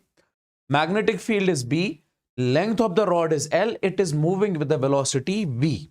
So we say, whenever the rod moves in a magnetic field, okay, we say EMF will be generated in that rod. Okay.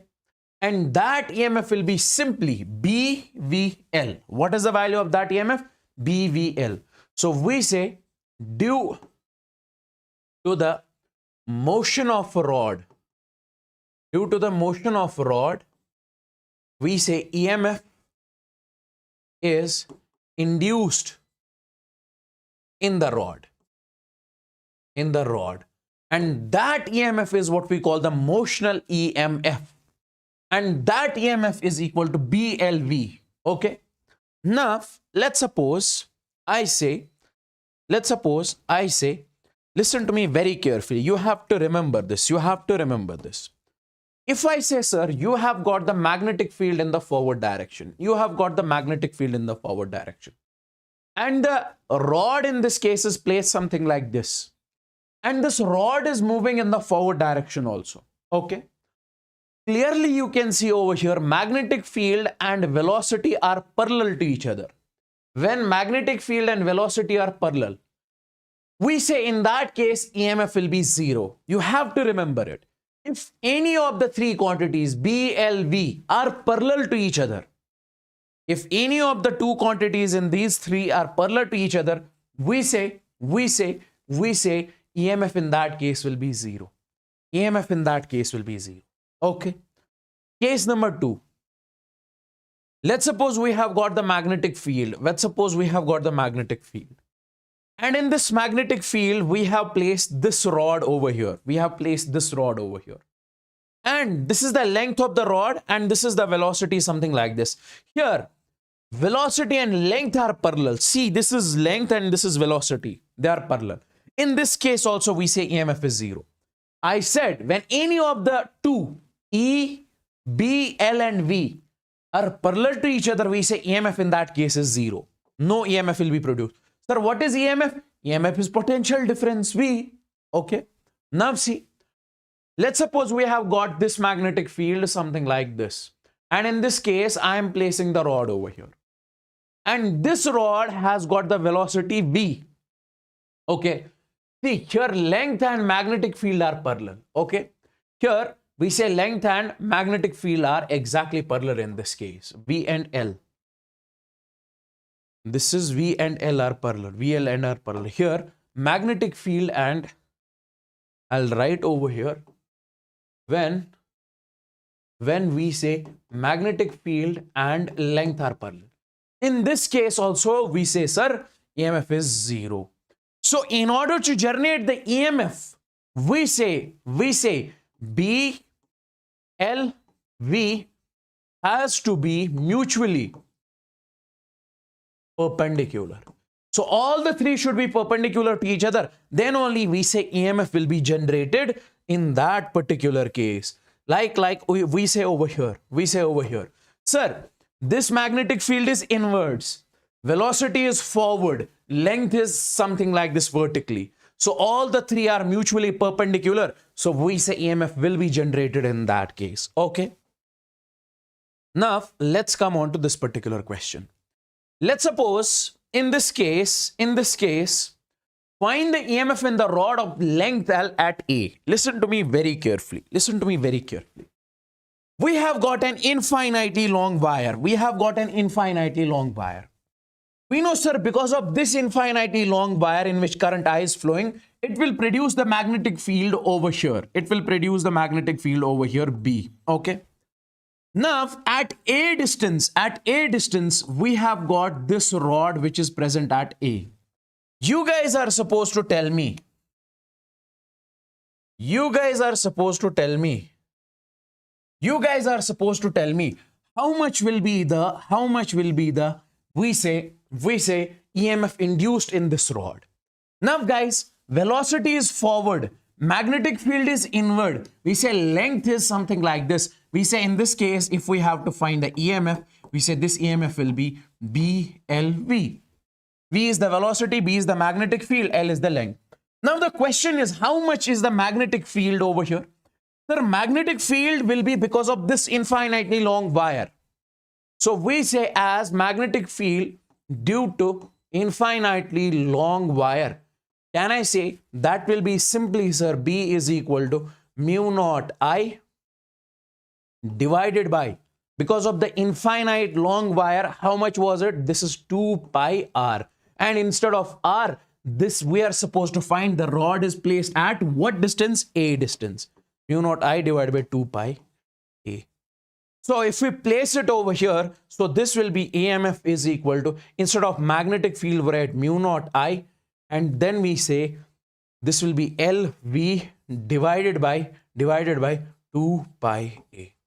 Let me know in the chats, is this crystalline clear? Is this crystalline clear? Is this crystalline clear? Everybody out there? Okay.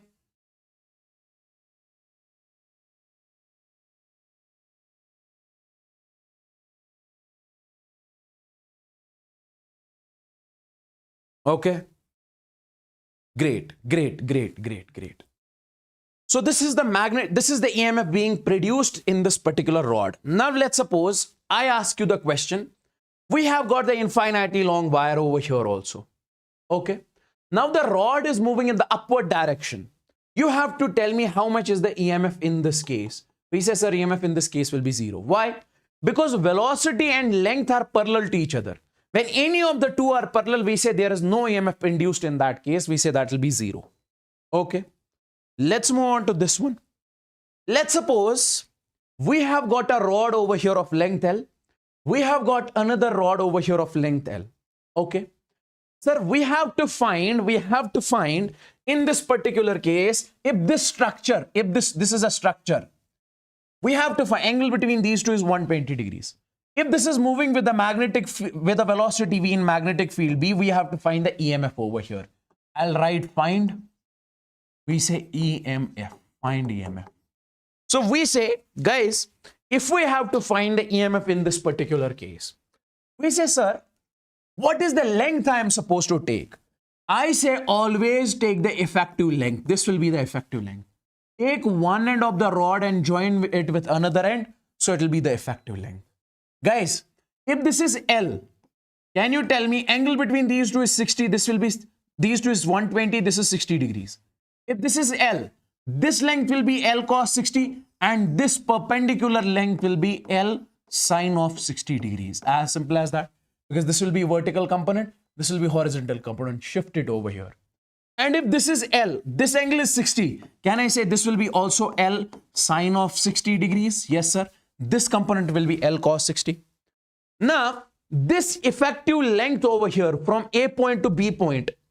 So we say, sir, L effective in this case will be, that is simply L sine 60 plus L sine 60, that is 2L sine of 60 degrees. Okay.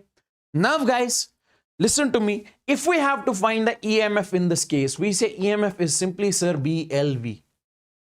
Now, guys, we say, sir, magnetic field is B. Length, instead of this length, I take the effective length of the structure. So that is, we say simply, sir, that is L effective. The L effective is how much? 2. This is L effective. 2L sine of 60 degrees. So we say 2BL sine 60 and then we have V. 2BL. V sine of 60 is what? That is root 3 divided by, we say, sir, 2. Okay. So this and this will cancel. This will be under root 3BLV. Under root 3BL. Okay. Under root 3BLV. So whenever you have the structure something like this, or if I say, let's suppose we have got a magnetic field and you have got, in this particular case, you have got this structure. You have got the radius of this is R. This is moving with velocity V, magnetic field is B. In this case also you have to take this effective length. If I say over here you are supposed to find the EMF, what will you say?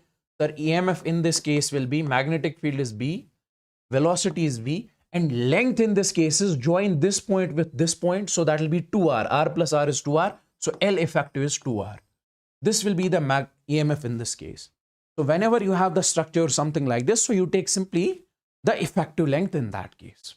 Okay. Now, self-induction. Let's talk about self-induction. Sir, what is the concept of self-induction? See.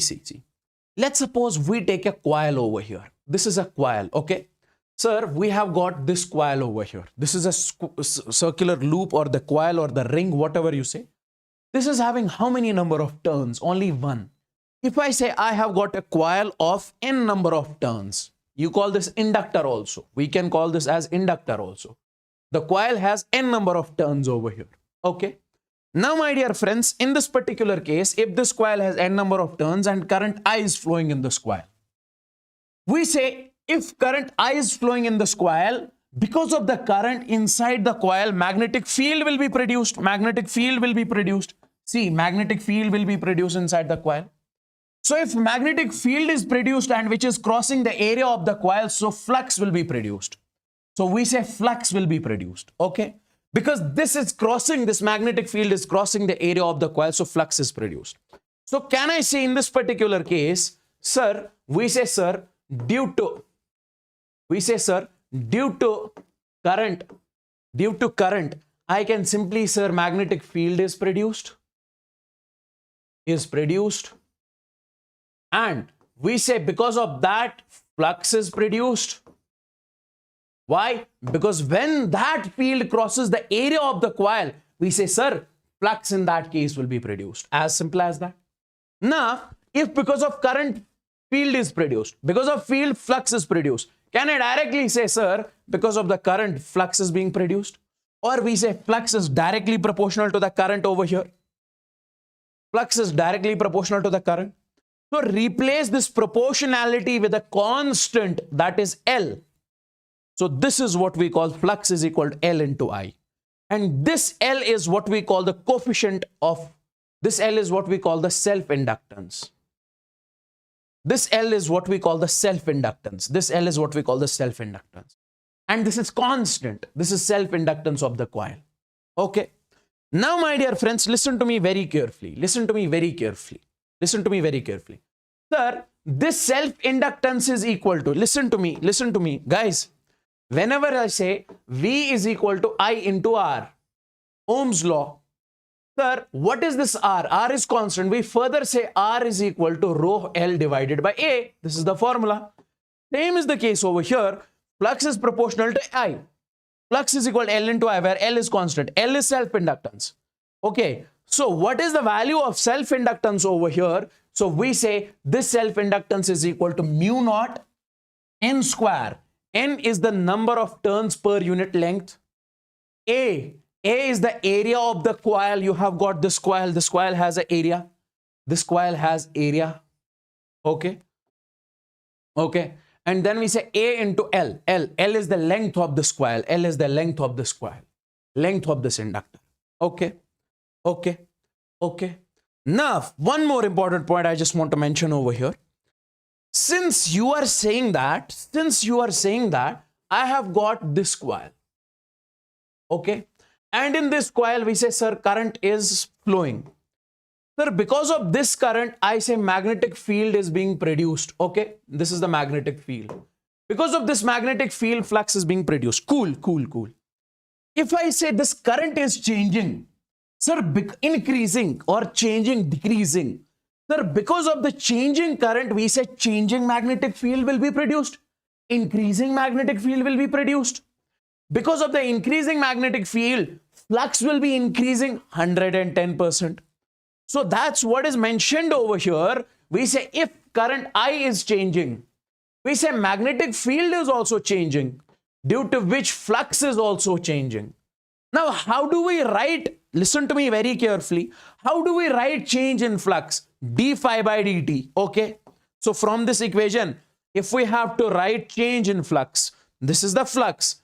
If we have to write change in flux, that is d phi by dt. If we have x, if we have to write change in x, dx by dt with respect to time. And if current is changing, we say, sir, di by dt. So can I say in this particular case, my dear friends, can I say over here, sir, I can simply say, sir, by changing the current, this is what we call changing current, magnetic field will be, magnetic flux will be produced, that is also changing. L is constant, L is constant. Okay, now tell me one thing, sir, according to the Faraday's law of EMI, can I say, sir, this EMF d phi by dt is equal to EMF is equal to d phi by dt. So instead of this, we say, sir, we can write EMF is equal to L di by dt. This is what we call self-induction. This is what we call self-induction. Sir, what does self-induction mean? Self-induction means producing the EMF in the coil because by its own current. If I is the current in this coil only, so EMF in this case will be, listen to me very carefully. In this coil, if someone asks you how much is the EMF produced, minus L di divided by dt.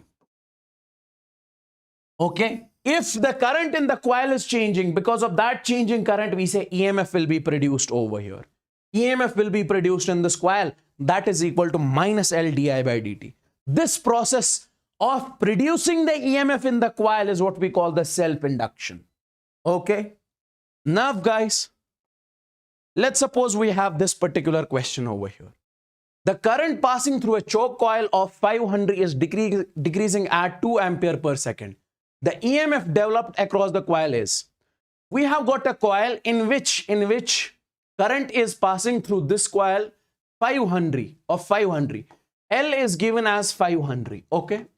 Rate of decreasing at a rate of, so we say di divided by dt in this case is minus 2 because current in this case is decreasing 2 ampere per second, Okay, 2 ampere per second. The EMF developed is, we have to find how much will be EMF in that case, minus L di divided by dt. So can I say this will be minus, instead of L, we say, sir, this is 5 into di by dt is minus 2, so it will be plus 10 volts. It will be plus 10 volts, simply. This was the question which was asked in NEET 2016. Okay, a coil of, if I say solenoid, this is solenoid. If I say coil of n turns, this is also coil of n turns. If you say anything, any name you give it, no problem. We say we have got the coil of 1000 turns when a current of 4 ampere flows through it. The magnetic flux linked with the coil is this one. We have got this. Can you tell me what is the flux in the coil? We say phi is equal to L into I. We recently studied. Because of the current in the coil, flux is being produced. Okay. Now, my dear friends, can I say in this particular case, sir, it is saying that over here, we say when it comes to the flux in this case is given as, flux through the coil is given as 4 into 10 raised power minus 3, 10 raised power minus 3 is equal to L. L we are supposed to calculate, and current in this case is 4 ampere. This is multiplied by 4. We have got a coil of 1000 turns, and in this case is 1000 turns. Okay. Through one turn, this much is the flux. Through one turn, 4 in 10 raised power minus 3 is the flux. L is L. And current in this case is how much? How much current is flowing in the coil? That is 4. If through one turn, this much is flux. Through 1000 turns, can I say multiply it with 1000? Through one turn, this much is the flux. Through 1000 multiplied with 1000. This and this will cancel, this and this will cancel. L in this case will be 1 Henry. So this is having the self-inductance of 1 Henry. Yes, great, great, great, great, great. An important question that I want to give you over here. This question. This question. Now see. In order to solve this type of question,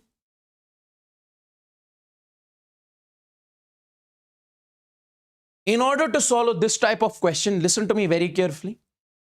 In order to solve this type of question, I am saying we have got a point A over here, resistance.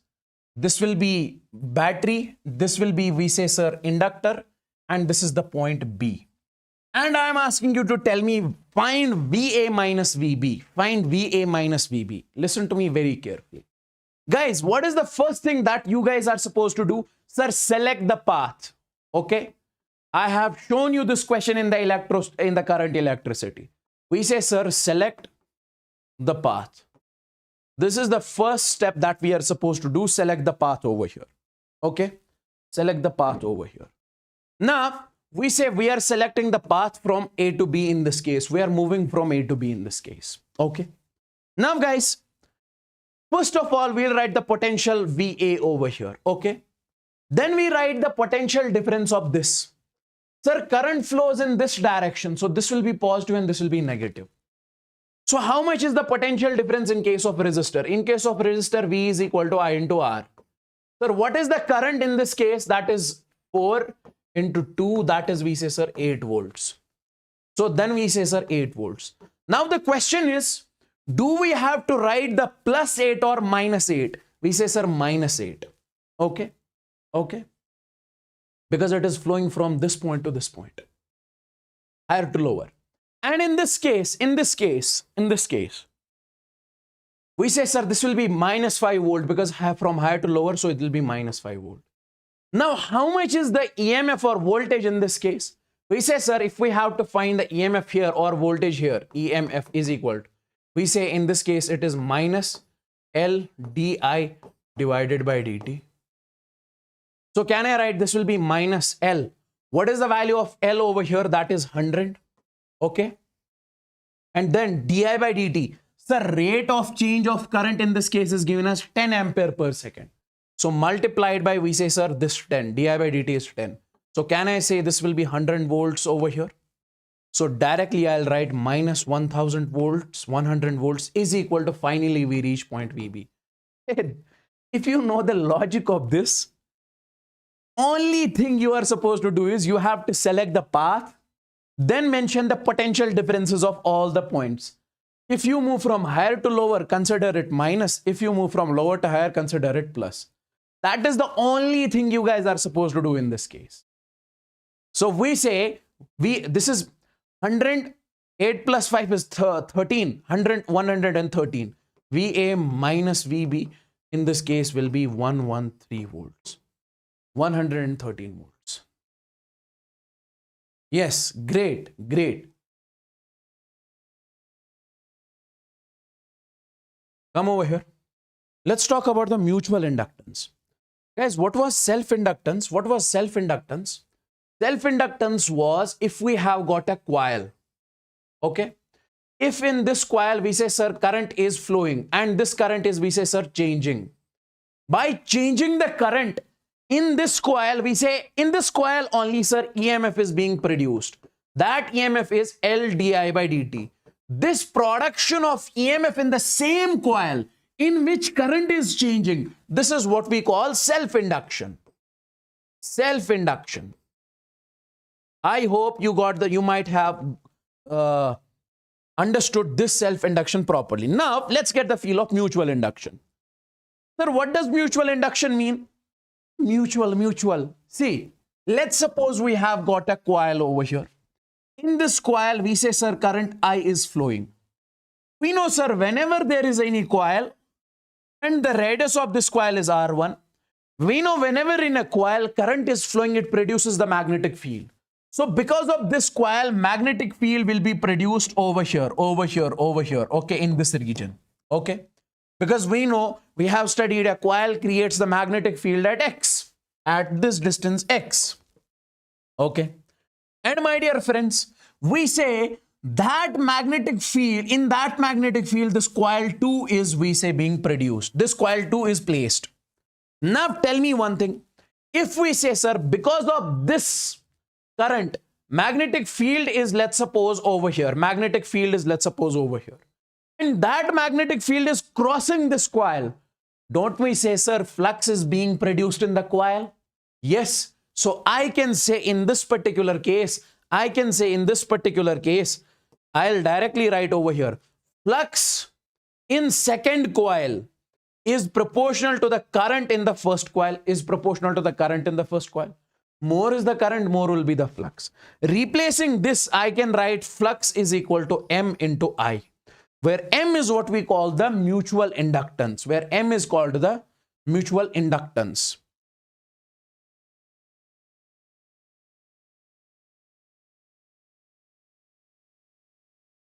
Okay. Now see guys, if I, and what is the value of this mutual inductance? You guys need to keep this in your mind. Sir, this mutual inductance is further equal to mu naught R1 square. R1 is the radius of this coil. R2 square, radius of this coil. Then we have multiplied by pi. Then upon 2x cube. X is the distance between the two coils. Okay.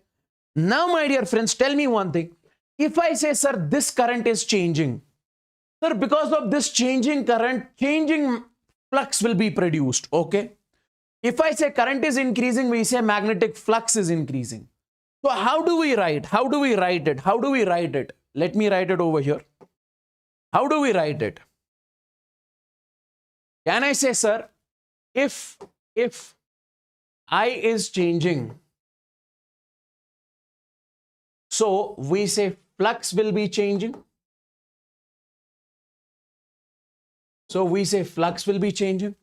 And how do we write the change in flux, my dear friends? We say, sir, I will write over here as phi is equal to M into I. How do we write change in flux? D phi divided by dt is equal, we say M, change in current will be di divided by dt. Now tell me, what is d phi by dt? Sir, according to the Faraday's law, d phi by dt is EMF is equal to M di by dt. And this is what we call mutual induction.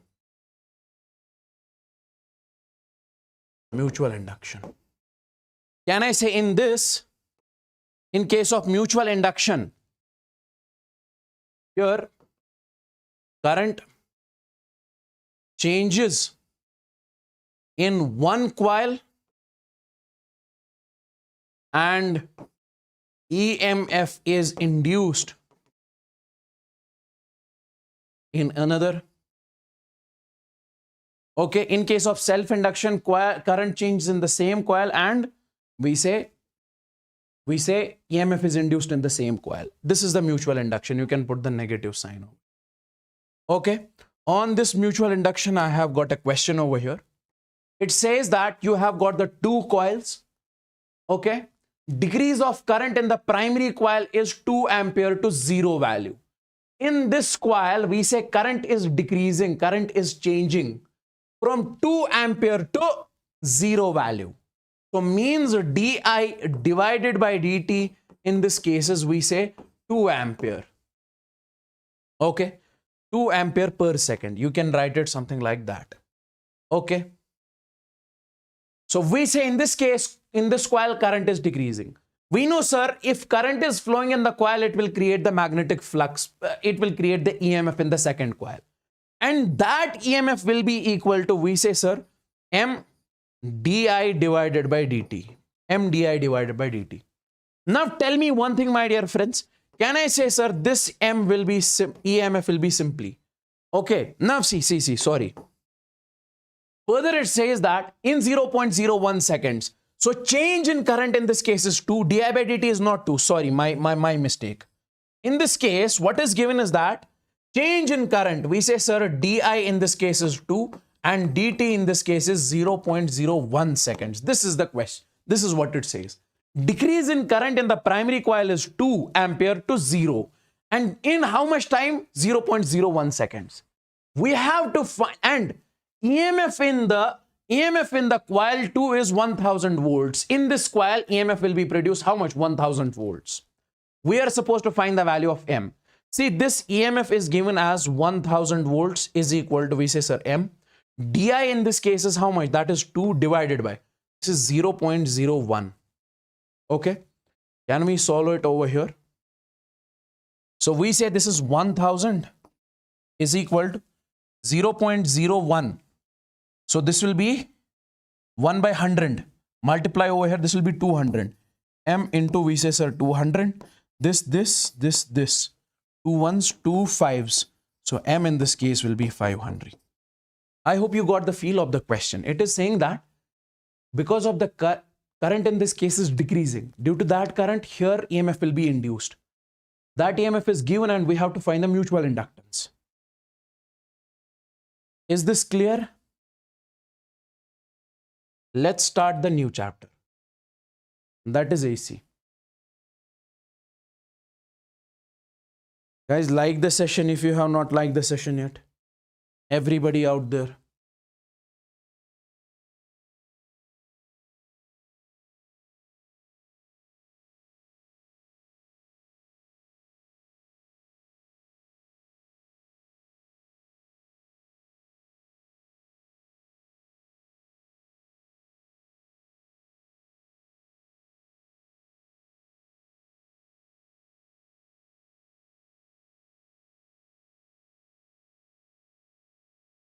Alternating current. Before understanding the alternating current, let's understand the direct current.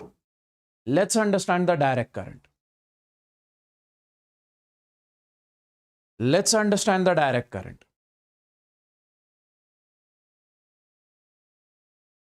Yes, this is the last chapter for today.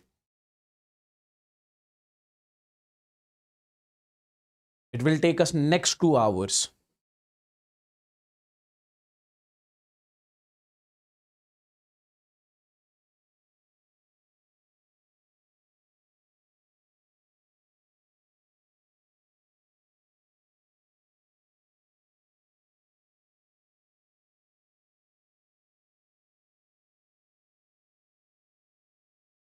Now see, let's take a look over here. Let's understand this direct current.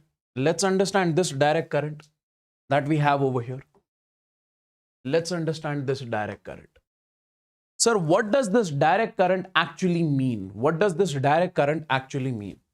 We say it is a unidirectional current. It is a unidirectional current. Okay.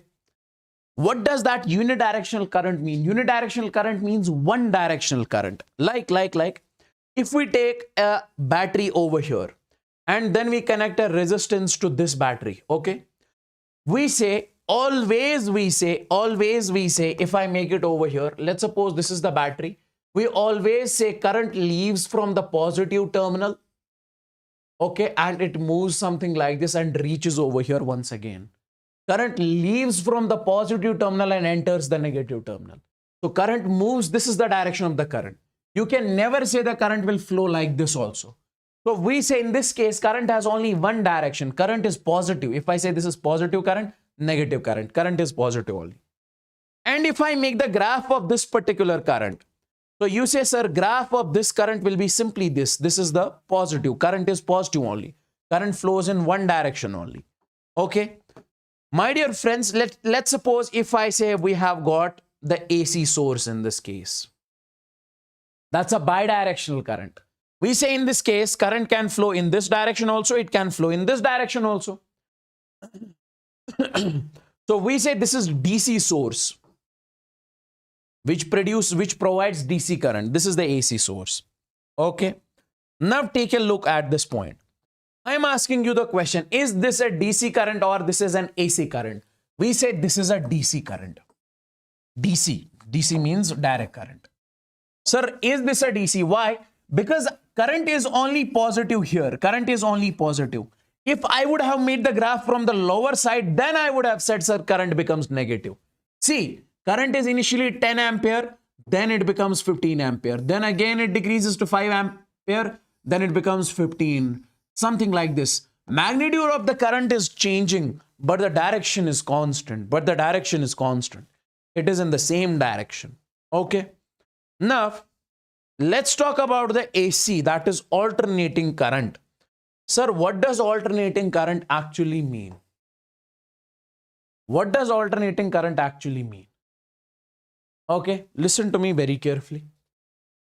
When it comes to the alternating current, we say it's a bidirectional current. Okay, it can flow in the two directions. Let's suppose I say I have got the AC source over here. We say current can leave from this side also. It will move in this side also. And if I more specifically make the graph of the alternating current, see, this is the graph. So I say initially current is positive, then see over here current becomes negative. In this case, it's a bidirectional current. We say it can be positive, it can be negative. See, current in this case is positive, current in this case is negative. And this one is what we call the sinusoidal AC. Sinusoidal AC. Because this is a sine graph. Okay, you'll get to understand this. And then we have, sir, is this an AC or DC? Is this AC or DC? Is this AC or DC? Tell me the chats, guys.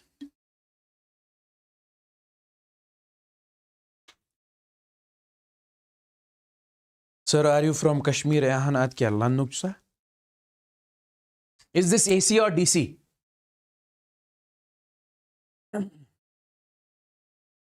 We say clearly this is AC. This is the alternating current. Okay, this is alternating current. Why? Because in this case, current is positive, then it becomes negative. Then once again, it becomes positive, then once again, it becomes negative. See, but in this case, it remains constant for some time and then becomes negative, then changes the direction completely. Let's suppose for some time it was moving in towards the right, in the right direction. Then it is moving towards the left. You can understand it, something like that. Okay. And this one is what we call, what is the name of this AC? We say this is nothing but square wave AC. This is what we call the sinusoidal AC. And if we talk about this, sir, here current is positive, and from lower side we say, sir, current is negative. So this is also AC. This is we call the triangular AC. This is what we call the triangular AC, because this is some sort of cutting the triangles over here. Okay. Now see, let's talk about the sinusoidal AC, because in our syllabus we have to study about the sinusoidal AC only. We don't have to go on to the square wave AC or this another one.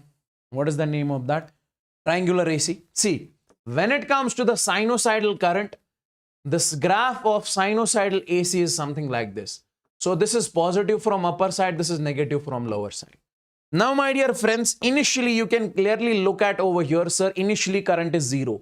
Then current becomes maximum, and this is what we call the peak value of current. Peak value of current, okay? This is, we say, sir, we represent it with I0. Peak value, highest value. Again, current becomes 0, then becomes maximum from the negative side. Now, if we try to write the equation of this, we say the equation of this AC is simply, I can write over here, I is equal to, we say, sir, I0, then we say sine of omega t plus we say, sir, phi. Omega t, you'll get to understand each thing. I0 is the maximum or the peak current. I is the instantaneous current at any instant, you will get to understand. And omega is angular frequency. Sir, phi is the initial phase, you can say over here in this particular case. Okay, you'll get to understand each and every single thing. As of now, I want you guys to remember, sir, equation of this is, we say, sir, this one. Equation of this is this one. Now, if I say one question to you, see, what is that? What is that? Let's suppose I have got a source over here. Okay. And in this case, if this source over here, in this case, we say, sir, this is a battery, and this battery is sending the current of 2 amp, or we say 20 ampere. And let's suppose I have got a source over here. It is sending, let's suppose, the current of I is equal to I naught sine of omega t. In both of the cases, can you tell me which one is AC and which one is DC? In both of the cases, can you tell me which one is AC and which one is DC? Which one is AC and which one is DC? Can you tell me in the chats?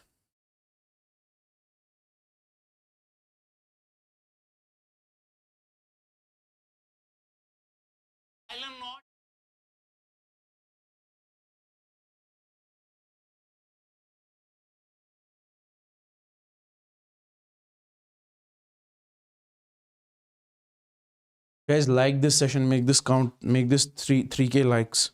Make the likes 3K.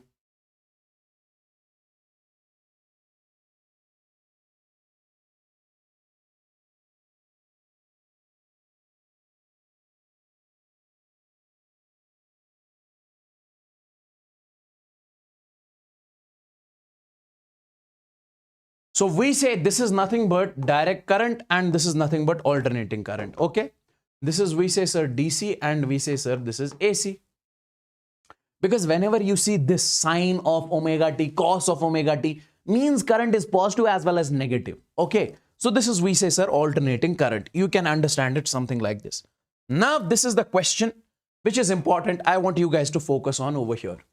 In this case, we are given the current as I is equal to, we say, 100. Then we say sine of 200 pi t. I is equal to, we say, 100 sine of 200 pi t. This is the current which is given exactly over here. This is the current which is given exactly over here. Okay. And let's suppose the graph of the current for an instance is something like this. Can you tell me, listen to me very carefully, listen to me very carefully. Let's suppose this is graph I versus, we say, sir, t. Sir, initially current is over here and then it reaches the peak value, maximum.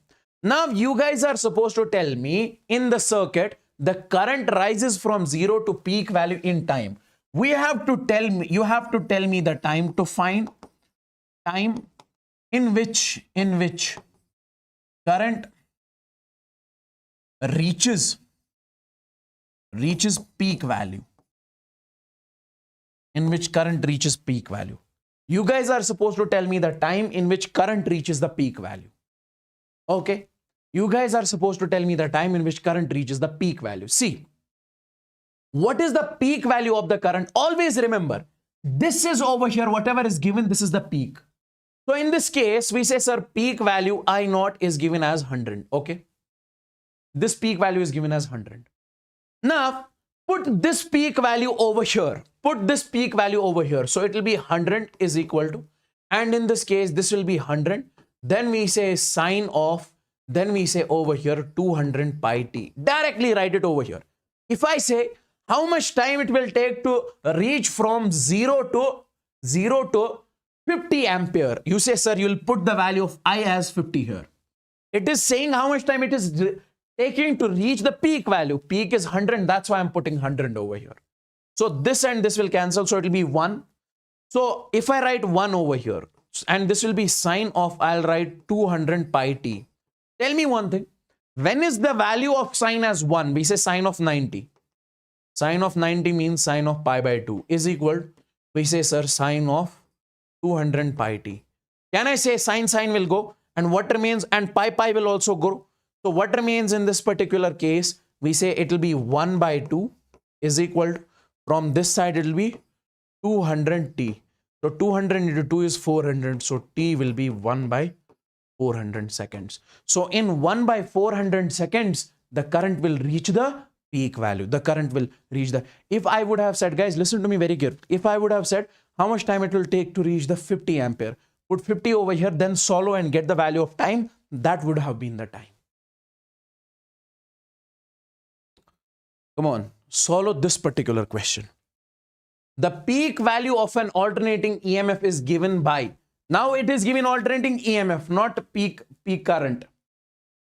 So it is given as E is equal to, I'll write E naught, we say cos of omega t, E naught cos of omega t. This is given as E naught cos of omega t. Is V. In this case, peak value E naught is given as, we say, sir, 10 volts, is 10 volts. And frequency in this case is, we say, sir, 50 hertz. Okay. And time in this case is given as, we say, sir, 1 by 600 seconds. 1 by 600 seconds. We are supposed to find the instantaneous value of EMF. We are supposed to find the value of E. Hey guys, everything is given and you are supposed to put the value. See. Remember one thing, sir, as we know, omega is equal to 2 pi into F. So we'll write 2 pi. The value of omega, angular frequency, is 2 pi F. So we'll write 2 pi. Instead of frequency, we'll write over here 50. Okay. Now come over here. We have to find the value of E. E is equal to, value of E naught in this case is 10. Then we say cos of. Instead of omega, we say 2 pi F. What is the value of F? That is 50. That is 50. Into T. T is given as 1 by 600 seconds. Okay.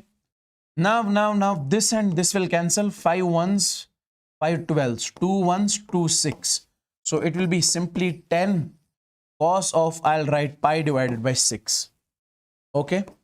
Cos pi by 6, cos 30 is how much? 10 root 3 by 2. Is this clear? So this is the value of instantaneous EMF. Is this clear? Tell me in the chats. Okay, yeah, 2 1s and 2 5s. So this will be 5 root 3 volts.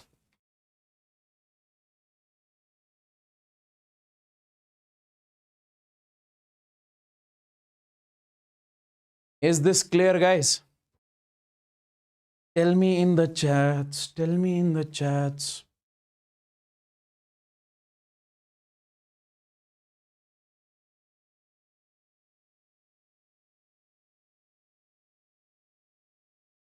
Okay. Are you guys loving the marathon? Let me know in the chats. Are you guys loving the marathon?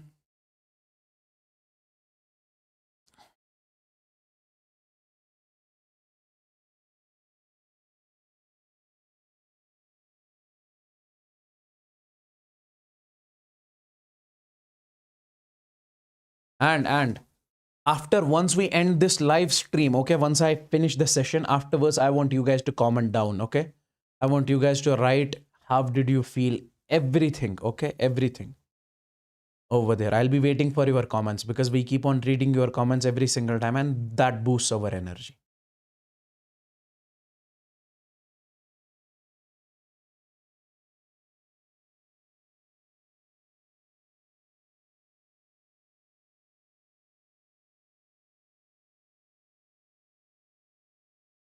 Difficult chapters are getting easy. Yes. Yes.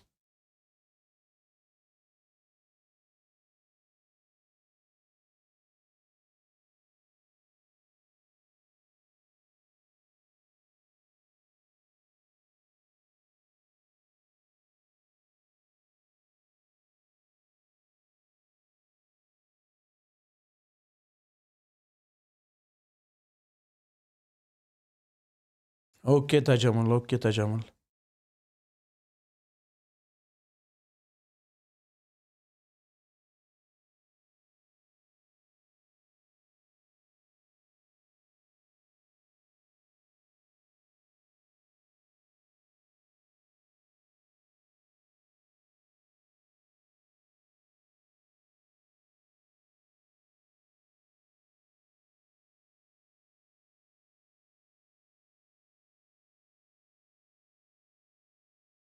Okay. Now.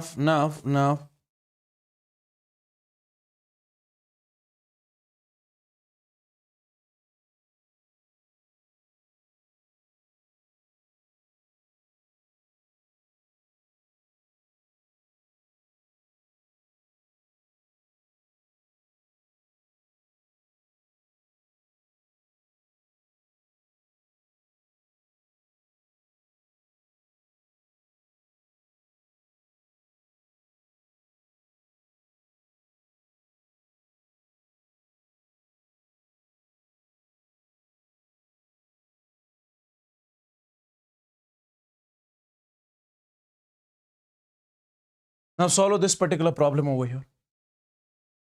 This was asked in the J Mains 2022. This was asked in the J Mains 2022. The current flowing through an AC is given by, see, in this case, current is given as 5, we say sine of, then we say 120 pi t. Okay, this is pi t, 120 pi t. How long the current will take to reach the peak value? Here also, sir, what is the peak value in this case? I naught is given as 5. This is the peak value. Put the peak value over here. This is 5 is equal to, we say, sir, 5. Then we say sine of 120 pi t. Okay. And this will cancel. This will be 1. Sine, this is sine 90, sine pi by 2. I'll write sine of pi divided by 2 is equal to sine of 120 pi t. So over here, pi sine pi. So it will be 1 by 2 is equal to 120 t. So t in this case will be 2 into that will be 1 upon 240. 1 upon 240 seconds. So it will take the time 1 by 240 seconds in reaching the peak value. This was the question which was asked in J Mains 2022. Now let's talk about the RMS value. See, when it comes to the RMS value, we say it is root mean square value. What does that mean? That means if you have to find the RMS value of anything, okay, first you have to square it, then you have to find its average, then you have to apply its root on it, and you will be able to find its root mean square value. I'll tell you directly, we don't have to do this process. RMS value will be root mean square value. Let's suppose if we have got a current something like this, this is an AC. Sir, I is equal to I naught sine omega t. And we have to find its, we say RMS value. So we say for an AC completely. So we say when it comes to the AC, we say we'll be using this particular formula. IRMS is equal to I naught divided by root 2.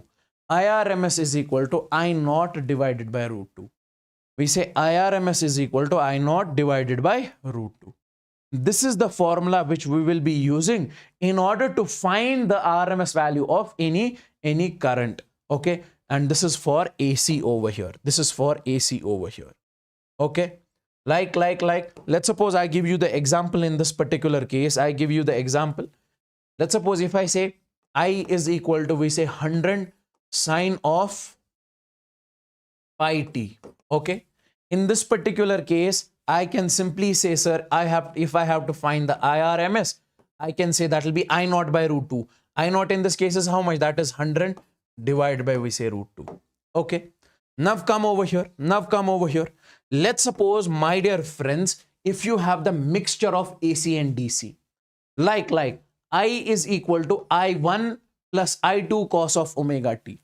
I1 in this case is, we say, sir, DC. This is the direct current. I1 in this case is, we say, sir, DC. Okay. And this is, we say, sir, AC. So this is that current in which you have AC as well as DC. Mixture of AC and DC. And if you have to find the IRMS in this case, what will you say? IRMS is equal to, we say, under root of, we say I1 square, this I1 square. Then we say I2 square divided by 2. This is how to find the IRMS in case of mixture of AC and DC. Like example we have over here.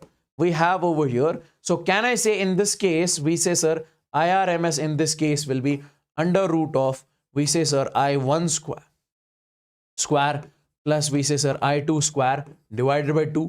So it will be under root of, what is the value of I1 over here? That will be 4 square plus, what is the value of I2 over here? That will be 5 square divided by, we say, 2. This is the formula which we will be using in case of AC plus DC. And if you have AC only, then you say I naught divided by root 2. One more thing is there. If you have got the mixture of AC and AC, See, this is AC, I1 cos omega t, I2 sin omega t. Both are ACs. In this case, how do you find the IRMS? How do you find the IRMS? This is the formula which you will be using in order to find IRMS. IRMS is equal to under root of, we say, I1 square plus we say I2 square divided by 2. Okay, like we say, let's suppose I give you the example over here. We say I is equal to 10 sine of we say omega t plus 10 cos of omega t. In this case, you have to find IRMS. What will you say? Sir, IRMS in this case will be under root of I1 square, that is 10 square, plus I2 square, that is 10 square, divided by we say 2. Divided by we say 2.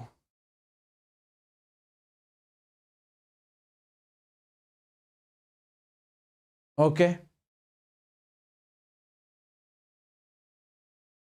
Let's talk about the phasor diagram. Let's talk about the phasor diagram. Before this phasor diagram, I'll tell you something. I will tell you something. What is that? See. Let's suppose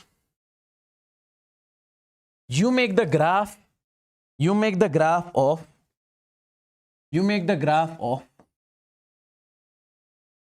let me write over here. I say plot I is equal to I naught sine of omega t. I is equal to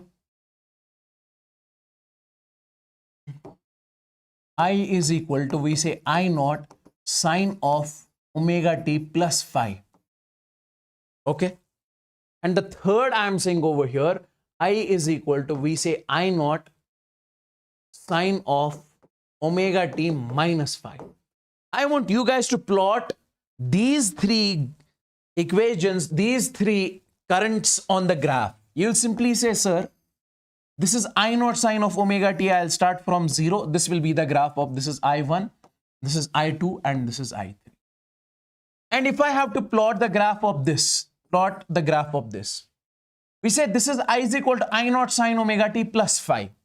This is already at some value. Let's suppose if phi is pi by 2, we say the graph will start from the maximum in this case. Okay. Because it is already at, this is plus phi. Okay.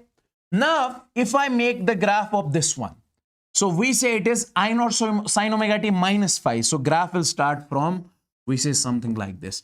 This is, let's suppose, minus phi initially. This is, let's suppose, plus phi initially.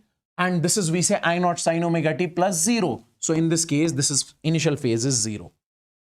Initial phase in this case is 0. So this is the graph of this, this is the graph of this, this is the graph of this. Okay.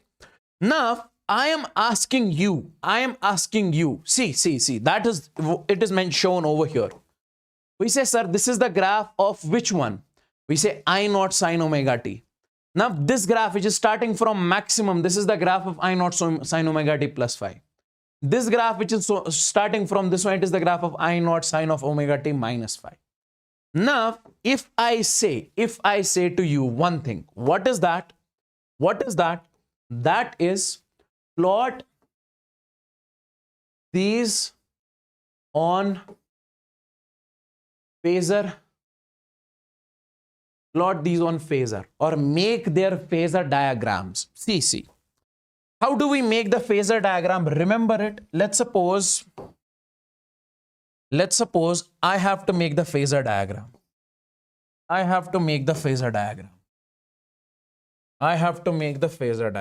Okay. Let's suppose I have to make the phasor diagram. Okay. So my dear friends, if I have to make the phasor diagram over here, listen to me very carefully. We say we'll first draw two lines over here. On this line plus x, we write sine of omega t. Okay. On this line, if you move by 90 degree, if you increase by 90 degree, we write over here cos omega t. Sir, if this is plus sine omega t, we say, sir, from back side, it will be minus sine omega t. If this is plus cos omega t, from the lower side, it is minus cos omega t. This is plus x, this is minus x. This is plus y, this is minus y.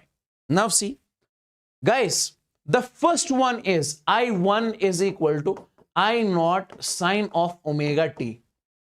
Sir, second equation I2 is equal to, we say I naught sine of omega t plus phi. Third current was I3 is equal to I naught sine of, we say omega t minus phi. Okay. All of these are alternating currents.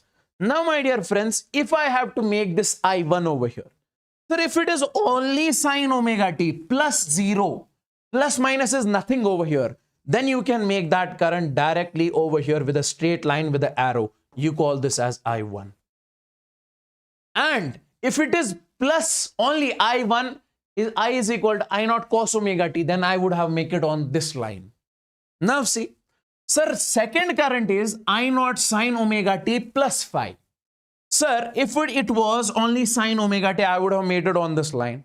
But it is plus phi. So I will make it something like this. This will be I2, but this angle in this case will be phi. So this is sine omega t plus phi. Sir, third current is I naught sine omega t minus phi. If plus I is from upper side, I can simply say this will be, sir, minus phi in this case. And this will be in this case I3. So we say this is the phasor diagram of I2.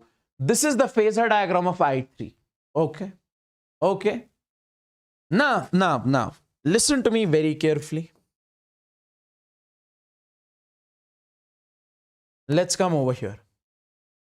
Can you tell me, can you draw all of these currents on the phasor diagram? Can you draw all of these currents on the phasor diagram? Can you draw all of these currents on the phasor diagram?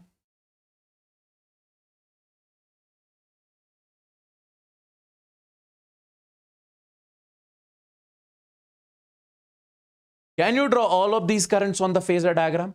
So on this we write sine omega t, and this will be cos of omega t. This will be minus cos of omega t, and this will be, sorry, this is minus sine omega t. This is minus sine of omega t. This will be, sir, minus cos of omega t. Okay. Now tell me one thing. Sir, I1 is 4 sine omega t plus pi by 6. So can I say in this particular case, listen to me very carefully, or I'll directly show you over here. I have made it already. Okay. See, this is cos omega t, this is sine omega t. If we talk about I1,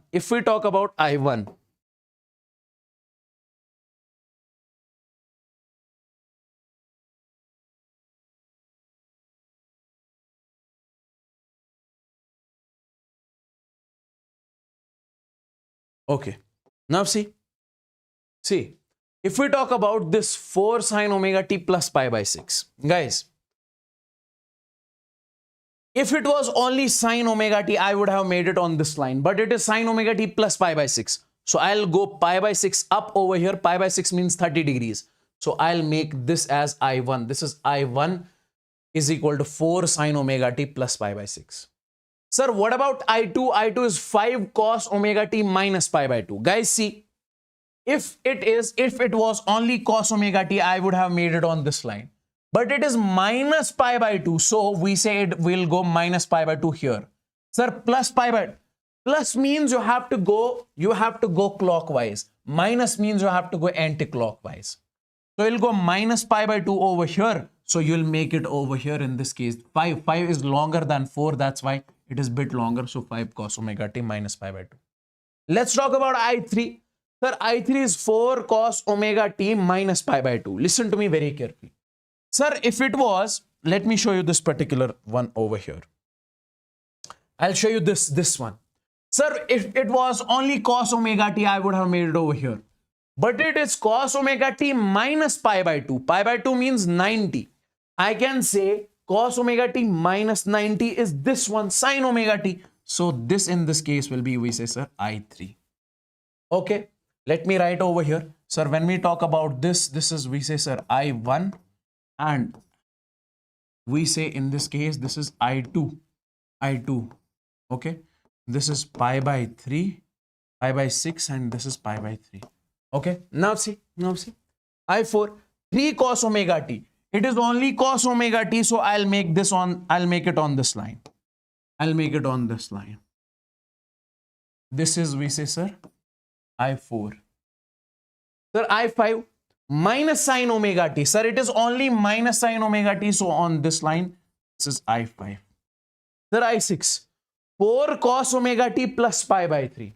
Sir, cos omega t plus pi by 3 will be on this side, minus pi by 3 will be on this side, so this will be I6.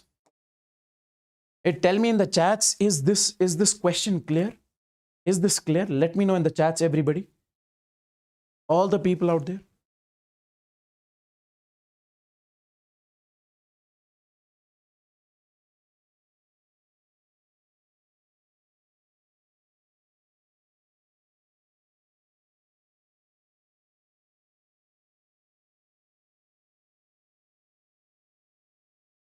Is this clear?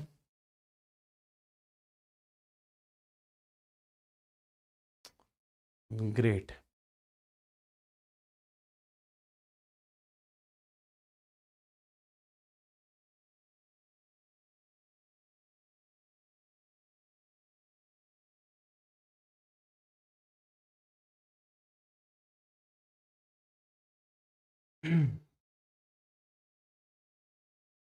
Okay, let's talk about this one now. This is, we say, AC source across pure resistance. What does that mean? That means, see, if you have got an AC source over here, AC source means which provides AC current, which gives AC current.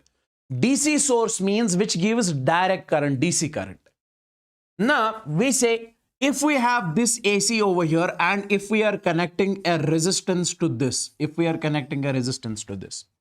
okay, if we have AC over here, AC source, if we are connecting resistance to this, okay, my dear friends, let's suppose R is the resistance of this. We say, listen to me very carefully. Sir, let's suppose this is providing the current, we say I. And how much is the voltage? Voltage of this V is equal to V naught sine omega t. Okay. If it was, we say, let's suppose DC source, I would have said it has got 20 volts potential difference. 40 volt potential difference, something like that. But since it is the AC source, we say this is the voltage in this particular case, potential difference. And if I ask you to tell me the current in this case, listen to me very carefully. Sir, we know V is equal to I into R. Over here, this is the voltage potential difference across this. V is equal to IR. Apply the Ohm's law. Sir, current is V divided by R. Sir, what is the value of voltage that is given? V naught sine omega t. Just put it over here. Divided by R. R is the resistance over here. Sir, V naught divided by R. Peak voltage divided by resistance is peak current. Because we know V divided by R is I. So V naught divided by R will be I naught. So we can finally say, sir, current is I is equal to I naught sine omega t. I is equal to I naught sine omega t. I can say this one. Okay.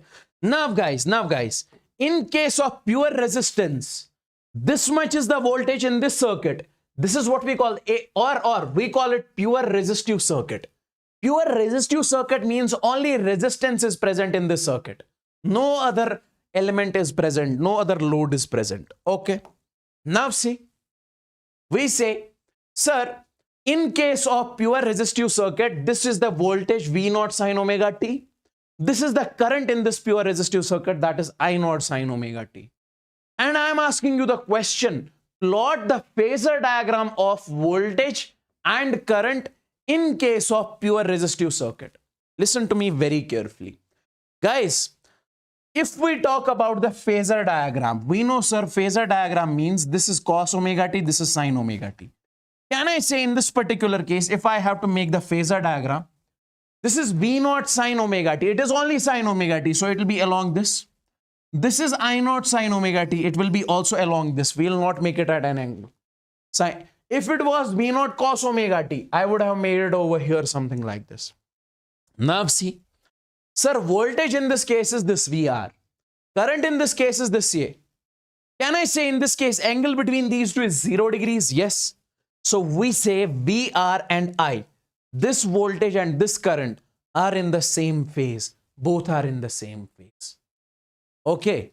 They are in the same phase. They are in the same phase. Voltage and current are in the same phase.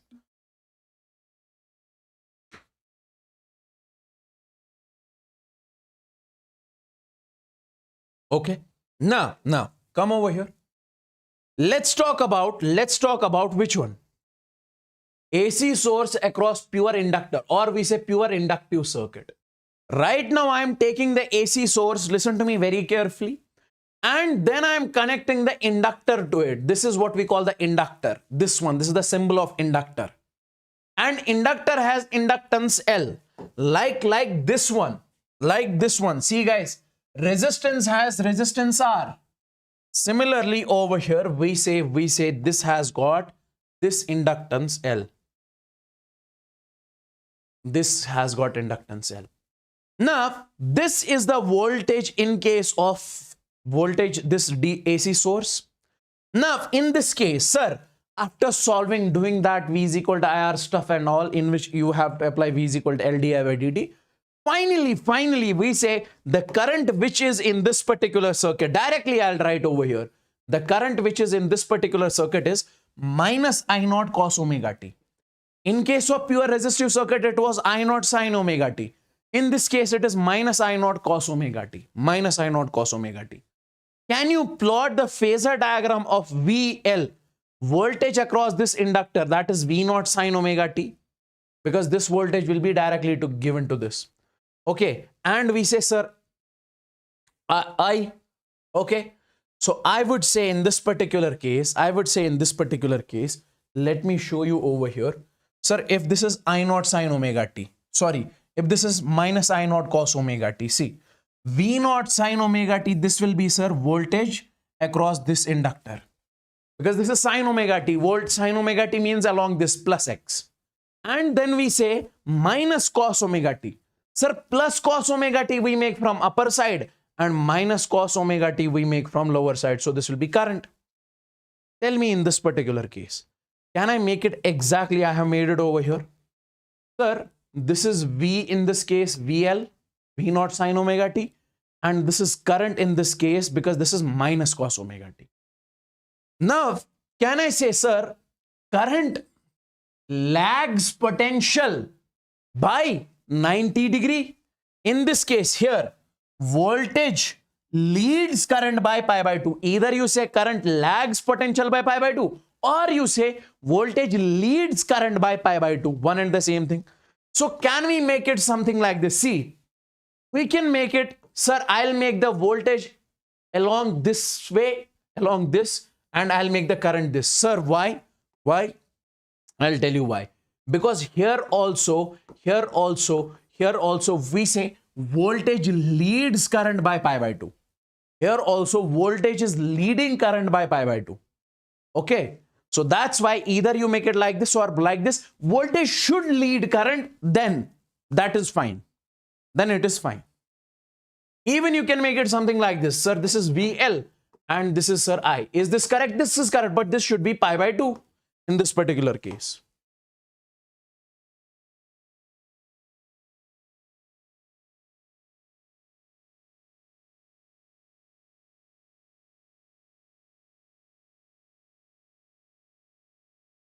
Is this clear?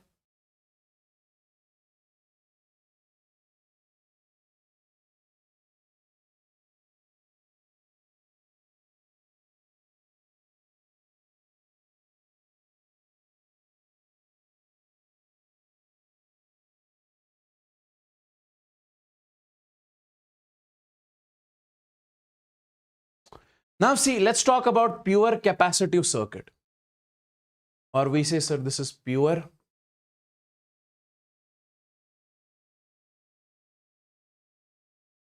capacitive circuit. Sir, what does pure capacitive circuit mean? You have got a capacitor over here and then you are connecting the AC source in this case. So we say voltage across this capacitor will be directly given to this, that is V naught sine of omega t. Okay. And if we find the current in this capacitor, that will come out to be what? That is I naught, we say, sir, cos of omega t. This is current in this capacitive circuit. And if I tell you, plot these on phasor diagrams. Phasor diagram. If I ask you to plot these on phasor diagrams, how can you plot these on phasor diagrams?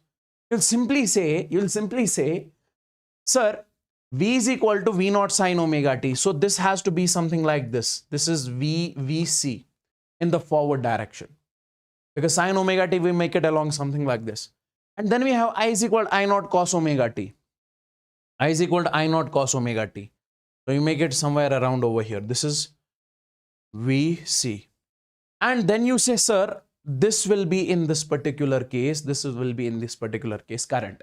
Because here, current is I naught cos omega t. Cos omega t, we make it along something like this. And this angle we say in this case is pi by 2. Theta phi is equal to pi by 2. So can we say in this particular case, can we say in this, see, I have made it over here. See, can we say in this particular case, voltage lags current by pi by 2? Voltage lags current by pi by 2, or current leads voltage by pi by 2. So you can make it something like this also. Sir, here this is this. Voltage is down and this angle is, we say, sir, pi by 2. We say voltage lags current by pi by 2 in this particular case. Now let's talk about series LCR circuit. Series LCR circuit.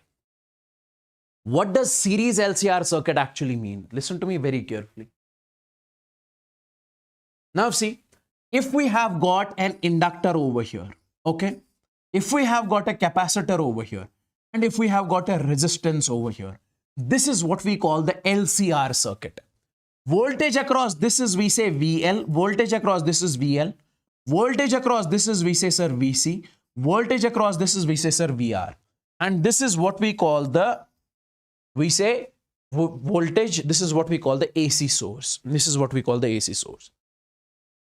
Now listen to me very, very, very carefully. If we have this series LCR circuit, what are the things that we need to learn in this case? I will make you understand. The first thing is, I will tell you to draw,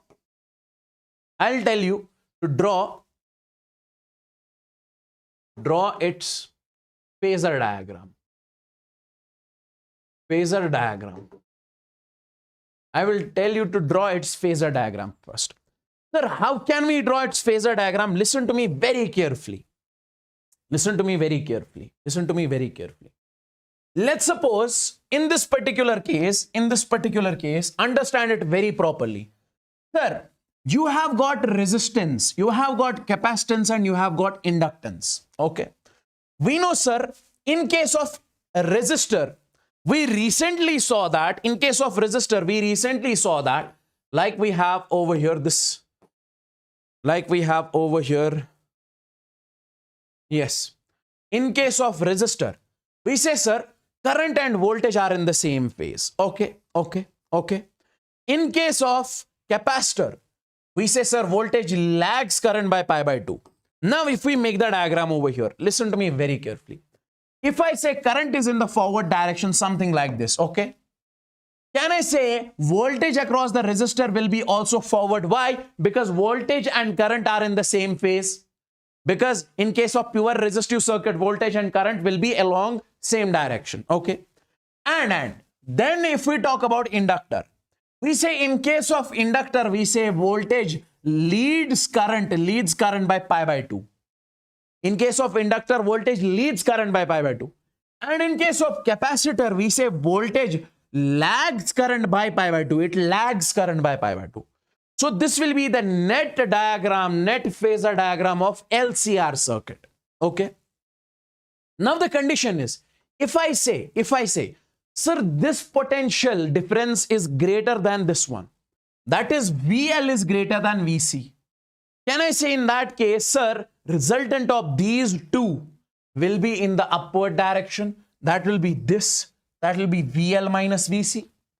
If in the downward direction if this was greater than this, then we would have said VC minus VL.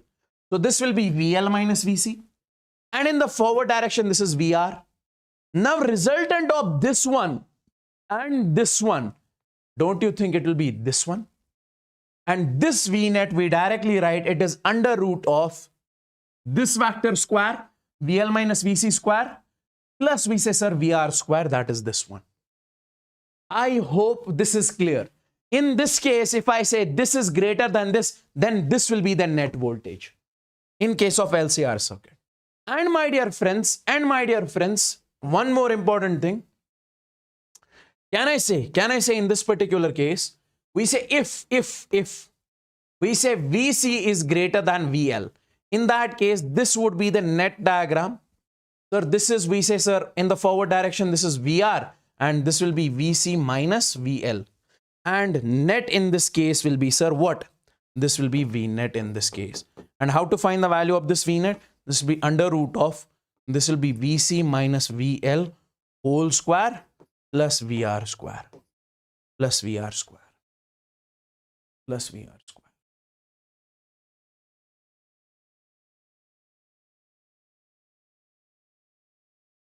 Okay. Now, one more important point we need to learn in this LCR circuit is, we say, sir, impedance diagram. Impedance diagram.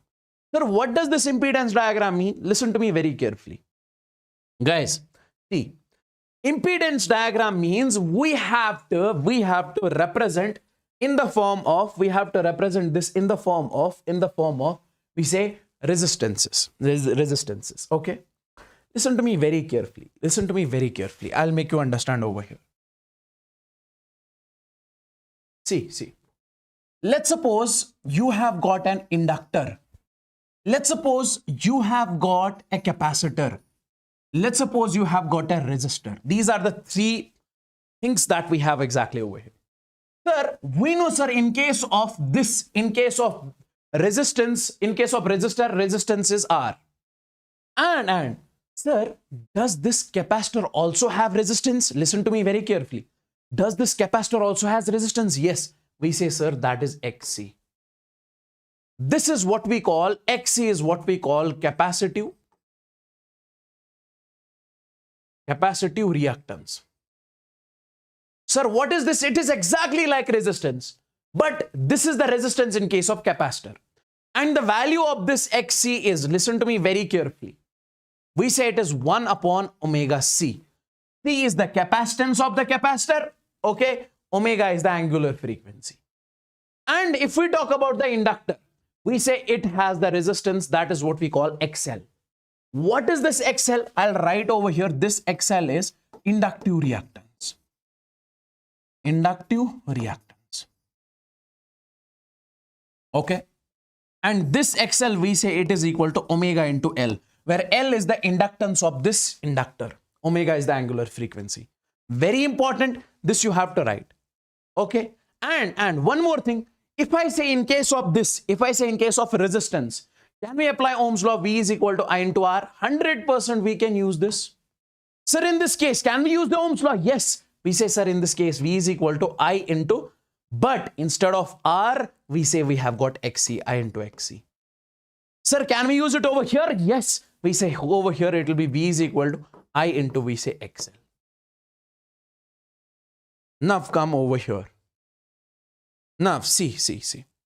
Let's make the impedance diagram. See, phasor diagram was, listen to me very carefully. What was the phasor diagram?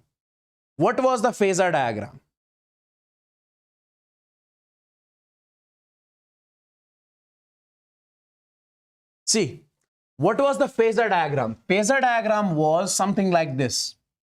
This is VR and this is current I. This is, we say, sir, VC, and this is, we say, sir, VL. Can we write this VR will be, sir, I into R? Can we write this VL will be, sir, I into XL? Can we write this will be I into XC 110%? Now remove this I and I. So what remains? XC, XL and R. So finally we will make it something like this. So along this it will be R, along this it will be XL, along this it will be XC. Capacitive reactance, inductive reactance, and we say this is the resistance. This is what we call the impedance diagram. Impedance diagram. In case of impedance diagram, we represent it with the resistances. We represent this with the resistances. So we say this is XL, this is XC, this is at R. Okay. Now in this case, listen to me very carefully. If we say, if value of XL is greater than XC, if XL is greater than, we say, XC, can I say in that case, listen to me very carefully, my dear friends.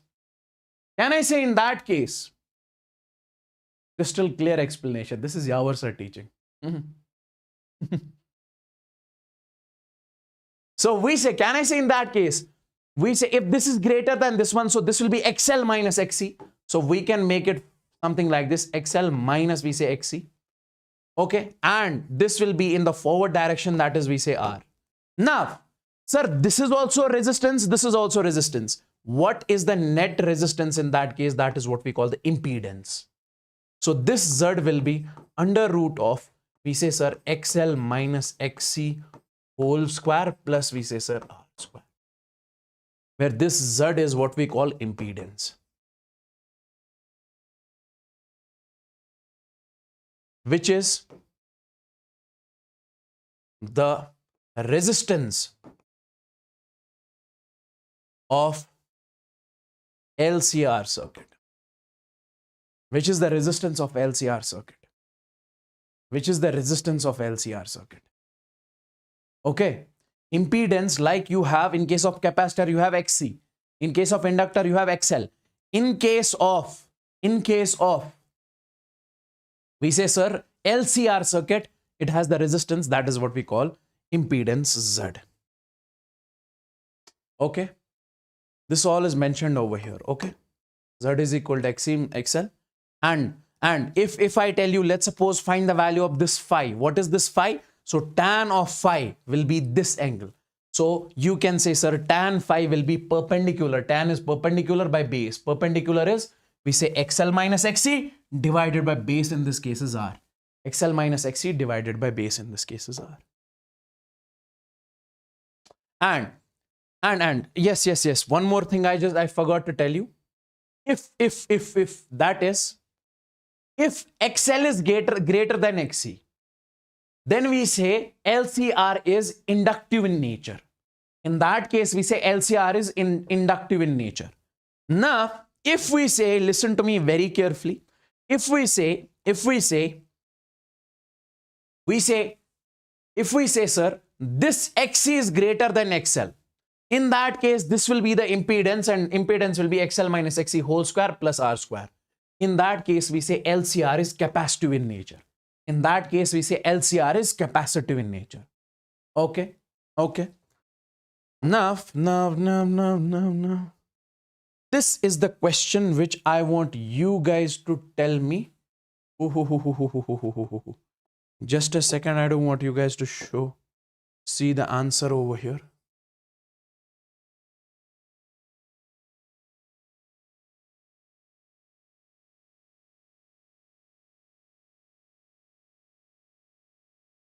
This is the next level question that is in the today's marathon. And this is not one question. This is the question that just a second, I'll tell you.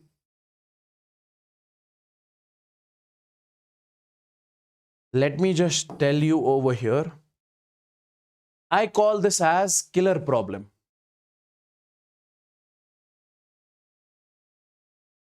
Because this question is the combination of 1, 2, 3, 4, 5, 6, 7, 8, 9 problems.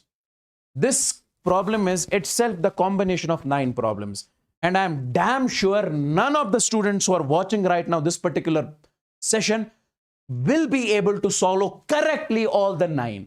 They can give correct answer for 5, 4, 3, 6, but for all the 9, you can't. Give it a try. Give it a shot. I'm waiting over here. Give it a shot.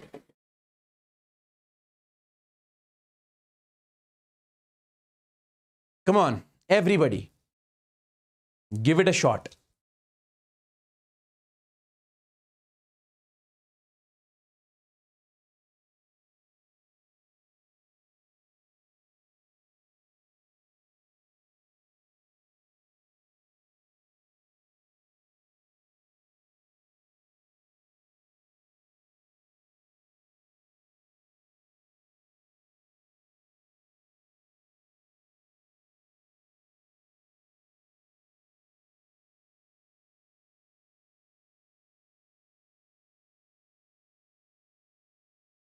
Guys, there is a link for the test series over there in the live chat pinned. Okay, I want you guys to join it.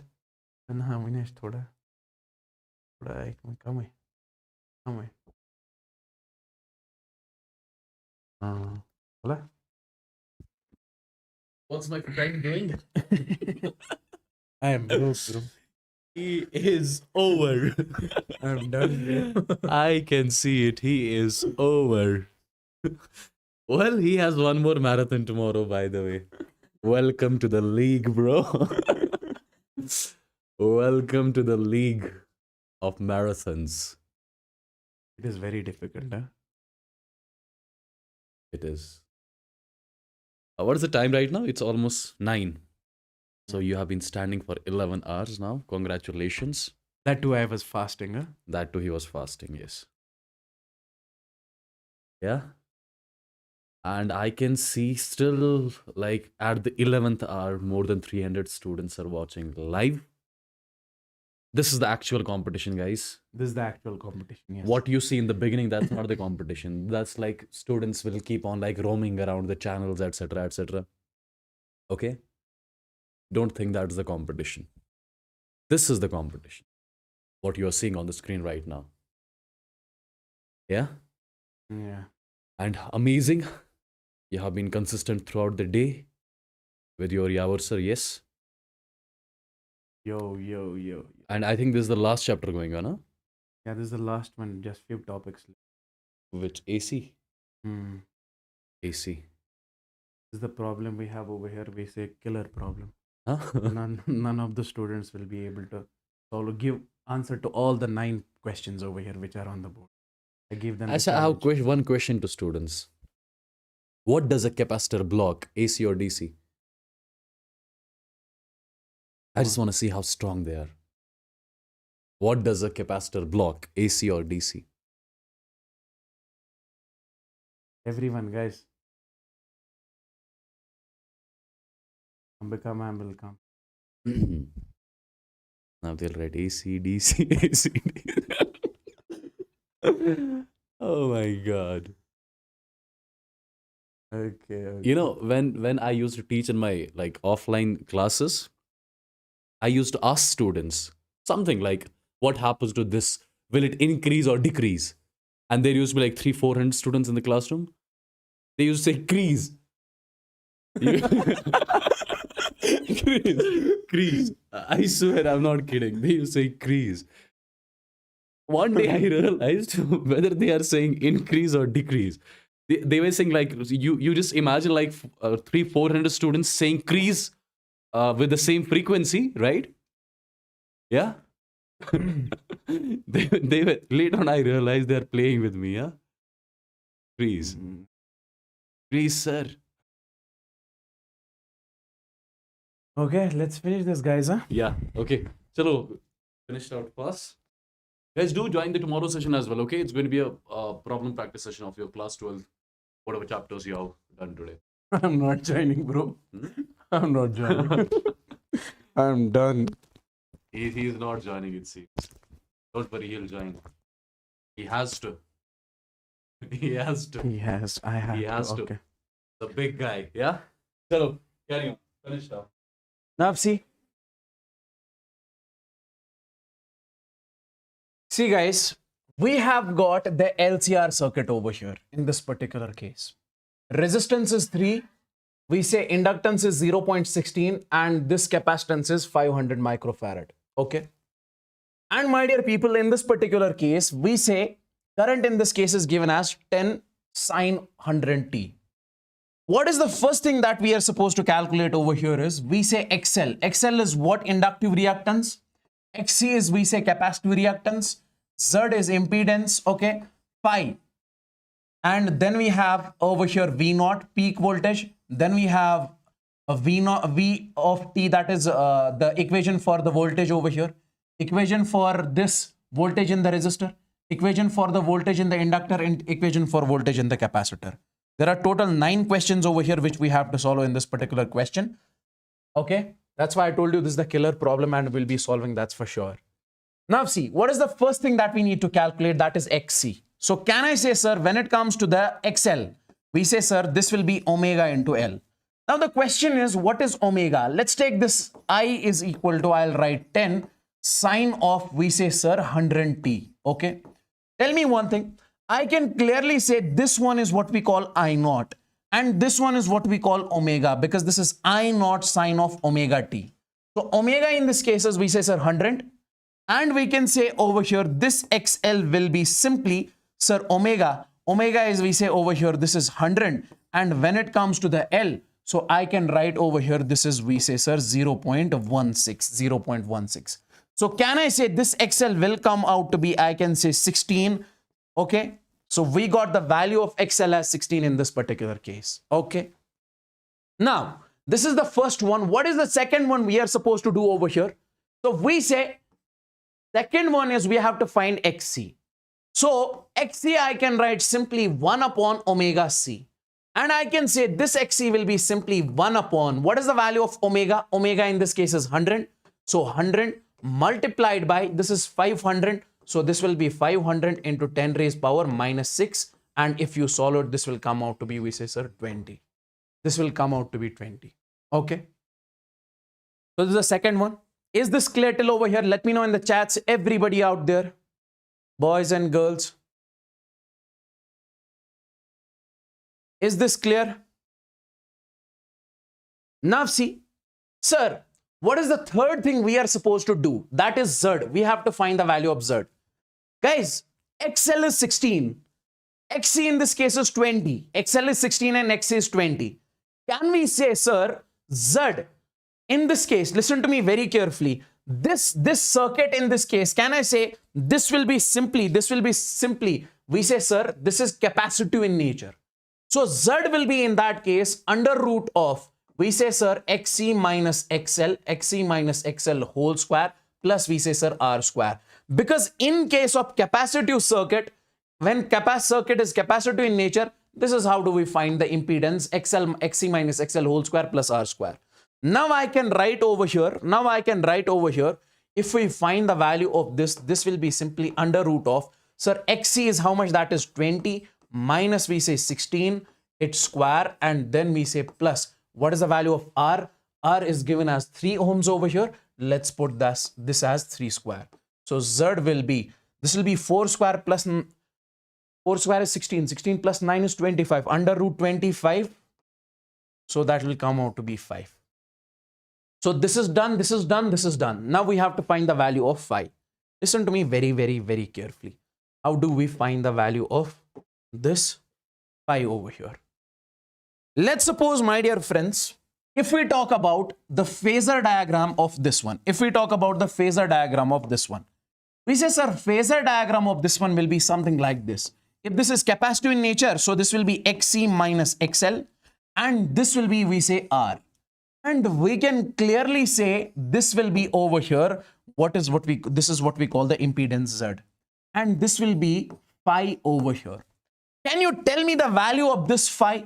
Sir, this phi will be, tan of phi will be perpendicular upon this base. So I can simply say tan of phi is simply perpendicular is what? That is XC minus XL divided by base is R. So we say XC minus XL is how much? We say 20 minus 16, that is 4 divided by 3 because resistance is 3. So tan of phi. So when is the tan of phi as 4 by 3? When phi is 53 degrees. Okay, you might have seen this particular triangle. If this is 53 degrees, this angle is, this side is 4, this is 5, this is 3. And in case of 37, this is 4, this is 3, and this is 5. So phi in this case came out to be how much? We say, sir, 53 degrees over here. 53 degrees over here. I hope this is clear. Now we are done with the fourth question. 1, 2, 3, 4. Let's find the value of V naught. Let's find the value of V naught. Sir, if we have to find the value of V naught, sir, we can clearly say V naught is equal to I naught into Z. Peak voltage is equal to peak current multiplied by net resistance. Net resistance means impedance. So I can say, sir, V naught is equal to, what is the value of I naught? Guys, I naught is 10. And what is the value of Z? Z is 5. So we say, sir, this will be 10 into 5, that is 50. And that is 50. So V naught is 50 volts over here.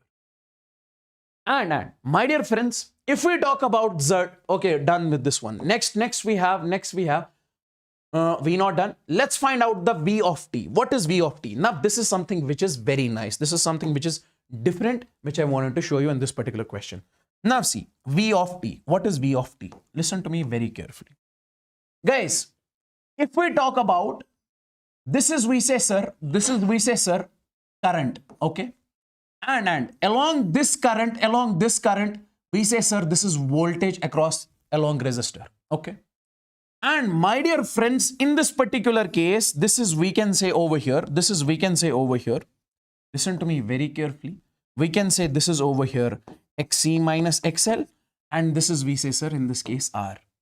Now, tell me in this particular case, can we say, sir, this will be the net voltage in this particular case? Because this will be over here, this is phi. This will be the net voltage in this case. And we have to write the equation for this voltage. So this is V is equal. What is the equation for current? This is 10 sine of 100t. And for voltage, tell me one thing. This is 53 degrees. If current is along this direction and we say 10 sine 100t, can I say this V net lags this by 53 degrees? This V net lags this current by 53 degrees. So I can say, sir, this will be V naught sine of omega t. Omega is over here 100t, and then we say minus of 53 degrees. This will be the equation in that case. Instead of V naught, we have recently calculated the value of V naught. That is 50 volts. So I can write over here, this will be 50. Then we say sine of, then we say 100t minus 53 degrees. Tell me guys in the chats if this is clear. This is V of t. Net voltage in this case. Equation for voltage. Is this clear in this? Is this clear, guys? Let me know in the chats, everybody out there.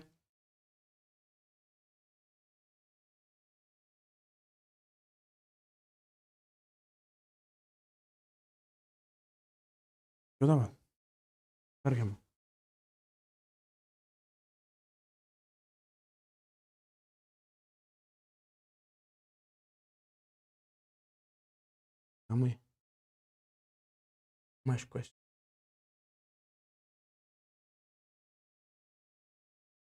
comment.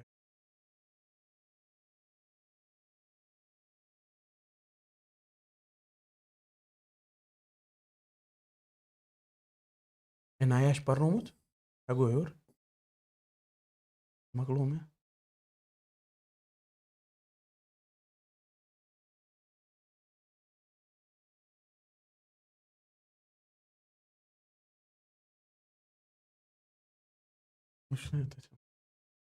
Okay.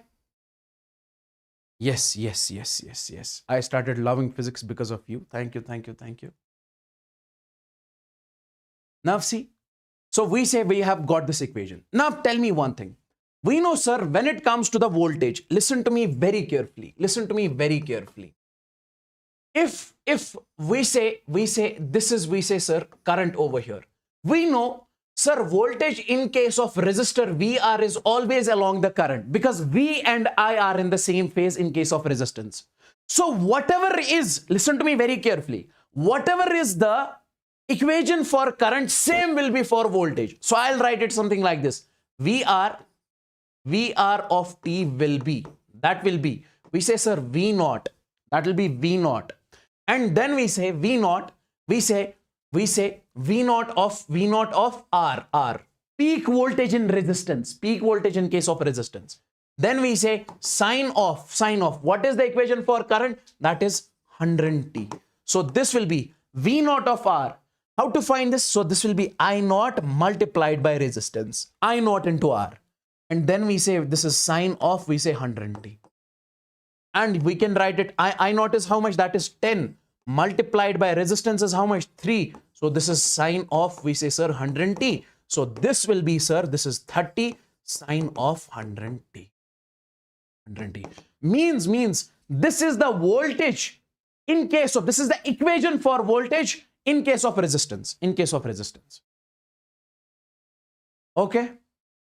Now, let's suppose if we have to find, listen to me very carefully. If we have to find, we say, sir, this is current. We know, sir, when it comes to the voltage in case of inductor, it leads current by pi by 2. So whatever is the equation for current, we say, sir, this is 10 sine of 100t. We say we have to make the equation for this VL of t, but it should lead by pi by 2. So I'll write that is V naught in case of this inductor, peak voltage in inductor. Then we say sine of 100t. Then we say plus. It is how much? This is pi by 2. So we say this is pi by 2. Okay. We say this is pi by 2. So what is the value of this? This is, sir, V naught will be I naught into XL. I naught into XL. And then we say sine of, I'll write over here 100t plus pi by 2. If you are getting any sort of difficulty in understanding these equations, I want you guys to repeat it once we end the live stream. Okay. So I'll say over here, what is the value of I naught? I naught is, we say, sir, 10 multiplied by, what is the value of XL?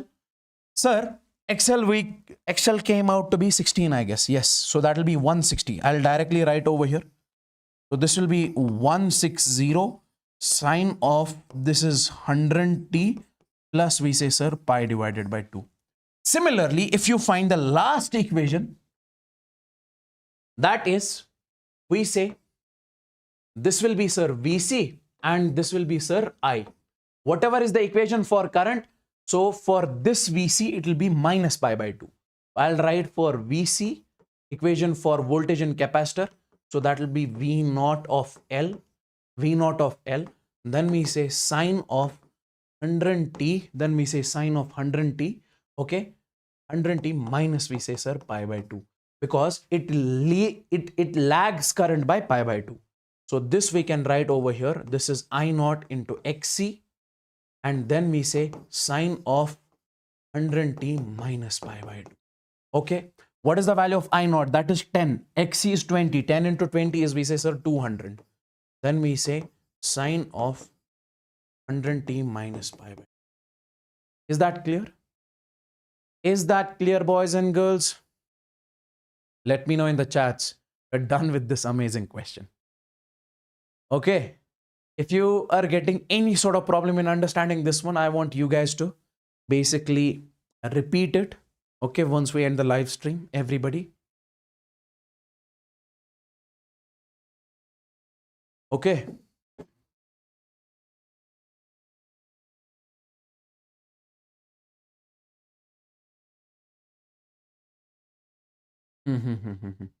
Great.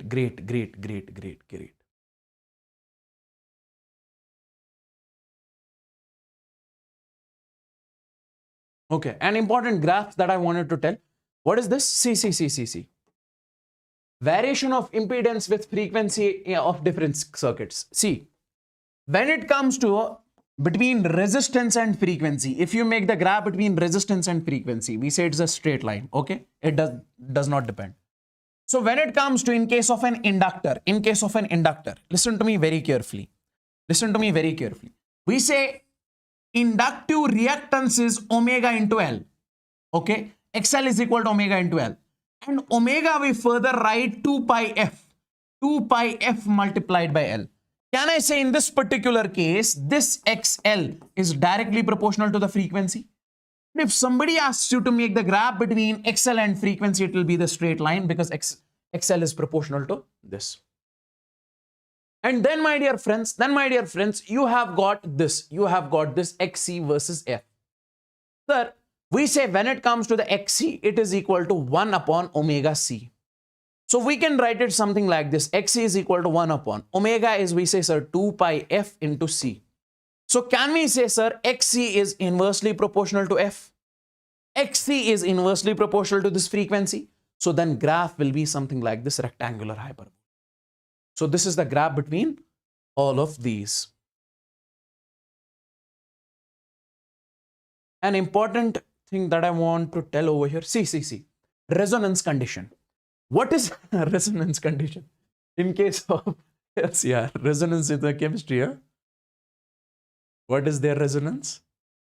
That's in the organic chemistry, I guess. Huh? Now see, what is a resonance in case of LCR circuit? Listen to me very carefully, guys.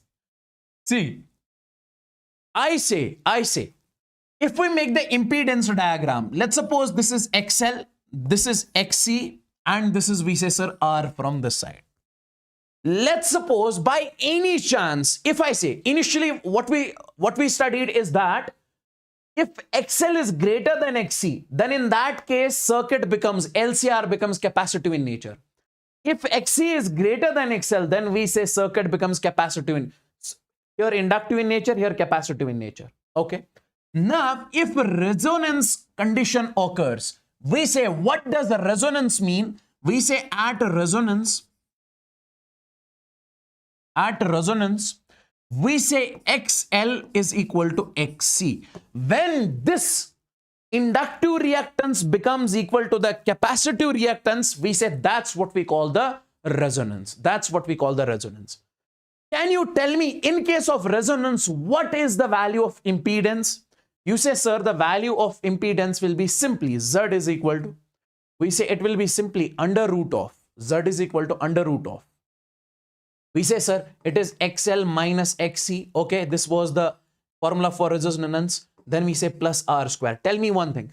Here, XL is equal to XC. So we say this will be XL minus XC is, it will become 0. So can I say in this case, impedance will be Z is equal to under root of R square. This and this will cancel. So Z is equal to R. Or simply, if this cancels with this one, so net resistance in this case is, we say resistance R. So resonance condition in case of LCR is that condition. Listen to me very carefully. Resonance condition in case of LCR is that condition when this XL becomes equal to the XC. And in that case, Z will come out to be equal to R. Net resistance of this LCR circuit will come out to be equal to R. Okay. Now, one more point I just want to mention. What is that? If we say XL is equal to XC, if we say XL is equal to XC, sir, what does this mean? XL means omega into L is equal, XC means 1 upon omega into C. Okay. Okay. Yes. So can I say in this case, multiply this omega over here, this will be omega square is equal to 1 upon LC. Okay. Now, over here, we can say this omega will be 1 upon under root of LC. Because if we take the square over here, it will become root. So this is what we call, this is called resonance angular frequency. Resonant angular frequency. Okay. Now see, this is what we call the resonant angular frequency. Can I say from this particular equation, this omega I can write 2 pi f also? Yes, because omega is equal to 2 pi f. This will be equal to 1 upon under root of LC. So we can write over here f is equal to 1 upon, take it 2 pi over here. This is 2 pi under root of LC. 2 pi under root of LC. And this is what we call the resonant frequency. This is what we call the resonant angular frequency. This is what we call the resonant frequency.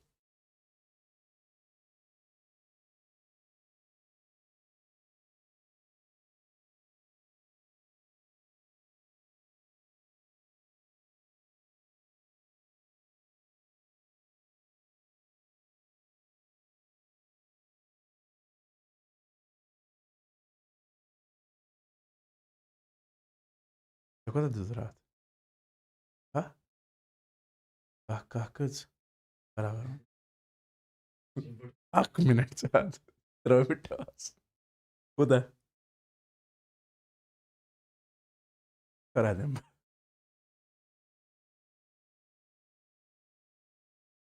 Okay, this is a question we have over here in an LCR circuit. L is equal to 8 Henry.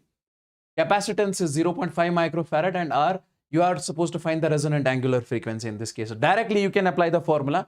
We say omega is equal to 1 upon under root of LC. Okay, put the value of L over here, C over here, and then solve it.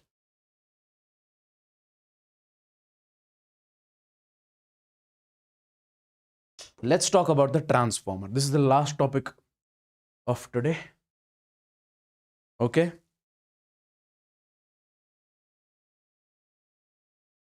Is this clear to each and everyone?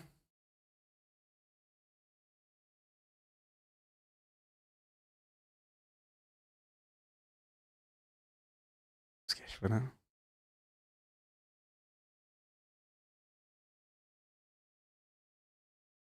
What's it? What's it?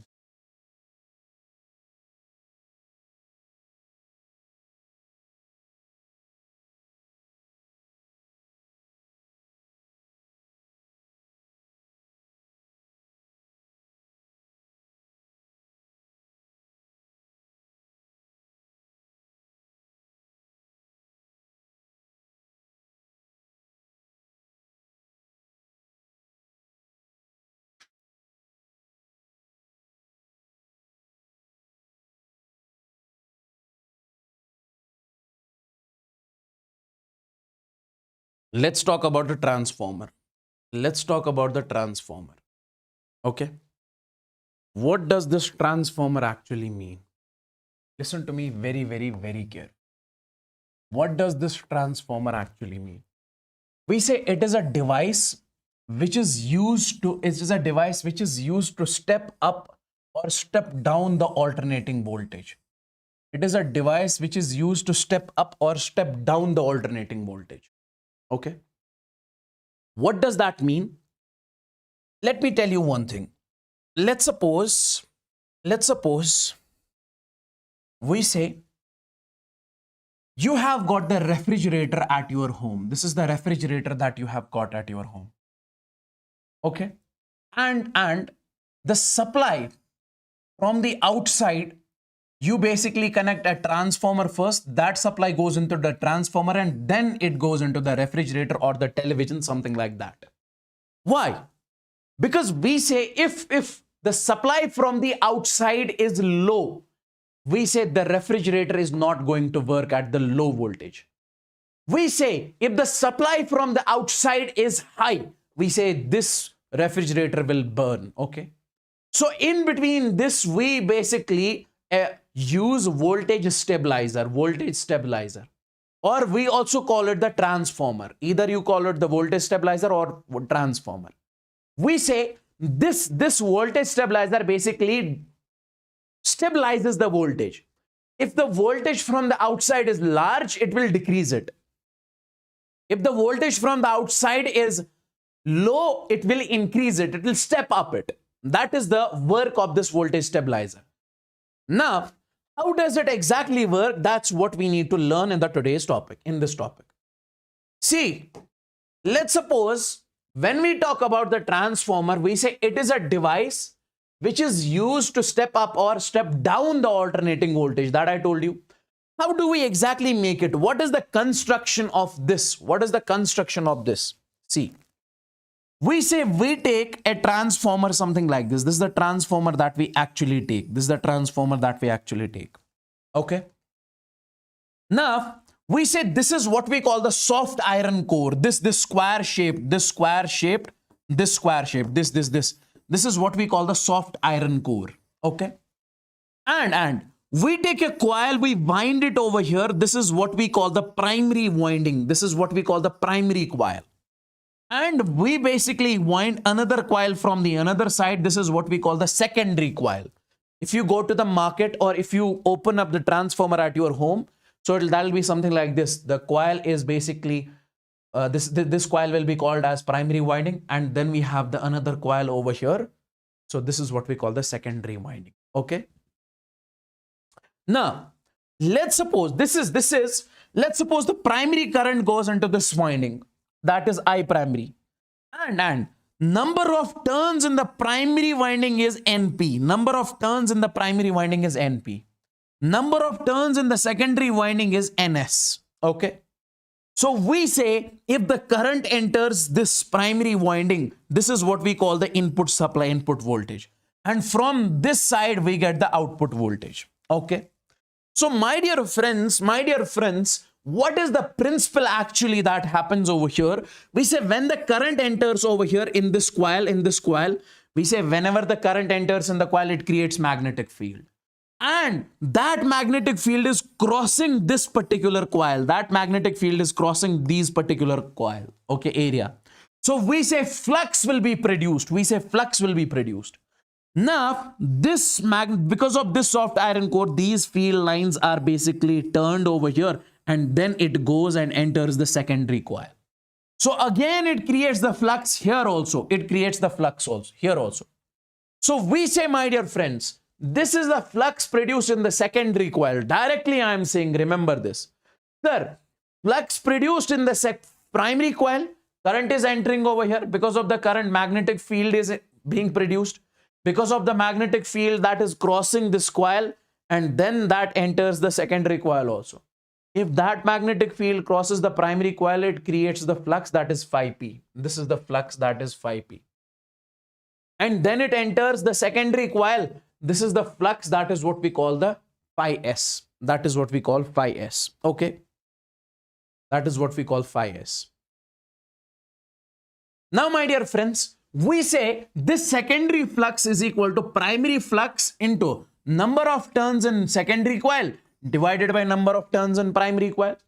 Number of turns in secondary coil divided by number of turns in primary coil. I hope this is clear. I hope this equation is clear. This is important. Now, my dear friends, listen to me very carefully. If I say, sir, this current is changing. Because of this current, magnetic field will be changing. Because of that, flux will be changing. So if this flux changes, we say this flux changes. I say if sir, flux changes, phi changes, we say EMF is produced. Because we know whenever flux changes through the coil, we know EMF is being produced in that coil. We know if flux changes through the coil, we say EMF is being produced in that coil. Now see, my dear friends. So that if I say, sir, what is the value of this EMF? Can I write this? Guys, listen to me very carefully. I can take this particular equation. I can write it something like this. See, sir, flux in the secondary coil is equal to flux in primary coil into number of turns in secondary upon number of turns in primary. Okay. If somebody asks you, hey bro, tell me how much is the flux in secondary coil? You say, sir, flux in primary into number of turns in secondary upon number of turns in primary. Now, if flux is changing, we say, sir, if flux is changing, so can I say how to write change in flux? So that will be d phi s divided by dt is equal to primary flux will change, that is d phi p divided by dt, and then we say ns divided by np. Okay, ns divided by np. Now tell me one thing, guys. According to the Faraday's law, if flux through the coil changes, we say EMF will be produced. So either you write EMF or you write voltage in secondary coil is equal to, this is voltage in primary coil. Then we say number of turns in secondary coil multiplied by number of turns in primary coil. So this will be the output voltage in that case. This will be the out. Still, I haven't told you how do we basically step up the voltage or step down the voltage? That is pending. But as of now, I am telling you how output voltage we get in case of the transformer. Okay, how flux changes through the transformer, how secondary flux we can get in the transformer. That's what I'm telling you as of now. Now, this is the output voltage. Vs is the output voltage. Now, see, let's suppose in the step up transformer, let's suppose the supply coming from the outside is less. What is our job? What is our work? To increase that supply, to step up that supply. Okay, that is our job. So we say, sir, let's keep in this case, listen to me very carefully. Let's keep in this case input voltage as, let's suppose, 50. We have got a transformer from the backside, input voltage is coming out to be 50 volts.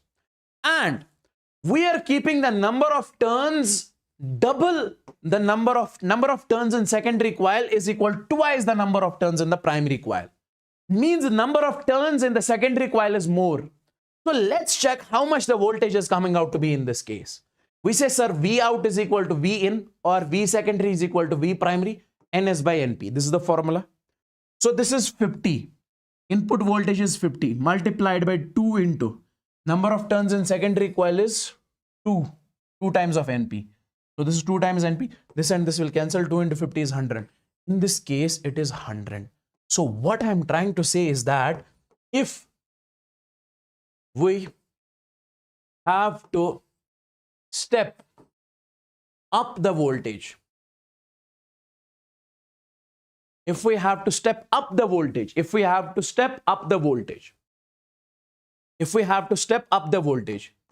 we have to increase the number of turns in secondary coil. We have to increase the number of turns in secondary coil. So now see guys, you have got the transformer at your home. Okay, I'll show you over here. Okay, then you have got its switch. I say, hey, raise the voltage. This used to be back in time. Now, right now it is automatic voltage stabilizer. This used to be back in time. So we say we used to basically step up. We were basically switching over there. What was that? That was basically stepping up. What was that? That was basically increasing the number of turns in the secondary coil.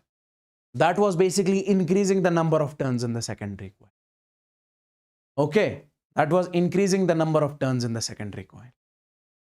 So if you have to step up the voltage, you have to increase the number of turns in the secondary coil. And we say in case of step down transformer, if let's suppose input voltage is 100, let's suppose you have got this transformer. So input voltage in this case is, we say, sir, let's suppose 100 volts. Okay. We have to step down this voltage. See, in order to step down this voltage, make the number of turns in the secondary coil less. So let's keep this as 2, keep the primary number of turns in the primary coil as 4. So we say we'll use the formula V out is equal to V in upon NS by NP. What is V in? V in is the number of turns in the, V in is the input voltage, that is 100. Number of turns in the secondary coil is 2 divided by 4. So can I say this will come out to be 50? So I can say in this particular case, output voltage came out to be 50 volts. So means in case of step down, if we have to step down the alternating voltage, if we have to step down the input voltage,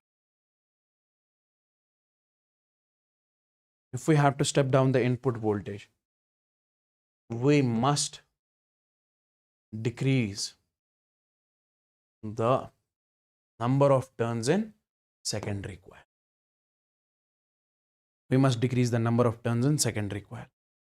Is that clear to each and everyone? Tell me, guys. Is that clear to each and everyone? All the people out there?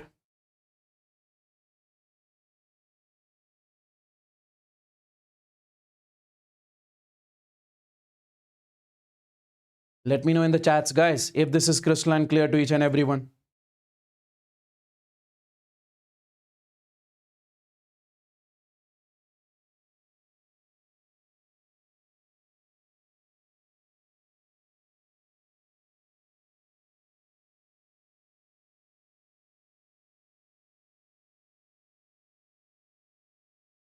And one more important thing I just want to tell you. What is that? Yes.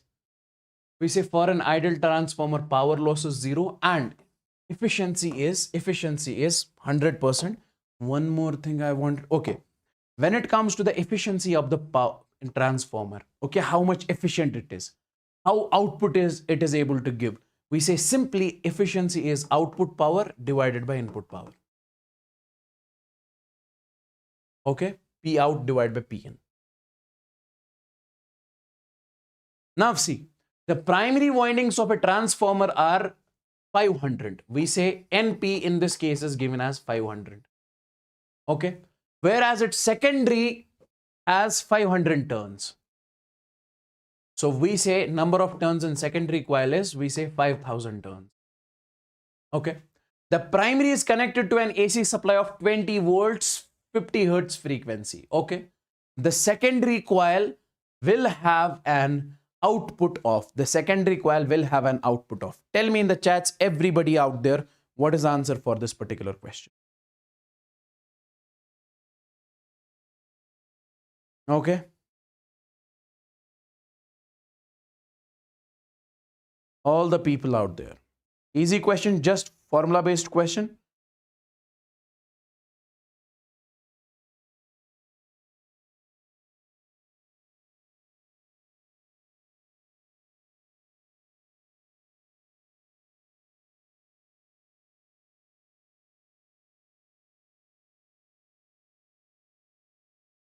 Tell me. Number of turns in the primary coil is 500. Number of turns in the secondary coil is 5000. And in this case, we say input voltage is also given as 20 volts. We have to find the output voltage. Sir, we know voltage output is simply voltage input into number of turns in secondary coil upon number of turns in primary coil. So this will be, sir, 20 volts multiplied by number of turns in primary coil, that is 500.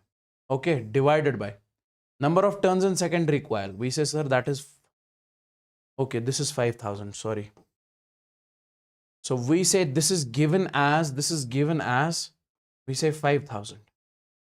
This is given as, we say, sir, 500. This. Okay. This will come out to be 200. Okay. Is that clear? Is that clear?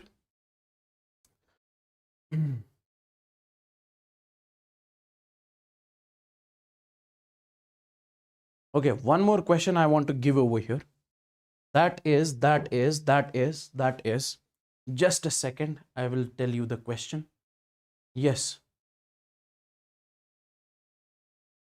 Question is number of turns in primary coil. Number of turns in primary coil is 50 and in secondary coil is 500 and in secondary coil is 500. Sorry, 1500. Okay.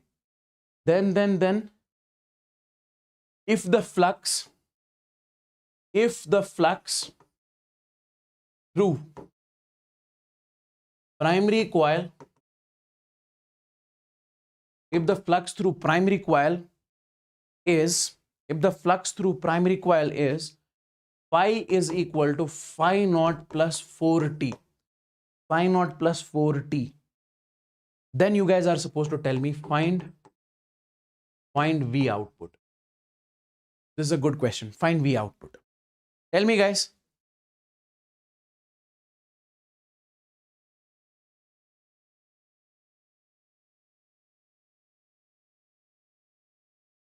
Sir NEET आसान है या UPSC? इसके लिए पहले UPSC देना है ना भाई.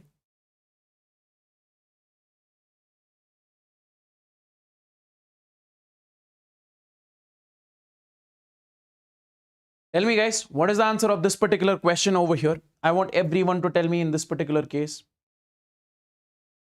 Yes, 120 is the correct answer.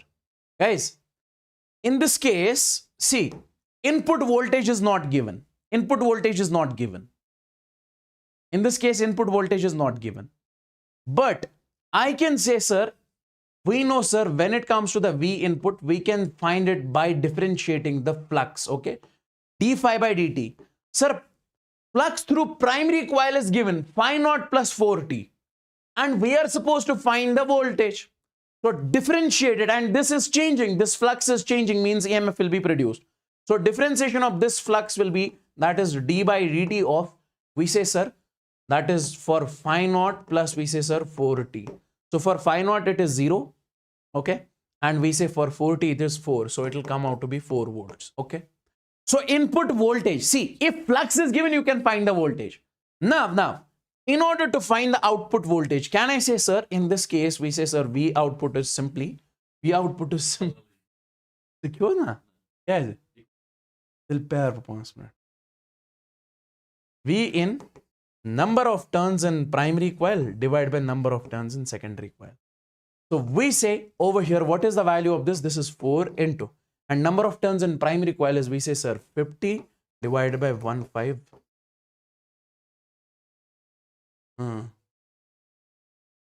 Wallah. हम बात करते हैं bro.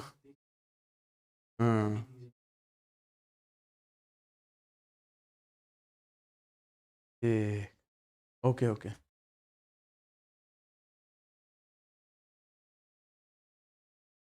So we say number of turns in primary, this is V input is, we say, sir, 4. Number of turns in primary coil, that is 50 divided by, we say, sir, 1500 over here. Is that clear? Is that clear?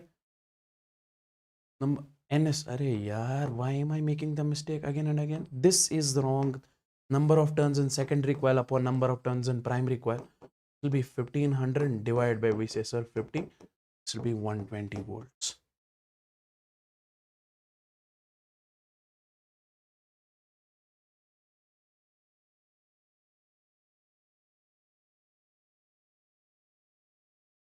Is this clear? Is this clear? Is this clear? One more I want to give.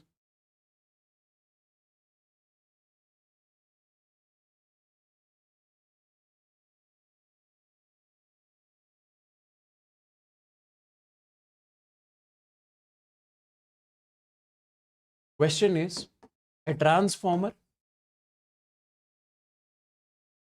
operates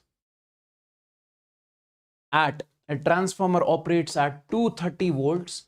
Transformer is important. That's why there are some questions missing in this one. That's why I'm writing over here. That's why. You can expect one question from this. Operates at 230 volts and supplies a load of, we say, 2 ampere, and supplies a load of 2 ampere. The ratio of primary winding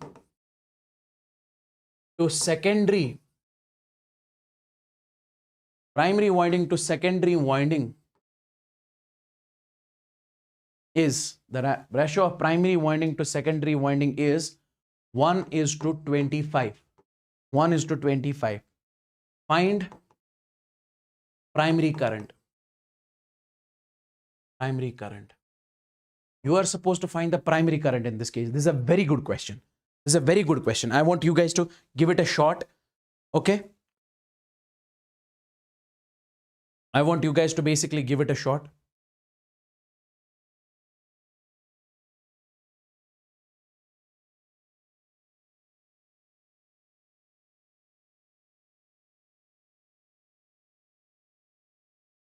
Tell me, how do we solve this particular question?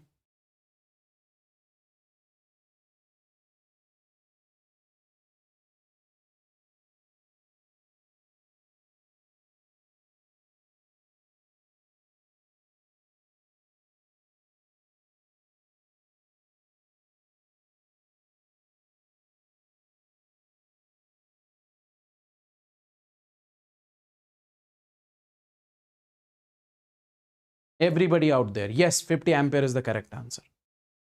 50 ampere is the correct answer.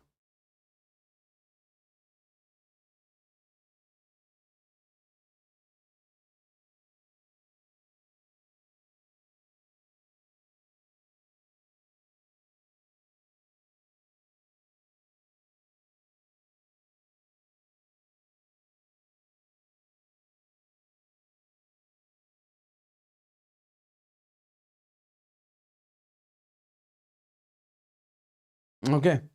See, in this case, a transformer operates at 230 volts. We say, sir, V input is given in this case as 230. Supplies a load of 2 ampere. We say, sir, I output, current output in this case is given as 2 ampere. Okay. And the ratio of primary to the secondary windings is, so NP divided by NS is given as 1/25. Okay. You guys are supposed to find the primary current. Okay. This is your homework. Okay. Homework. Comment down below its answer.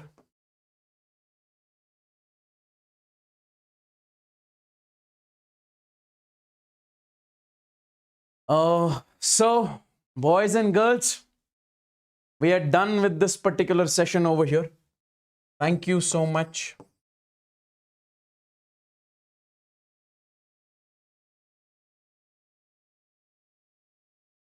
Done and dusted. We are done with the complete physics 12th marathon over here. Okay. And once I end the live stream, I want you guys to let me know in the comments how was the session. Did you really like it? Okay, because we see those comments, we read those comments, because that gives us the ultimate feel, that gives us that energy so that we can come up with more sessions like this. So thank you so much, ladies and gentlemen, boys and girls out there. We are done with this particular session. Okay, I hope you did like this particular session.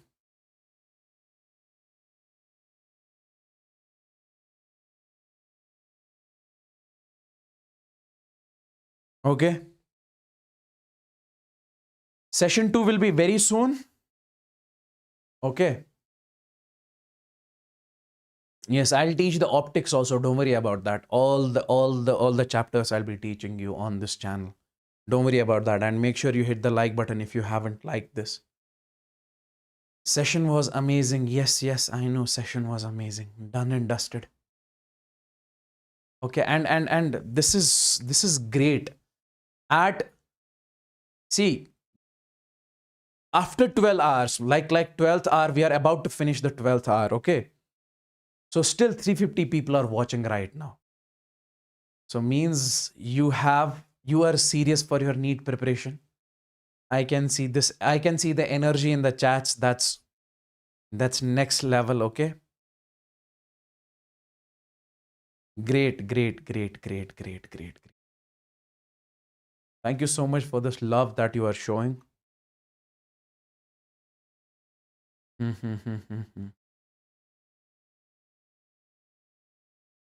Okay.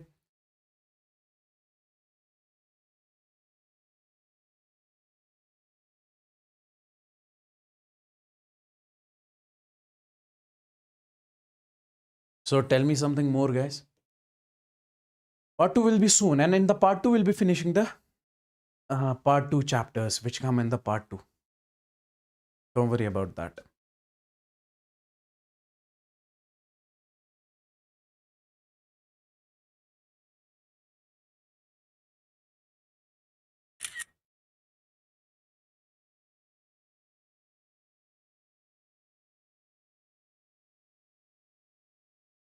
Great.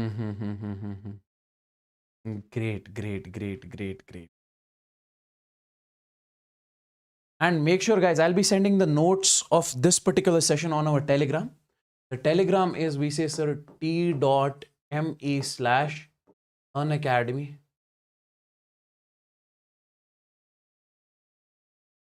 Unacademy NEET English. Unacademy NEET English. Okay, you can join this particular Telegram channel. And most importantly, you can do one thing. See, guys, there is a link in the chat, okay, pinned over there. You join the test series, that is All India Mock Test, completely free of cost. You don't have to pay any sort of money. That's completely free of cost. Okay, so you join that test series. If it asks for the code, you can use my code, that is Yawar. You can use my code, that is Yawar. Okay, while enrollment, you can use my code, that is Yawar. Yes, we will meet very soon. So this is all about it. Thank you so much, guys. Just make the notes of this one, and somebody is asking how to prepare after this. Just revise it and solve more and more problems on the topics which I have taught you in this particular marathon. Okay, that's what you are supposed to do. That's what you are supposed to do over here. Thank you so much. Love you too, guys. The link is pinned over there in the chats. Okay, it may be in the description then. Okay.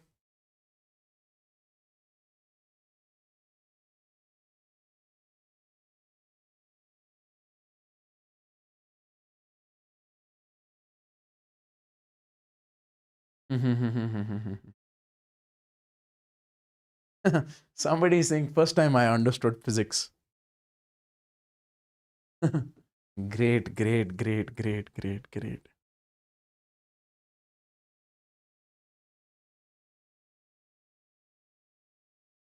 Now I need to go. I need to leave, guys. Huh?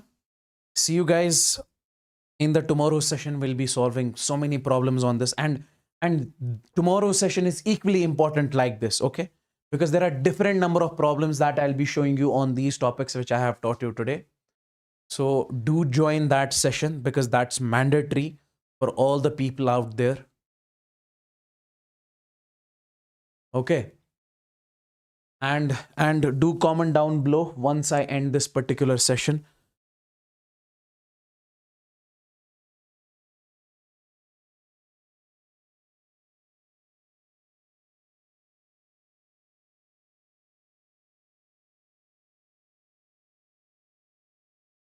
Yes, yes, yes, yes, yes, yes, yes.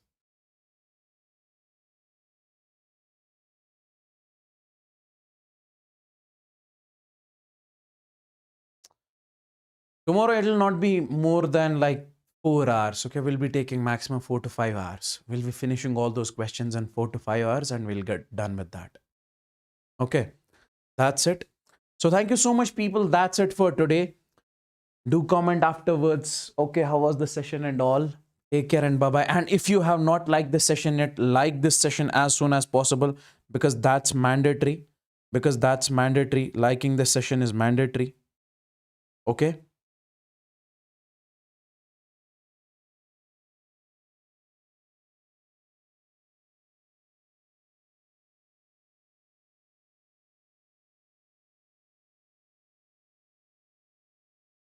So thank you so much, people. Take care and bye bye. I need to leave right now. Okay, I'll go and I'll have some food. Take care and bye bye. Okay, bye bye.